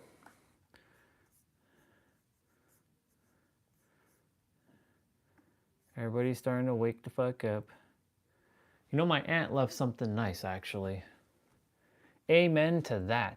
I'm not worried, but praying for all my family, because we are living now on a short and borrowed time from God. Today we are here, tomorrow we are gone, cannot return, cannot make our lives change. It is done. It's a done deal. We pave the way to the blessings, outcomes, or the opposite. Each man with normal common sense is accountable. And take care until then. Always appreciate that. It's a good comment. Good thing that my aunt wrote. It's not her normal writing. Whew. Misha, I don't know if you're still there. I know it's late. You probably are in bed sleeping. Maybe you are there, maybe you aren't. But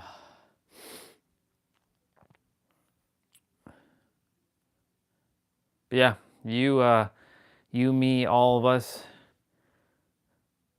feel whatever it is you need to feel. Don't label it as a negative or bad, or, you know, it's okay to feel bad, right? It's a paradox. That's the thing about the mind. It's understanding and understanding how the mind actually works. Our perceptions on feeling bad is what's creating the negative associations with feeling bad. And because we've labeled it as bad, and we think it's gonna fuck up our manifestation, we basically gaslit ourselves and not feel bad. Or same with like feeling this fear. You know, it's okay to feel fear. It's okay to have these things. But just don't make it a problem. Don't feel guilty about it, right? That's really what it comes down to. Like, for example, if you didn't do your workout at like 4 p.m., it's almost 4. It's 3:26. I'm going to start shortly. If you don't start your workout at 3:30, Orion, you're going to be bad, right? If you fell asleep on your stream, you should feel shame of yourself. You should feel guilty. You took a moment to meditate and you didn't speak with your audience. You should feel bad and guilty.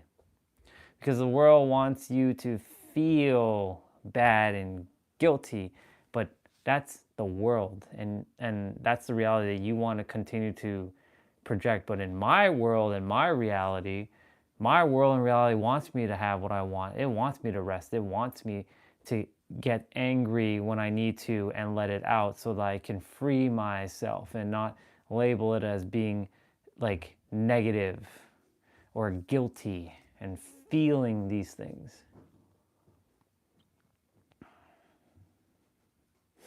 Speaking of which, I've done most of my movements. I just have to do my kicks.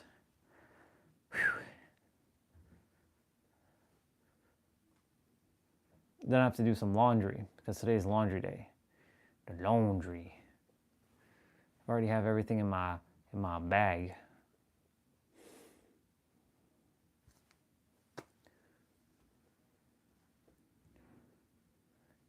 I need to buy one more pack of boxers just so that I have them. Yes, sir. One more pack.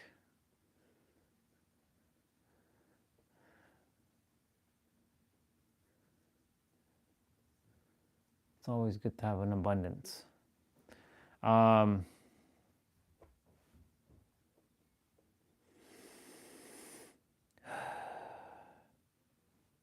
Okay, I need some fresh air. That's what I require. So yeah, I don't know if you're still there. If you are, cool. If not, no big deal.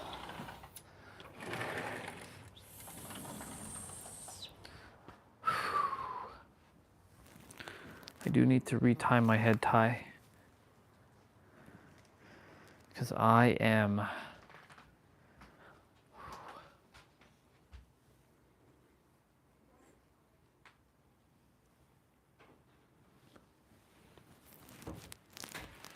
oh, here we go with the door.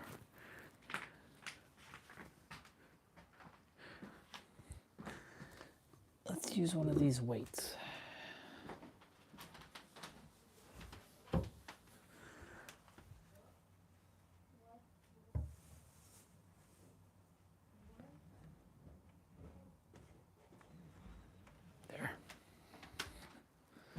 Shouldn't make that noise. But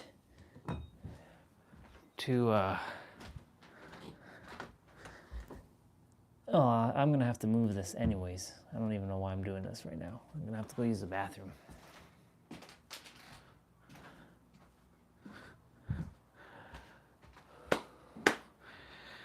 Yep.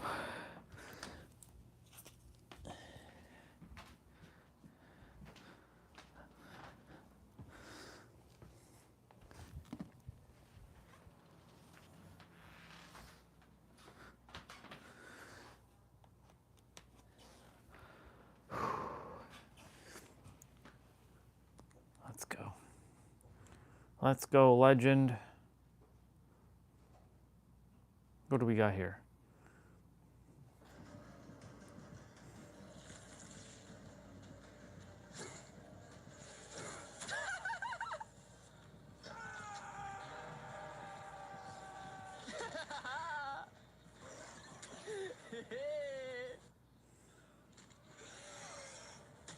He fell down.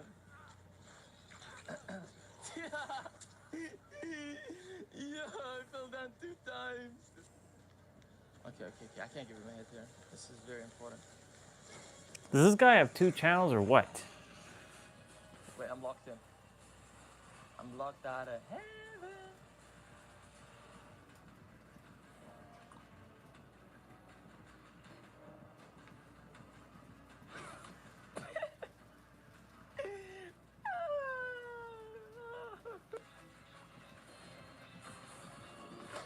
Oh my God.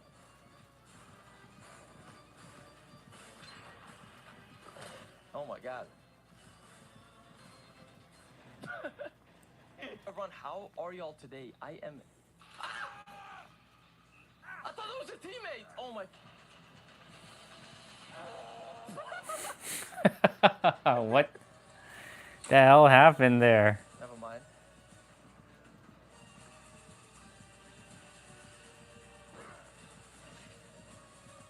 What? I gotta drop shot. I have to. The hell is this? Oh shit.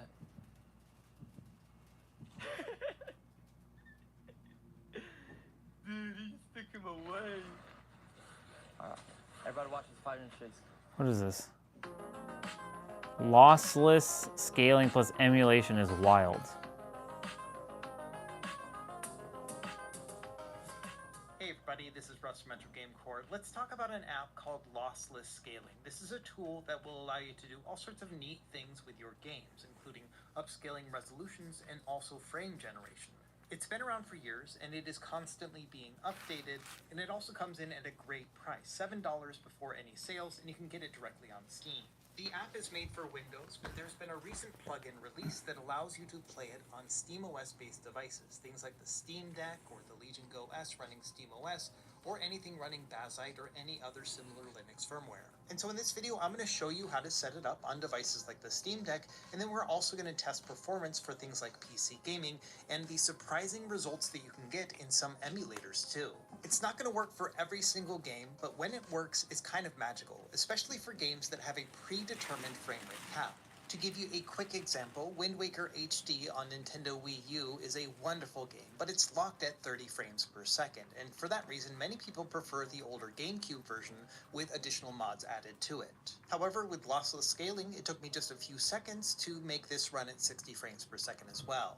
As you can see, this is pretty exciting, so grab your favorite snack and drink. Let's go ahead and get started.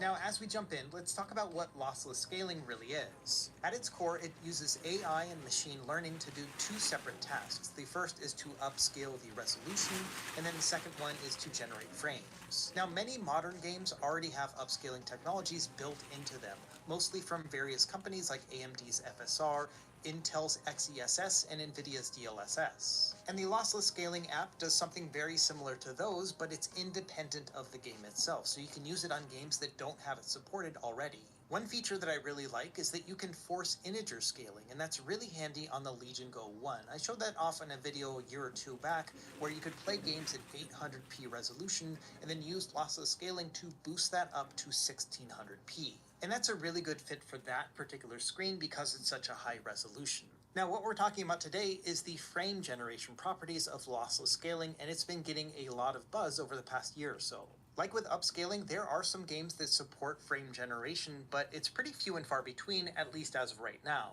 And I think this is what makes lossless scaling so interesting right now, because it can be applied to any game and also work on things that are not necessarily games, like emulator apps. Now in this video, I'm going to focus on Linux-based handheld PCs like the Steam Deck or the Legion Go S, and both of these have SteamOS already preloaded on them. We're going to actually install it on the Steam Deck, but most of my testing will be on the Legion Go S because this one can go up to 120 frames per second, which is going to be really handy when we're talking about frame generation. And beyond handhelds that already come with SteamOS on them, if you have anything that is loaded up with a Linux operating system like BAANDIT, then this is going to work as well. And of course, this is a Windows-based application, so if you've got any sort of Windows PC, this is going to work out of the box. You really just need to make a shortcut to the app on your desktop, then start that up, and then run your game, and then everything will work. One question you may have is whether or not it runs on Android-based handhelds like the Odin 3, because there are apps like WinLater and GameHub and GameNative that allow you to play PC games directly on an Android-based device. Long story short, it's not something that I think is possible just yet, but it is something that I expect to see sometime in the future. In fact, there are already phones, like from Samsung as well as Red Magic, that have frame generation capability. And given the way that things are moving so fast in the PC gaming space on Android, yeah, I think it's something that people will be looking into. Now let's talk about how frame generation works and some of its drawbacks. So this is an AI-based tool, and in the game, once it draws 2 frames, the AI is going to analyze those 2, and then it's going to interpolate a frame in between the 2. So it's basically guessing at what it's supposed to be in between them, and that causes the duplication of frames per second. The major drawback of this process is input lag. It has to show those 2 frames before it can predict the one in between, and that results in a little bit of lag depending on your frames per second that are starting at the base game. Lossless scaling has the ability to either double or triple or quadruple your frames per second, but in this video we're only going to do duplication because I think anything after that just creates too much lag altogether. And this is not going to be a good solution for competitive type games, fast-paced Twitch shooters. None of that stuff is going to work out well. This is better for like a single player game experience, role-playing games, or those with a locked frame rate where you want to have just a little bit more smoothness and fluidity. The other thing to bear in mind is that it has a performance tax on your GPU in order to make those calculations for the frame generation. This means it's not going to be an automatic doubling of your frame rate unless the game is very easy to run already. If we take a game like Metaphor right here, you can see that with frame generation off, it's running at an average about 50. Okay, so that's basically you answered my question without me having to really go through all that. What is this? Confidence is not a behavior. It is a world of view. Okay. Ugh.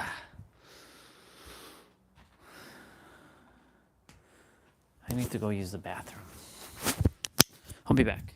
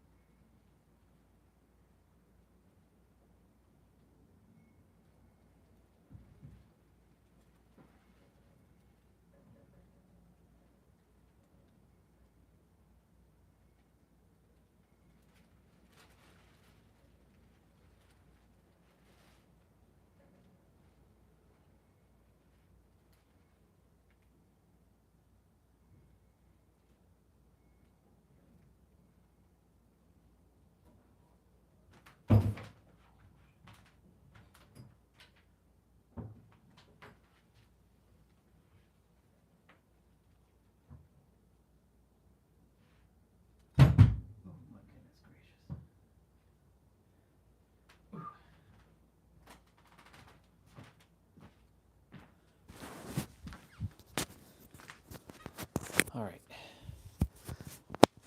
This is going to be interesting because I got to go shower upstairs today. I haven't showered up there in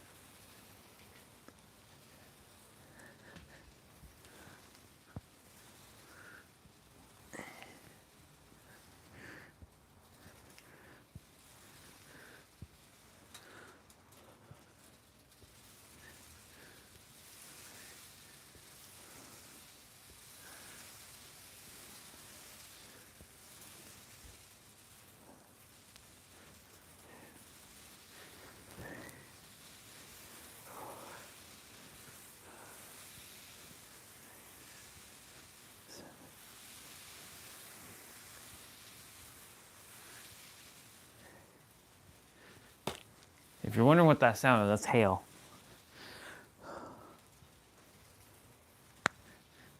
Ooh.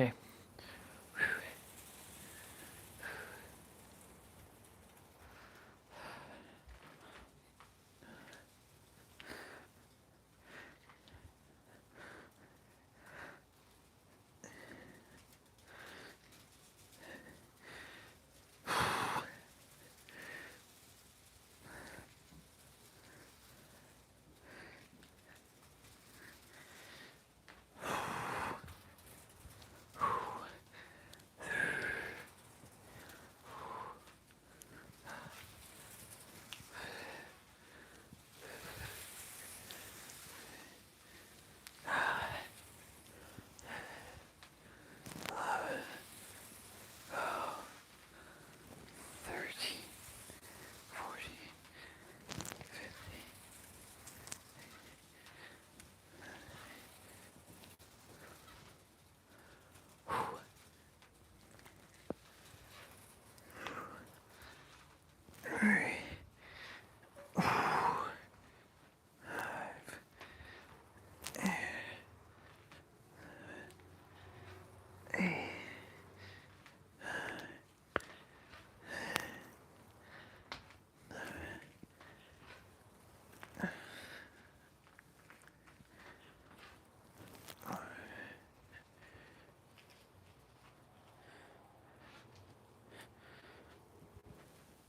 Okay.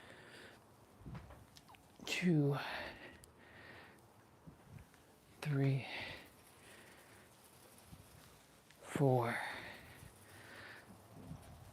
5, 6, 7. 1, 2, 3, 4, 5, 6, 7.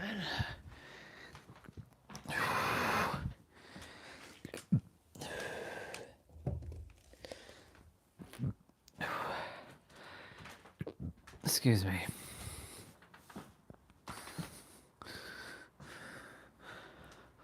Okay.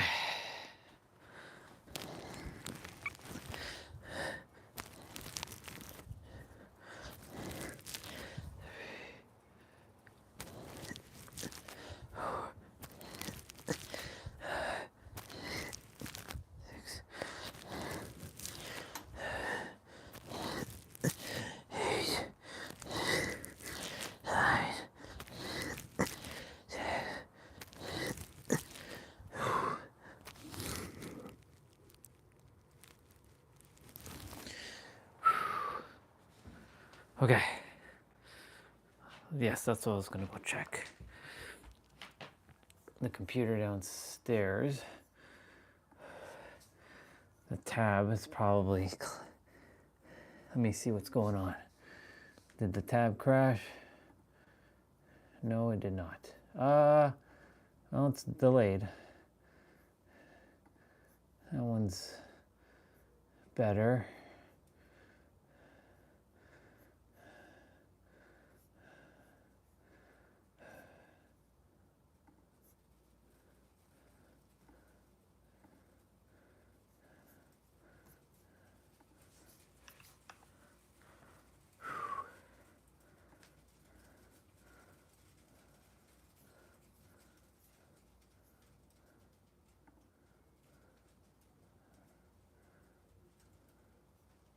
Joe, a couple more people message.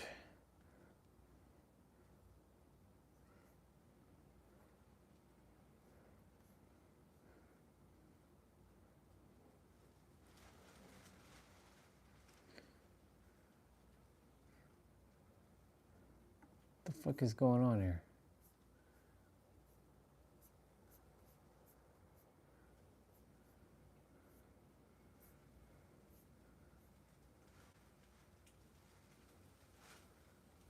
It's like a year ago. What the hell is going on here?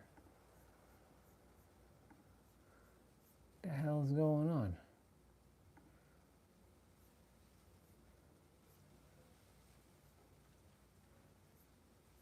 What?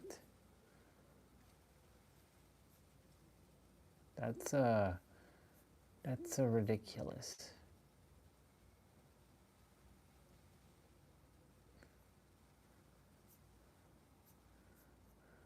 Okay, Facebook, you're fucking up right now.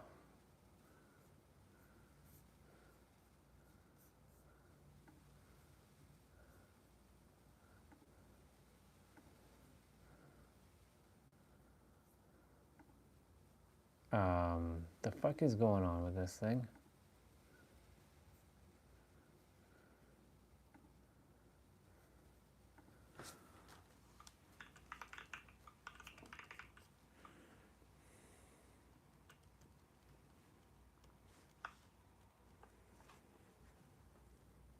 Oh my God, are you for real?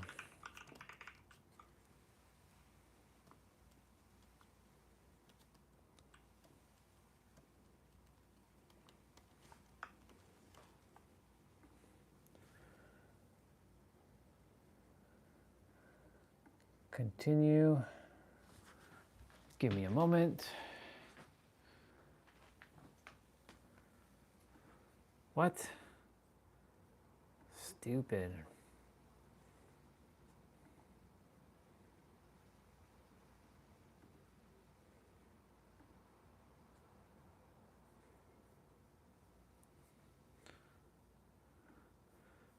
Government websites.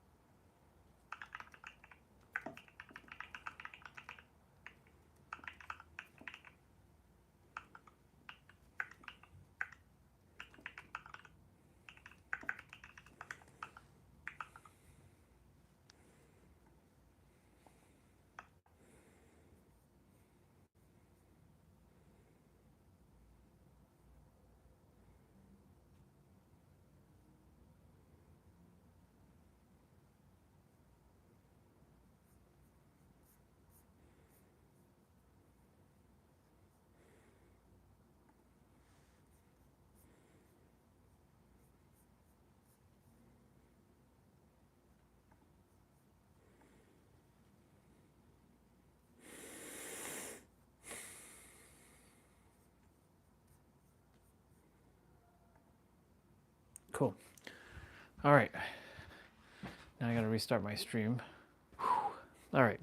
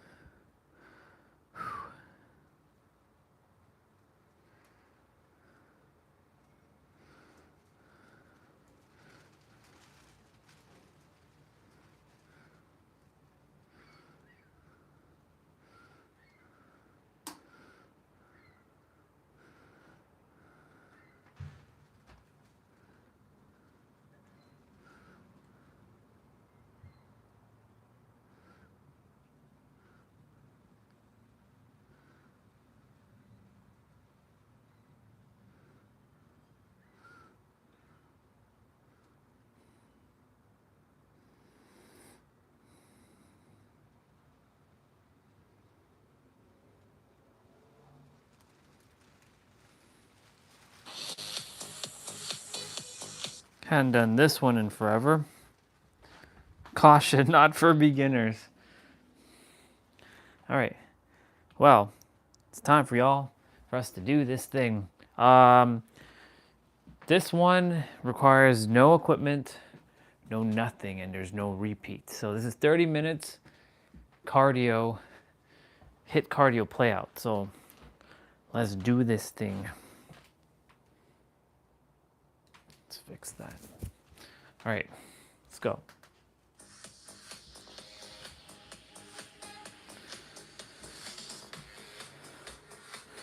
No repeat exercise, 40 seconds of rest, 40 seconds of play, 20 seconds of rest.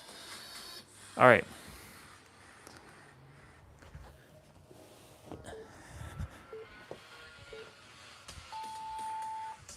So, prisoner squats to knee to elbow.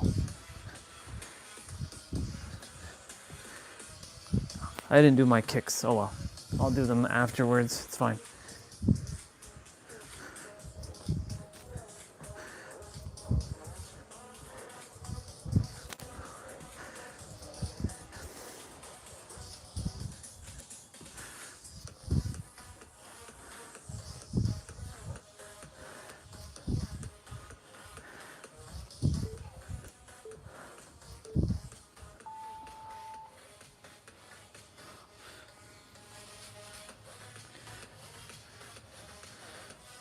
Forward lunges.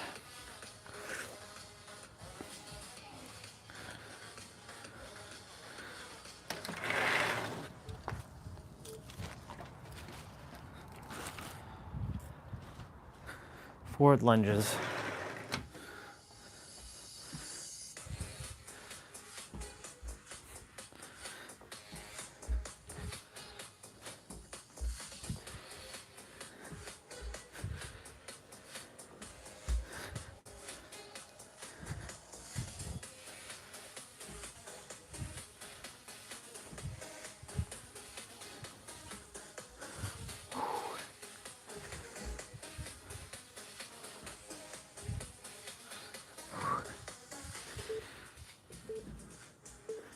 Nice.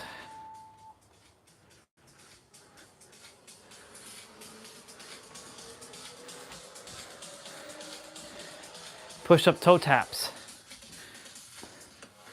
So your hand touches your opposite foot. You go down for push up, so it'll be like this.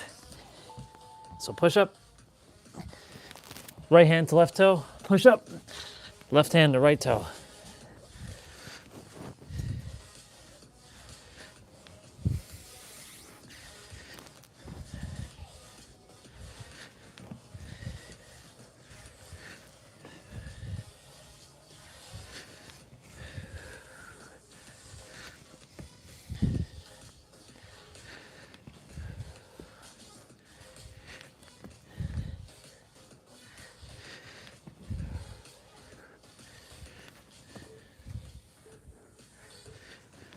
Very good.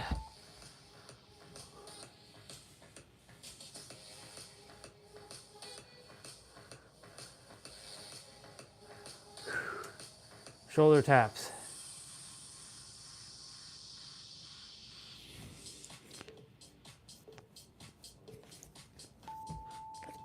Suck in your gut here.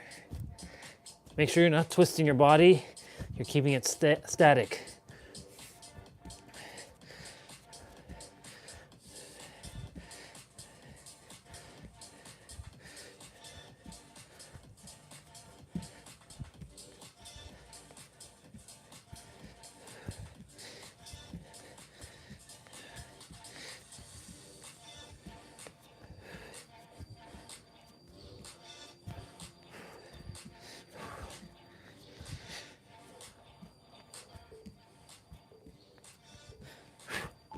Very good.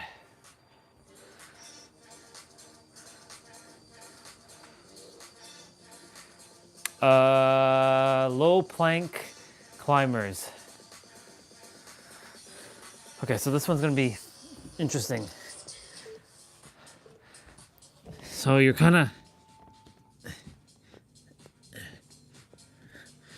bringing your knees towards your elbows. Doing a climbers.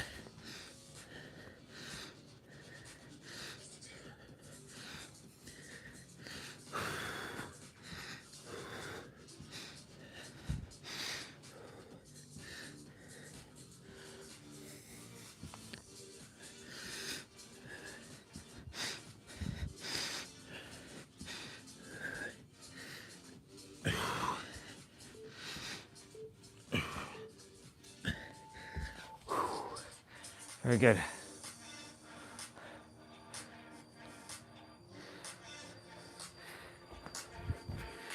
So back to front lunges, right side, right leg only.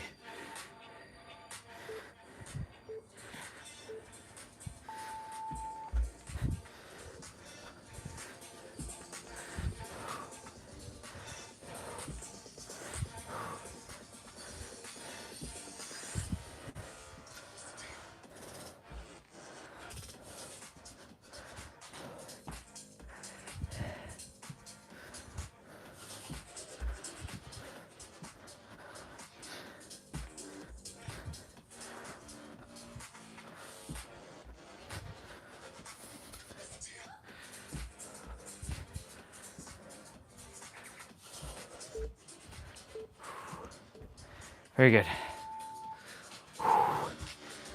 Other side.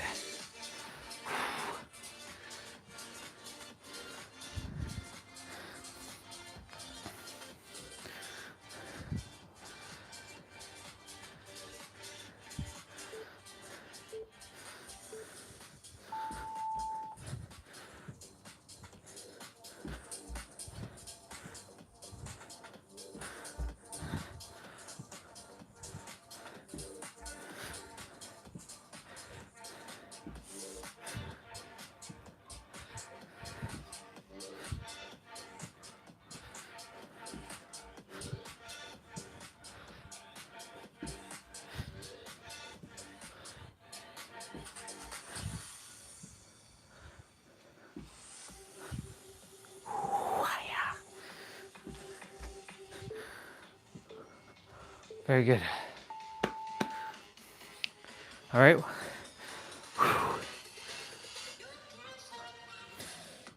Butt kickers. So you're gonna put your hands behind your butt, like behind your back like this. You're gonna go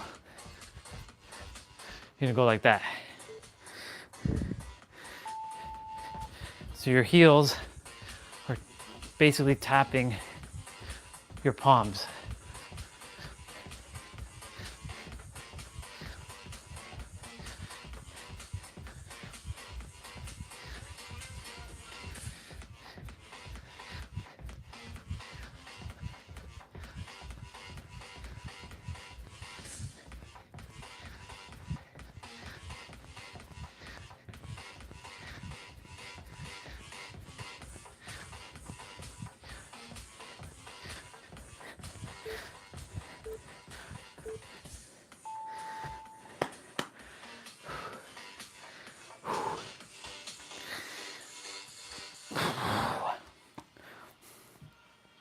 Power jacks.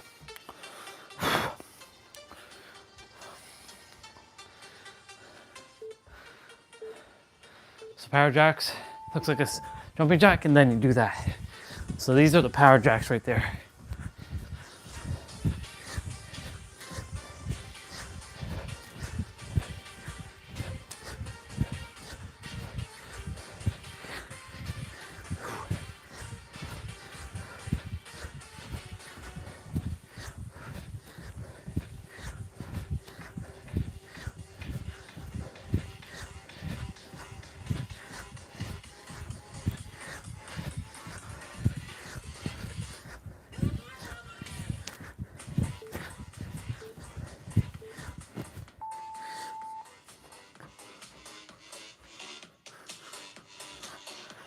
I like it. 1.5 side step squats.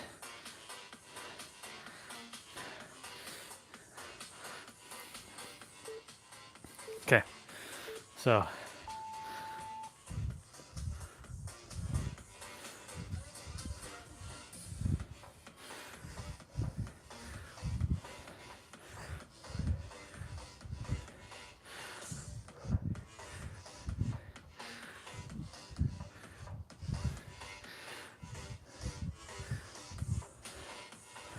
So far,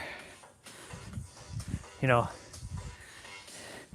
there was a comment for this video that said, warning, not beginner friendly. But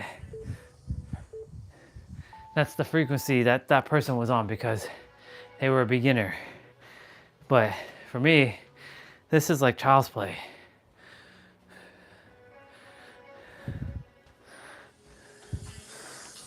Bicycle crunches. Even though we're doing abs here and there in between, that doesn't mean we're not doing abs afterwards.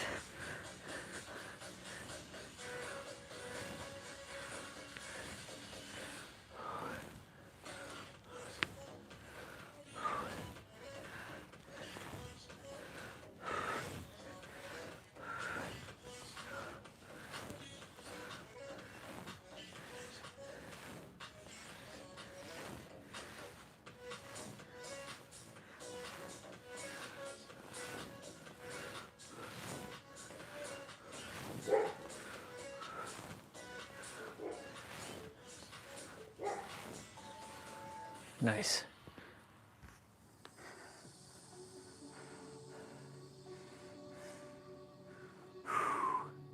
Flutter kicks.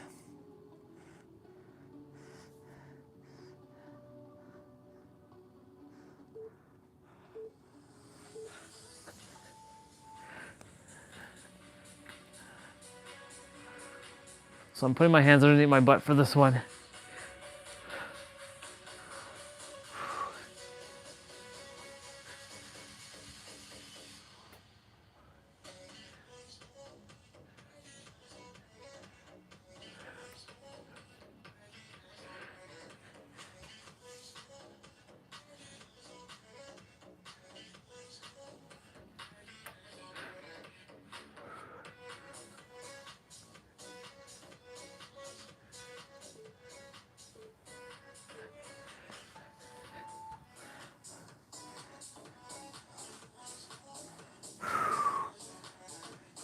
Crunch kicks.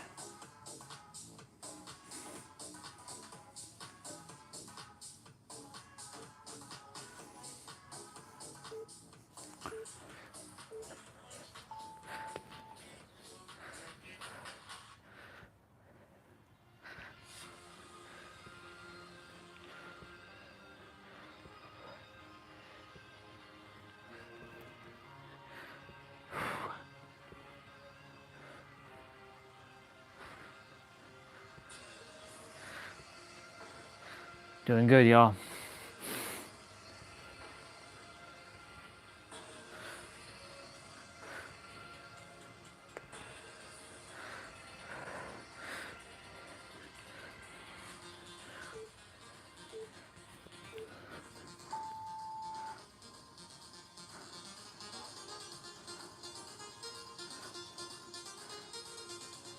High planks with spider crunch.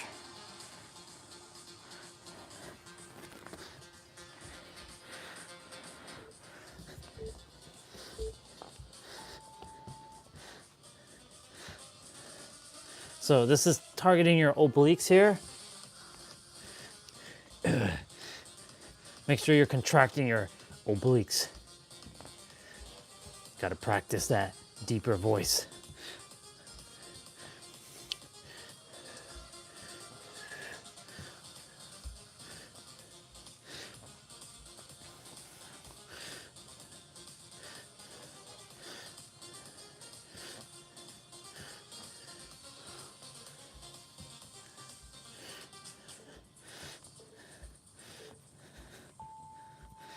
Very good.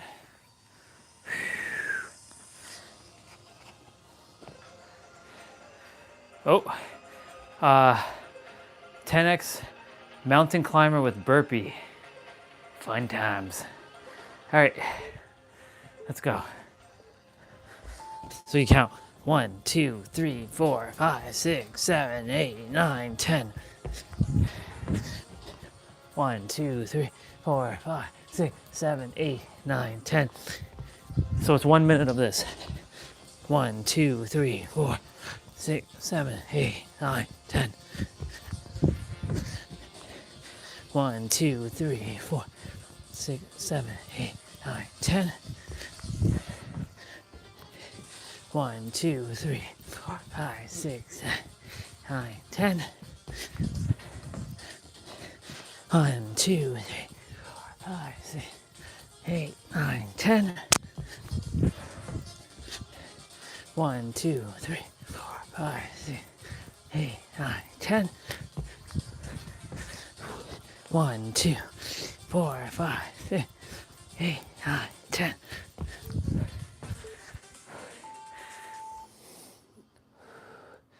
Well, that was fun.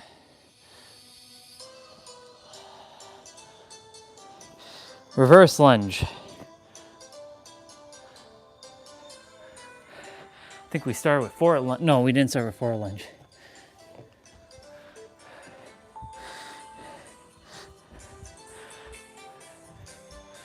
So this is where that guy would have said, warning, not beginner friendly. And he's right. Now it's not beginner friendly, but still child's play to me. Because my perception to most of these workouts are easy.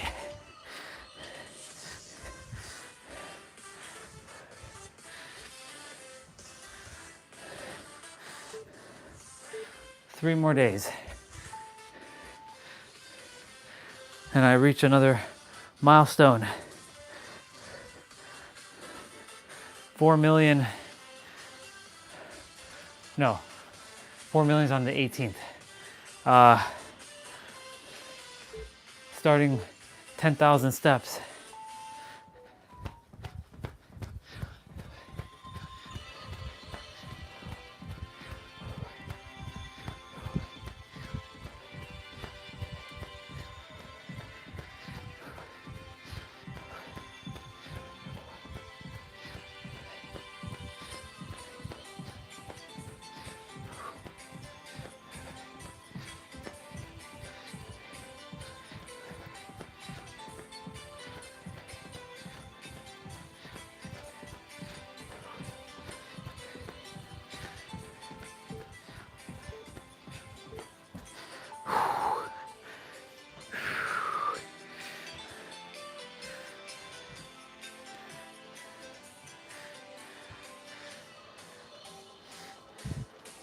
Step back, knee drives to the right.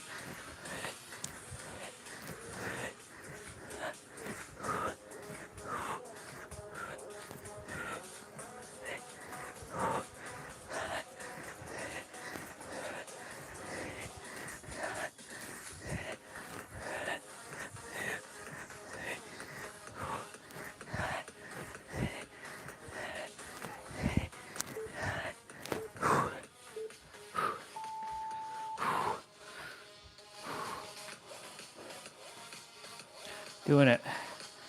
Commandos.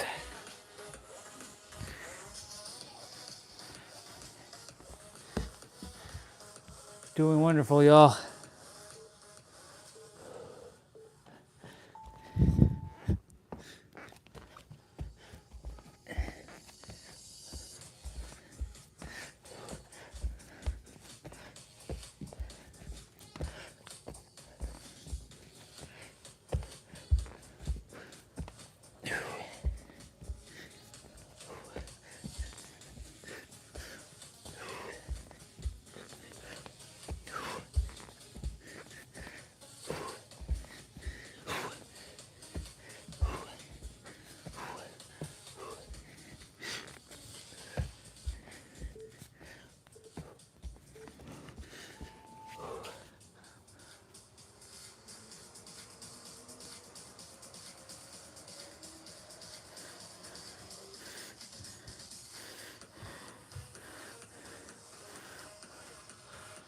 plank jacks.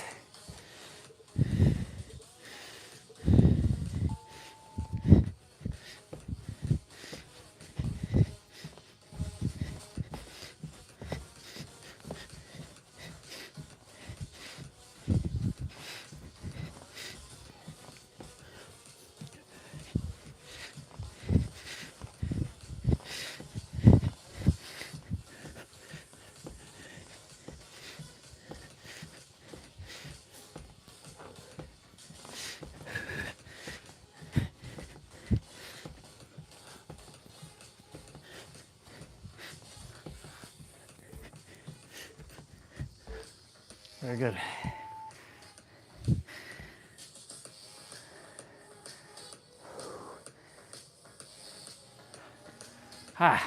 Reverse plank knee drives. Cool. We don't do this one often. I mean, we do this.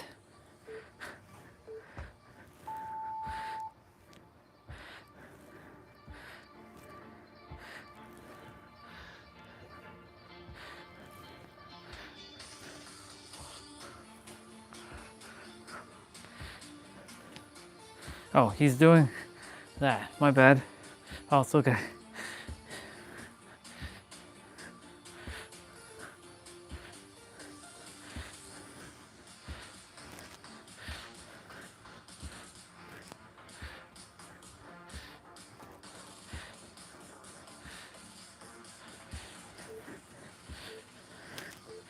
Very good.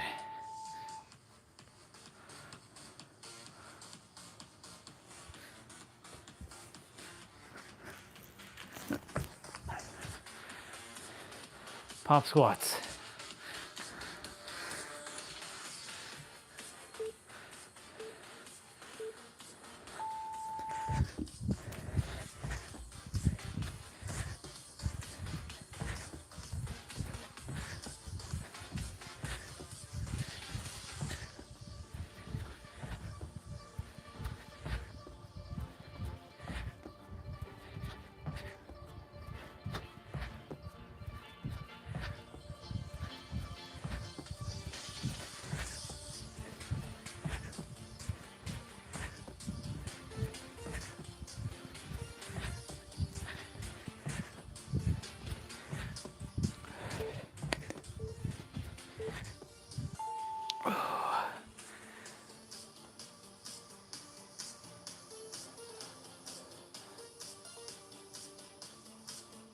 Okay. So we're doing stagger squat walks.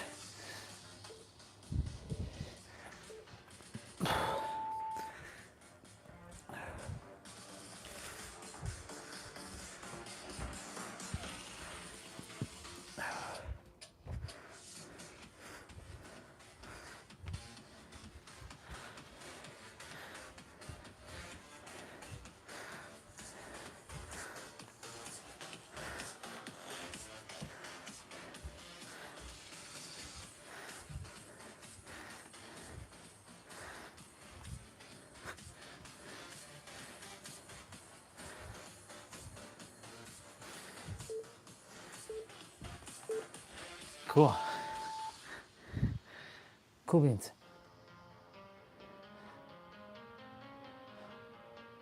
Standing oblique twist to the right. So you're gonna bring your elbow to your left knee, your right elbow to your left knee. That's targeting here. So contract.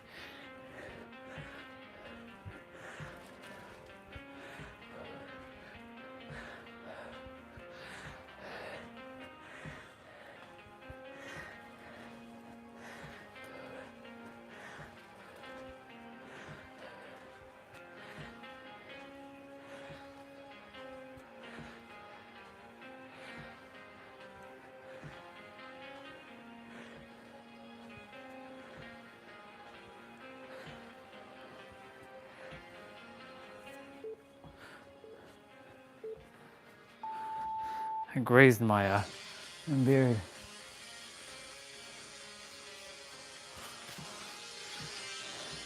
Other side.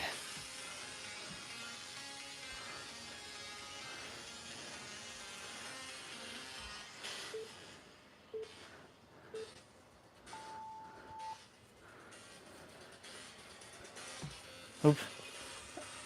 Other side. Your left elbow to your right knee now.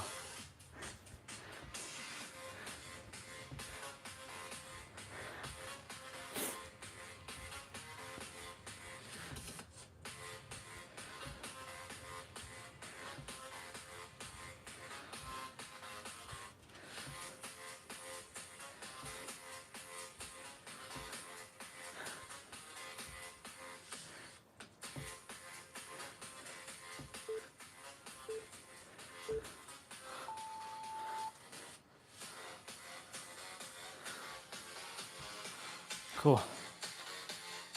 Squat twist.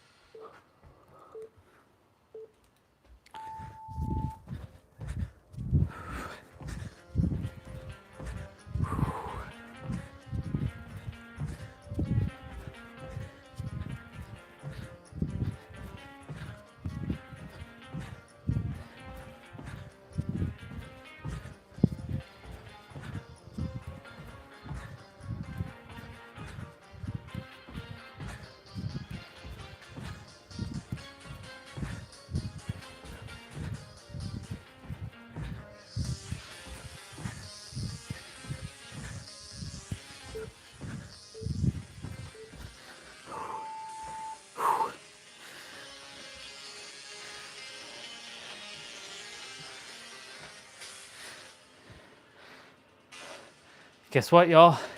Standard push-ups.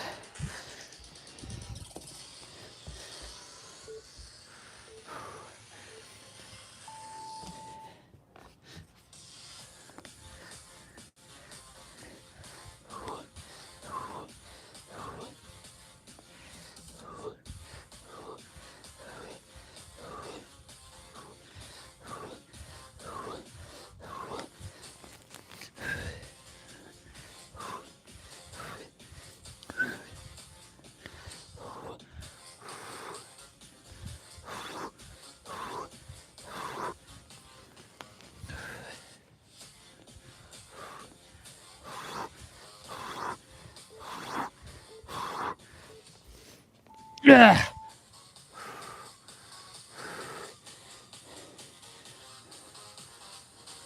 Ooh, wall sit. I'm gonna do it here. It's fine.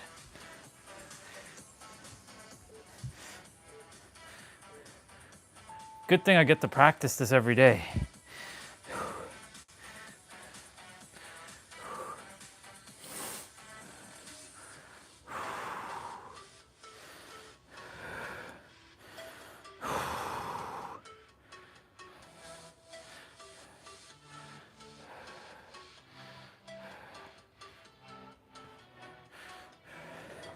Slipping.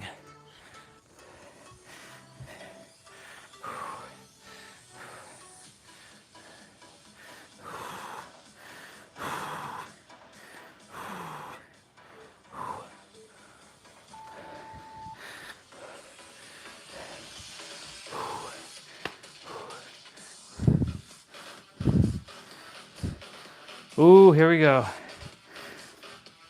Finisher. 10x mountain climbers with burpee.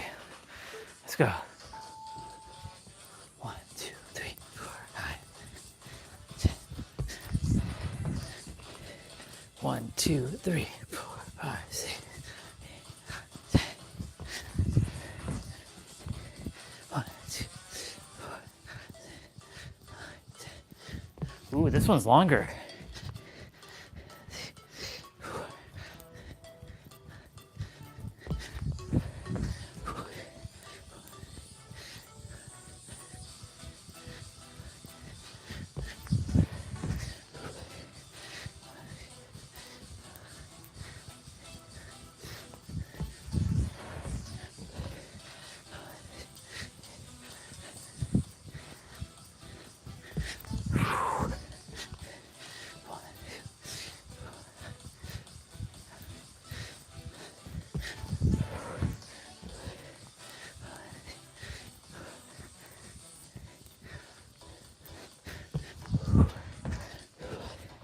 Come on. One more minute.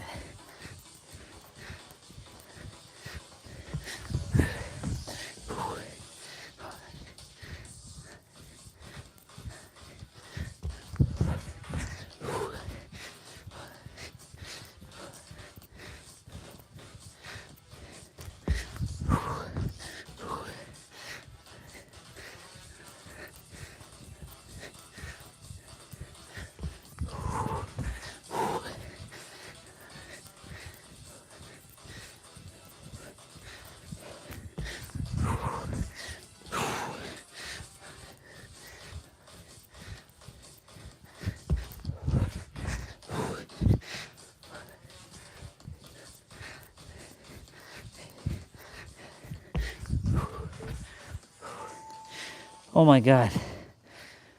That was fun.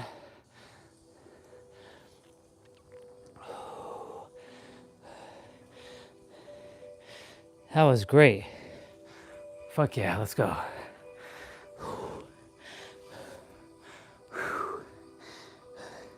Cool down and stretch.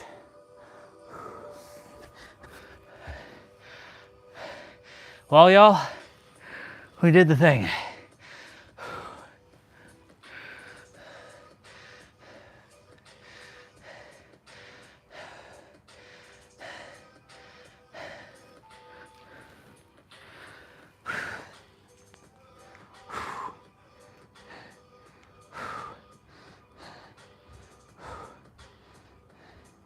Man, that was wild.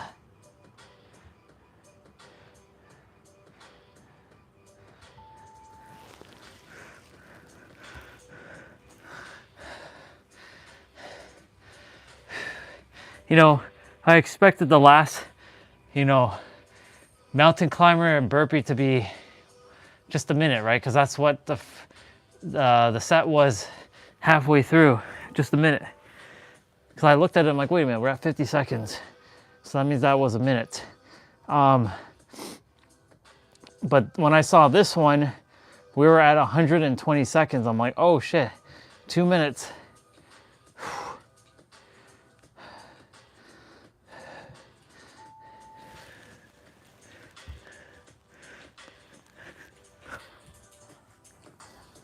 We did the thing, y'all.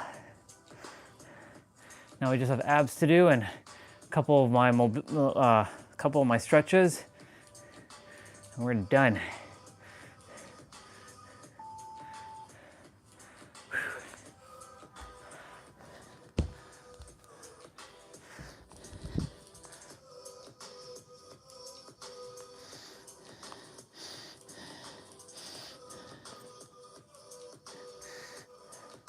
Every day, y'all.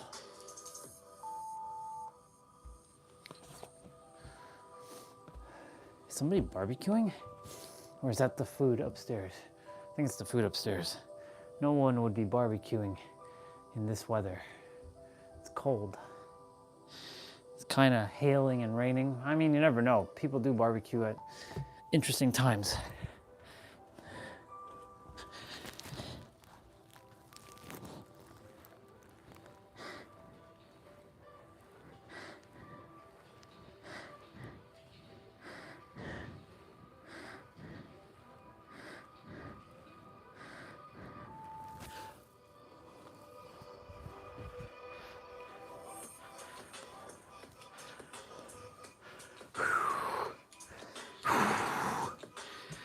That was a good workout, good play out. Wasn't expecting that last burpees to be that long, but hey, we did it. We crushed through it like it was nothing.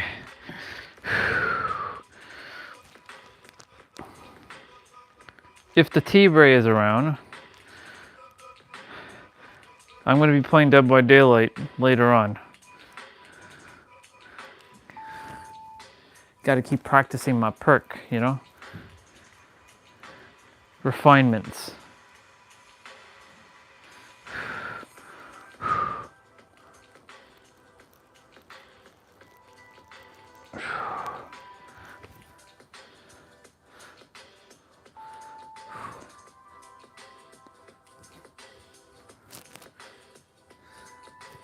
I have to go shower upstairs. I haven't showered upstairs since, man, I don't even remember when the last time I showered upstairs. 2021?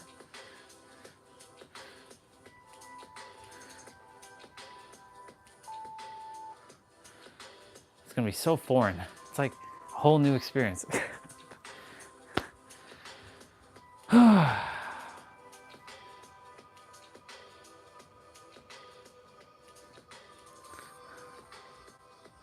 Okay. Onwards to abs now. We got 10 minutes of abs to do. It's 4:29, which is perfect. I got to do my laundry. Not lingerie, but lingerie. Okay. What do we want to do?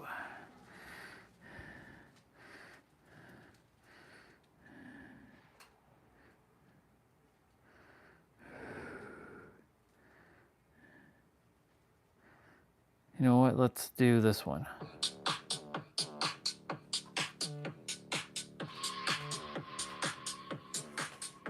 "10 minutes of abs." All right, this one's 35 seconds of play. I think 10 seconds of rest, or even 5.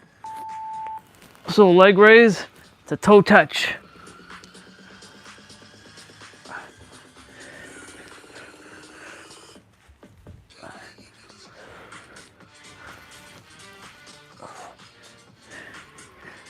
All right, body, it's time for you to heal that spine vertebrae.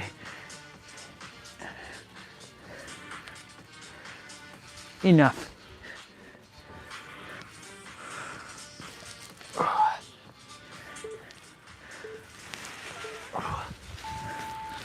Yep, 5-second rest.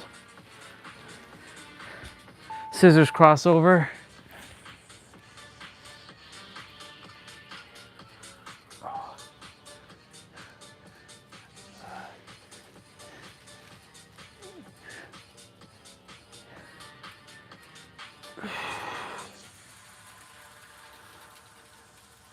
It's funny because in the video here with him, it's snowing, but this is an old video. Probably like 4 years ago when he was living in Utah. I still think he lives in Utah. I forget. And we're doing 3-point crunch. And right now for us, it's not snowing, but it's hailing, which is basically a combination of rain plus snow. Hail, which is basically ice. It's not warm enough for it to be wet, but it's not cold enough for it to be completely like frosted over. So we get hail. We've been getting a lot of hail lately. We don't usually get that much hail. Full sit up, we're gonna put our feet together like this. And we're gonna come up.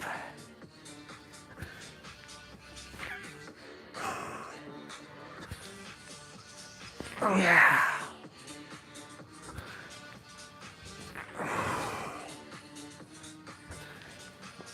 Yeah.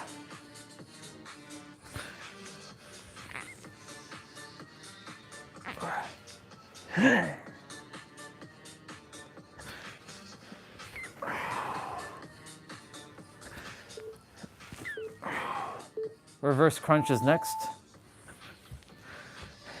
You can put your hands underneath your butt for this one or keep it to the side. I'm gonna opt to keep it to the side this time, since during the main quest we did reverse crunch and I did put it underneath my butt. So I'm gonna keep them to the side this time.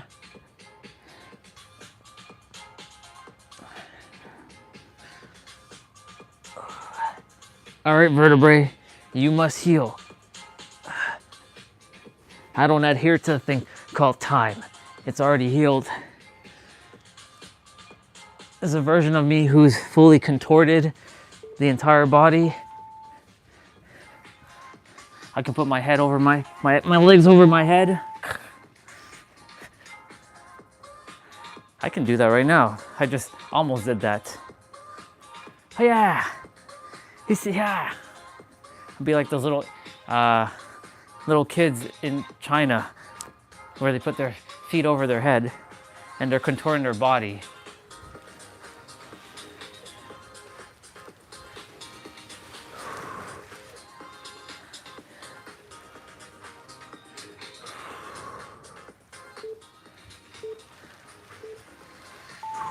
Extend the tuck is next. One of my favorite tracks, by the way, this.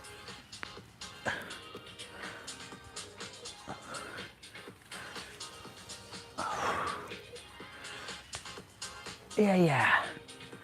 Yeah, yeah. We're doing it. I still have my kicks to do and some stretches to do.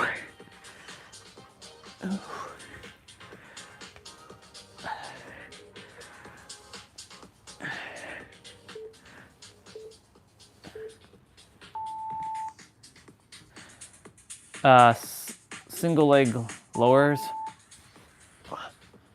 I'll put my hands underneath my butt for this one.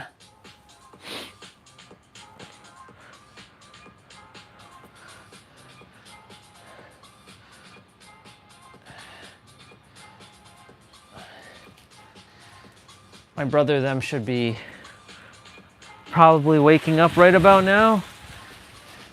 It's like 5:30 a.m. They should be up if they're gonna get their full of their day.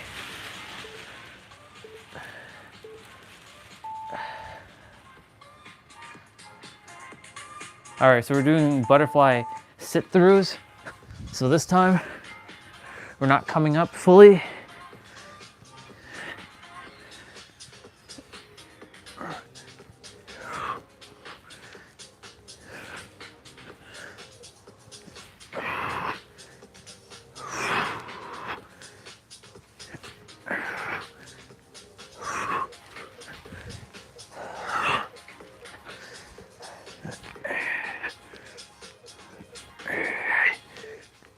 Yeah.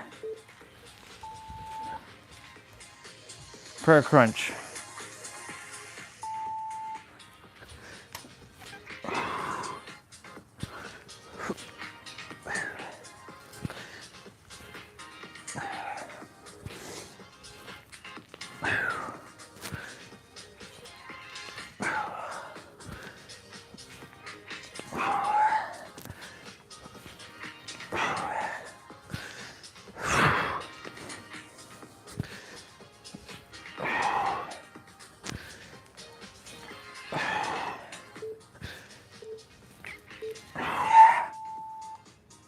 Oblique heel taps.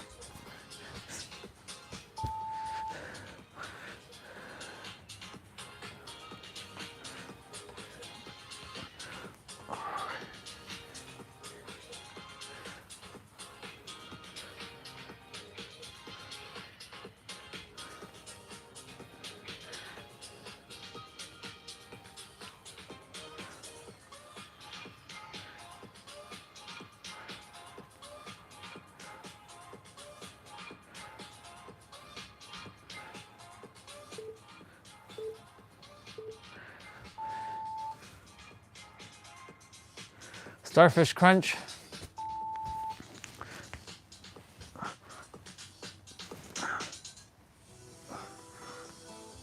And yes, you are hovering your feet off the ground on this one.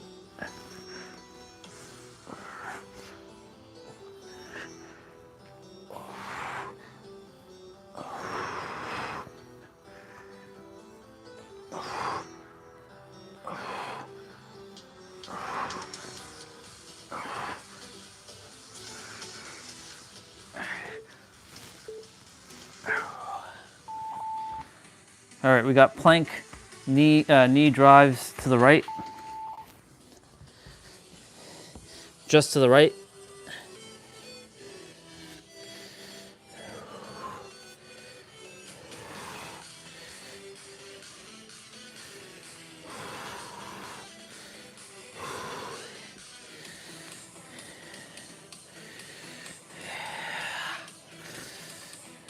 Doing good, y'all.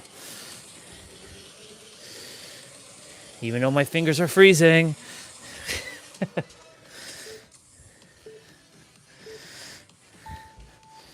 Last one. To the left now.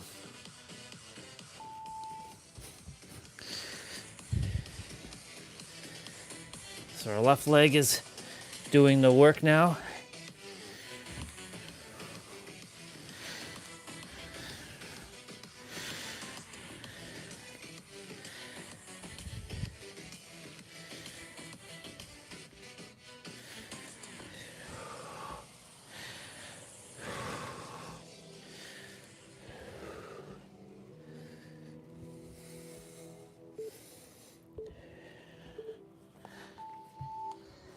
Oh, we got one. Actually, we have one more.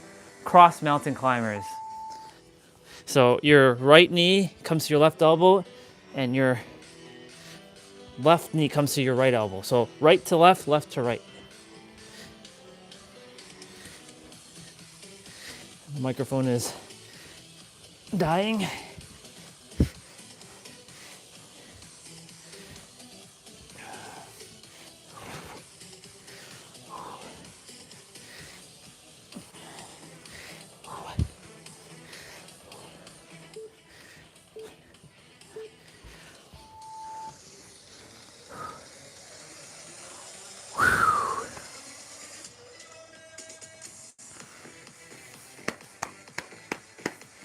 Good job.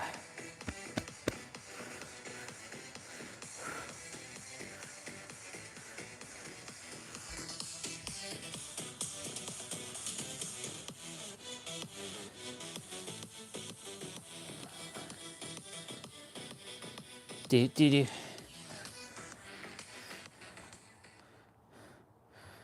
Very good.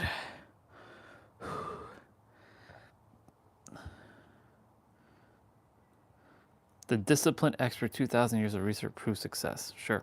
Sure, buddy. Sure, buddy. Oh shit, where are they going? Well, they're only going to the moon. You can't hear them, but you can see them.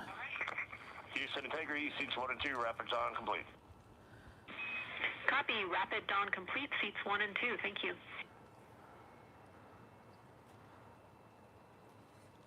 Cool.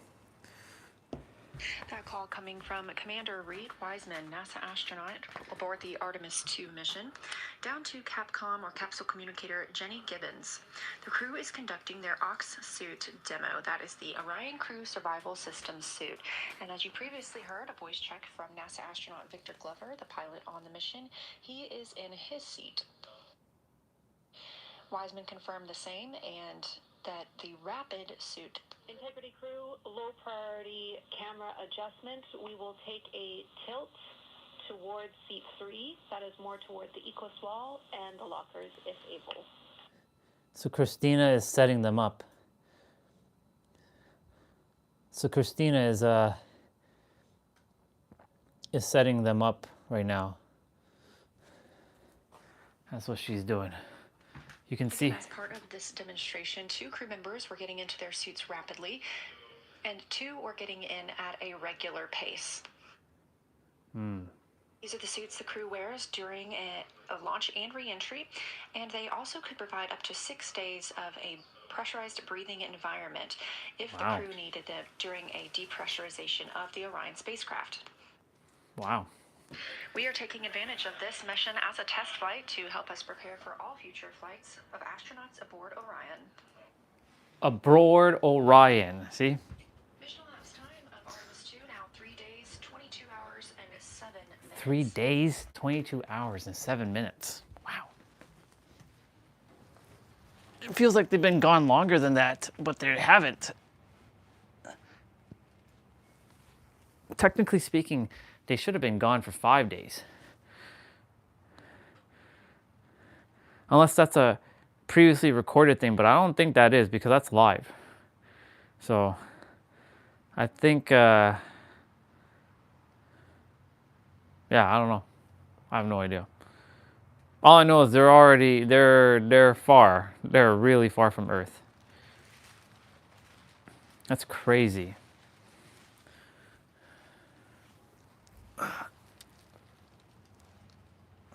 they give perspective on everything.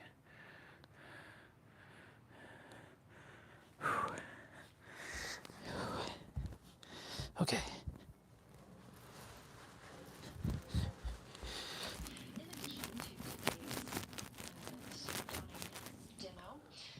The crew also is scheduled to see the outbound trajectory 3 burn. That's going to be at 10:03 p.m. Central Time.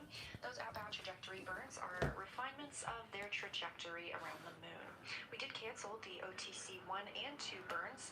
They were deemed not necessary by the teams here on the ground following the translunar injection burn that committed us to flying around the moon and then splashing down on the Pacific Ocean. We are planning to proceed with today's OTC Off 3 burn. the coast of where? San Diego. Off the coast of where? San Diego. Where? San Diego. Not Santa Monica, not Laguna Beach, not anywhere else, but San Diego, California.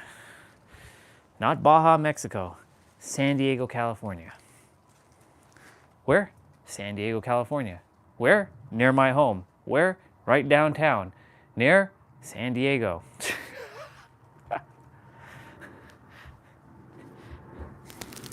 Orion will be landing in San Diego. Well, off the coast of San Diego, California.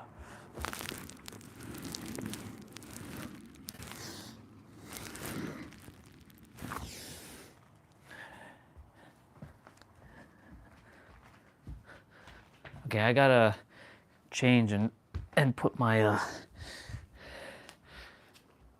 I'm gonna go throw this stuff to wash.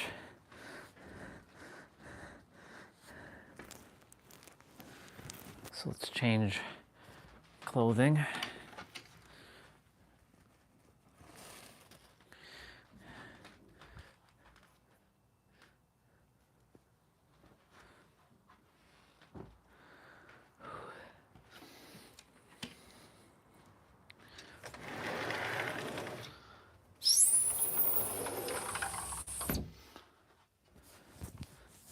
Don't worry, I'm not changing it. I'm not gonna strip naked in front of y'all. You don't want to see that, all right?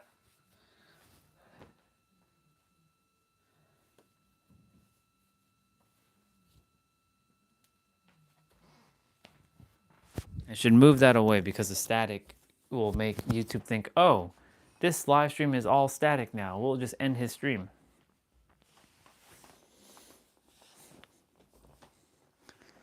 Okay.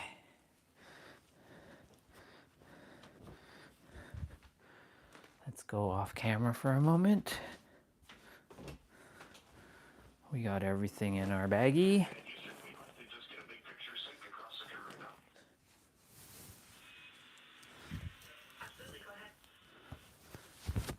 Our clothing makes it a little too bulky.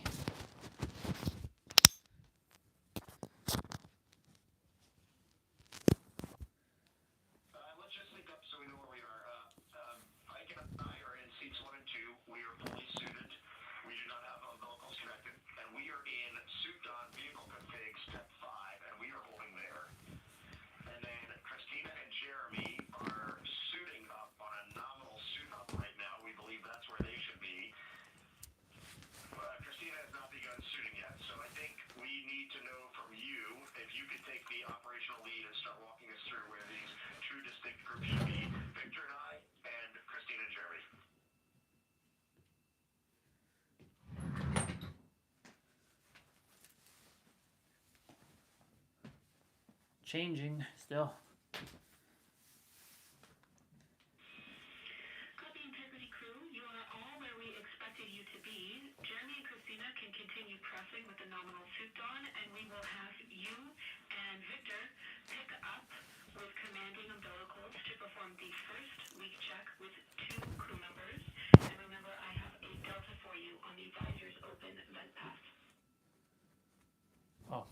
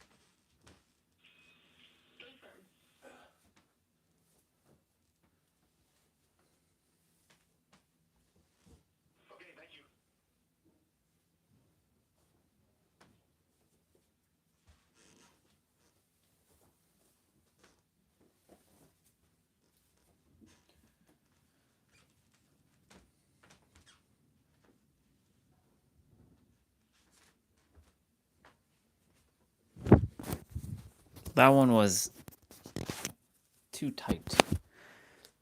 But this is my spare. Like my going out one. Both of these are my going out one though. That other one that I was about to put on the gray one, that one was supposed to be my spare for my sleeping when I'm going like out anywhere. Like that's my sleeping one. But it needs to be washed. Now that Victor Glover and Reed Wiseman are suited and in their seats, they are going to step through the leak check procedures. Again, if you're just tuning in, this is a demonstration of the crew putting on their suits on the Orion spacecraft. They would need to do this on orbit if there were a I just like hearing my name. You know that? I love hearing my name. It's so awesome. Everything we learned today helps us prepare for future crews to fly on Artemis. And we expect the team to be calling down questions and reports of their status as they There. move throughout the See? procedure. I got everything in the bag. Well, kind of. So I'm gonna go put this to wash. Well, except I have to take my socks off.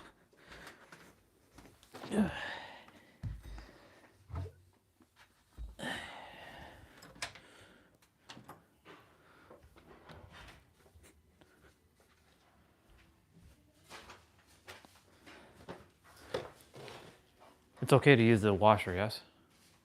No? It's not okay because the sealer what he gave me, it's not good. And I already done did all the stuff. So The only thing, you could use it. Go ahead and use it and let me see what happens. okay. Just the washer.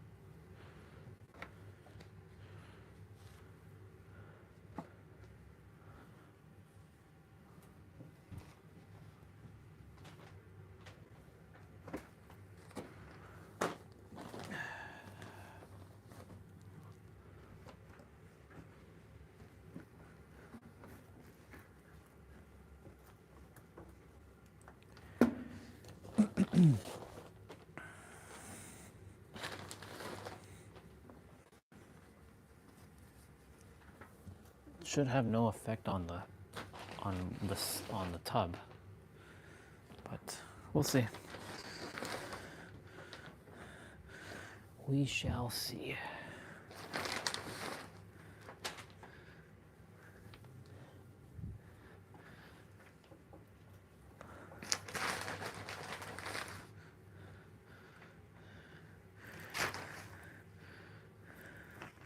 And remember, our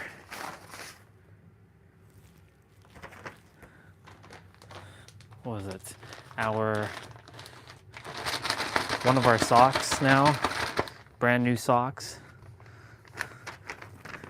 now has a hole at the top of the toe. I'm like, the fuck? How is that even friggin' possible? Like, that doesn't make any sense.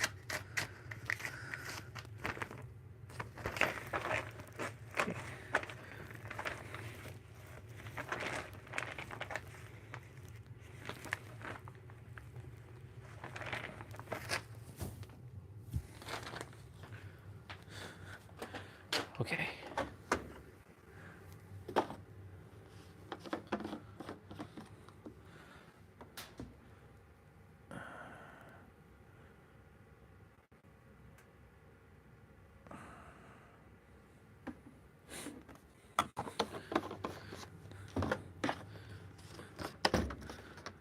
Okay, remember to take off your socks that you're wearing, because you have to throw that to wash because you just wore it and don't want to be with, I mean, you have plenty of spare socks now. That was one of the things that I was missing, was a lot of spare socks.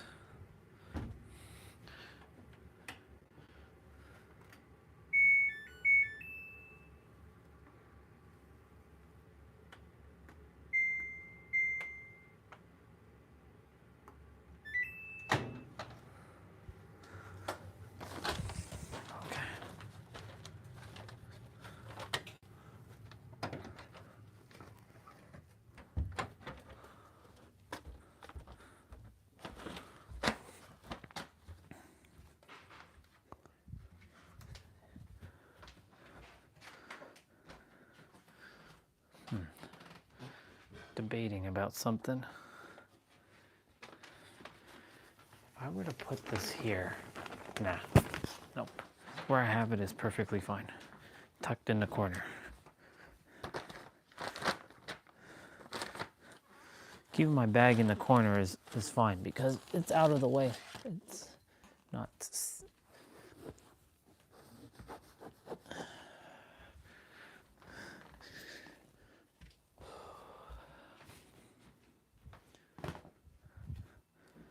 Where are they now?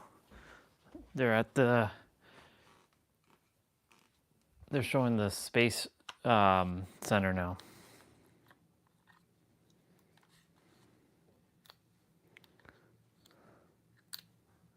They are showing the space center.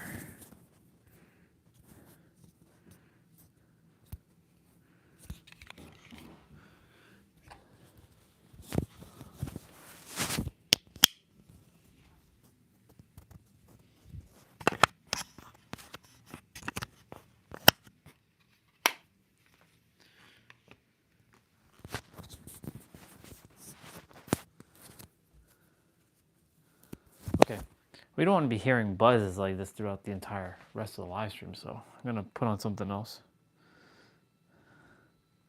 Family in danger.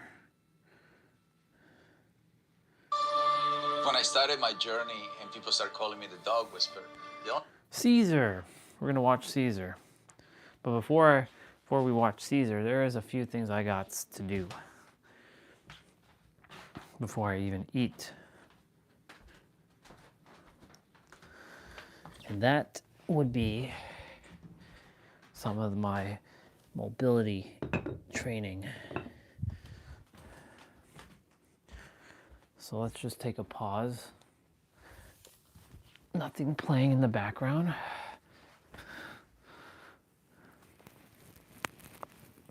Okay, so this pants is making it a little bit challenging. It's a little tighter, but I got it.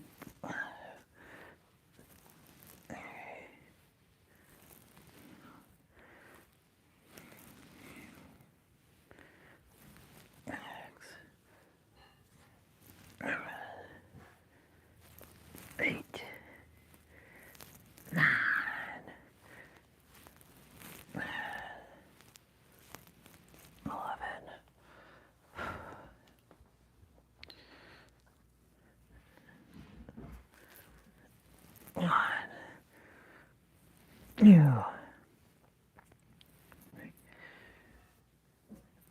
4, 5, 6, 7, 8,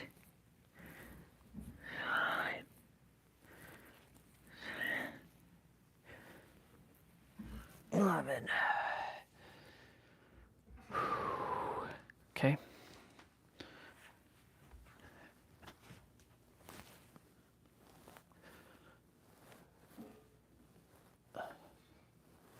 This one's been a game changer. This move right here.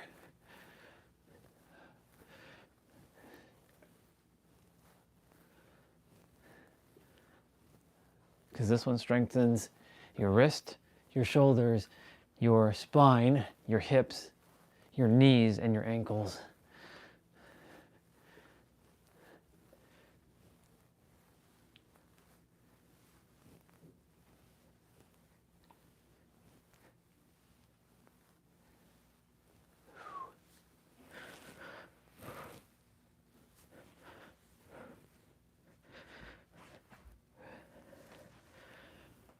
Shoulders, knees, ankle, spine, hips, wrist, neck.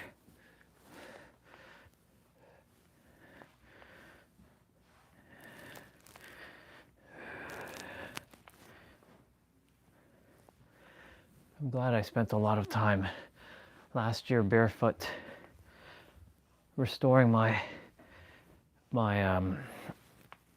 balance. That's why I don't really have too much like back problems, but I do need to definitely fix my walking posture, especially with this leg, this particular leg right here.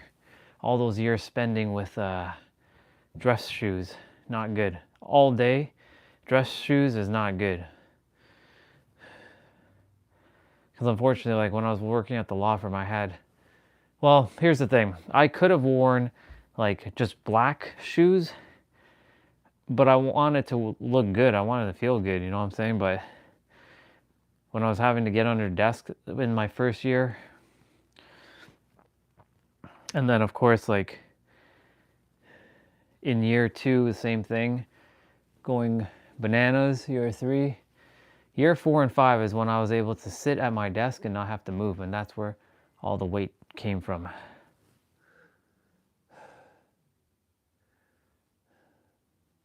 Wild. What a crazy ride it's been. 10 years ago, I'm you know, right now, I'm just at the firm, just like plugging away, you know. If only he knew. If only he fucking knew. But, you know, he knows now.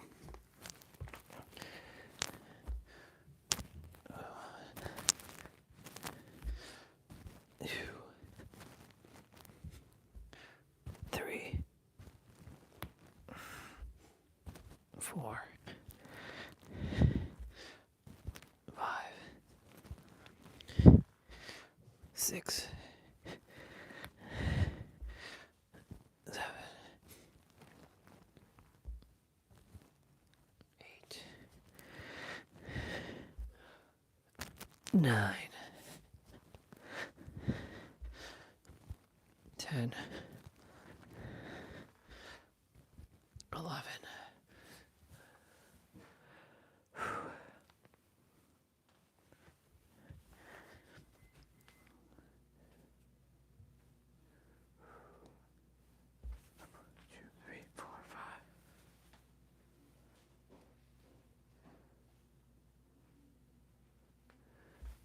Just because you guys don't see my legs doesn't mean it's not strong. It is. My legs are very powerful. They're like lightning. They are like lightning. I mean like underneath. Y'all never really seen my legs. Well, because they're Wolverined all the time. I've once in a while groom it, but you know, we'll see. We'll see what happens this summer.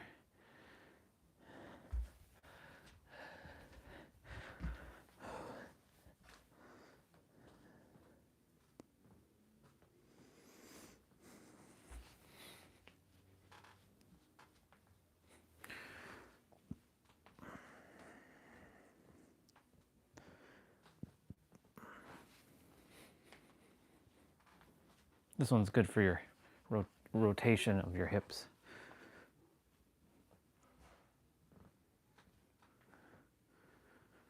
I love my kitchen so much. Oh my God. I'm just like in awe, infatuated with it. And my living room, which is right there. I just love the fact I can get up, go to the kitchen, come back. And my office is like right there too.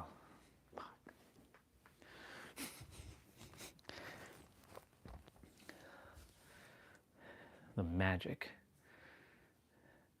I know Jessa will come and visit. I can feel it. I'll be like, hey sister, look, remember you had me come to your place with a ocean, with a water view and a city view. Now you come to my place and now you see the same thing, but on a whole other level.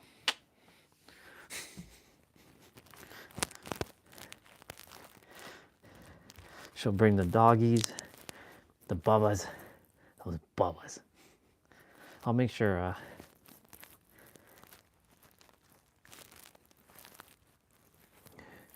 I'll have a like pet bed for them because wife's doggy Luna also has to have a bed, and they have like chew toys and whatnot.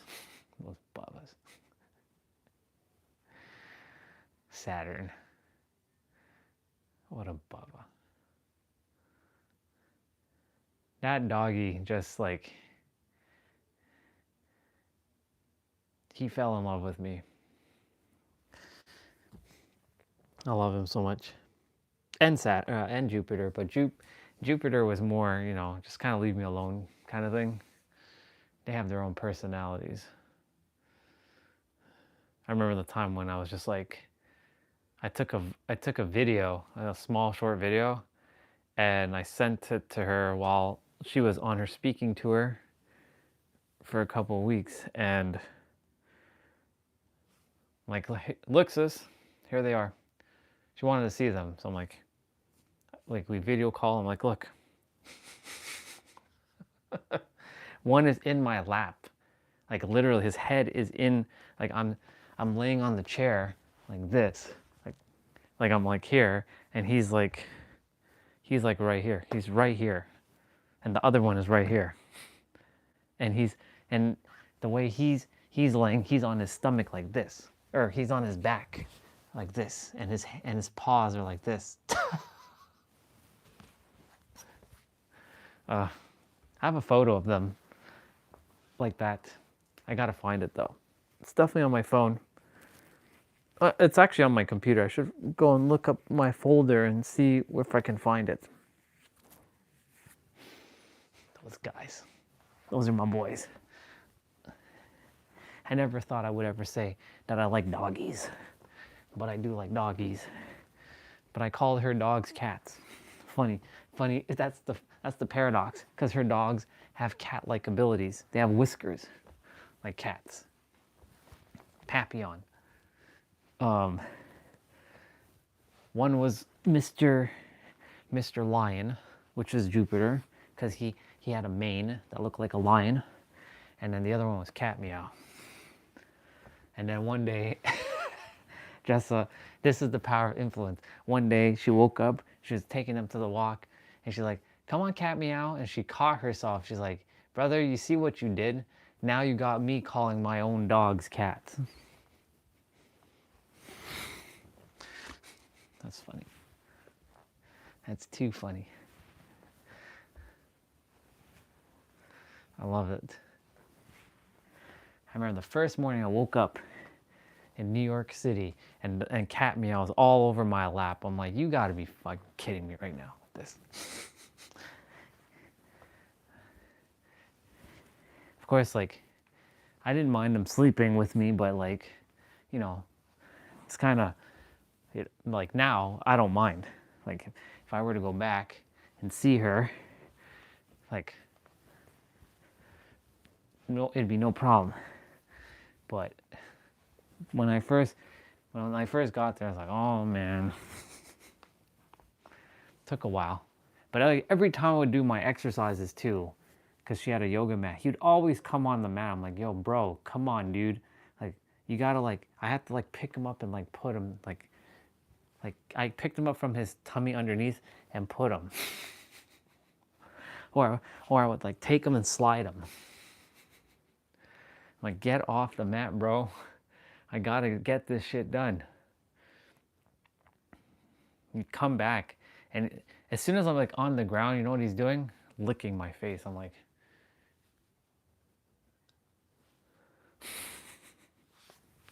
but I miss that. So awesome.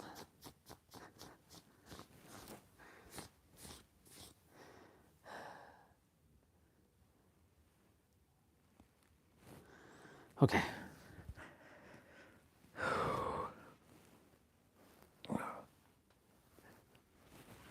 We need to crawl.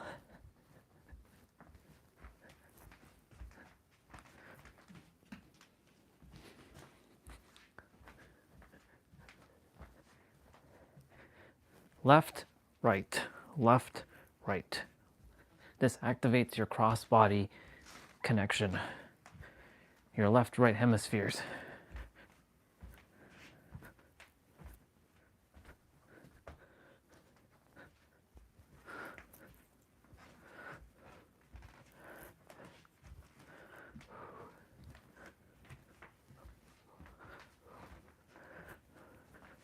And of course, left, right. So right leg left hand. Left hand, right leg.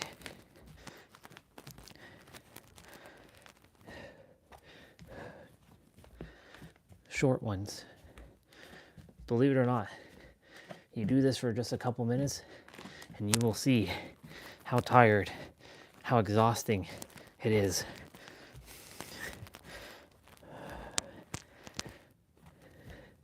But do it every day for a couple minutes and you will see changes. Not only in your physicality, but your mentality as well.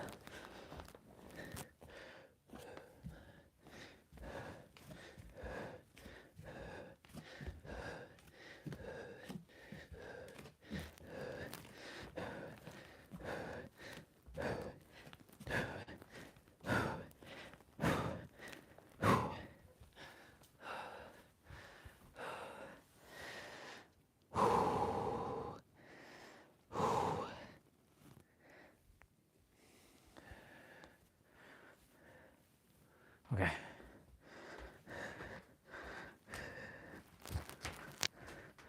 I'll be right back.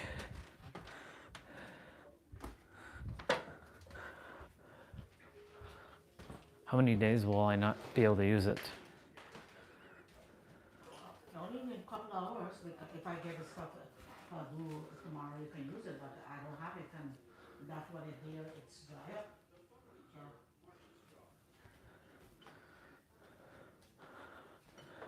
That's it, it's finished, just take it off.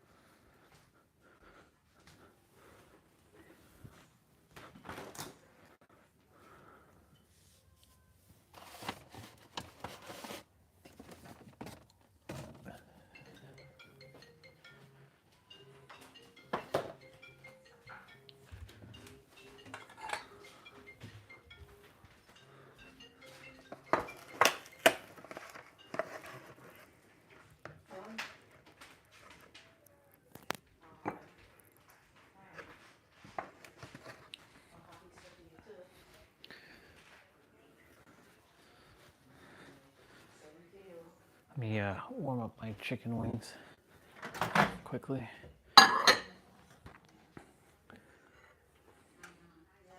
How the hell did an apple seed get in there? The fuck? It's so weird.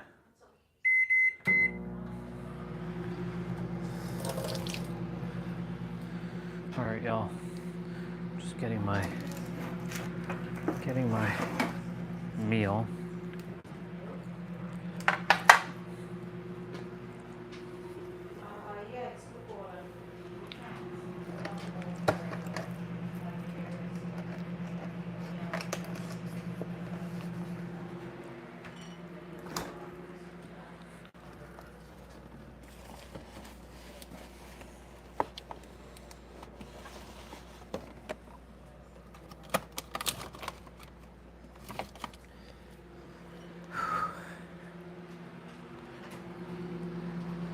Let's go.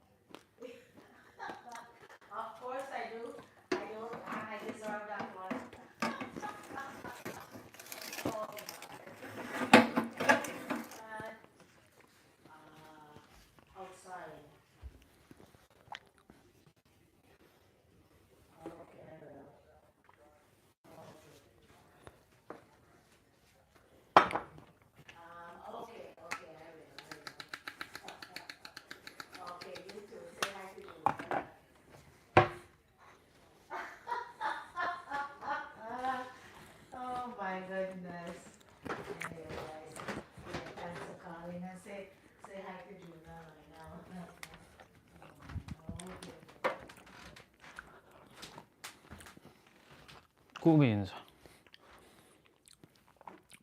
I know Mom was talking about me, actually. I could hear. She's like, who are you asking about?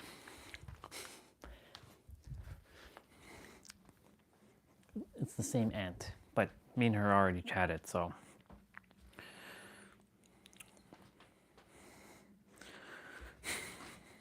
It's funny.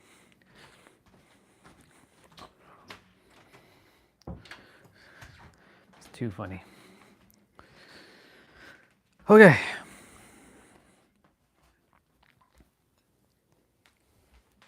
Unless you want to watch me eat, which I don't think you do. Again. Better humans and better dogs. One step or one day at a time.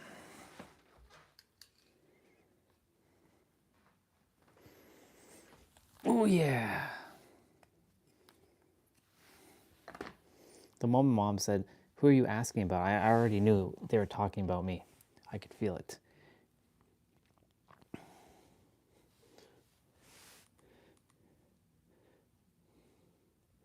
The only thing I wanted to do is to teach people. All right, I'm gonna eat. As a bad dog. Oh my gosh! Give me the leash. She's safer with me. Today, I'm still doing what I love, but the pandemic has changed the world. Dog adoptions have hit a record high. The good news is dog shelters are empty. The bad news is people still need help. He doesn't listen to me. Like, the problem is me. What do I do? More pushes, more problems, right? This is why he doesn't listen to you. So many things you can fix already. Sorry. The excitement. I just don't want you to get bit. Do you know who I am? Together with my superhero pack, our mission is to teach the world to honor the pack code. Honesty, integrity, and loyalty. Once you get this, you're gonna have everything else. And that's how we create better humans and better dogs, one pack at a time. So I'm on my way to the Lujan family. They have 5 children, 3 dogs. They have a red zone situation. They have a dog named Kuma, who's a Rottweiler, who is going after people, dogs, and children. Now, this breed is very special to me because my kids grew up around Rottweilers, so I know they can come across extremely dangerous or extremely aggressive if their needs are not met. It's all about how you take care of them. It's all about how you connect with them. This is a very serious situation. It is definitely a 911. Ready? Upside down. You're gonna catch. Ready? Count of 3. 1, 2, 3. Hi, we are the Lujan family. My name is Conrad. This is my wife, Lily. We have 5 children, 4 boys, 1 girl, and we have 3 dogs, Kuma, Kawana, and Ahsoka. Kawana, she's about 14 years old, very motherly. She's the watchdog of the house. Then we have Ahsoka, is 4 months old. She's just playful. Puppy just wants to chew on everything and everybody. And then we have Kuma. Kuma is 2 years old. We got him when he was 3.5 months. It was love at first lick, I would say. Yeah, definitely. He's very loving to the children, very loving to our family. He's very playful. We were the big family with 3 dogs, walking up and down the block. That's how our neighbors looked at us. But unfortunately, we're not able to do that any longer. Come on, watch it. We had a break-in, unfortunately, in our home. And after the break-in, everything changed for us. After the police had left, I went into the backyard to check on the dogs. Kawana started to cower like she was going to be hit. And then when we went to talk to Kuma, he would back away, kind of unsure. So we knew that something happened, but what happened, we really don't know. Things took a turn for the worse after the burglary. We started seeing changes in Kuma. He just started barking at everyone. He was less people-friendly. And then when we try to play with him out in the front, he lunges at the gate. My wife and I are always like scouting. We see someone coming, we're like, hey, someone's coming down the block. Everyone, dogs inside, we wait for them to pass and then we bring them back out. He's becoming dog aggressive, very difficult to walk him. The minute he sees a dog, he tenses up, he'll fixate on them, and he'll try to go after the dog. He's very strong. And if he pulls and that leash happens to slip out of my hand, I have no doubt in my mind that there would definitely be a very bad dog fight. He could definitely kill the other dog because of his size. It's worrying because he used to listen, but now he kind of blocks out what we're saying. Since we have 5 children, their friends come over. Recently, when the children were running around, Kuma tried to go after the children. Now you have a 110-pound Rottweiler jumping on a child. That was petrifying for us, and that's when we unfortunately had to muzzle him. Now that his behavior has changed, our world has changed. We're not able to go on the walks. We can't even take him to a dog park anymore because of the aggression.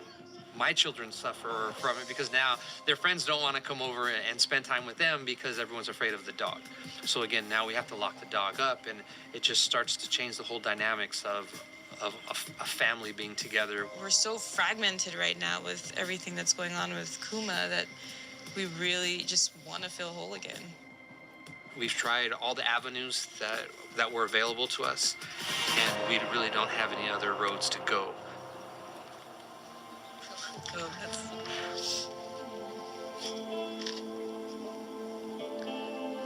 Sorry. There. Damn, he got We emotional. don't want to give up, but it's just creating so much stress and so much anxiety all the time that if we can't correct it, Kuma will have to leave our family, and I cannot imagine that happening.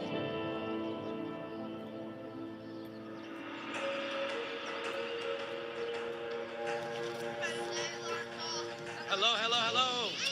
Hello, How are you guys? Caesar. How are you? How are you? How you doing, sir? Really good, really good. What do we have here? This is the Lujan family. The Lujan family. Nice to meet you all. Okay. And then we have our little puppy, Ahsoka. Ahsoka. We have our old lady here. This is Kawana. Okay. And then we have the reason why we're all here. The man himself, Kuma. The man himself. He's aggressive towards other dogs. Okay. And recently we've been seeing that he's being a little aggressive towards friends who come over with their children. And that's a big concern for us. The children were running around, playing, and he lunged towards our friends' children. Okay. So it's kind of a ball of issues that we're hoping that you would be able to help us with. Watch his reaction. Ooh. Get it?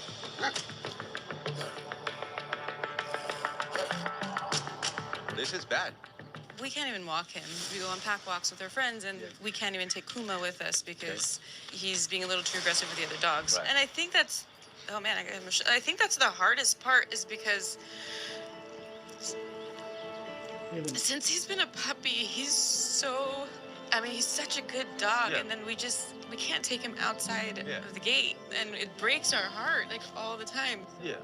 When did you notice his behavior become more aggressive? Someone broke into our house. And these guys were in the very back. Yeah. And that day we went back there, and Kawana, once I went to her, I was like, hey, she went like this. Yes. And then this guy did one of these. Right. And that wasn't their character, so we didn't know if something was thrown at him, whether it hit. We don't know what happened. But there was definitely a change in their personality. Yeah, shift. We don't know if, would that cause some of this, what's going on? Or Yeah, especially if you don't help them to stabilize. I believe dogs live in the moment, not in the past. But sometimes when they suffer a really traumatic event, it's possible the dog can become fearful, aggressive, and easily triggered. So, as pet parents, it is our job to reestablish a sense of stability back into their environment. If you don't, you can actually make things worse. But definitely you do have a case that if he gets out, it can hurt someone. Yeah. That's our worry. Let's just take it for a walk. Conrad, show me how you lead him. Let's go. We're coming out, all right? Yeah.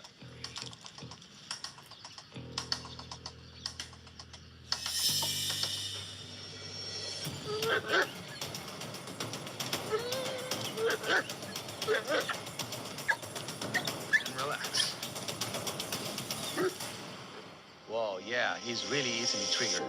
When you have an easily triggered dog that is the size and the strength of a Rottweiler, it can be too much for most people to handle.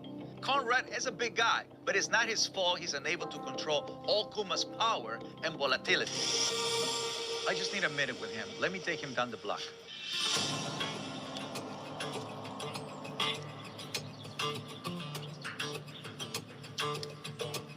Here, let's get this harness off you.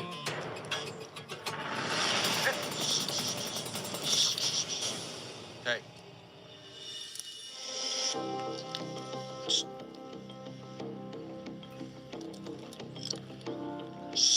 Hey.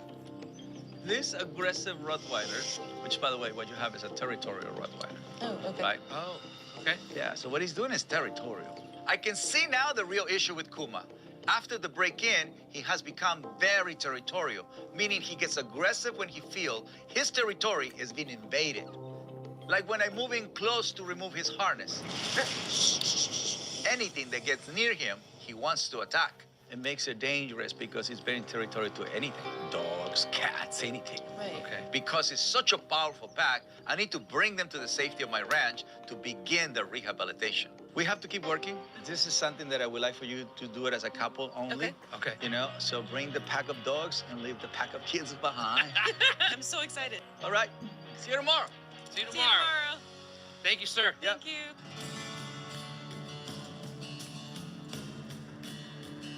No way, there's a llama. There's a herd of llamas. Yesterday, when Caesar said that Kuma was a red case, my heart dropped, I guess. Yeah. I knew he was bad, but I didn't think he was that bad. Yeah.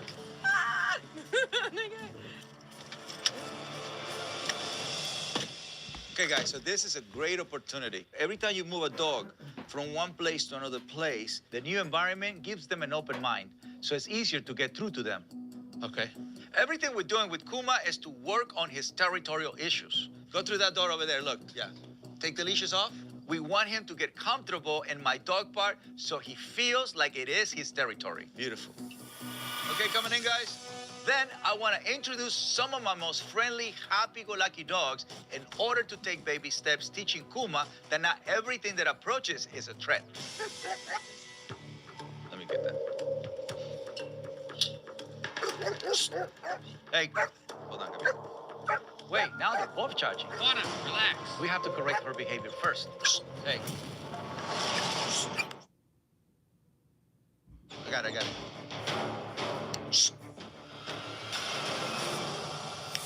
So she's been the boss for a while.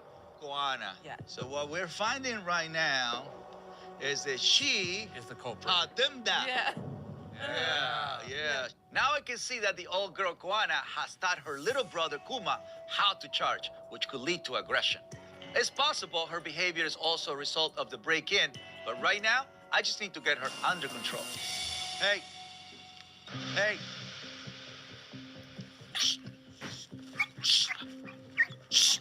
There you go. There you go. Don't back away. Don't just stand there. Support. You gotta do the same thing we're doing. Okay. I didn't know if you want. Yeah. Block her. We need to block her. She needs to sit and surrender. Get your hands out of your pocket. Yeah. Shh. You must send them all the way to calm surrender. Okay. This is something that I couldn't plan for it. Right. Because she never did anything wrong yesterday. Yeah. Now you know who taught him How to behave. how to like charge the fence. But you saw she went after me. Good thing she had no teeth. Like an old girl. Juana's charging is not particularly dangerous. What is dangerous is how Kuma has adapted that behavior. Now I want to see how he behaves when we tether the older girl to the fence to remove her from the situation. Now we're going to let the other dogs in. I want to see how Kuma reacts. Hey, he can charge. Shh. There you go. Beautiful. Shh. Hey. Shh. I think hides behind her. Yeah. That's right. That's his boss. So she's pack leader. Yeah. Juana has taught Kuma his bad habit of charging. But we can see that even with her tether, he's still triggered by all the activity. We know Kuma has suffered a trauma after the break-in, so the only way for him to restabilize is to get the comfort he needs from his pet parents. Come this way. I want to show you something. Look how much power she has over you. Yeah, he's staying with her. He's staying with her. Instead of the human, he should choose the humans. But because she gives them directions and she tells them what to do and she has pretty much raised him, Yeah. you know, from a dog point of view, Yes. that's why his loyalty is to her. Oh, that's amazing. We did not know that Juana was the pack leader at all. She's actually the one feeding the behavior to him. So that was a humbling experience for us because we thought we were the pack leaders. My mind's still blown that he hasn't come over to us. Yeah, he's still And I thought standing we next were to buddies. That's right. Buddies versus leader, two different things. Two different things. If you're only buddies with your dog, you're never going to be able to snap them out of this frightening mindset like this break-in created. They see everyone as a potential danger. We have a bigger issue than we thought. Yeah. To fix this, Conrad and Lily need to head home and practice real leadership by walking the dogs often. When encountering other people or other dogs, they should guide Kuma to sit calmly and remain under the pet parent's leadership. While Conrad and Lily begin to work with their dogs to reestablish trust and security within the home, Caesar meets with the couple whose dog is constantly on the hunt. Ivy, how you doing back there, kiddo? Ivy, what do you think? Are you excited? She's like, I don't know what's happening. My name is Ryan. I'm Kim. We have 3 kids, 3 cats, and 2 dogs. Coco and Lady Ivy, our latest addition. Lady Ivy is 18 months old. She's a Pitsky, a pit bull husky mix. We rescued Ivy during the start of the pandemic since we had the time. She is in that puppy phase, rambunctious and just loving.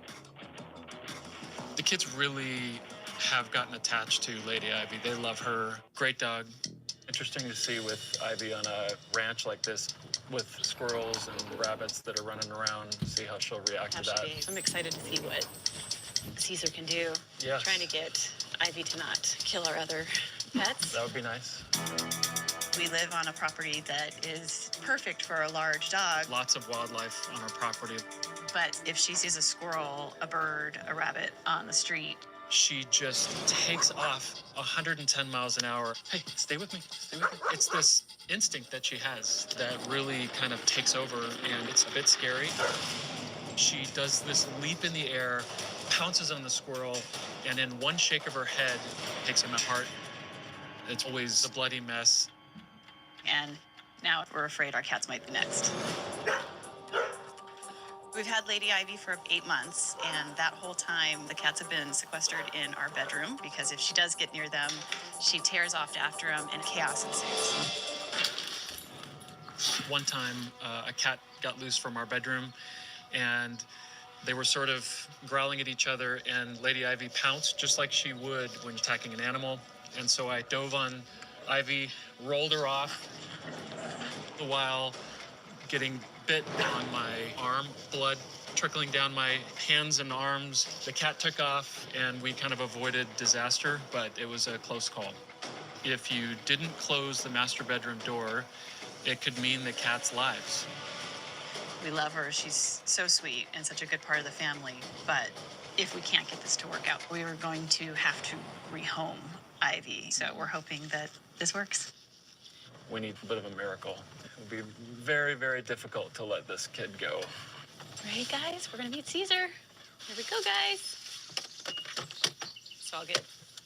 Hi. Good morning. Morning. Good morning. How are you? Pleasure to meet you. Get him out. Okay, Let's get him out. let's yes, go. Yes. Hi, sweetie. Hi, sweetie. Oh, yes. Here we go, Coco. Oh, okay. He's pulling. All right, And she's like this all the time, correct? Yeah. Her mind is somewhere else. Yeah, definitely already. somewhere else. Yeah. Oh, yeah. So the only way that you can hold it here is because you have a leash on. She looks like she wants to run off and hunt. The dog was pulling on the leash the moment it was out of the car, already on the hunt. Her mind was not here with us because her prey drive was an overdrive. So I want to test the limits of that drive by introducing the largest prey animal she's ever seen. Can we get it here? Let's go for a little walk with the donkey. We know she likes to hunt squirrels and rabbits, but carefully observing how she interacts with Marty will help us understand how deep her problem goes. So we're gonna bring the donkey and her to walk together. Okay. To make sure everything is safe, I'm gonna hold both lines and stand like a barrier between them. The person in the middle needs to become confident because she's anxious. Her whole prey drive, this is mental. It's like a Formula One driver. They want the adrenaline, 200 miles an hour. Calm down. That is the prey drive. Getting too excited. It's not allowed. Hey, it's not allowed. She has learned to chase. The predator is the one who is in the hunt. But she needs to go back to domesticated dog. She's definitely tapping into her prey drive, but we always knew that that was a possibility. Now, the important thing is to see if she stays in that headspace, or if we can calm her down so she doesn't see Marty as prey. Regresa. Let's see if we can remove the predatory state. So like when you're walking and somebody's coming. So what we're doing is letting her know to chase is not an option. And when you're passing by another animal, you want to be in between. Right, I mean, it's easier. Right. You know, so instead of you saying leave it, drop it, don't do it, you breathe and you visualize exactly how you want it to happen. You're asking her to wait patiently. Wait patiently. So that becomes more mental. I understand you're a hunter, but we don't want that in the city. Yeah. Right. This dog is not an aggressive dog. She's constantly on the hunt because it's like she's addicted to the adrenaline rush she gets from chasing prey. It's pulling. Her mind is somewhere else. But we have to teach her there is a time and place for that, and to show her how to turn it off instead of going 200 miles an hour all the time. All right, let's go back. So to do that, I'm going to need to get a better understanding of the situation at home. We need a path forward so that normal life can be what it should be. Over the past 9 months, we have kept our cats in our master bedroom. We'd like to keep our doors open. We'd like to be one big family. And right now our family is separate. I feel like at some point it's going to turn into a mess or a death. I've been working at home, for 9 or 10 months, and I'm a little worried about going back into my office. Right now, I have to be in the house just to kind of make sure everything is okay. You get to the point where you can't go any further. Your cats don't feel safe. No. Right. We definitely have to take care of the instinct of Ivy. Yeah. She's hunting, and her hunting means kill. Right. Yeah. You have not been able to connect her to your cats. So the cats are, game for her. Right. Yeah. The problem with keeping Ivy separated from the cats is she will never get used to them. They're not part of her pack. They are game. This entire pack needs to be unified, but they're not ready for that. Before I see them again, I want them to practice their homework. Instead of keeping the cats behind closed doors, I want them to open them up, but keep the protective gates. Ivy and the cats need to see each other while Kim, Ryan, and the kids keep a controlled, calm energy without becoming tense like they have been. This is how dogs and cats start to see each other as something other than predator and prey. Sounds great. Thank you, guys. Thank you, Appreciate it. Good boy, Kuma. We had some homework. Caesar wanted us to take Kuma out on a pack walk with the family. Look how good he's doing, son, right? Making sure that Kuma's following us instead of Kawana. He's not even paying attention to her. Look, he's locked in on you. Yeah, I think he's definitely stopped deferring to Kawana, and he sees us as the leaders now. But Kuma's still being territorial. He's still charging the fence. We need some insight on how to fix that.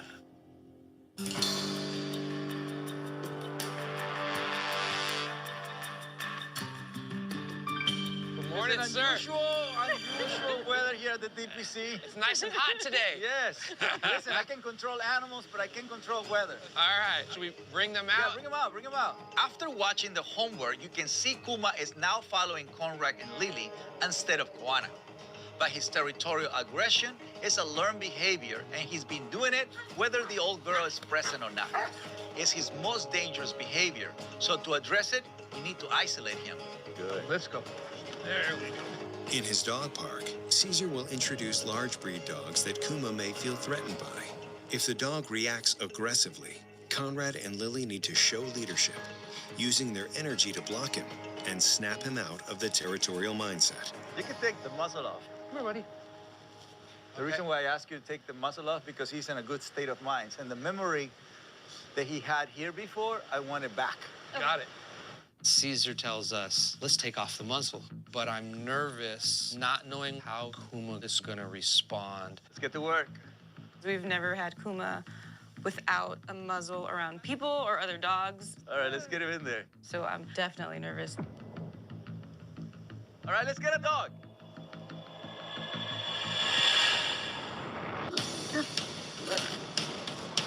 He's claiming his territory. Watch out.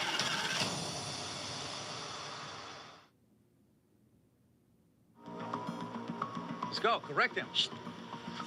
No charging. Let me go help. Can you go to the corner him and then get him over here? Now he's backing up. But then he goes and do it over here.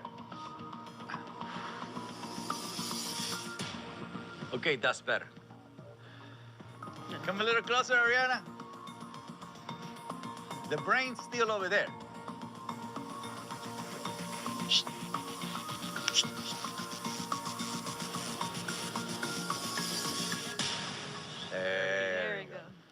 Nice. Wow. Beautiful teamwork, by the way. Beautiful, beautiful. Now we're seeing some real progress. Conrad and Lily physically blocked Kuma to snap him out of his territorial mindset, which brought him to calm surrender. They don't even know what this dog is truly capable of. So now I need to show them that with their guidance, Kuma has the ability to go from feeling like he's constantly threatened to a gentle giant. Like, come over here. Kuma, come on. You create the calm surrender and then you call him away. Don't call him away when he's excited. Okay. All right, let's do it again. That's what I was gonna ask, if we can do it again. Perfect. Let's get another dog. Look at that, that's beautiful. Good boy. That's right. His chest is not tense. Okay. You know, his head is not high. You can see the smile in the face. Yeah. Once the pet parents corrected him, they were able to get him to a calm surrender. From that point forward, he didn't even need a correction when the other dogs walked by. How cool is that? The strategy is incredible. Super proud of you guys. Look at that. When it comes to dogs, look, he's already saying dog means happy-go-lucky. When we started with Kuma, it was clear his territorialism was triggered by dogs and also people and children. His dog reactivity is improving. You can see the family has hope again. So I want to send them home to continue blocking him anytime he gets triggered. Work with this at home and come back with the family. All right. So I can see you guys. Bye, Rottweiler. Ready, buddy?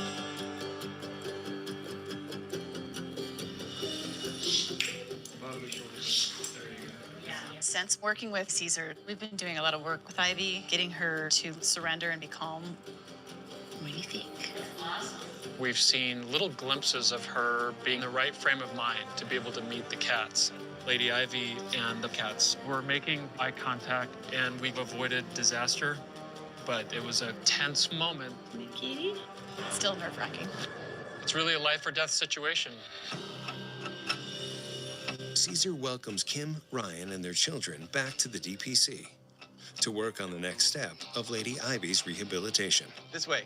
Now we're going into the chickens and the ducks. Lady Ivy has been hunting her whole life, and now she's hunting the family cats.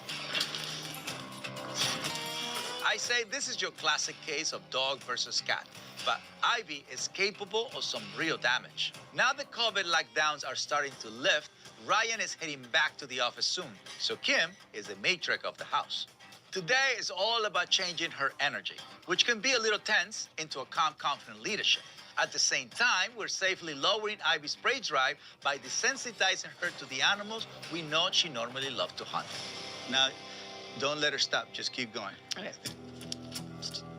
Come on.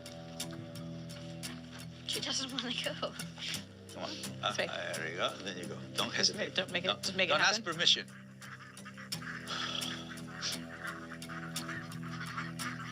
Don't worry about the ducks. You stay calm. She stays calm.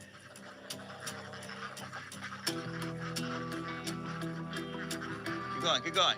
Keep going. Relax the arm. Wait. So, watch this. So what happens is you kept your arm tense. Uh-huh. Here, look. You see it? Oh, so she relaxes then? Yeah, because Okay. this becomes like a tense moment. But if you keep it tense, Then she's she gonna feels fight. the tense. Yeah. Okay.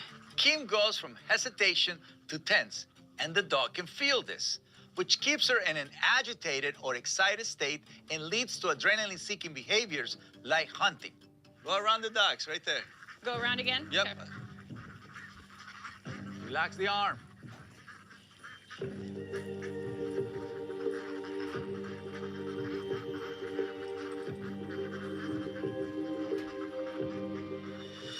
Beautiful. Now you see how she's ignoring the ducks? Did you guys see that? That is amazing. All right. That's art to me. This is my art. Look at that. Look at that. Yes. Yes. I'm shocked that Ivy made it through this little gauntlet of the chickens and ducks. I can't believe that she didn't at least attempt to bolt at the ducks. I'm really proud of how calm she was and how she was able to respect the space of the animals. That was remarkable. Look, look, at her. that's a calm surrender customer. Yeah, this is calm surrender right here. Like, I'm done. Yes. We can get that kind of comfort, yep. Now that we've shown Kim and Ryan that Lady Ivy can achieve calm surrender, both the dog and the family are ready to finally unite with the cats. We know how powerful her hunting instincts are, so we must still be cautious. The next morning, Caesar arrives at the Liljegren home and prepares the family to finally introduce Lady Ivy to their cats. All right, so we're here for your final test. Kim, you're gonna pass by the bedroom first. The whole point is for her to practice avoidance, calm surrender to you. Okay. Once she practices calm surrender, then we went inside. Kim needs to walk Ivy upstairs and get her into a calm surrender state before entering the room with the cats. If she enters before Ivy is settled, it could be chaos. So also we're gonna use the muzzle just to keep it safe, and everybody else is gonna go inside with the cats. So we're gonna do it as a pack. Sounds good. Cool. I'm nervous about what this is going to look like when we do introduce her to the cats, so hopefully no one gets hurt, but it's definitely nerve-wracking. Okay.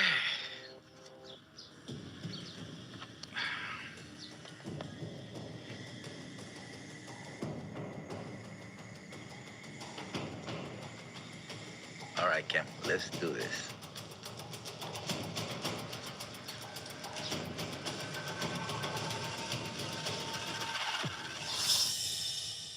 Oh, that's bad. That was bad.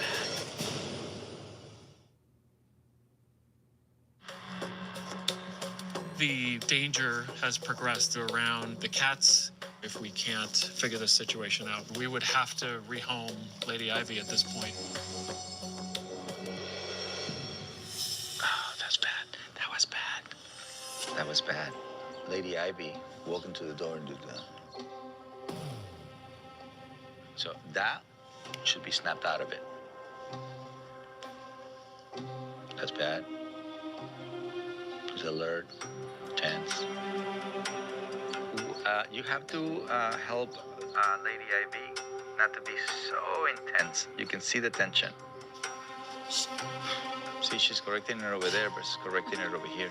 He needs to correct her by the entrance, because when she's at the door, at the moment she does this, I'm gonna correct her, and she's gonna go right back to a calm surrender state. So it's catching her in that moment. It's absolutely essential that Kim can get Ivy into a calm surrender state right before entering the room with the cats. Look, Kim. Yes.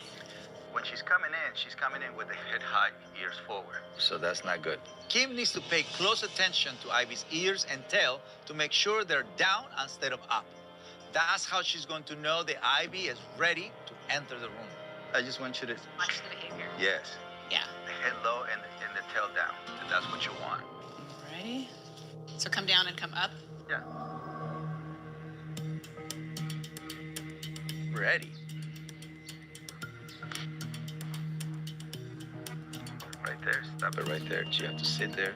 She's not ready. Ears are up. Now snap her out of it with the touch. Shh. There you go. Those are ears right there. There you go. Perfect.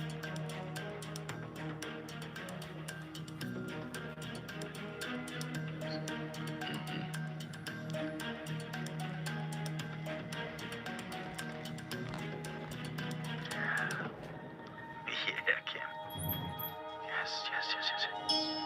That's perfect. Yes.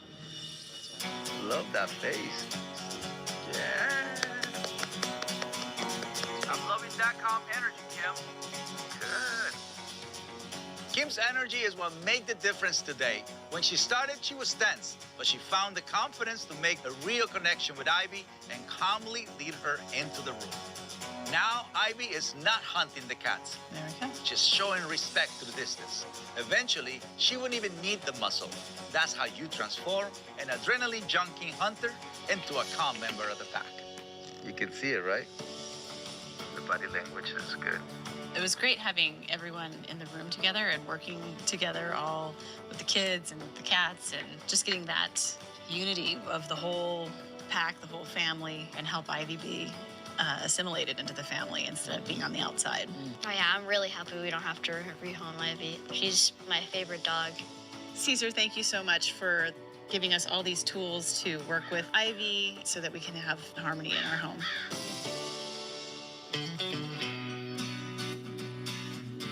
Kuma. Our homework was to work with Kuma with his aggression running towards the gate or showing any type of territorial aggression. I think we're doing a good job, but I don't think we're there yet. Hey.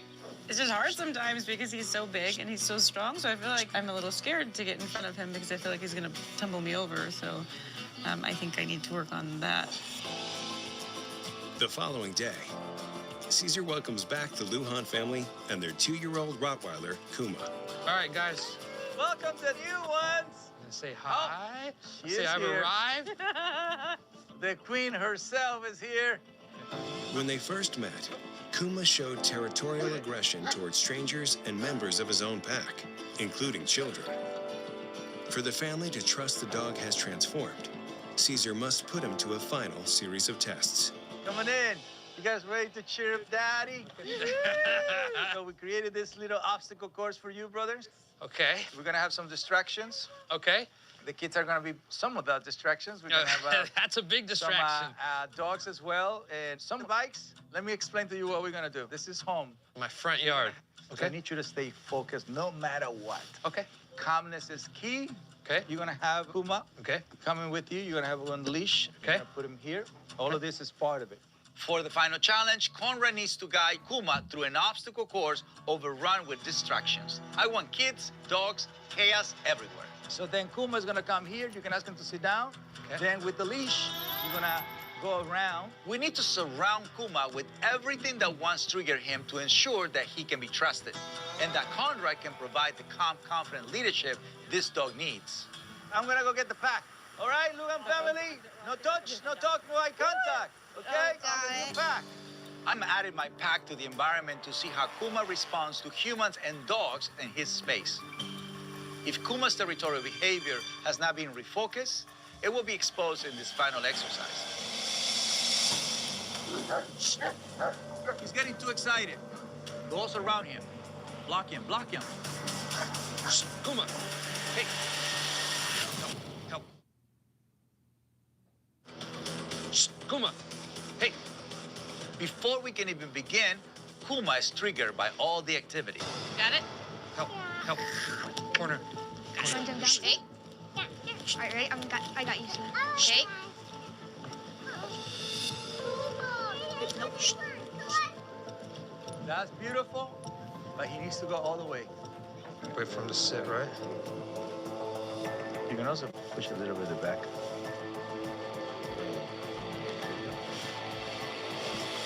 Good job, boys. Good job. That was a pack work. I can see the family has taken their homework seriously. Now, Finish showering. Oh yeah. so I feel confident he's ready to be near my pack. This is like the equivalent. Now I'm just waiting for laundry to finish so I can put it to dry. So that allows your dog to focus and disregard what is happening. See, look how good my boy is doing. Yes, he's ready for the test. All right, let's go. For Kuma to be trusted in the family home, he needs to demonstrate perfect obedience throughout this final challenge.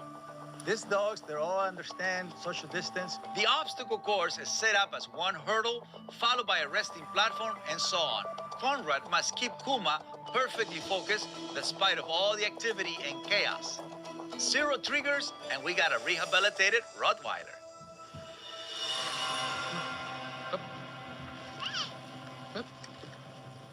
Don't lose your patience. There we go. Come here, boy. Sit.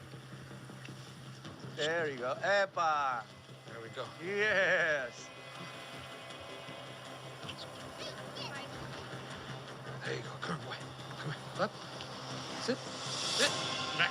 Stay. Stay. Soka. Yeah. Yeah. So what's happening right now is the energy comes down. Now Conrad is in control. Go. Up. Your energy is your most powerful tool on this planet. You understand, my friend? Let's go. Boy. He's doing good. He's doing good. Place. Sit. Sit. Shh.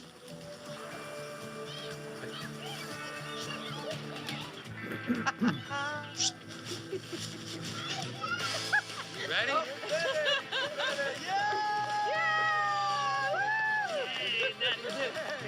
Kuma, harimai.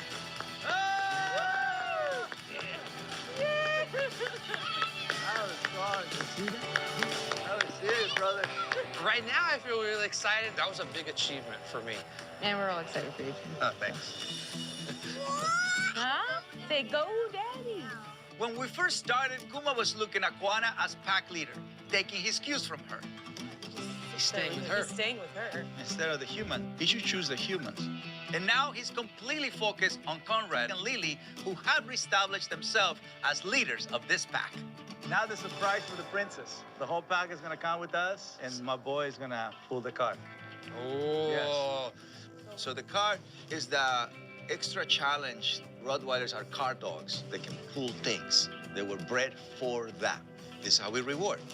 Let's go. Oh, let's go. Let's go. In the beginning, we didn't think it was possible to trust Kuma with the children, but because of this process, we've been able to regain trust in him.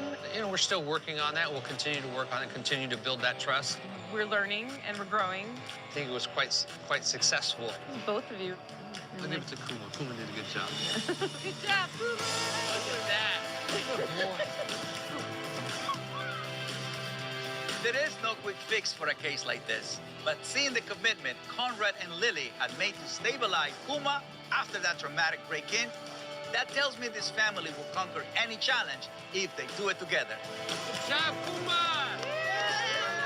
Kuma! Good job! Sometimes it's impossible to completely forget the traumas from our past. Look at that righty, babe. But by facing them head on and working through them together, we find a way to move forward and become a healthier, safer, and much stronger pack.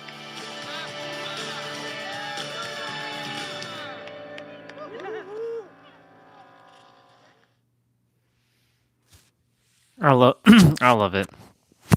I love it. So this video, the one that you see right here, this is the first one I've seen of Caesar, and man, when I saw this one, like her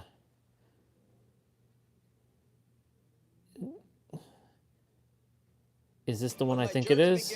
Hold on. I'm really worried about what I seen with Tricky and Easy, but now it's time for me Wait, to evaluate Kane. No, this is a different one. Okay, Kane. Okay. Well, Okay, I'll be back. No,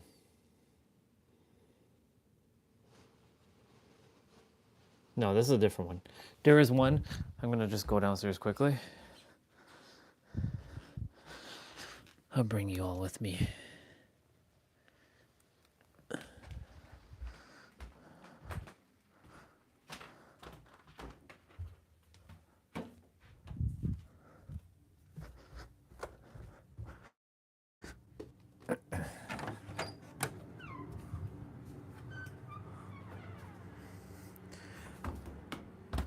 All right, laundry room. So there's one video where, and yes, I'm wearing a different sweater, as you can see. I didn't want to wear the black one anymore. There's one video where I saw like a German Shepherd is basically dominating the entire home, and the owner, she had a boyfriend, and the dog bit her boyfriend, and he left her because she wouldn't take care of her dogs properly, and she let that happen. And she says that she feels responsible for, you know, taking over her sister and her husband's like life, because they feel like a prisoner in their own home now. And I first saw that and I had empathy for her, but then when I listened, I'm like, you know, she wasn't mentally there to have a dog, to be quite honest. But, you know, who's to say who's supposed to have a dog, right? So when I saw that video, I'm like, you know, I left, somebody left a comment and they're like, you know, I have a German Shepherd like neighbor who basically is always aggressive, and you know the owner doesn't take care of the dog properly. So then I said, you know, I feel you, because I have the same thing. The cute girl, like her dog is like a, looks like a German golden retriever kind of mix. I don't know, but like that dog just, he don't like nobody. He don't like nobody. And okay, so this is my headband. So I usually leave it flat on the dryer so that it dries. All my clothing that I wear.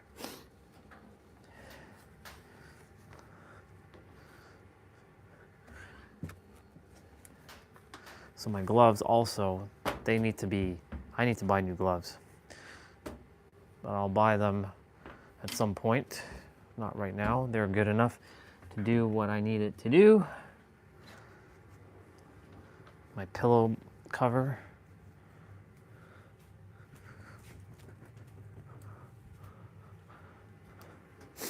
But that video, like when I watched it, I'm like, people like that should not have dogs. They can't even handle themselves, much less a dog, you know? But it's no judgment, it's just a fact.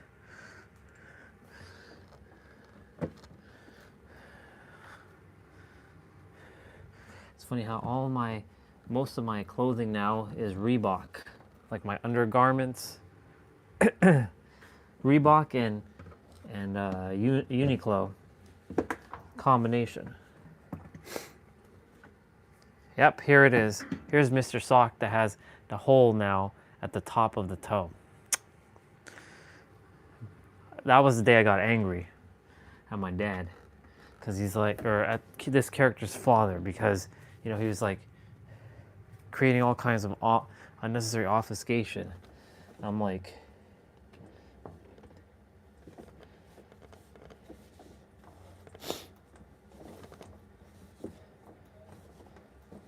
I don't adhere to shit. You know what I'm saying?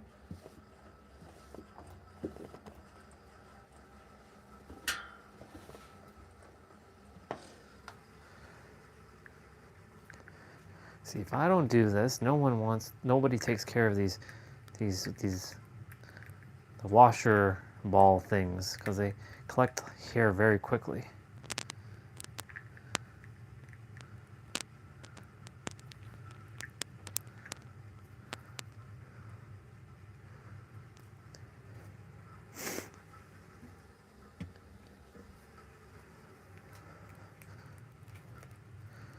I gotta remind myself to get a couple of these for San Diego, for my penthouse. By the way, I have an inbuilt washer and dryer. I don't have to go anywhere, which is so fucking convenient. I can wash my clothes at the comfort of my own space. You're probably wondering, where the hell is the washer and dryer in that space? It's hidden in an area that is like out of the way. It's not obtrusive. There's a closet space that has the washer and dryer, and I don't have to go like downstairs to like the laundromat or anything, because it's all built into the home. For $4 million, it better be built into the, or not for $6 million, it better be built into the home. Your penthouse is $6 million? Yeah, it's nothing. My mansion's $55 million.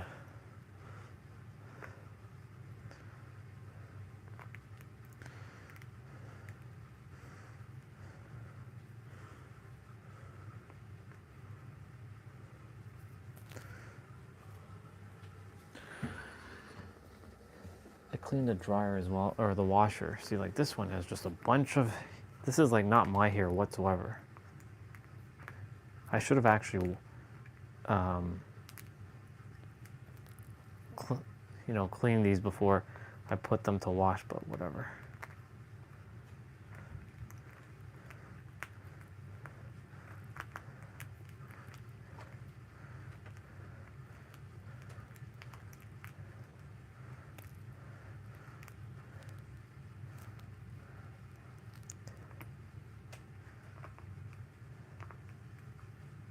Nice.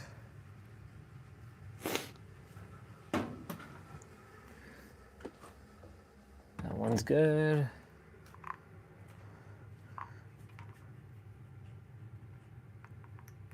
The heater has that weird water shit again.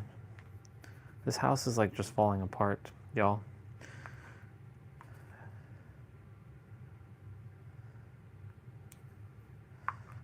But my place is like brand fucking new. That one's good.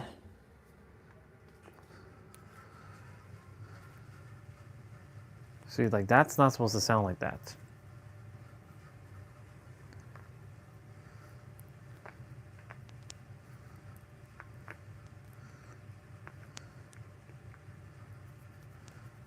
I don't know how the hell water is getting into that thing.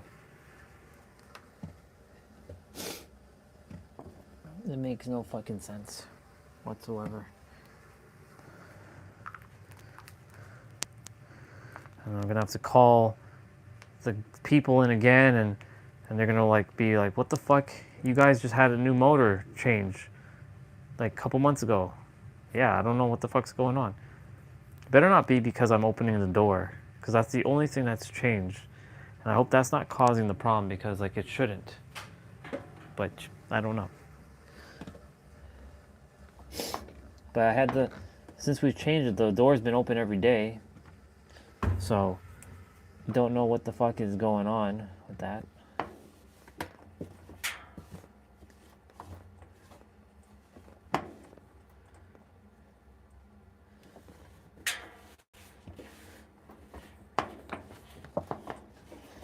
Now I'm just cleaning the washer. Okay, cool.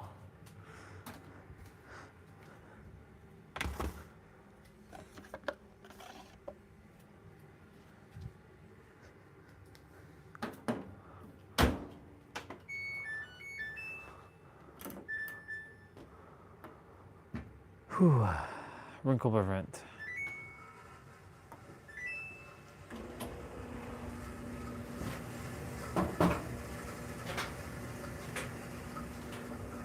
So just so you all know, so that is making that like noise, and there's like water going into the motor. Don't know how water is going in there. It's not supposed to be sounding like that. It's like recycling something. It's supposed to be blowing heat, but there's no heat coming. So yeah, gonna have to get that fixed. Didn't shower in here because they're doing the grouting. They had to dig it out because it's completely like undone, so now they have to clean it. Like over there is perfect, it's fine. But like over there,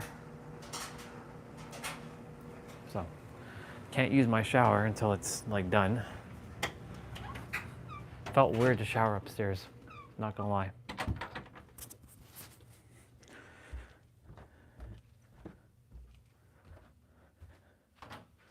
Okay.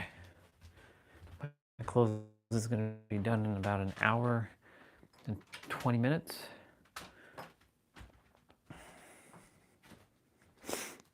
Give or take.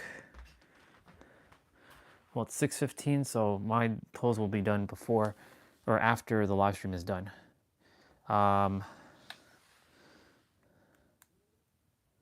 T-Bray, if you're around, sir, we can play, because I'm gonna actually play right now. I feel I'm in the mood to play.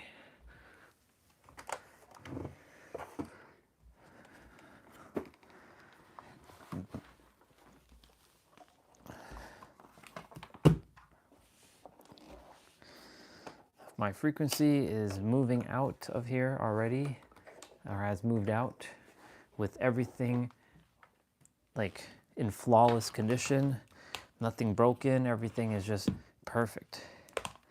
And I'm staying in that frequency. Because that's how the life used to be once upon a time. And then throughout my journey, things were like breaking and shit's like falling apart and things are ripping.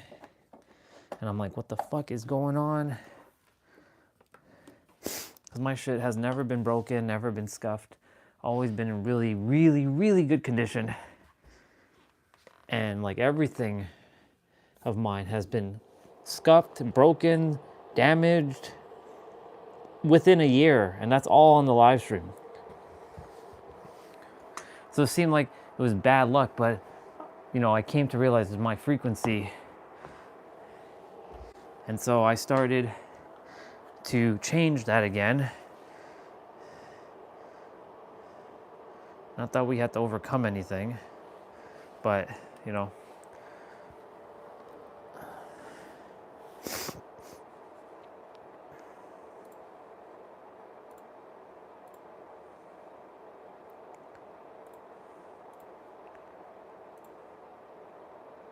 As much as I want a new gaming laptop, I really don't right now. Only because I know what's coming out and I want a laptop where I can extend my screen and that becomes the norm. Like making a 16-inch like a 24-inch when I'm on the go so I can have a better gaming experience. It's like carrying a monitor without carrying the monitor, you know? Now that I know that future tech is coming out like that, like I don't want to buy any new stuff.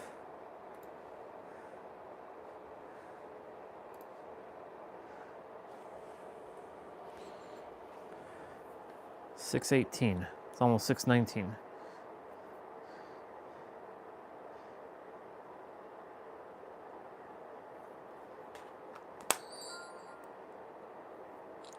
Our boy is like, what if reality meets you at your level of your audacity? Reality is constrained by what you can make sense of. What lies beyond your comprehension lies beyond your experience. If it can't make sense to you, it won't exist for you. Make it make sense. Exactly. Make all your reality make sense to you.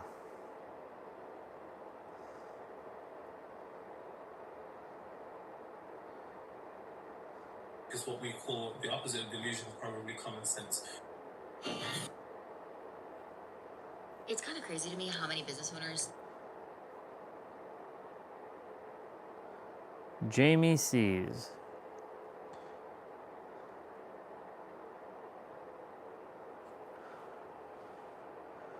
As I start playing, you should see T-Bray show up in a moment.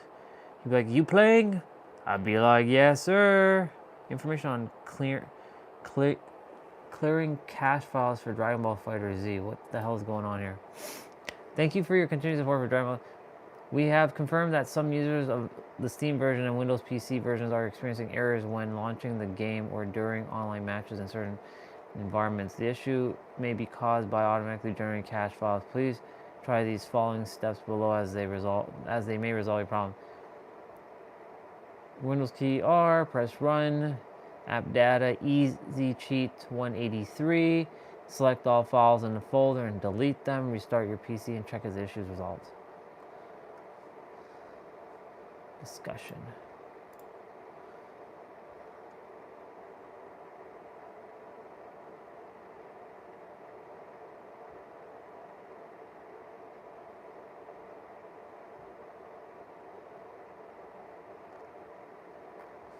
They have to adhere to easy anti-cheat.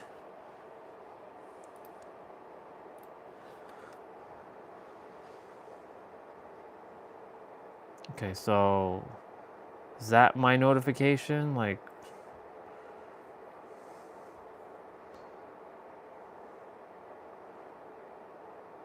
oh wow, somebody just, as soon as I left my original thing. Somebody just connected with me. How fascinating.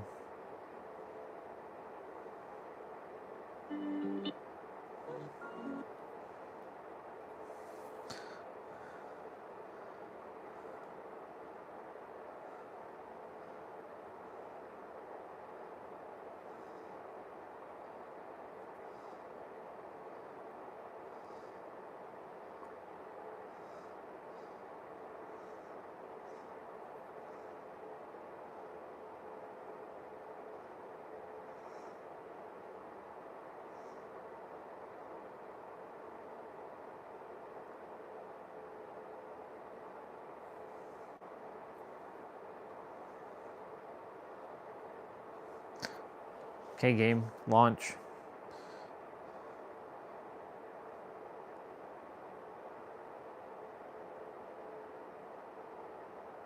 Do, do, do, do.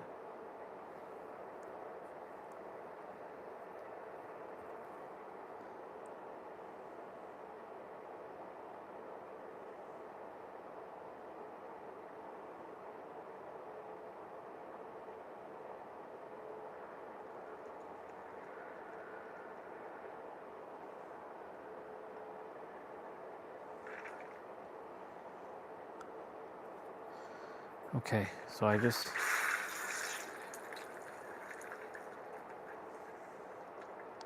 let's go to screenshots.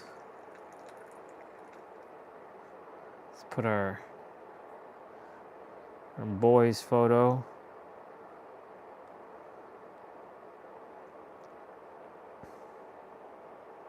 Awesome.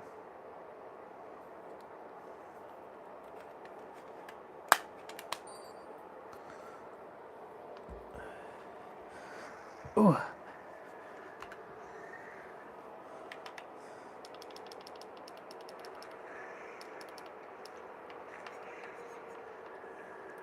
Oh, T-Bray, where are you, T-Bray? I know you're around there, sir.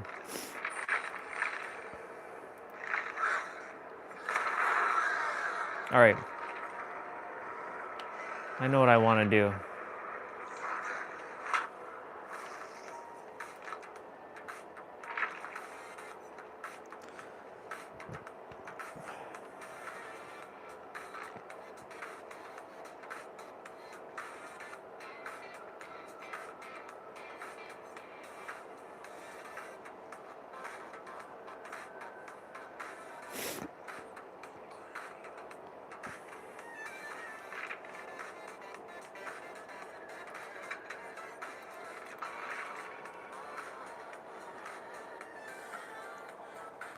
All right, let's see.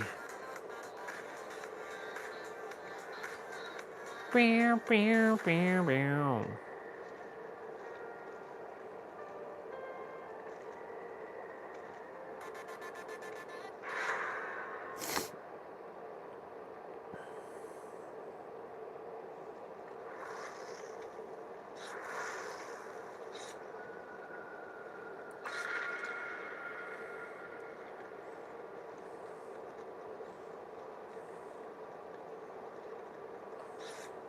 Everything I taught the zero.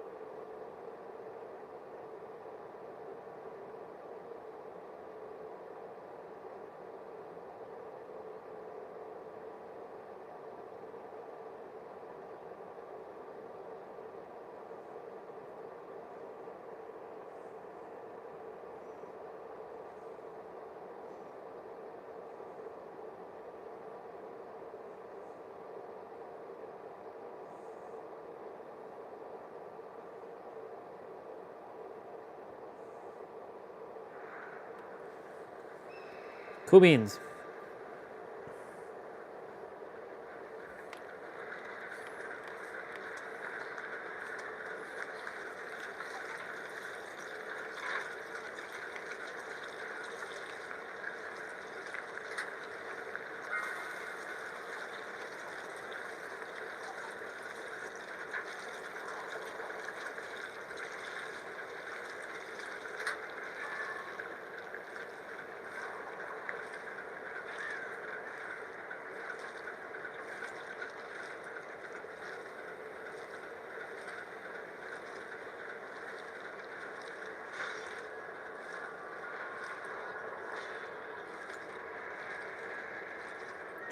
Shit.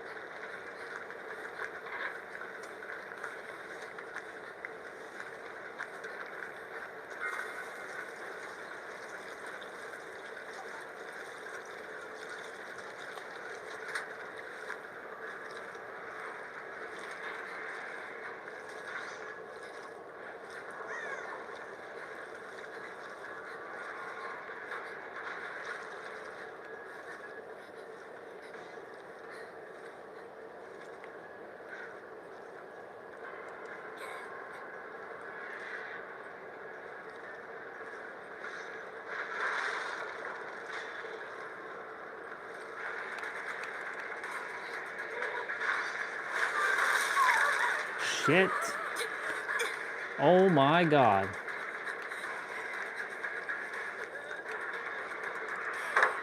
Pre-drop that.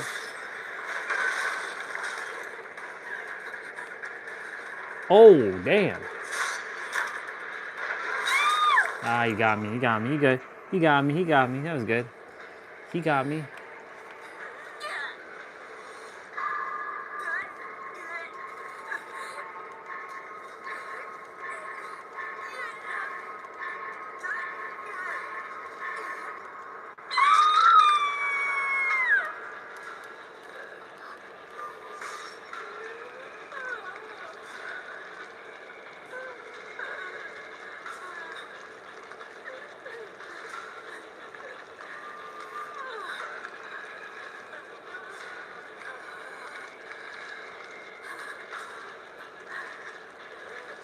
Oh.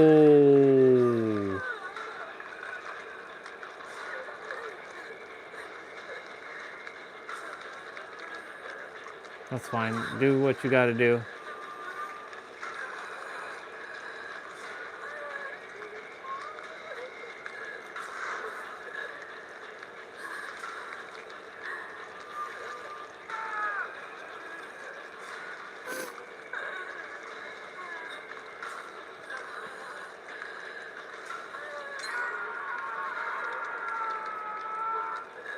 Shit, man.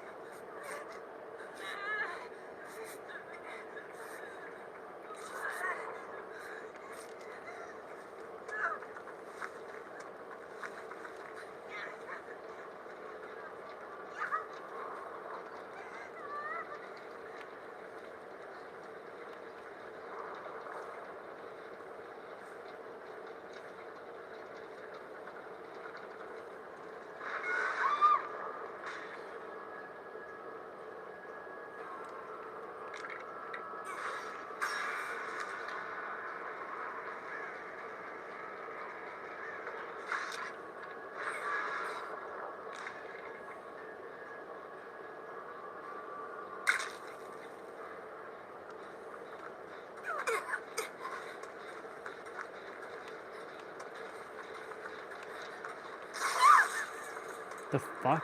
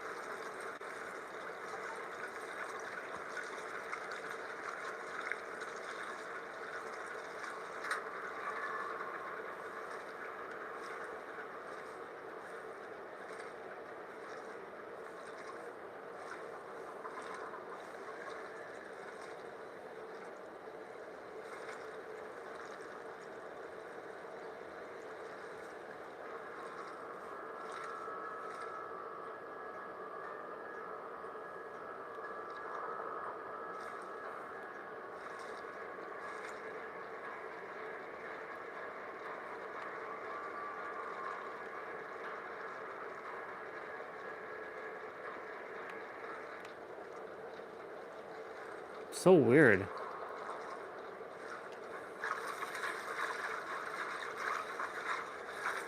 That was super weird.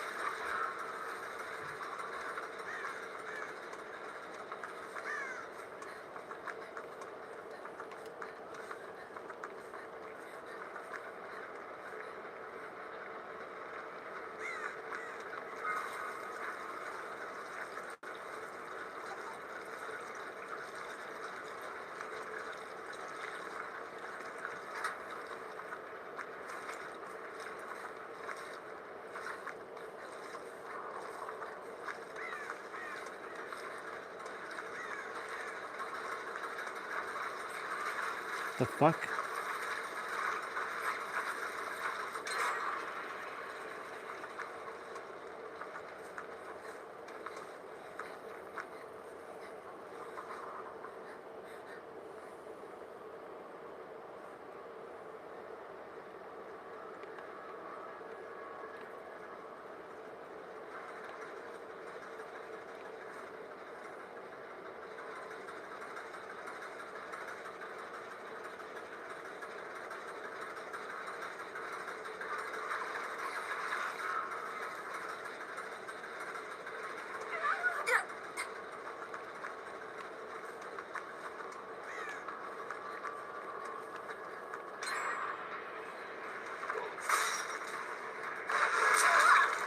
Shit, he got me.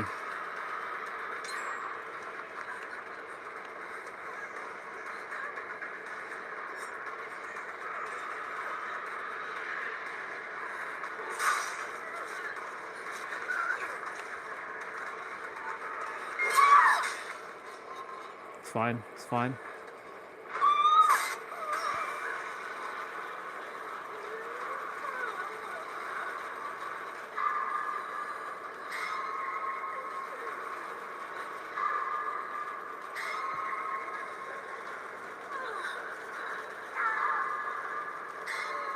Come on.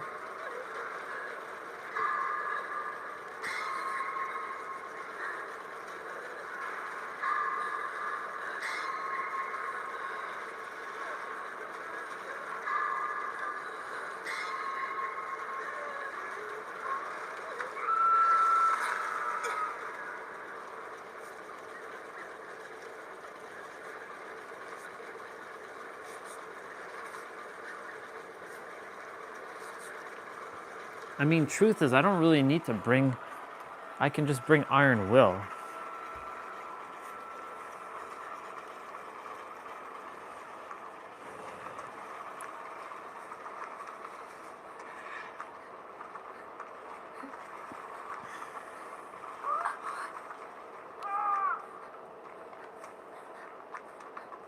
He's dead.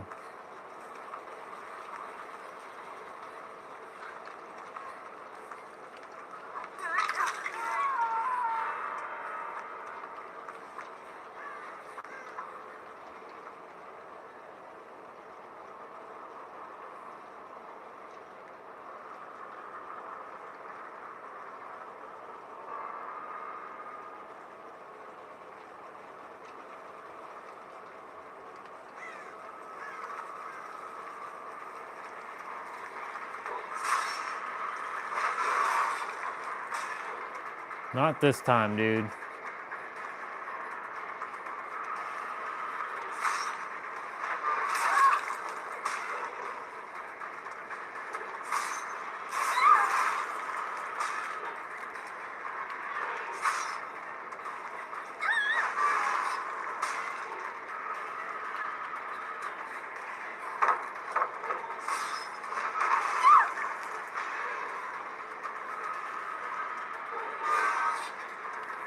Oh, shit.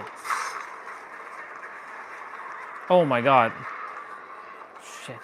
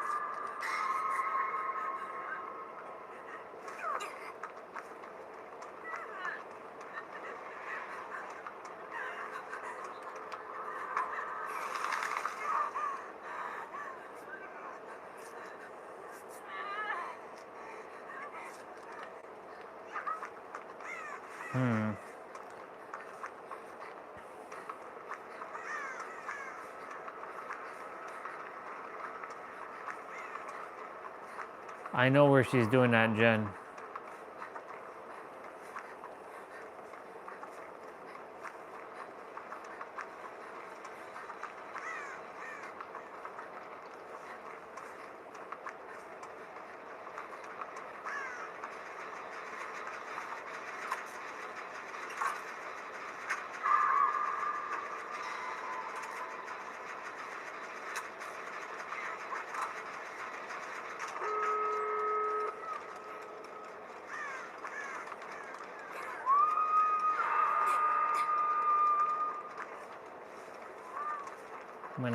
I'm gonna get her.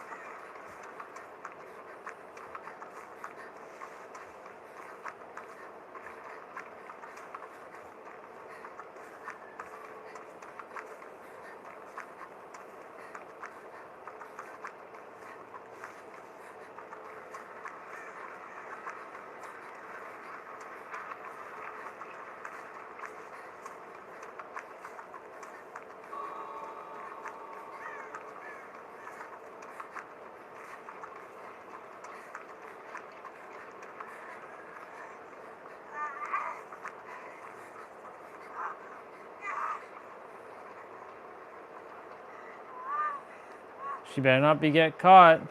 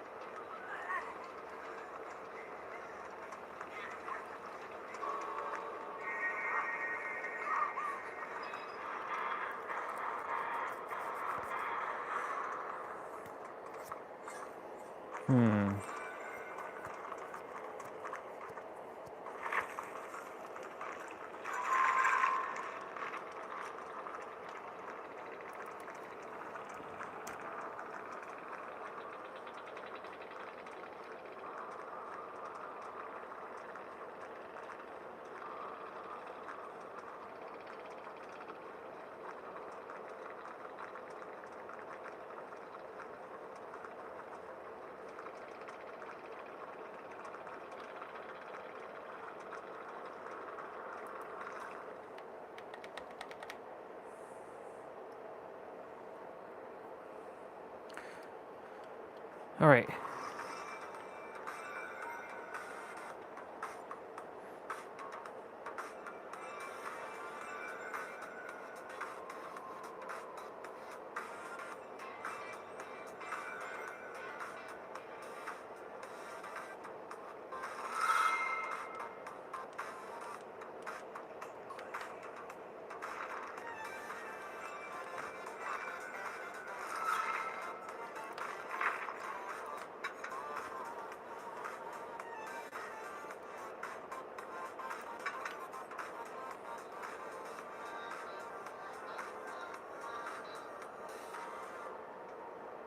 Let's see.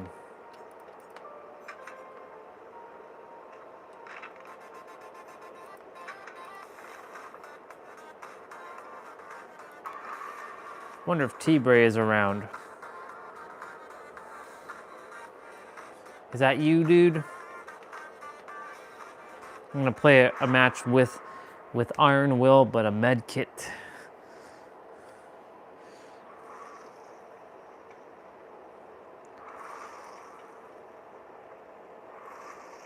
Oh my.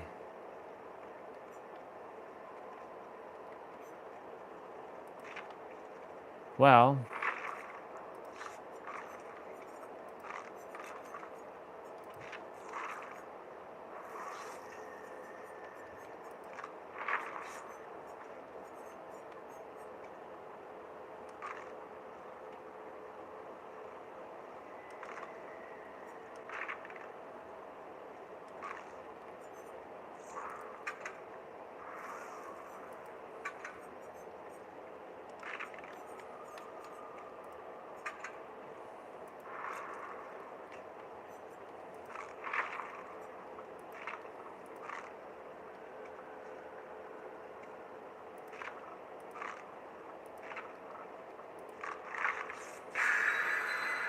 Shit.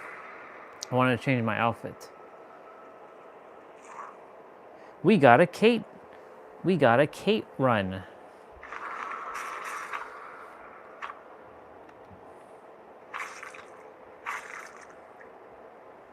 This is all Kate's.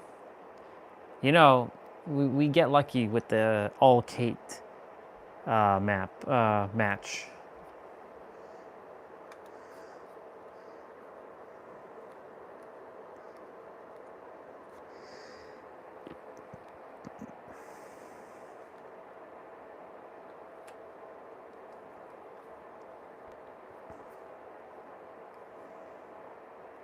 Man, this controller has gone through the ringer.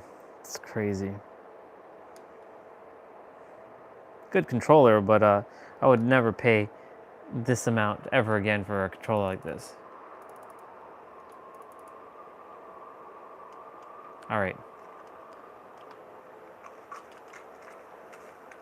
All right, let's do some extrasensory perception.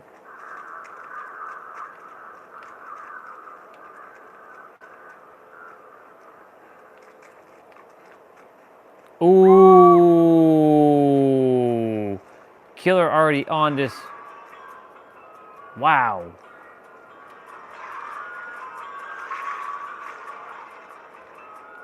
Jesus Christ. That's wild.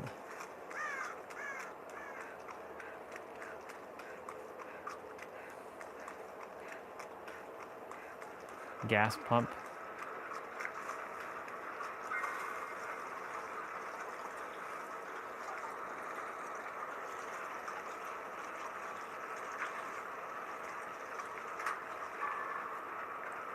Shit, we have that killer. Nice.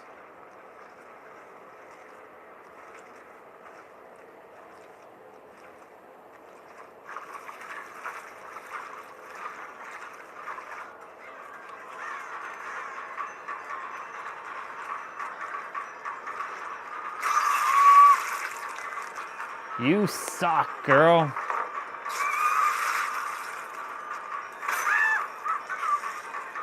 That's wild.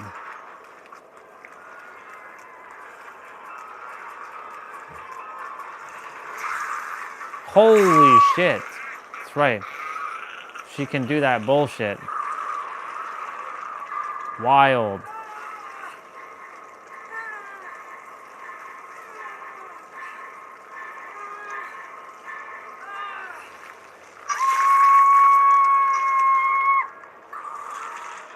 All right, that's fine, it's fine.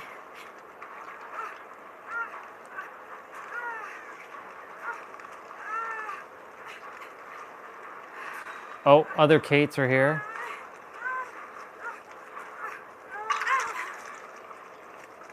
We've got to move.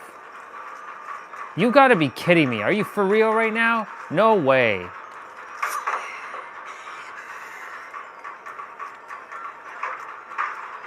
Tunneling motherfucker. Are you kidding me right now?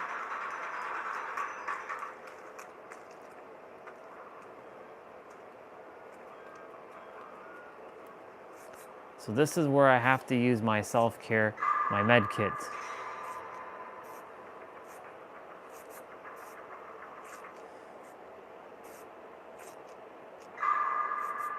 Just want to see how good this bill will be with a just one med kit. Jesus Christ, man. All right. Now I have the med kit in my hand.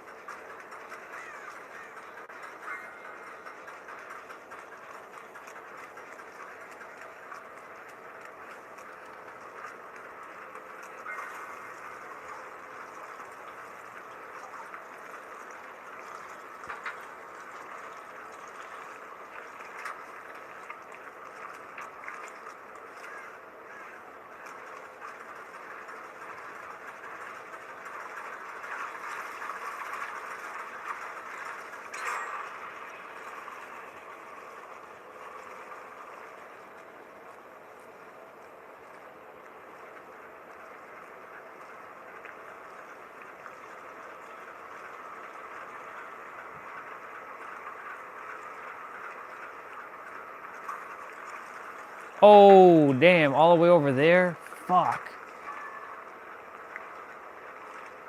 God dang. It's all the way over there, huh? Shizers.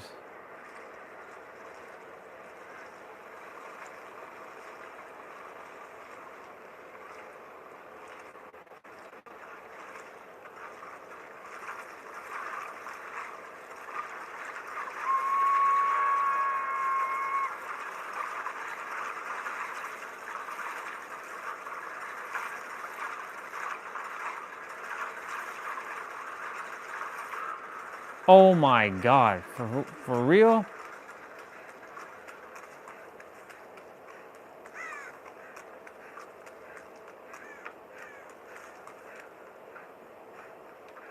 Is there a gas pump or blood pump here? No.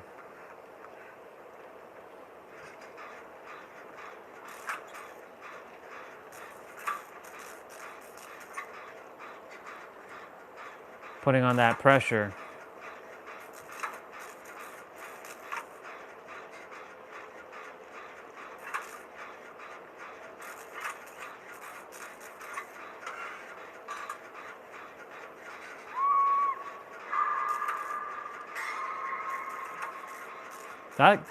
That killer's a friggin' camper.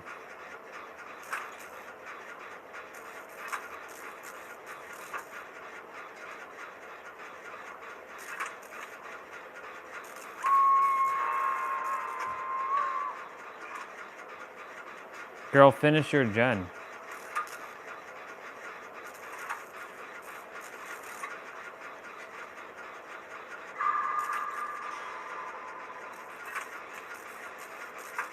Oh, nice.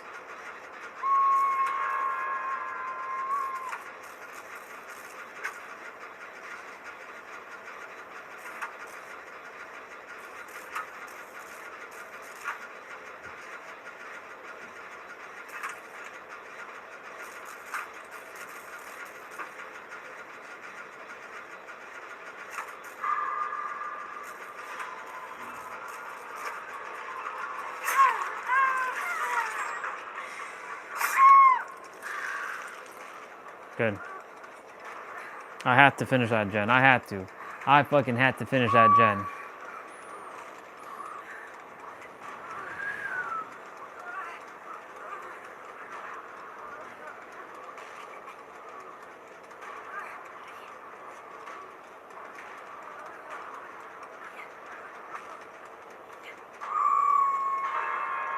Damn, I'm exposed? What the fuck?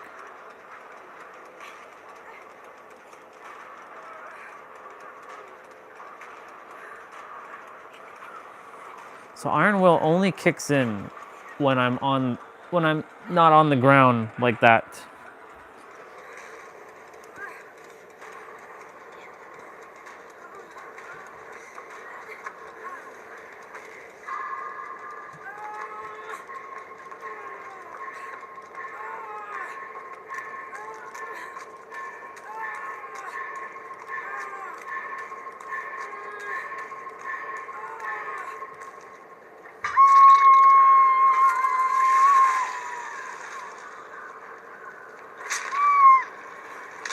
Holy damn, son. Good job.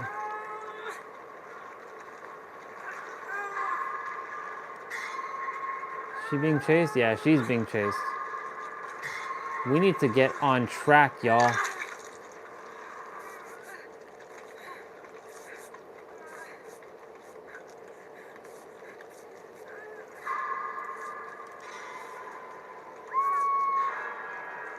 Shit.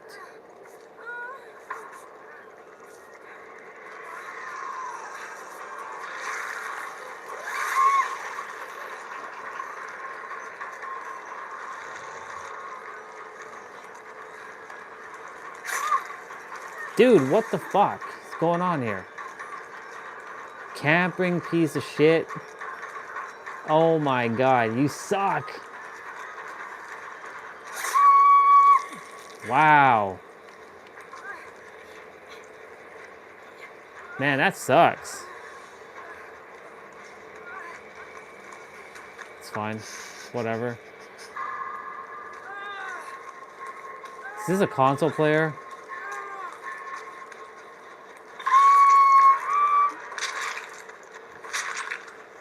That's crazy.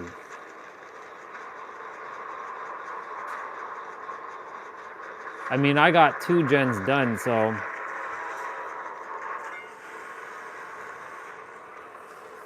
That's wild. Man, the camping is real. The camping is real.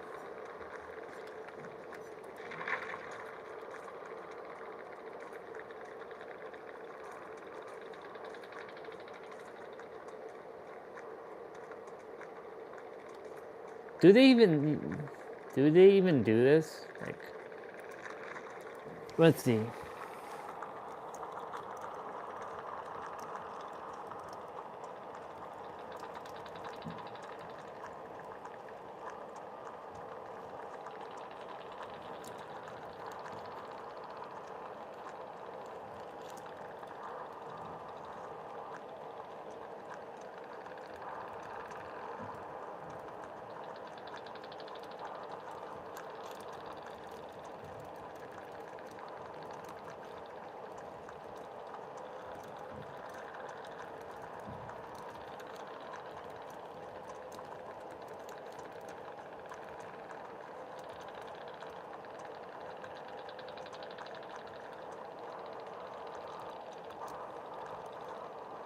Here. Reported. You reported them? Yes, I did. But why, Orion? Because I can. That's why. But Orion, that's not nice. Okay, I don't really like the take that off. Iron Will,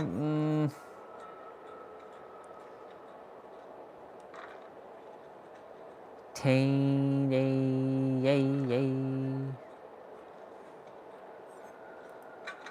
in the shadows activate. Strength in the shadows activate.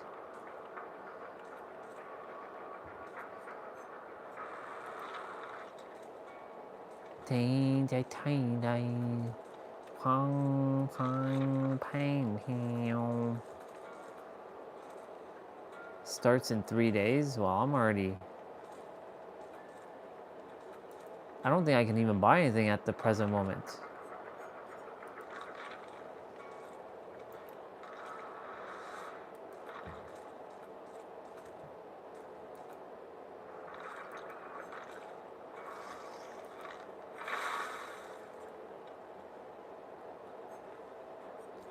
Yeah, I can't buy any of this stuff.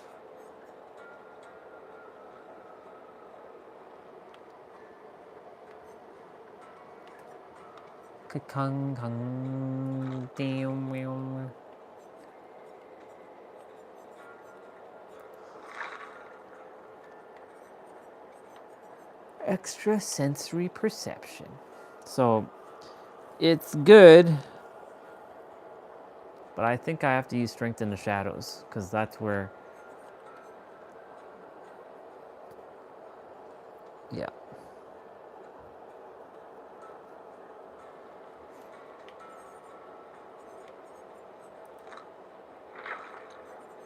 Yeah.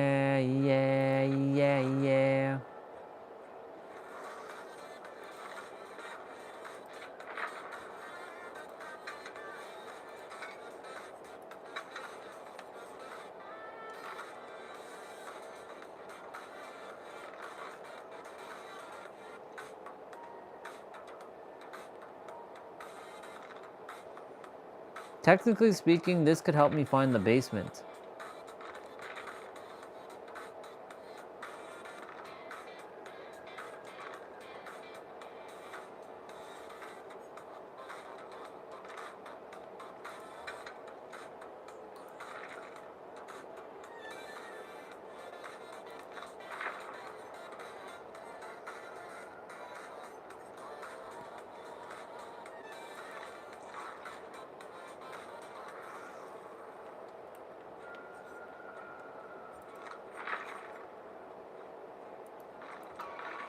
All right, let's roll. Let's see what happens here.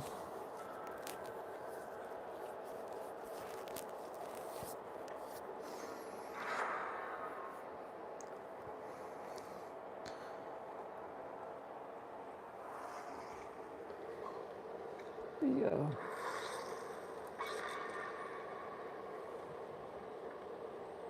Look at all you.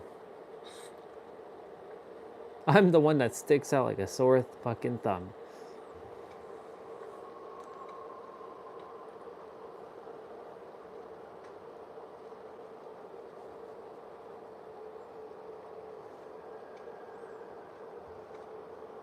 What the hell is this? So Trump went and praised Allah on Easter. Open the fucking straight, you crazy bastards, or you'll be living in hell. Just watch. Praise be to Allah. The Iranians have successfully recovered a used American toothpaste and boxers. Is this what they've been reduced to? The Iranian media is going to say that American forces have been destroyed so totally that no traces remain of any of the bodies, and the only thing that's left is their toothpaste and underwear. That's how powerful the Iranian military truly is. Bro, they have him... Dude, this is so sad. It's actually so sad. You're tweeting on the dead Supreme Leader's account. Just let the guy rest, okay? And... yeah, I'm not watching your shit. 3D printed Switch 2 games? Next up, like I said, people send me stuff all the time. So this one dude sent me some Switch cartridges, and yeah, look at this thing. So we have Nintendo Switch 2 cartridge with it's Mario Kart World. It looks like somebody just slapped this thing on. It looks like I don't know, printed or something. It looks kind of legit. It looks like there's actually a PCB in the back. I'm guessing it's 3D printed, yeah, I got two more here, which I'll show you in just a second. But let's go ahead and pop this one in and see what it does. Let's go ahead and see if it fits in there. Yeah, it's going most of the way. Well, that's a little scary. Oh, I clicked it. Zelda Tears of the Kingdom. Okay, it's downloading something. So it kind of clicked in place there, but I can't. Oh yeah, that closes too. All right, so it's fully in there now. This guy just sent this to me. What is this crap? All right, I'll take complete. Let's go ahead and see this thing launches. Yep, it's booting. Let me just show you. It's still the same cartridge inside. Wait, hold on. Oh no, it's stuck in there. Oh, there it goes. Okay, I released it somehow, and it's coming out now. And software was closed because game card was removed. Yep. Okay. So it's it was actually in there. Except, like I said, people send me stuff all the time. So this one dude sent me some Switch cartridges. Well, Switch cartridges, and yeah, look at this thing. So we have Nintendo Switch 2 cartridge with no, it's Martin. It looks like somebody just slapped this thing on. It looks like I don't know, printed or something. It looks kind of legit. Shit. There's actually a PCB in the back. I'm guessing it's 3D printed, but yeah, I got two more here, which I'll show you in just a second. But let's go ahead and pop this one in and see what it does. Let's go ahead and see if it fits in there. Yeah, it's going most of the way. Oh, that's a little scary. Oh, I clicked it. Zelda Tears of the Kingdom. Okay, it's downloading something. So it kind of clicked in place there, but I can't. Oh yeah, that closes too. All right, so it's fully in there now. This guy just sent this to me. What is this crap? All right, I'll take complete. Let's go ahead and see this thing launches. Yep, it's booting. Let me just show you. It's still the same cartridge. Ah. Oh no, it's stuck in there. Oh, there it goes. Okay, I released it somehow, and it's coming out now. And software was closed because game card was removed. Yep. Okay, so it's it was actually in there. Except, like I said, people send me stuff all the time. So this one dude sent me some Switch. Nothing about life moves as a whole. All of life, everything in biology moves as units of information. They're called genes through all life. Genes are just little packets of biological instructions, and whichever one replicates best survives. Culture works identically. An idea is a unit of cultural information. And we have a word for this that's been stretched like around the internet, and this is a meme. And I'm not talking about internet cat photos. A meme defines catchphrases and beliefs, narratives, worldviews, rules. So memes are to culture what genes are to biology. And they obey the identical laws. Religion's made up of memes. Politics is 100% memes. There's nothing else. Corporate culture, memes, family rules, memes, the voice in your head is full of memes. So once you see that, you stop asking, is an idea good or bad, and you start asking, is the idea fit? Fitness is what decides survival. Even if the idea is beautiful, even if it would save your life, truth is absolutely optional. But what's not optional? Replication. Memes don't care about your well-being. They care about getting copied, moving from mind to mind. And they do that by hijacking things that evolution has already built into your body. It's fear, belonging, authority, certainty, moral outrage, feeling smarter than somebody else. Every meme will go past a guard, guaranteed. Nothing about life moves as a whole. All of life, everything in biology moves as units of information. They're called genes through all life. Genes are just little packets of biological instructions, and whichever one replicates best survives. Culture works identically. An idea is a unit of cultural information. And we have a word for this that's been stretched like around the internet, and this is a meme. And I'm not talking about internet cat photos. A meme defines catchphrases and beliefs, narratives, worldviews, rules. So memes are to culture what genes are to biology. And they obey the identical laws. Religion's made up of memes. Politics is 100% memes. There's nothing else.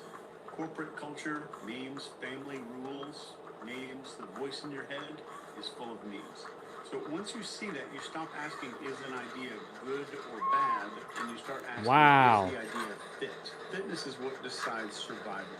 Even if the idea is beautiful, even if it would save your life, truth is absolutely optional. But what's not optional? Replication. Memes don't care about your well-being. They care about getting copied, moving from mind to mind. And they do that by hijacking things that evolution has already built into your body. It's fear, belonging, authority, certainty, moral outrage, feeling smarter than somebody else. Every meme will go past a guard, guaranteed. Nothing about life moves as a whole. All of life, everything in biology moves as units of information. They're called genes. They're all life. Genes are just little packets of biological instructions, and whichever one replicates best survives. Culture works identically. An idea is a unit of cultural information. And we have a word for this that's been stretched like around the internet, and this is a meme. And I'm not talking about internet cat photos. A meme defines catchphrases and beliefs, narratives, worldviews, rules. So memes are to culture what genes are to biology. And they obey the identical laws. Religion's made up. Wow, that person just got Politics fucked. is a 100% memes. There's nothing else. Corporate culture, memes, family rules, memes, the voice in your head is full of memes. So once you see that, you stop asking, is an idea good or bad, and you start asking, is the idea fit? Fitness is what decides survival. Even if the idea is beautiful, even if it would save your life, truth is absolutely optional. But what's not optional? Replication. Memes don't care about your well-being. They care about getting copied, moving from mind to mind.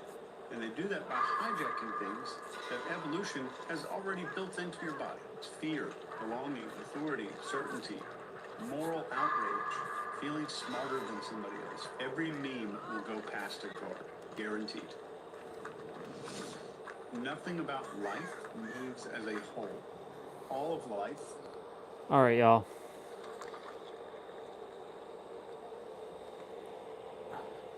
Well, thank you so much for coming on today. I appreciate it. Tomorrow's upper body playout. So y'all know the drill. Thank you for, yeah, we're just focusing. We gotta just kind of quickly just put ourselves here for a moment. Yeah. Upper body, remember time, remember thinking, identity, memory, and experience. And time can be your greatest ally or your greatest enemy. It all depends. And yeah, you have yourselves a wonderful night. I will see you tomorrow. And yeah, love you all. Bye.